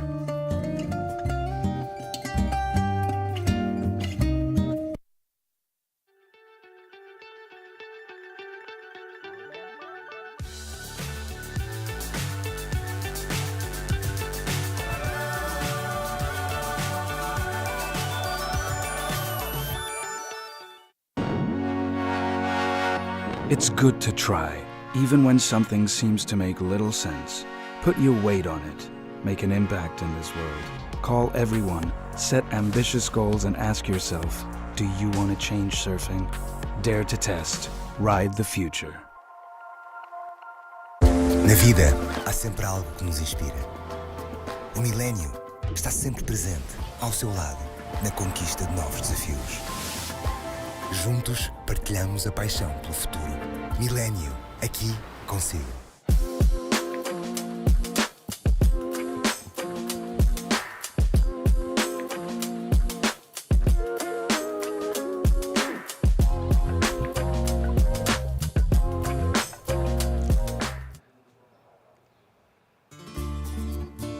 Welcome back to live coverage. Second women's semi-final is in the water right now. You're watching Yolanda Hopkins on screen. She's just ridden a wave. We don't know what kind of wave it was. It's with the panel for the moment. The replay will shine some light on it, Jervis. Big wave and huge turn. Paul, that's gotta feel good. She's gonna be right back in the mix, and that's this hit. Nice bottom turn. Hits it really hard, and somehow she just put those fins out of the board. Look at that. This is crazy. She's drifting the fins. What? That was rad. How much strength those legs have to be. That's going excellent for sure. That's massive. She needed a 6 for first. She's getting that all day long, and she's going to get first in style here. Hopkins with 8.5 on the clock, and again, we're needing to step up. It's what she does. 9 points for Hopkins and 9 for her. Her numbers in this event have been mad. She's just been getting huge scores for massive surfing, really. I don't think I've ever seen her this sort of unleashed. Not so consistently in so many heats. She's shown flashes, but just to come back heat after heat and perform Keep like this. Performing. Yeah, it's pretty insane. We actually had a year in the nationals that we had the whole year at kind of a Piga waves, and she just absolutely smashed it. I know she loves these kind of conditions. Look at this. Huge bottom turn, just putting the board up there, and instead of just coming down, she actually pushes that back foot off with just a little bit of air time almost, and really good. She's happy with that one. 9 points. John is happy with that one. John is happy. That's just power. That's power. That is power. When power meets aggression. Like having the power is one thing, but having a sort of attitude to take on those sections. You know, a lot of people in heats, they tend to sort of just underdo it a bit and go a little bit conservative. Not Hopkins. I used to be one of those. Yeah, she just goes for it. She just backs herself. She's so confident. She's so driven. And just smashing that. So the requirement now on Annette's not huge, actually. It's 6.94 at the moment. That's while Yolanda sits on a 4. So it's not a massive number for her. It's well within her grasp. And it's her next move. Let's see. This one's really entertaining. A great semi-final. Waiting for them is Teresa Bonvalot. Will I have the pleasure to be commentating on 100% Portuguese female heat? At the moment, yep. But still 6 minutes and 40 seconds remaining, so anything can change until then. Who do you reckon Teresa would rather surf against out of these two? I mean, we're just speculating here. If you were Teresa, who would you rather have?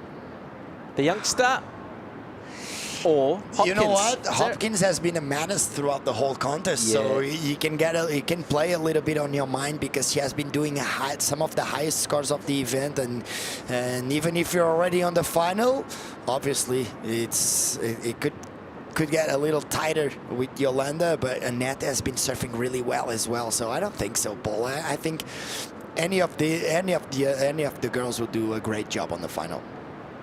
6 on the clock in the second semi for the women's. At the moment, Yolanda Hopkins is leading this one over the young basket. Is Annette with early work slashing for, I think this was a 4.67. Yeah, that was a 4.67 2-turn combo. That I really enjoyed that foam climb right there. Not an easy wave to ride, but very well done by Annette. Yolanda has been starting off really easy going. She got that first big turn on that wave, and then she had this huge wipeout. She got smashed in there. Still got a 4.1 on that one. This is Annette's best wave. 2-turn combo, nice slash off the top, and then she's gonna hit it one more time, not pushing it too hard. That was really controlled and smart surfing by her. But then Yolanda showing why she has putting some of the highest scores of the contest because of turns like that. Look at that, just attacking the lip really strong and holding it all together somehow. I think it's just leg strength. Quick in and out for Annette, not what she needs. 6.94 still will be the requirement. That'll be a throwaway for priority. Go back to Hopkins. And Hopkins will be heading over to keep close company, I reckon. On Gonzalez Echebarri, who's got a bit of distance now. She just wants to keep paddling away. If I was her, I'd keep paddling. You see Hopkins heading towards you with intent in her eyes. And Annette's got just try and find something here. 6.94 isn't huge. A reasonable wave will do it. She needs to get wave first of all. But again, just from her point of view, similar story to Ordonez really in the men's. What a cool result though. Semi-finals on the QS against some of the biggest names, or the very biggest names. You're against the champion in the actual semi-final, but some of the surfers she's beaten and out-competed and outclassed in her career. Another one of those surfers from the EDP Surfer Tomorrow program. Her career is very much on the up and up. Oh, look at another right-hander. She has been not. Oh, look at that. From the drone angle, that looks a really good wedge. Yeah, Ordonez, that was a really cool result by him. 3rd place. He's only that young, and he's actually been recovering from he busted his eardrum in Hawaii, so he stayed out of the water for 3 months. As we see, up and riding, Annette. Here she goes. Good section. She needs to hit this. She won't. So not fancying it. 3.5. It's taken her a little bit further away from Hopkins. That's part of the good news. She'll keep heading south, I reckon. Here she'll go on the run. Yeah, the thing is she going too far away from the good waves? You know, because sometimes if you look at the beach on the left spot of the left side of the beach just closing out a lot, and there's not too many opportunities. But yeah, she prefers that on staying on top of Yolanda and have her controlling the rest of the heat. So a little bit of a strategy by Annette. Let's see if it pays out. She only needs a 6.94 only. It looks like an easy one, but it definitely is not easy to get a score like that in conditions like this. But we already saw Annette doing some really big scores throughout the day. So nothing is impossible right now. 2.5 to go. Hopkins on the prow. Gonzalez Echebarri on the search for a score.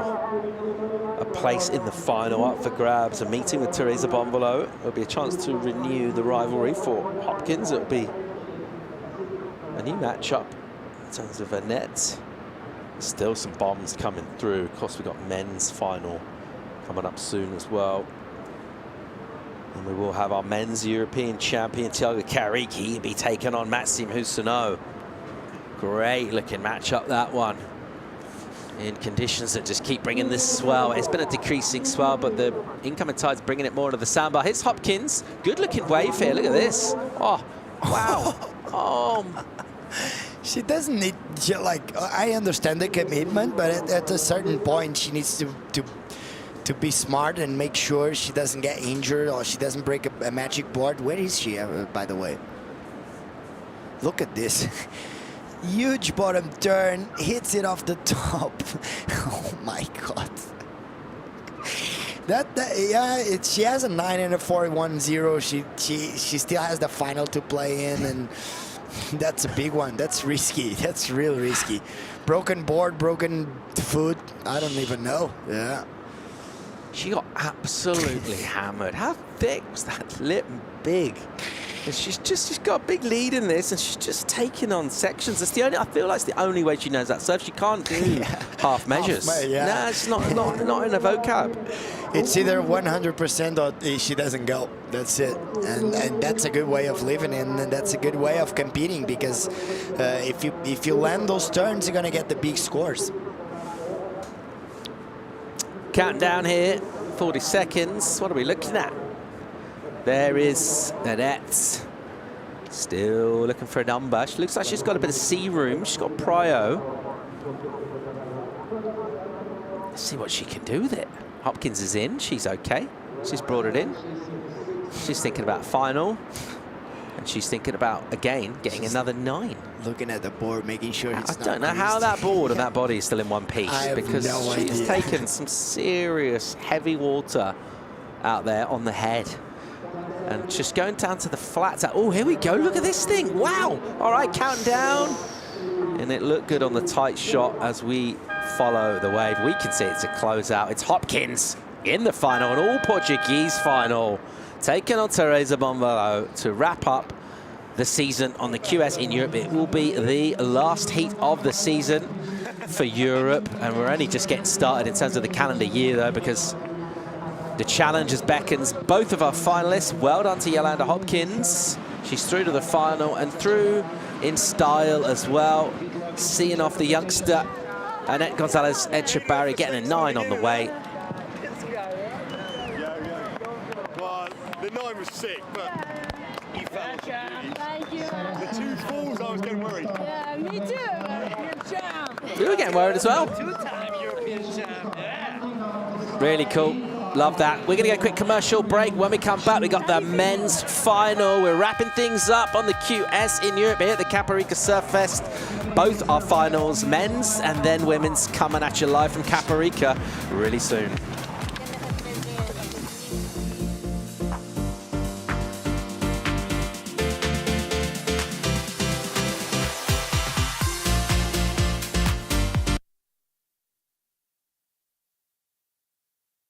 Na vida, há sempre algo que nos inspira. O milénio está sempre presente, ao seu lado, na conquista de novos desafios.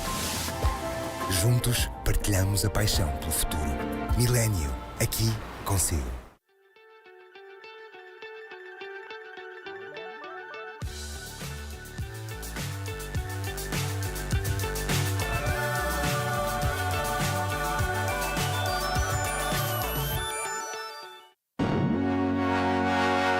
It's good to try, even when something seems to make little sense. Put your weight on it. Make an impact in this world. Call everyone, set ambitious goals, and ask yourself, do you want to change surfing? Dare to test. Ride the future.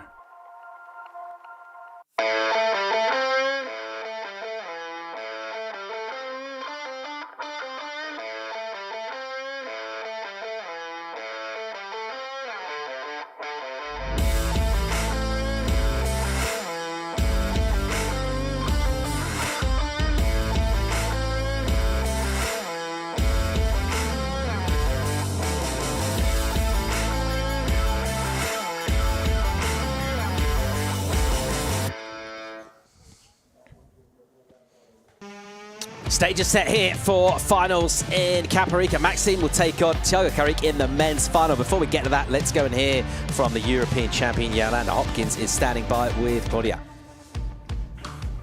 That's right. full Portuguese final here at Caparica Surf Fest with Yolanda joining Teresa at the finals. How was it? That last one was a little bit tricky, huh? Yeah, I didn't have a very good backup, so I tried to hit it a bit gnarlier, but the wave just sucked out and I didn't have time to ride out of it. I thought I broke my board, but it's all good. It's all good. Now looking to the finals, how much do you want this? Oh, 100%, 150%. Like, it's really cool to compete against Teresa. It's always fun to have a teammate to compete against. And yeah, I reckon it's going to be a show of a heat. Thank you so much. Good luck. Thank you. Thanks, Claudia. Yeah, no, never in doubt that she's not going to go, yeah, no worries. I've won the European title. I'm not really that bothered. No, I don't think so. She wants to smash it, Chico. Yeah, she's in the rhythm and destroying leaps every heat. So, wow, what a performance by Yolanda. Yeah, well, it's good to have you in to call the final alongside Zay Freire. I'm going to need a pick here, chaps. Let's come to you first. Zay, who do you like? Caparica, Husano? Who's going to be your men's champ? Who are you fancying? Which horse are you backing? I'm backing, is that fair to say? You know, I just hope the best man wins. No, I'm not going to accept that, I'm afraid. Maxime. You're going to go Maxime? Chico? Chico goes with Thiago. No, I'm not going to go with no one. I feel like this is a really even final. Both of them, the best two surfers all week. Someone is going to win, though, no matter how even it is, mate. There will be just one person that's the champion here. I feel it's going to be tight. You think they're both going to win? Yeah, they're winning already in life. The trophy of life, they have it. All right, let's check out early work from Caparica. Yeah, this was a 3-point ride. Thiago winding up to the bottom, quick snap, and the wave kind of like just disappears. So 3-point ride there. Nothing crazy there. Yeah, well, but Maxime is looking at this one, not going to go. He has a lethal backside attack, Caparica. He's showed it in numerous times before. And how are the waves? How were the waves for the last heat, Paul? Pumping. Pumping? Yeah. Yeah, pumping. It's big sections, some big, thick lips. Some real power out there.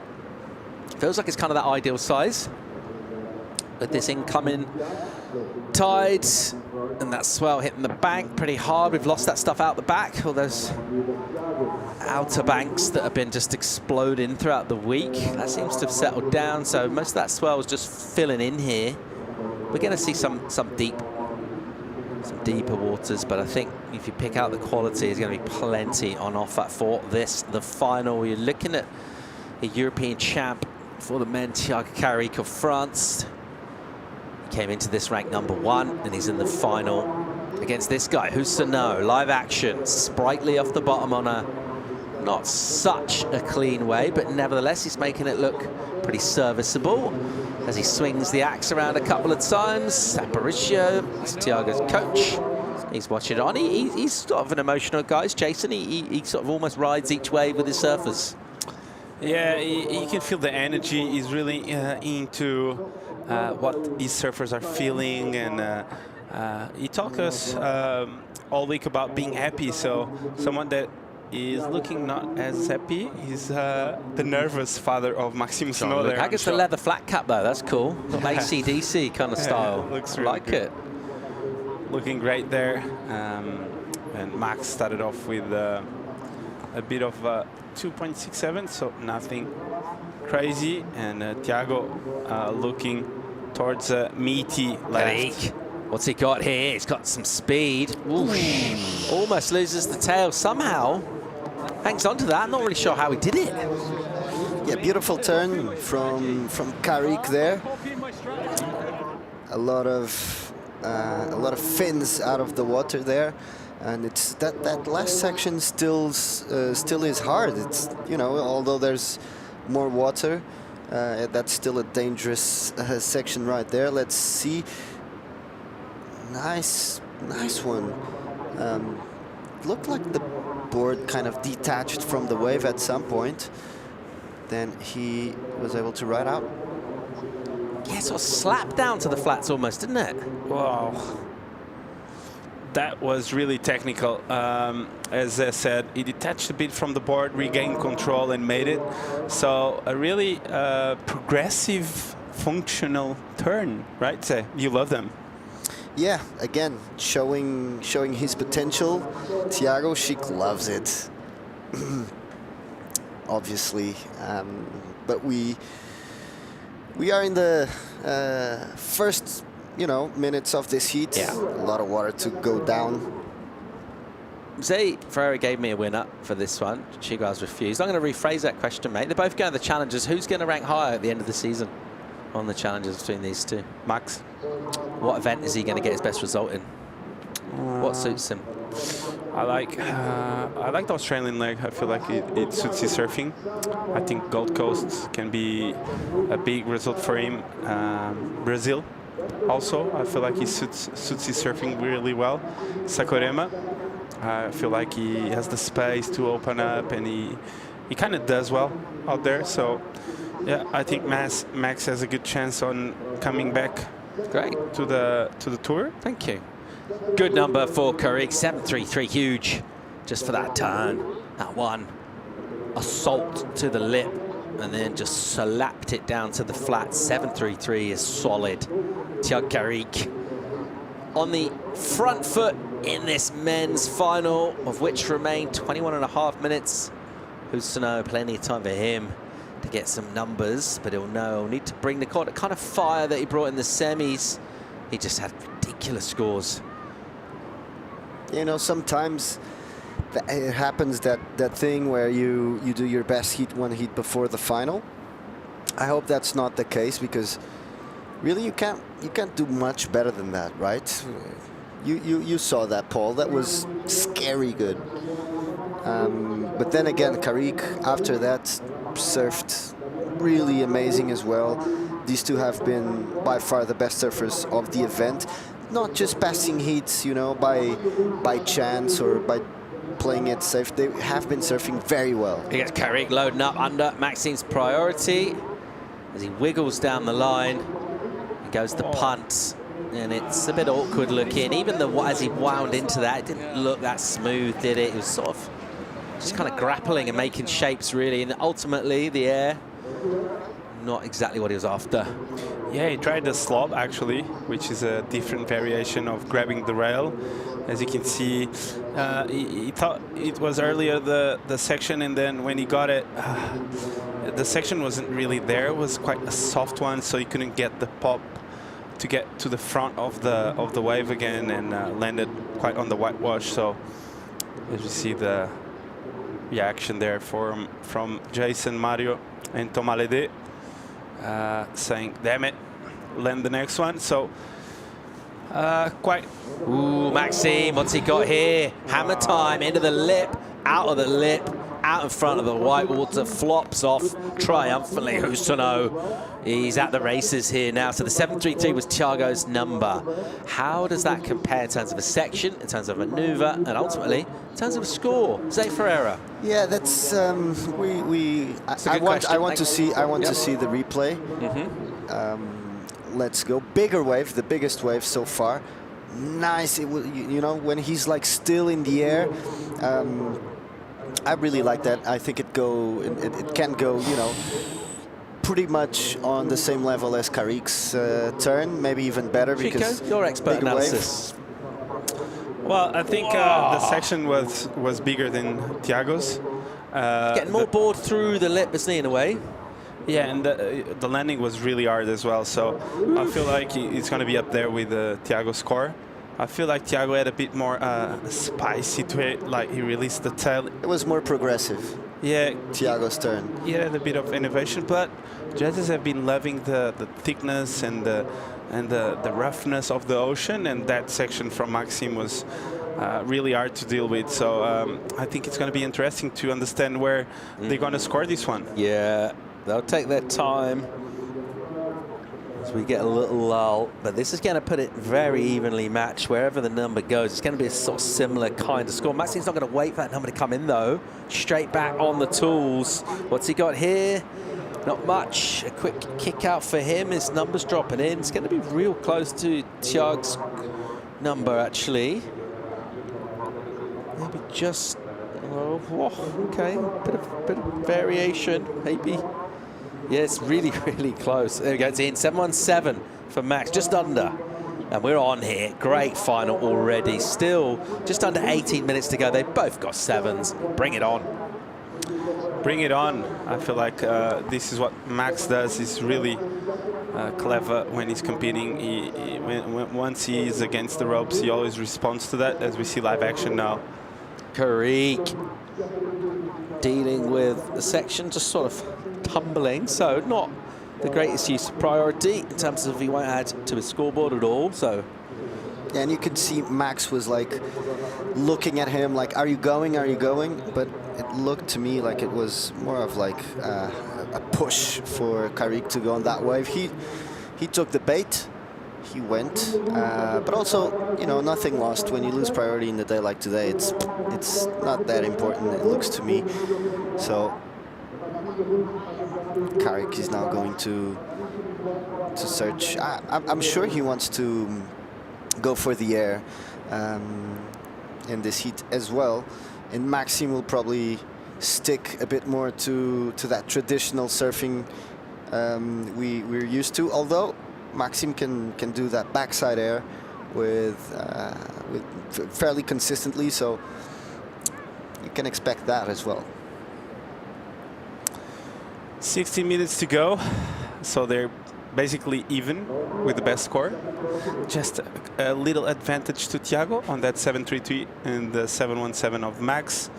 But I feel like this heat is well and truly open. I would like to see Caparica go to the air. The wind is calling it, and I would like to see Max actually going to the air too, because I know Max can throw some huge backside airs. If you follow Max on socials, you can see that he loves to throw some big backside airs as well, and would be sick to see him go blow for blow. Here he goes. What's he got here? Big pump, big section, loads of speed. Ooh, runs away. Oh, that would have been a big section for him. Bigger wave as well, so that really, you know, it's different, a trick on a small wave than an actual aerial on a big wave with a big section. That's called like a power. That can be actually called power surfing as well. You see Dane Reynolds go to the air, and it's like power aerials, right? There's no other way of saying it. Power aerials. So you almost got it. Just a touch light to it, but the ramp was huge. If he got there just a bit earlier, or the wave slowed down just a bit for him, he would go crazy on that one. So hopefully he's going to have another opportunity, and Max as well. And wow, what a long day, Paul. Not long enough for me, mate. I don't want it to end. I'm sad that there's only 14 minutes and 40 seconds of men's professional surfing this season on the QS sheet code, but I'm enjoying the present, and I'm enjoying Maxime. He's not enjoying the scoring potential of that wave. So a couple of meek surrenderings of priority without adding to the score. They're sort of tossing it back to each other. No one's able to do much. It's a much busier approach. Caparica's ridden 7 waves. That was a 4th attempt from Maxime Husseneau, and as we were scoreboard-wise, a little bit more time has eroded from the clock, which, yeah, I mean, I guess life is really just a battle against the ever-spilling seconds, isn't it? It is 14. Without meaning to get too deep, I mean, we're all running out of time in different ways, aren't we? Are we? The clock never stops, does it? Do you ever think about that? The clock never stops. Do you ever think about that, guys? Kinda, yeah, sometimes. More and more, I must say. Yeah, like Zay is now 42, so I understand, like, he starts to get into that clock. Yeah. It comes with age and responsibility when you get there. Oh, lovely shot here. All right, 13.5 to go in the men's final. At the moment of our pair of French surfers, it's the goofy Chug Caparica with the lead in this. It's tightly poised at the moment, though. We'll wrap up the men's final, bring the women's final too when we come back from break.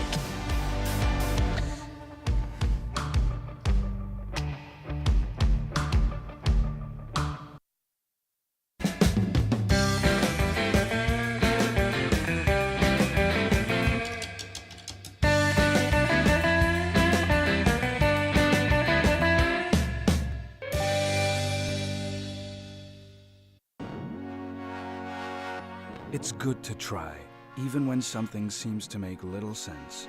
Put your weight on it. Make an impact in this world. Call everyone, set ambitious goals, and ask yourself, do you want to change surfing? Dare to test. Ride the future. Na vida, há sempre algo que nos inspira. O milénio está sempre presente, ao seu lado, na conquista de novos desafios. Juntos, partilhamos a paixão pelo futuro. Milénio, aqui consigo.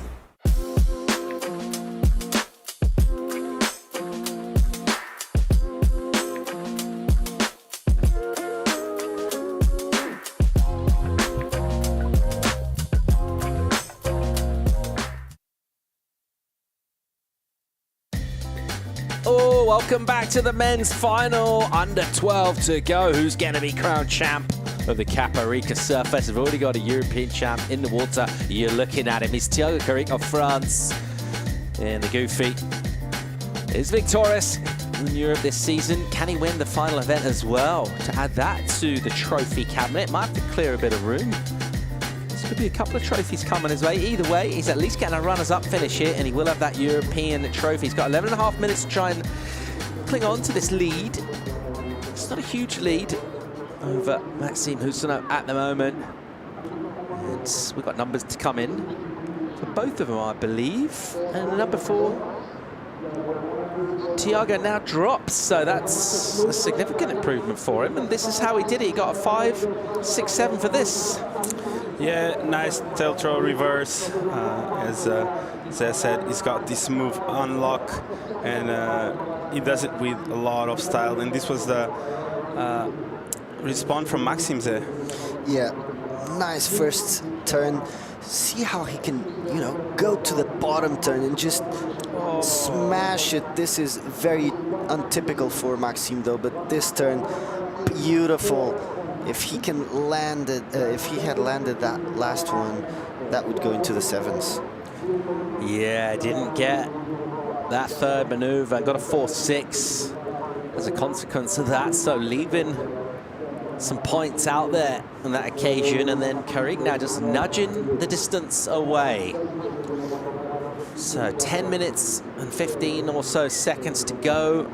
A little bit of laden cloud appearing above Costa Caparica, some Easter sunshine poking through, reminding us of a celestial presence keeping vigil on this famous surfing coast. 2 surfers out on the water looking to take out this event. At the moment, it is Caparica still with that lead. They're so lucky to be able to be out in the water with no one else in the water because of the contest.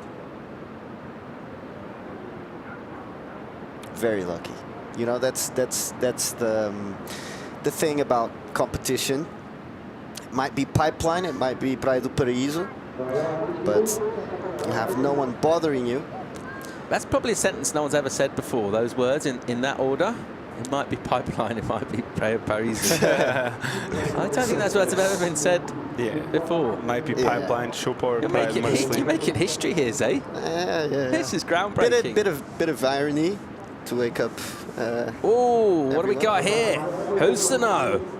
Wow, look at this.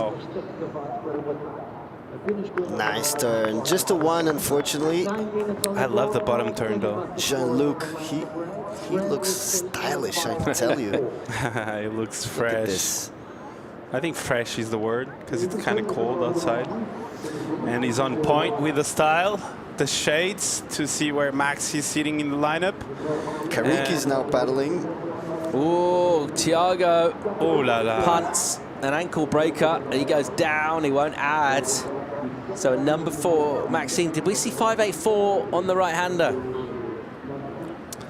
I think it's gonna be close. Well, I need to see the replay again, but I think it's gonna be close. Go on instinct, mate. You've seen it once. Is that not enough for you? Always playing safe, Shiku. You always want replays, mate. Please, you can't rewind live. Okay, guys. Sorry. I'm gonna put Zé on the spotlight then. This was Thiago's. I think was gonna be the best score of the heat so far. Yeah, that would have been huge number. Aparicio. But emotional. But Max score, I feel like. What do you think, Zé? No, what do you think? I want to know what he thinks. Short turn, wasn't it? It was an abbreviated turn, I'll say. Yeah, there's, you know, that was some release missing from that turn. Yeah. 5.84 though, you know, it might be close. I think it might be just around there, but I think the judges will actually put some consequence because they know what he's capable of, and this is a final. And if you don't put your everything out there, you're going to be penalized. But again, you know, it can be a little bit better, a little bit worse, but it's there, it's around there. 7 minutes to go, not long left. I wonder how many more opportunities they'll get in this. Maybe a couple each at best. The number's going to come in for Max shortly. Okay, a couple of judges thought yes, a couple thought no. 5.57, it's under. Comes in just under the requirement. Less than a third of a point shy. And he's still looking for that number of the 5.84. Meanwhile, Caparica is out the back. So there's Max. He's used the rip. He's done a little paddle around. He's making good progress here. He's got some good paddle speed. Doesn't need to waste time. 6.5. He needs a number. He's still chasing down a score of the 5.84. What's Caparica going to do next? Well, I think Thiago is going to go sit closer to Max probably to make sure the next or is he just going to go this wave and try an air? Probably. I think Max is paddling towards where Thiago is sitting because he knows near the pier there's not many opportunities probably. I don't know. I just see a really calm Thiago Caparica with 5 minutes to go, letting Max further to the north side of the beach. I feel like Thiago is paddling down there because of the rip, not because he wants to get closer to Max. What do you feel, Zan? Playing tactics or just paddling against the rip? Bit of both. Doesn't want to leave Maxim too comfortable, but that rip is definitely pushing, so he also is positioning himself as we have Yolanda Hopkins getting ready, the peaceful warrior, getting ready for the final with Teresa Bonvalo. Here she go. They go fairly close. Little warm-up jumps right there. That will be a heck of a final as well. Exciting two surfers. And Caparica here, beautiful first carve, and the wave just white waters. So he uses his priority. Don't think it'll add much. Nice speed carve. Don't think it's going to threaten his numbers. 5.67 his low score. Who's to know now? 4.5 minutes. 5.84 the number for him if he wants to be champion of the Caparica Surf Fest. He needs to find himself a number. There he is, in that red singlet on the prow. He knows exactly the kind of section he's looking for. Chances are, just with the sort of periodicity of this swell, there will be another set, at least one more, I reckon in 4 minutes or so. Maybe it's been 2 minutes since sort of last set, so you'd expect to get something with a bit of meat on it come through in that time. And at the moment, it's Husano who will have first refusal from his priority. Tense moments, these. Are you feeling the nerves, Chico? You look a bit, are you all right, mate? You look a bit worried. I'm worried for Max. Right. I know there's 3 minutes to go. I'm nervous. I'm on the edge of my seat. It's the final moments of this event. And I get quiet when I get nervous. And I know it's... Yes, it's not all bad. Yeah. All right, here we go. Of course, I had to laugh. A little... Of course, you had to laugh on this one. Like old joke for old people. A little bit of motion out the back. Oh. What's going to happen? Getting down towards 3 minutes to go. And it's a chopped up, confused sea. And is there some stillness in the mental space of Maxime Husano to try and identify, find himself a wave, or will it be Caparica, the European champion, freshly crowned since the semis? There's a paddle. He's not going to get on this. going to give up priority as well. And that could end up being decisive here. So Maxime couldn't get on that. Now priority with Caparica, who, guess what? He's right next to Max. Looks like we've got some more waves coming. Yeah, looks like there's more lines approaching the lineup. 2 minutes and 30 seconds. This is going to be really close. A bit of a mistake. More. All right, here goes Husano off the bottom into the lip with spray. Oh. And again, and a third. Ooh, 5-8-4, and now behind him with another big turn. So this will be tight. Aparicio is asking for the champagne bottles. Anyway, he will have to drink champagne bottles because he was European champion. That's reason enough to celebrate. To win this contest would just be the cherry on top of the cake. All right, this exchange, what do we reckon? It multiple maneuvers from Maxime. Who got the better of the exchange? What was the better surfing we saw there? You know, I think Maxime had the best wave of the exchange. But don't forget that Caparica, you know, same thing as Maxime's 5.57. He could have pushed a bit more. But Thiago Caparica has the best wave, and so I think the difference won't be enough for Maxime to go into first place, because also this last turn, he could have pushed a bit more. So again, like not enough to be obvious that he goes first, but possible. Let's wait and see. But what do you think, Chico? Well, as I said, I think it's going to be close. I feel like Max wave had more flow, and as we see Max again. Husano on a left. Throws some buckets, a smaller wave though. It's sort of not wildly dissimilar to the right, just in terms of the energy of the wave and him having to push a little bit without getting all of that speed. Meanwhile, Caparica encouraged by Appers on the beach. And numbers going to come in for previous to last of Maxime. It's 5.43, so not the score. So it's just that left really. And we did get an improvement, I think, from Thiago. Yeah, 6.2 for Thiago. Yeah. So this is it. It's over. Well, unless it's a 6.37 for that left, which I don't think it is. It looks like Thiago Caparica's going to be champion here. It's with the judges, though, for the moment. But it looks like Thiago Caparica's nailed not only the Euro title, he's won the entire event. And he's absolutely delighted as he brings it in. His squad is happy too. Congratulations to that young man who came in here ranked #1.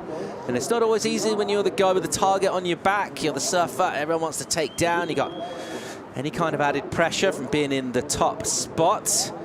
And he's seen off all comers in this event. And he's brought it where it counted most in the final. A tough final against a guy who's just dropping redonkulous scores in the semis. Maxime just couldn't quite find his backup wave, really. Came down to pretty close margins, quite tight. Ultimately, it's Thiago Caparica, and he's good value for his win. Good champion of the event. Yeah, great champion. Always really consistent, throwing some big scores. As we can see, Jason Aparicio there getting really close to him. Let's hear the first reactions. Deja vu, baby. Repeat. Let's go, let's go.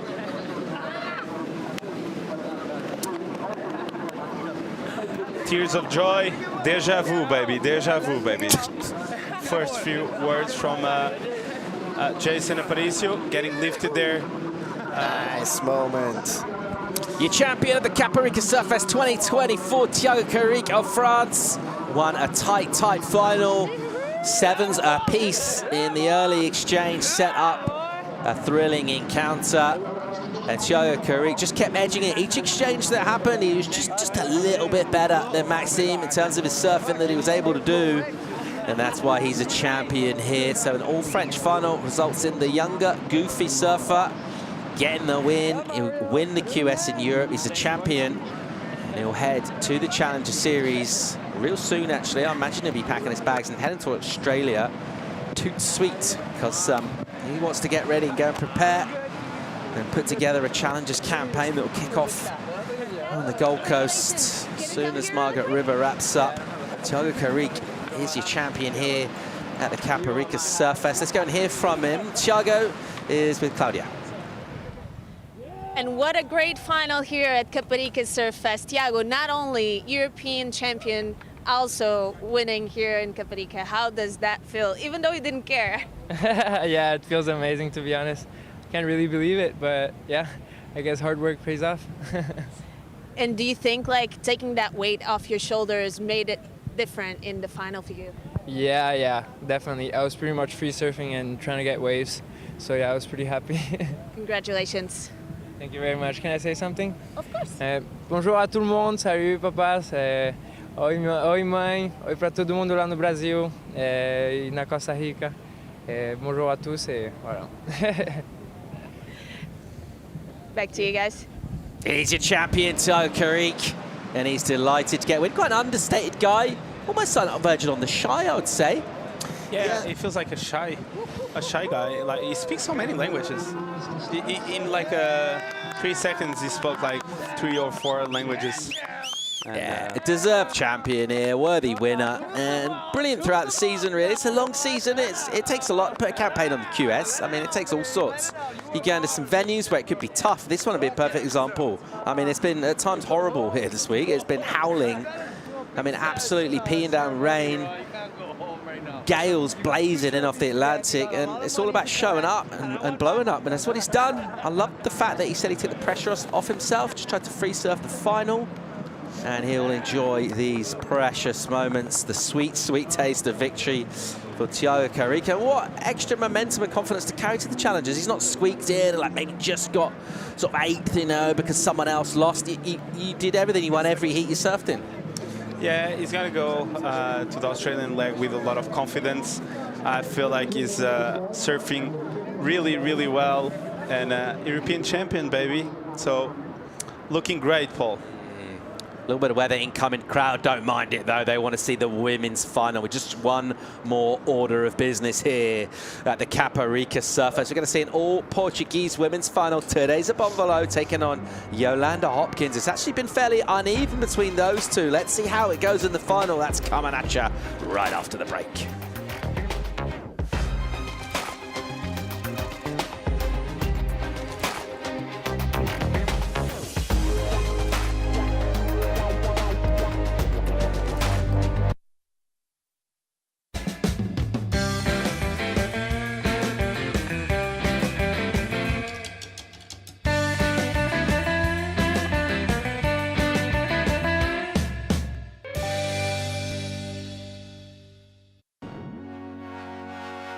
It's good to try, even when something seems to make little sense. Put your weight on it. Make an impact in this world. Call everyone. Set ambitious goals and ask yourself, do you want to change surfing? Dare to test. Ride the future. Na vida, há sempre algo que nos inspira. O milénio está sempre presente, ao seu lado, na conquista de novos desafios. Juntos, partilhamos a paixão pelo futuro. Milénio, aqui consigo.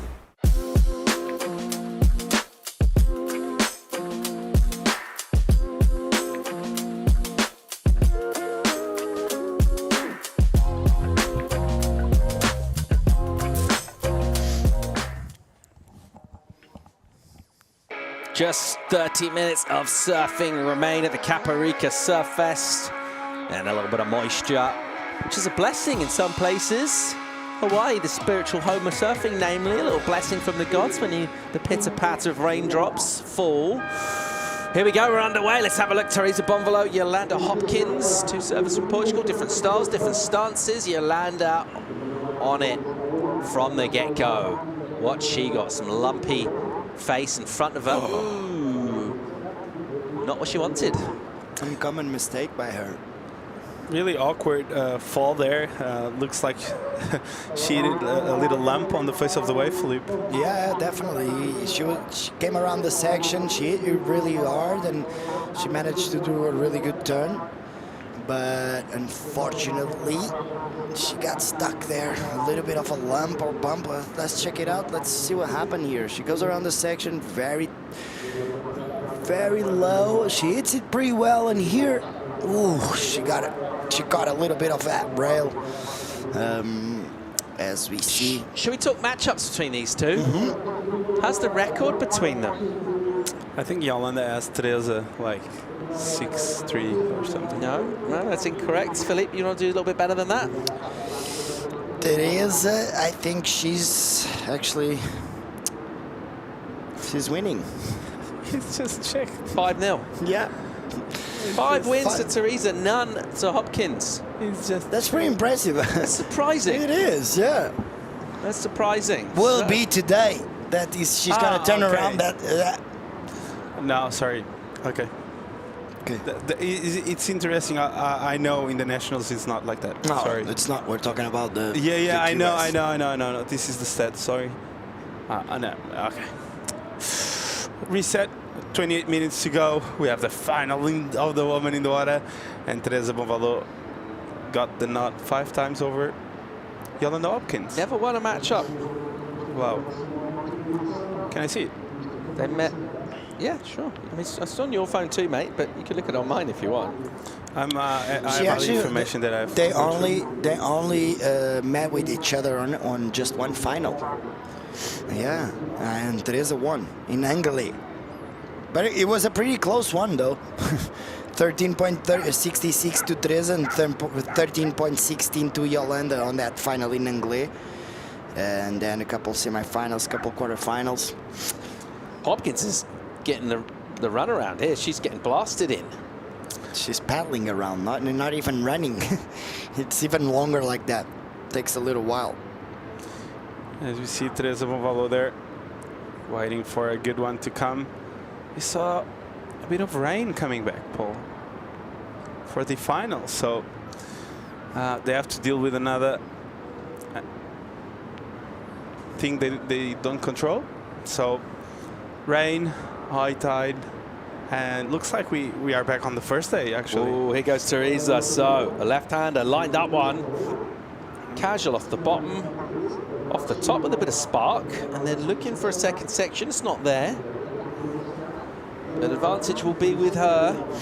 Yolanda's wave was only a 1-2-3. I reckon Teresa's will be a bit better than that. It's not going to be an excellent number, but it's going to be a score that counts. Yeah, a little up and down, a little bit of a mixture in there, just putting that little, dropping a little bit of the wallet. She could have pushed a little harder on that back foot just to make sure, but she was looking down the line, so that makes a lot of sense. Ended up being a transition turn, but unfortunately for her, going down, the wave closed out on her, but yeah, nice first turn. So a bit of a slow start to this final. No one kind of running away with this one. 4-1-7 for Teresa.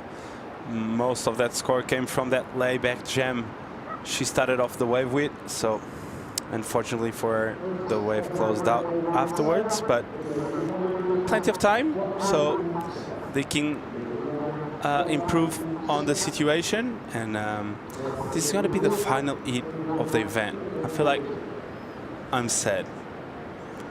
I wanted more 5 days of event window. Don't say that. And you, Paul? 5 more days of event window? Possibly a bit over the top. 6. I'll take one more day, maybe. Wow. We've called a lot of surfing. Maybe change up a bit. The commentary team? Yeah. Yeah. 25 on the clock. Hopkins the 4-1-7. Sorry, I'll try that again. Bonvalot the 4-1-7. Hopkins the 1-2-3. So the Goofy in red with the advantage in the opening exchange. Yolanda has gone a long, long way around to get back in the liner eventually. Most people would be knackered. She's probably fine. Here she goes. Whoa, elevator drop on her left. Look at the speed. Wow, a hammer from Hopkins. Oh, no! Doesn't get the second turn. Again. But the first one was a hammer. Big turn out the back, and Philippe was so disappointed with the second turn that he's had on the studio. So almost got injured, while Yolanda got in transition from this turn to this turn here. Oh my God, she got caught up in that rail. I like the first turn. Yeah, me too, but you know, sometimes you don't need to 2-for-1 it. I don't mind if you hammer it. But I don't think that was a 2-for-1. That was a proper section to attack. And I just think she got stuck on the bottom turn. Still, it's going to be a good score. It's going to be a good number for her. Yeah, I think they're going to pay off here. That was a really big turn. As you see, Teresa on a bit of a foam climb, 2.67. It's a little different approach comparing to... I mean, almost the complete opposite, isn't it? It's sort of much lighter. It's a lot less power. And smaller waves as well. So Yolanda is looking for the bigger ones. She has been doing that the whole contest. So she's going to stick to the plan and try to find another one to get a big result, a big score. And try to win for the first time against Teresa on the QS. Yeah, she's got a big task on her hands. Well, look out the back. Hopkins got priority. A number's going to come for her. Let's see if she can find herself in position here. Getting caught inside. No is the answer. Scores are coming in, and you were right. So no need to go for the 2-for-1. 5.83 for Hopkins. Nice start. Solid, super solid. That was a really good turn. I was being overcritical because at this time you're on the final. You want to be again. Yeah. No, I was, but I have to. It's my job.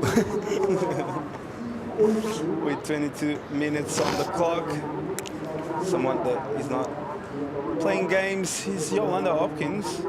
5.83, just putting a little bit of pressure at Bonvalot and saying, Bombs, you gotta keep up with me. So I just like Yolanda getting a bit of a starter for this final. Do you think, okay, a couple of questions. Do you think these two women are aware of the record that it's 5-0 in World Surf League competition to Teresa? Do you think they both know that? First question. I don't think so. No? Chico, do you think they know that? Of course. Okay, if they did know that, if you were Bonvalot, would you be going like this? Making little 5-0 kind of symbols? I would for sure. Hey, hey, 5.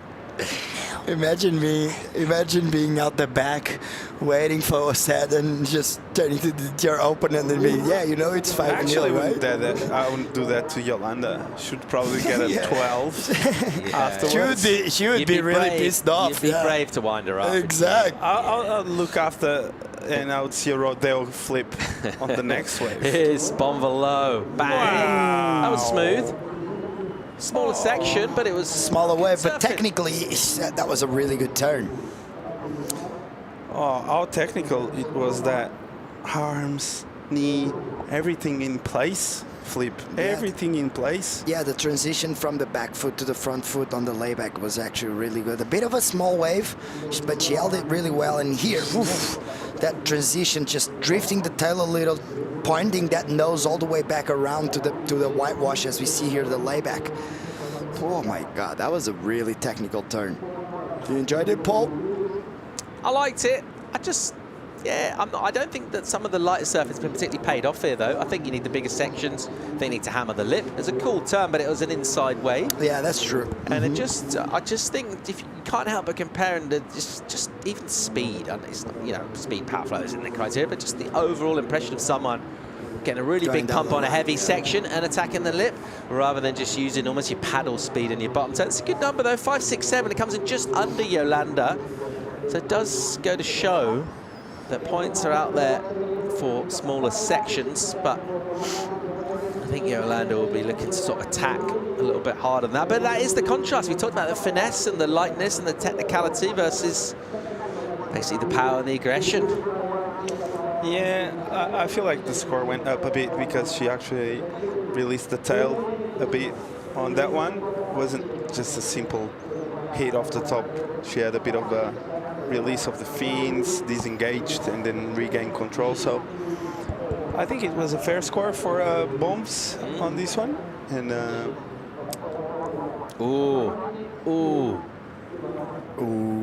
Hopkins down. Yeah, it feels like she has been cutting a little bit of a rail every now and then on those bottom turns. We saw it on the right hand, we saw it on the second left hand, and I feel like we saw it here already. Again, so she has been so clean, so pristine throughout the whole contest. It feels like she's making some little minor mistakes on the final. That's not the heat you want to make mistakes, Paul. It's definitely not. Yeah, but flip side from that, she's taking risks and she'll keep getting reps. She'll catch a lot of waves. She's going to stick something soon. And her approach has paid off for her. You don't want to change your winning form. She's gone on the all-out attack. No point in going safe. Look at these waves coming through and lighting her up, though. This is solid. yeah, it's solid now. The tide is coming in, so we expected this, these bigger waves for the finals, but she's getting slammed.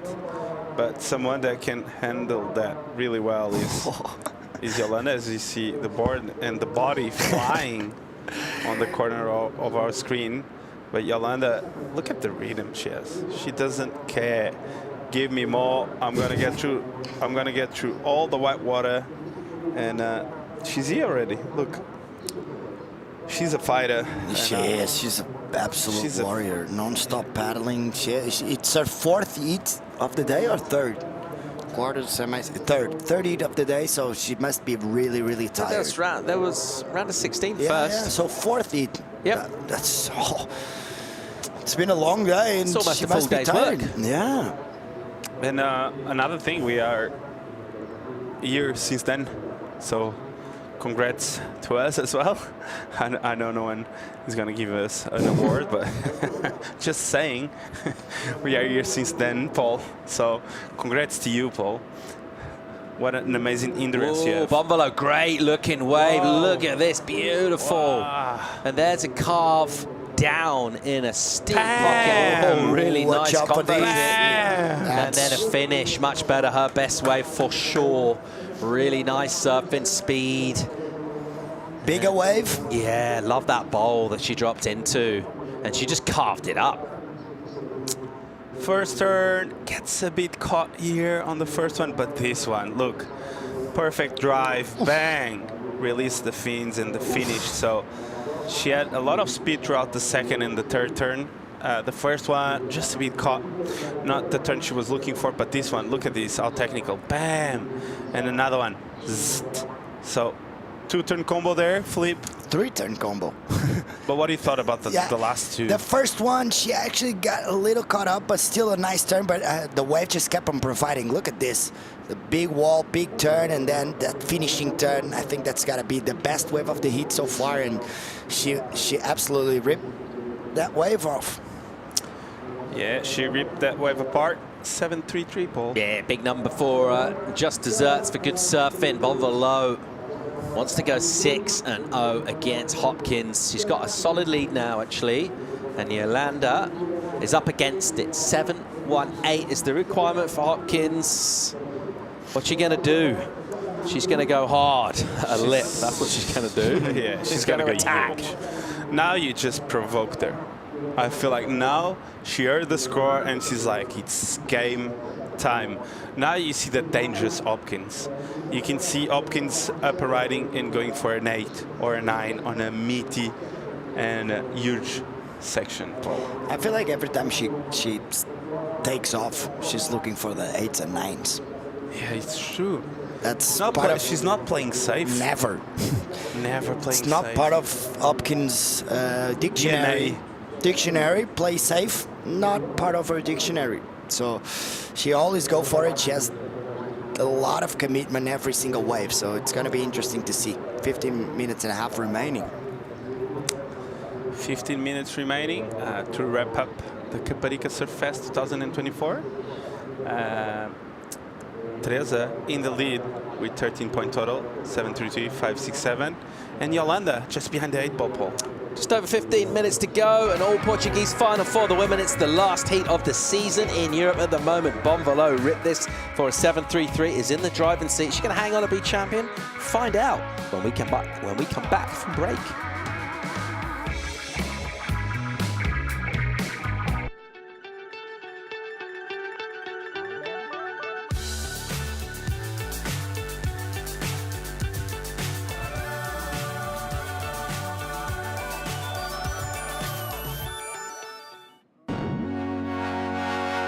It's good to try, even when something seems to make little sense. Put your weight on it. Make an impact in this world. Call everyone, set ambitious goals, and ask yourself, do you want to change surfing? Dare to test. Ride the future.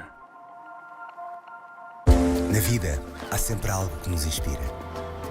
O milénio está sempre presente, ao seu lado, na conquista de novos desafios.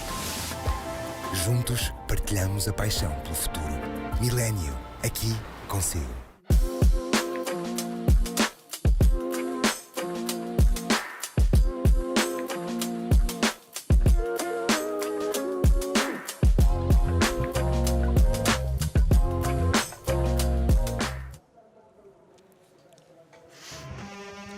Welcome back to Caparica. You're watching the final for the women that we've just crowned Thiago Caparica, men's champ, European champion as well. And you're looking at your women's European champion in the water in blue, Yolanda Hopkins, but at the moment she's not winning this final. And if she's going to do that and get past this woman, Teresa Bonvalot, she needs a 7.18. She's got just over 13 minutes. And it's been relatively quiet from Yolanda, just 3 waves from her. 2 of those waves have been in the ones. That's why she's losing. She needs to catch more waves, and she needs to finish her turns. And she needs to bring some aggression and a bit of quality. Can she do that? She can. I think she can. Oh, hang on, here we go. Hold the phone. Hopkins, what's she got? Some bump, a lot of bump. Can she get around here? Oh, there's a big section, but the amount of time she spent at the bottom of the wave, you're always thinking, is that going to stand up? Meanwhile, Teresa, cleaner water, almost misses that turn. Now she'll get a little face. She'll go right past Hopkins. Wow. She'll go backhand into the lip, and again. So, again, just in that exchange, Teresa getting the better of it. As we see someone really stoked to be here with the singlet on, the merch from WSL. What was the number 19 from? I think it's the Bonvalot singlet. Probably, yeah. So, interesting. Super fan. Super fun in the beach. Nice to see Bonvalot keep plugging away waves like this. I like this third turn. This is the money one. Bango. Gets vertical. Will she improve on the 5-6-7 flip on this one? Yeah, I would say yes. Even though she didn't have the strongest start, the rest of the wave, this 2-turn combo, nice snap coming off the bottom, the wave walls up. She attacks the lip more vertical there, and then one more carve to finish it off. That was a bigger wave, very well served. Yeah, maybe. I think she might improve a little and make Yolanda's life a little harder. What a long wave, though. Look where she's paddling. Back out all the way towards the south part of the beach, and Yolanda has a bomb. Look at that, Paul. What? Almost got it, and that wave had some size on it. She's still got 11 minutes. Her job could get trickier here if Teresa gets an improvement. Let's see. It's with the panel. Looks like she will improve. 5.8. So a slight improvement for Teresa Bonvalot on the backup. Not by loads. Still a similar kind of wave that Yolanda's looking for. It's a 7.31. It's not changed a great deal. Whoa. There's some sections unloading here. Look at the amount of sand coming out of those sections. It's ridiculous. The wave turns brown as soon as he hits the sandbank there. Code brown. Code brown. 10 minutes to go, and just a 10-second silence for Code Brown. But 5.8 improves. Now Hopkins needs a 7.31 pole. Yeah, she's She's on the prowl here. 10 on the clock. She's on the prowl. She wants a wave. She likes to look at this. Here's a lump. Here's Hopkins. There's the paddle. And she drops down. Backhand. Off the bottom. There's a slash. Slightly slopey face and ribs in it. Oh, that was... Wow. Oh, again. Disappears. A little bit of a mistake. She went again the whitewash. That was not an easy floater to... That was not an easy floater to land. There was a lot of water moving. And unfortunately for Yolanda, trying to find the rhythm. Chick, what do you thought about this one? I loved it. Nice carve. And this turn was really well made, but a lot of lumps and bumps on the face of that, at the end of that one. You can see by the white water, it's really hard to land the turn there. It's really bumpy at the end, and she couldn't land it. So just a really hard spot to come out of that turn flip. But if she did, again, a huge score coming in. Yeah, she would be back on the heat for sure. Unfortunately, she got caught up in between of those rebounds of whitewash. It's never easy. But yes, she still has 8 minutes remaining to make sure she tries improving situation. And we already saw her doing some of the biggest scores of the contest. So I think she's going to have a shot, I think. Yeah, she's going to have to keep believing it. It's been several misfires for her, and it's a different energy to this than all of her other heats. And I just wonder if that record will start to play in her mind and have that feeling again. No way, Teresa's doing it to me again. Let's see. Let's see if she can keep the mental strength. Look at this wave coming in. Ooh, beauty of a look at the left. Wow. Bombolo unable to get there in time. And she'll just watch that one go. Still going. That was a really good wave. Unfortunately for her. There's a lot of crowd on the beach watching the... Teresa having a paddle here. Doesn't get it. It's Hopkins. On the channel. Did the paddle around. Got caught inside. There's some size out there right now. So 7:40 to go, and Teresa in the lead. She's trying to find Hopkins as well. She's paddling and like, what happened? Am I surfing this heat alone? And it's always great when you're leading a heat, man-on-man heat, in the driving position, and you don't see your competitor nowhere near, right, Philippe? Yeah, might as well just keep the priority and play it safe a little. Obviously, if a really good wave comes, she has to go. But otherwise, might as well just wait for Yolanda to get out there. Double whammy. Like, she falls, she doesn't add the sort of anything like the score she needs, and also it's going to take. It'll be about 4 or 5 minutes by the time she gets to the line. It's a load of clock time, and she doesn't really have much time to play with here. So the things just continue to go in the favour of the goofy Bonvalo. There's continued frustration for Hopkins. You saw the intent. She took on that section. It's risky. But if you don't land it, you're just going to get a really small number. And then you're all the way on the inside getting rinsed. 640. Well, I think Hopkins, for the first time this event, it's under pressure. All over it, she comboed the field. So this is the first time with not much time. She's needing a big score. 7-3-1, Philippe, is quite a big score still. Yeah, but thinking about her last few heats, and she has been throwing 8s and 9s with a lot of ease, and I feel like she just needs to catch the right wave, and she's more than capable of doing that score. But Teresa it's possible for her to improve that 5.8. So if she improves that 5.8, but it's going to make Yolanda's life a lot harder. Yes, it will. 5 minutes to go to wrap up the Caparica Surf Fest. So we had an amazing week, a long week. We saw a lot of rain, a lot of huge sections, but the time has come. There's 5 minutes to go, and the women's final is underway and almost over. And Hopkins here, opportunity. She need to dig into this. Hopkins needs a number, late takeoff and down. Feels like she's having a bit of trouble actually getting into the wave, Philippe.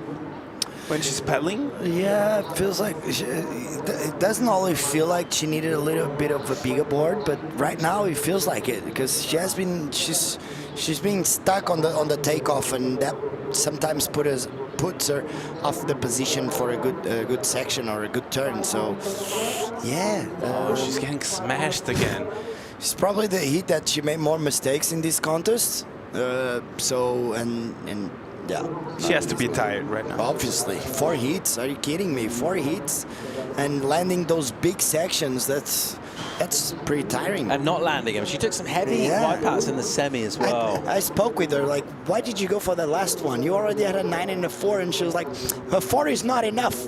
I needed another 9. I'm like, okay. So she keeps on going. I was like, but you could have damaged the board, you could have injured yourself, and she was like, yeah, but I wanted to make sure I improved on that 4 points. As we see, a bit of a tactic here for Teresa. So an opportunity for for Hopkins finally. Bonvalo uses priority, won't add at all. 4 on the clock. Hopkins might be able to pick a wave here. 7-3-1 if she can find something. She's not looked at her best in this one so far. Contrastingly, Teresa's looks solid. She's looked smooth and composed. She's identified better waves. And she's not really done a whole lot wrong. Oh, here's a bomb, and again. And maybe just forcing it a bit now, Hopkins. She's going these bombs. That was a closeout. She thought she saw something. The wave had other ideas. Well, she has 7 waves. Since the beginning, she got the 583 straight away, and since then she hasn't really caught anything above a 3-point ride, so maybe just a bit impatient on this one. And yeah, 3 minutes remaining on this one. It's still obtainable. That 7.3, it's still obtainable. So Teresa keeping a close eye on Yolanda right now because she has the priority and she's gonna utilize that if a good wave comes. So yeah, up against the ropes a little bit, Yolanda. A lot bit. 2:45 on the clock. Priority Bonvalo with the lead as well. Big lead actually. And Hopkins looks knackered. She talks about all the training she does. That's all well and good, but I don't care who you are, how much training you do. You're going to be feeling it by now. And she's been getting pummeled in this final as well. And the other thing is when you're losing, it just seems to hurt a bit more. When you're winning, you hear good scores coming through, gives you a little bit of extra oxygen in the lungs. When you're on the wrong side, you come up again and you just got another 2 and you needed a 7. I think that's all going to play a part in the fatigue. 2 minutes and a few seconds on the clock remaining in this women's final. We're close to wrapping up a big season on the qualifying series. We'll know our names that we're sending to the challengers. All of those talking points are going to be in the post-show. Looking forward to that, Chico. You're bringing us that, mate. That's going to be fun. It's going to be super fun. Yeah, the post-show is game on. It's the time to put up. I hope you've done your maths, mate. You got your Excel sheet out. You're furiously filling in tabs there, just working out who's qualified. So that's cool. Yeah, Chico Alves is going to make it official. We're going to be talking points. We're going to see the rankings. We're going to see the best moments of the contest. Oh, can't wait for that. We can see everything, talk about champions, see Paul Evans even presentate the award ceremony. So I think we're going to hear that lovely voice. 80 seconds on the clock. Bonvalo still with the lead. Look how close they are together. Hopkins says, let me go, set me free. And Bonvalo says, if you want that, you can take it, mate. And in the end, there's nothing really doing there. That's why Bonvalo wasn't even vaguely interested in that.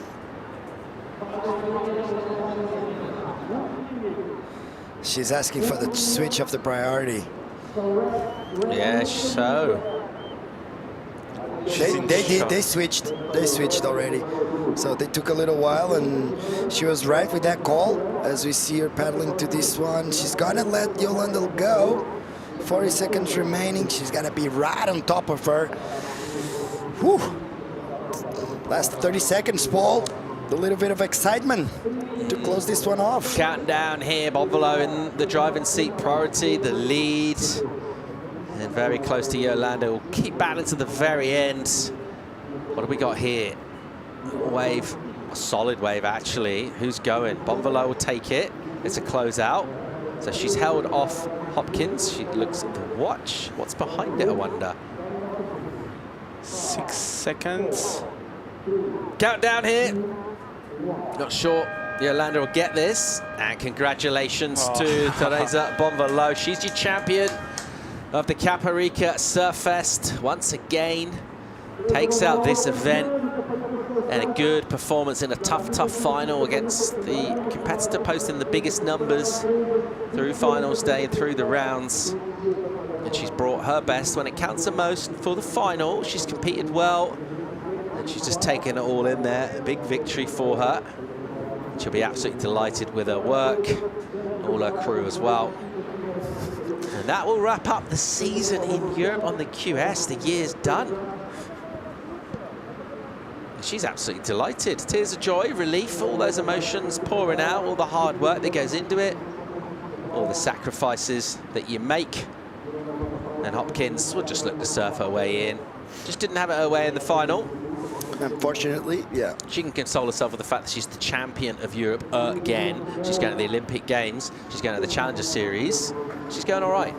Yeah, I wouldn't be too upset if I was Yolanda. Obviously, you always want to win, but she was definitely the standout of the contest, and she's going to be on the Challengers. She's going to be on the Olympics. Paul, you're right. She doesn't have a lot of motives to be sad.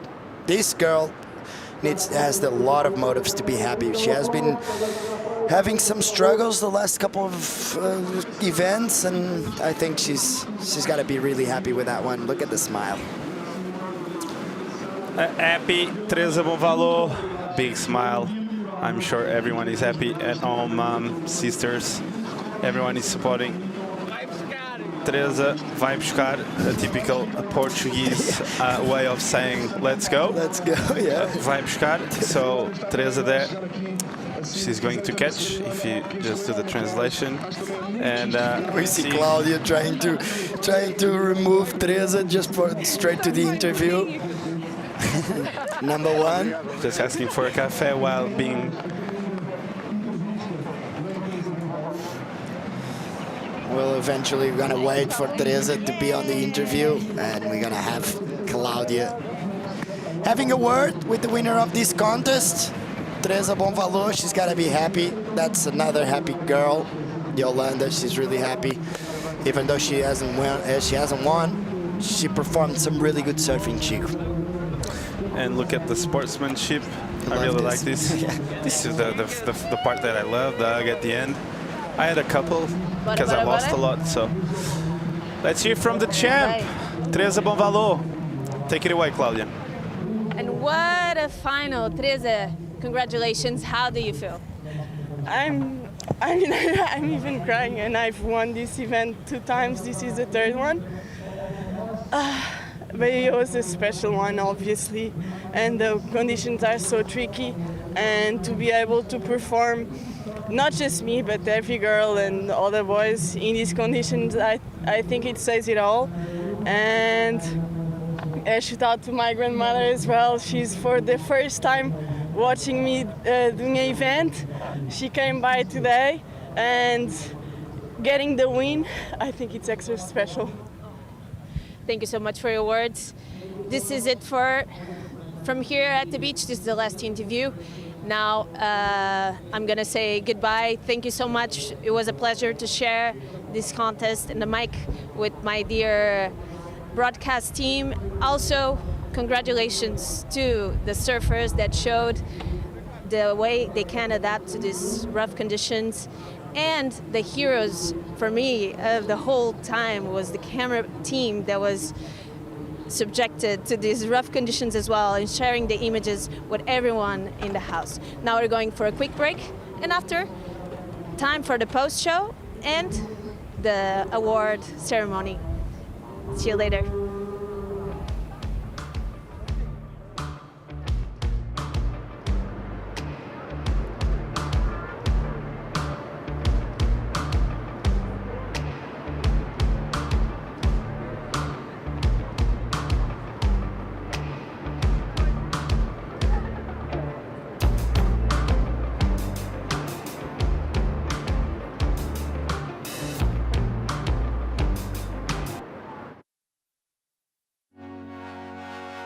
It's good to try, even when something seems to make little sense. Put your weight on it.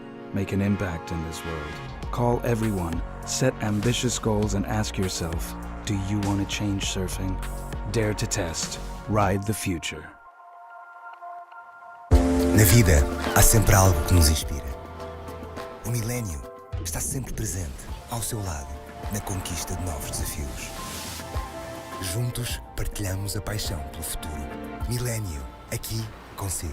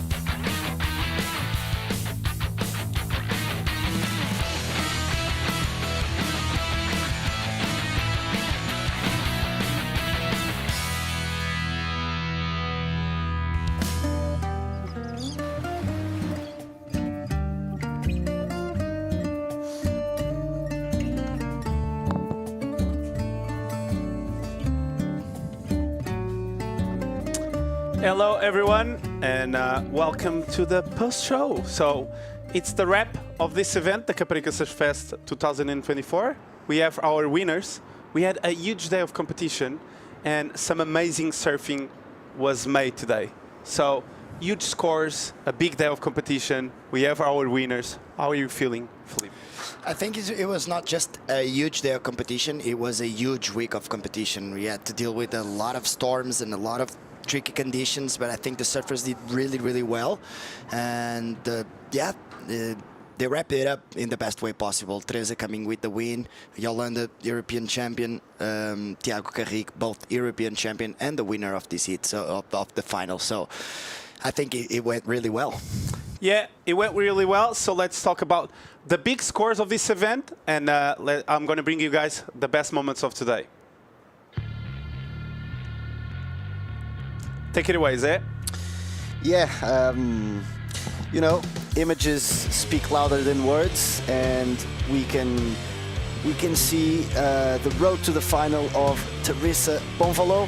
She surfed very good throughout the whole event, and keep in mind that it's not just today. The event was a lot of days, and so the surfers had to overcome a lot of obstacles. Winning this event is so much more than surfing good, but she did surf very good. She did it all. She surfed good, she competed good. She had a lot of endurance throughout the whole week. And as you can see, she's surfing beautifully, you know, mixing progressive surfing with rail surfing, with power surfing. And, you know, I think Teresa just keeps on really delivering. Obviously, she almost qualified 2 years ago, and I feel like she's coming back to a place where now she's ready to, you know, put herself in that position again. and I think this win means a lot to her, really. Yeah, it's been. I know she had a little glimpse of World Tour qualification, and I know for a fact that it had a mental toll on her. When she It's actually, impossible not to have. obviously, It's and just I know such a she has bummer. been struggling the last couple of years since that moment, and she's trying to regain composure and trying to refocus and get the surfing on the top of her level. And guess what? She just won. And that's why she was crying on the interview, because that means she has been through a lot and she has been hard working a lot as well. This is the sportsmanship that Chico really likes. They've been competing together for a while now, so they have been having a lot of battles. It's gonna be 6-0 to Teresa Bonvalo on the QS but yeah, right here, Chico, post-show, Tiago Carri, road to the final. Yeah, now we have the road to the final of men. The man himself, he threw how many airs there? I think he threw like 10 airs today. Yeah, a lot of airs, but not just. You can see he surfed very well, has a lethal backside attack as well. Here he is in flesh and bone. Nice moment with Abdurrahman, who was also a standout in this competition. Had a 9 this morning, but here it is. Especially in these conditions, these airs really come in handy, Fleet. Yeah, I feel like Tiago just he found what he wanted, and that's exactly what he needed to win this contest. Some airs. He has been surfing really well throughout the whole contest, but today it just looks like these conditions suit him really, really well. And those air after air after air, even in the finals, he was absolutely destroying. As you can see here, that's the final big turn. So not just airs, he's been proving that he's a really complete surfer. 3 hits done today, so not easy. It's gonna be really tired, but you know what?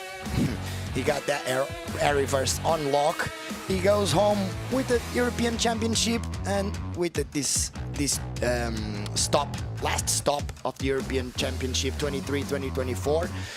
He's got to be happy, European champion and the winner of Costa de Caparica Surf Fest. Yeah, and what a moment for Tiago Carri. And yeah, tears of joy. Everyone is happy. And talking about champions, I think it's the moment. We're going to see the award ceremony waiting for us with Paul Evans on the beach. Welcome, everybody, to the awards presentation, the Caparica Surf Fest 2024. It's been emotional.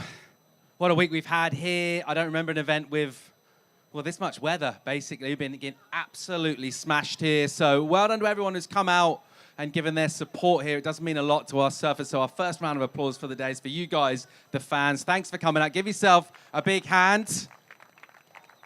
Bigger than that. Well done. Just a special shout out as well, actually. Our camera operators here, they've been getting absolutely smashed all week. They've been out there all day, just taking all sorts on the head. Well done to them. They've been absolute warriors. All the crew working behind the scenes. In the end, it came down to a really fun finals day. I love it when a plan comes together. Best conditions of the week, even a bit of sunshine today. It's been glorious. I'd like to invite up onto stage for the presentation from Almada. Let's welcome up Inés de Medeiros, Jose Ricardo, and Felipe Pacheco. Welcome to the stage. They're going to be handing out awards. We've got numerous prizes to give out. Welcome. Welcome. Special thanks to the city of Almada, to Mayo, Millennium, PCB Bank, Estrella Galicia, and Wotels. And once again, a thanks to the local community here in Caparica for welcoming us for another brilliant event.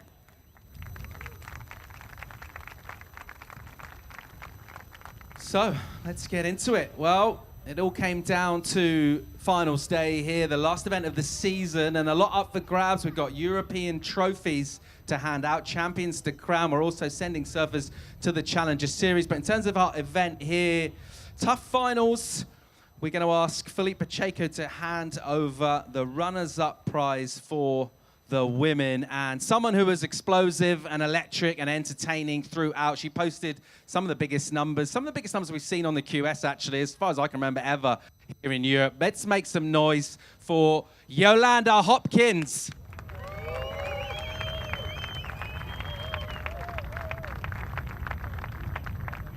Yolanda, a quick word with you. Obviously, you would love to get the win here, but you're champion of Europe once again. You're also going to the Olympics to represent Portugal. Life's pretty good at the moment. Yeah, I can't complain. This has been such a fun comp considering the conditions, and it was really good to compete against my teammates, and I'm just super happy. I had a great performance. It's runner-up. I wanted to win, but yeah, life is good. I can't complain. Ladies and gentlemen, Yolanda Hopkins, your runner-up in the Caparica Surf Fest 2024. All right, let's switch over to the men. And someone that's come here, and he's doing it a bit differently. He's had some changes in his personal life because he's a new dad. So congratulations to him for that. Congratulations for being runner-up here at Caparica. He's on the CT last year. He's on a path to get back there. Make some noise, Maxime Houssaneau.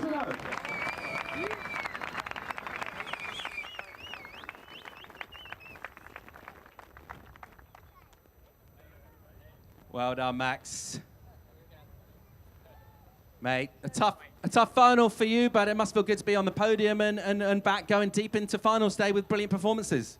Yeah, thanks everyone for coming in and for the organization to put out the event. It was been tricky for Europe the last few years, so it was very nice. The last time I came, I won, so I definitely wanted to get back to back, but Thiago was ripping all event, and I made a few mistakes in the final, but I just was happy to get in the rhythm for the challenger and exciting for this year. Maxime Houssaneau, ladies and gents, your men's runner-up.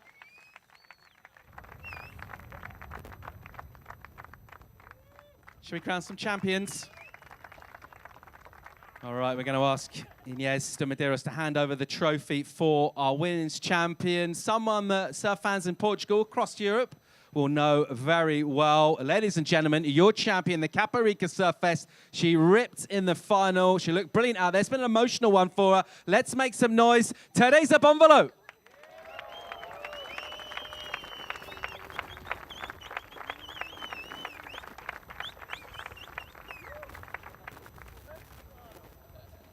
Teresa, we can see how much it means to you. We saw in the interview. How good does this feel? Yeah, it feels amazing, obviously. Good afternoon, everyone. I mean, with the tricky conditions that we had against all the odds, I think it was still a great event. Super great performance from everyone.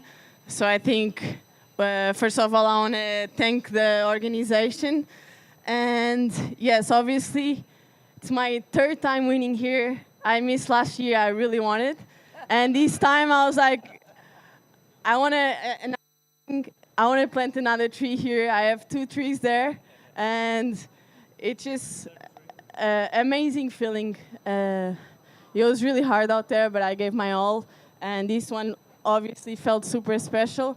I even said on the interview that I had my grandmother for the first time watching me in the scene, and getting the win here, it's obviously really special. So this is for everyone and for my family. What a champion. Really classy stuff.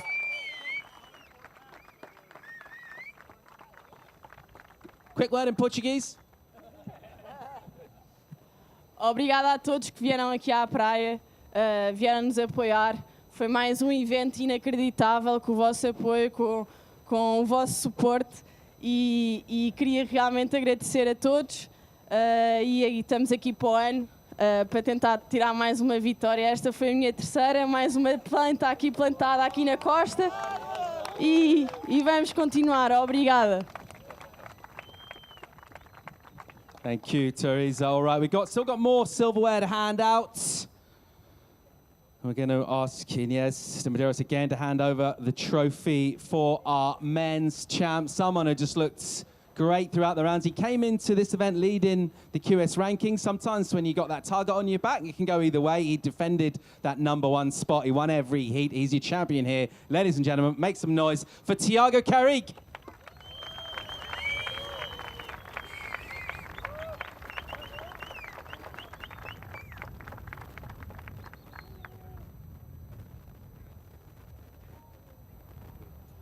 All right, well done, Thiago, mate. Quick word from you. It's been a tough event with tough conditions, but you just look, you look so relaxed throughout. How have you done it?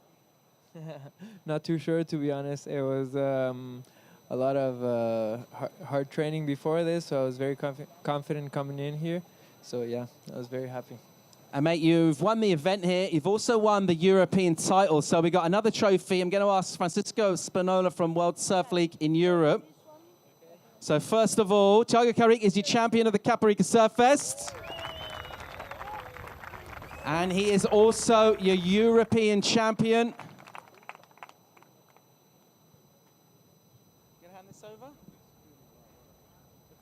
Thiago Caparica is the champion of the qualifying series in Europe.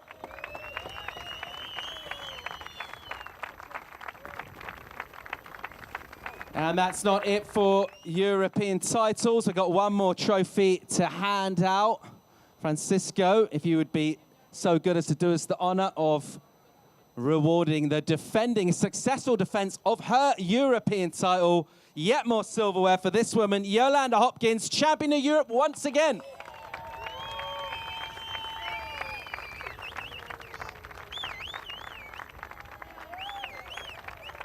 All right, once again, thanks to everyone who made this incredible event happen. It's been a really, really fun week. One big round of applause for our finalists and our winners, and we'll send it back to the studio. Amazing moments, tears of joy, everyone is happy. Thiago Caparica wins, Teresa Bonvalot wins, and something that we haven't seen yet is the final standings of 2023 and 2024 season. Let's go through that. Yeah, let's see who's going to qualify for the challengers on both women and men. It's going to be really interesting for us. Portugal, we're going to have a little bit of a happy one. We're going to start off with the women's there. Yeah, exactly. Top 4 qualifies. So we have 2 Portuguese surfers, 1 French, 1 Basque, as you can see on your screen. Unfortunately, some of the other surfers fell down in this competition, and others couldn't really make it. The case of Camila Camp really had a good run, but you know, by a little misluck, she couldn't really qualify. That's normal. That happens, and the same happened on the men. Interesting stuff. 3 goofies, 1 regular. What do you think about that, Philippe? Yeah, as a goofy footer, I'm really happy. Both of you, we are. Zé Ferreira is a regular footer. Regular. But we know guys are winning there in this contest. We as a goofy footers, we tend to stay together, and yeah, I'm really happy. The 4 goofy foots on the 3 goofy foots gonna be on the challenger representing Europe, and Yolanda Hopkins, that 1 regular footed. She's gonna do some damage. All of them will. Let's talk through the rankings of men now. Thiago Caparica, we just saw him win this comp, and is the European champion. And Maxime there in 2nd, Gatier in 3rd, Charlie Quiveron in 4th, Marco Mignon in 5th, Kauli in 6th, and in 7th. Look who's there. I'm so happy with it. Is it official? Now it is official. So Guilherme Ribeiro, a Portuguese on the challengers. We have, the rest is all French, and we've got 1 Portuguese flag standing there. 1 Portuguese flag, 1 Spanish flag, and France keep on dominating this regional series. But I'm so happy we're gonna have Guilherme Ribeiro. He's been working so hard for this, and as Portuguese, the 3 of us, we are Portuguese. I think we're really, really proud of what Guy done this contest and how he managed to get his 7th position. And the qualifying for the challenge is gonna be really interesting to see him surf Snapper Rocks. Yeah, I think Guilherme Ribeiro will be following him very closely throughout the whole season. Let's see how he does. But yeah, all hopes on him from our side. Now let's go through the wave of the day of woman, Yolanda Hopkins. Yeah, Yolanda clearly doing this wave, which was like, I think she would have comboed anyone in this heat. Actually, anyone from both men and women's division, because this was just like intuition and flow and, you know, wave reading. That was really good wave reading. That was really good lineup reading. And we also had Maxime Mussino, 9.17 best wave. Nice first top off the top and huge finishing turn, putting that back foot, drifting that tail out the back. Is that a bit of Dane Reynolds in this? Yeah, it this looks last like section? it. Yeah, because it was Huh? definitely not an easy finishing turn, and he just put an extra spark on it, and that's why the score came out so high. Yeah, that score went high.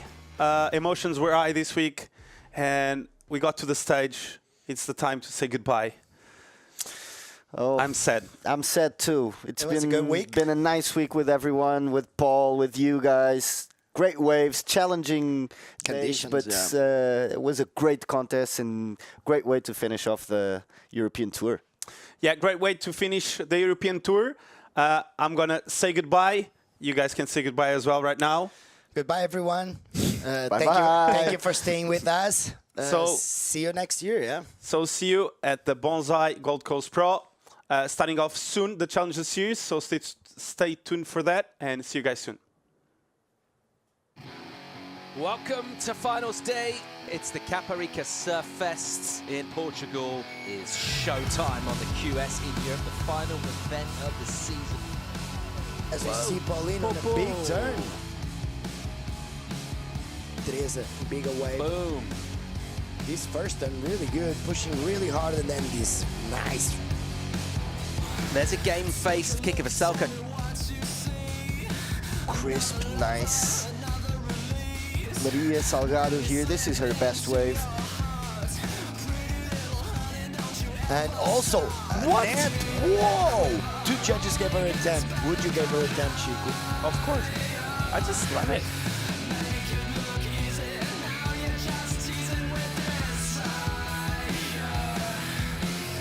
Is he gonna go for the air? It's the layback. You're going to see Aaron Strong taking on Francisco Ordonez. Catching the good waves.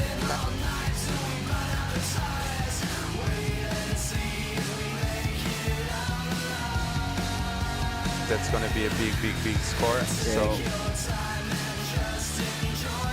This is definitely an excellent score. He had a 9.1. Gets the landing, a display of passion from him, a 7.5.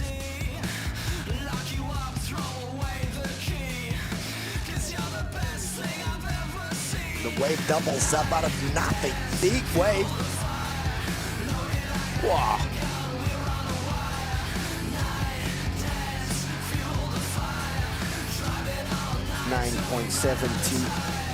Wow. You know, look at this. What about this stuff, though? Back to the surfing. Yeah, that's exactly what he needs to do. Wow. This is some of the best surfing in the world, ladies and gentlemen.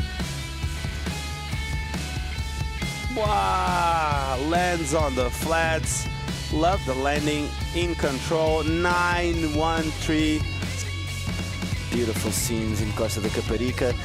The master and the appendix.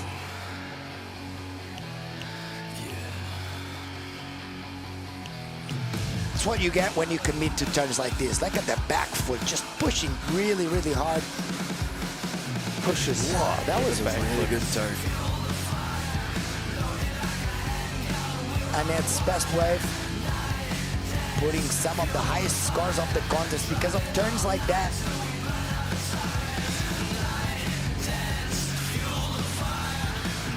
It sort of slapped down to the flats almost, didn't it? Wow.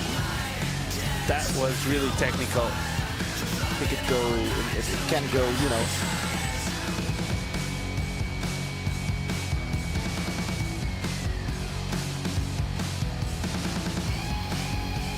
Just kept on providing. Look at this. A big wall, big turn, and then that finishing turn. I think that it really well. This in here. copyrighted event broadcast is money produced one. by the World Bango. Surf League for broadcast around the world and may not be retransmitted, reproduced, rebroadcast, or otherwise distributed or used in any form without the written consent of the World Surf League.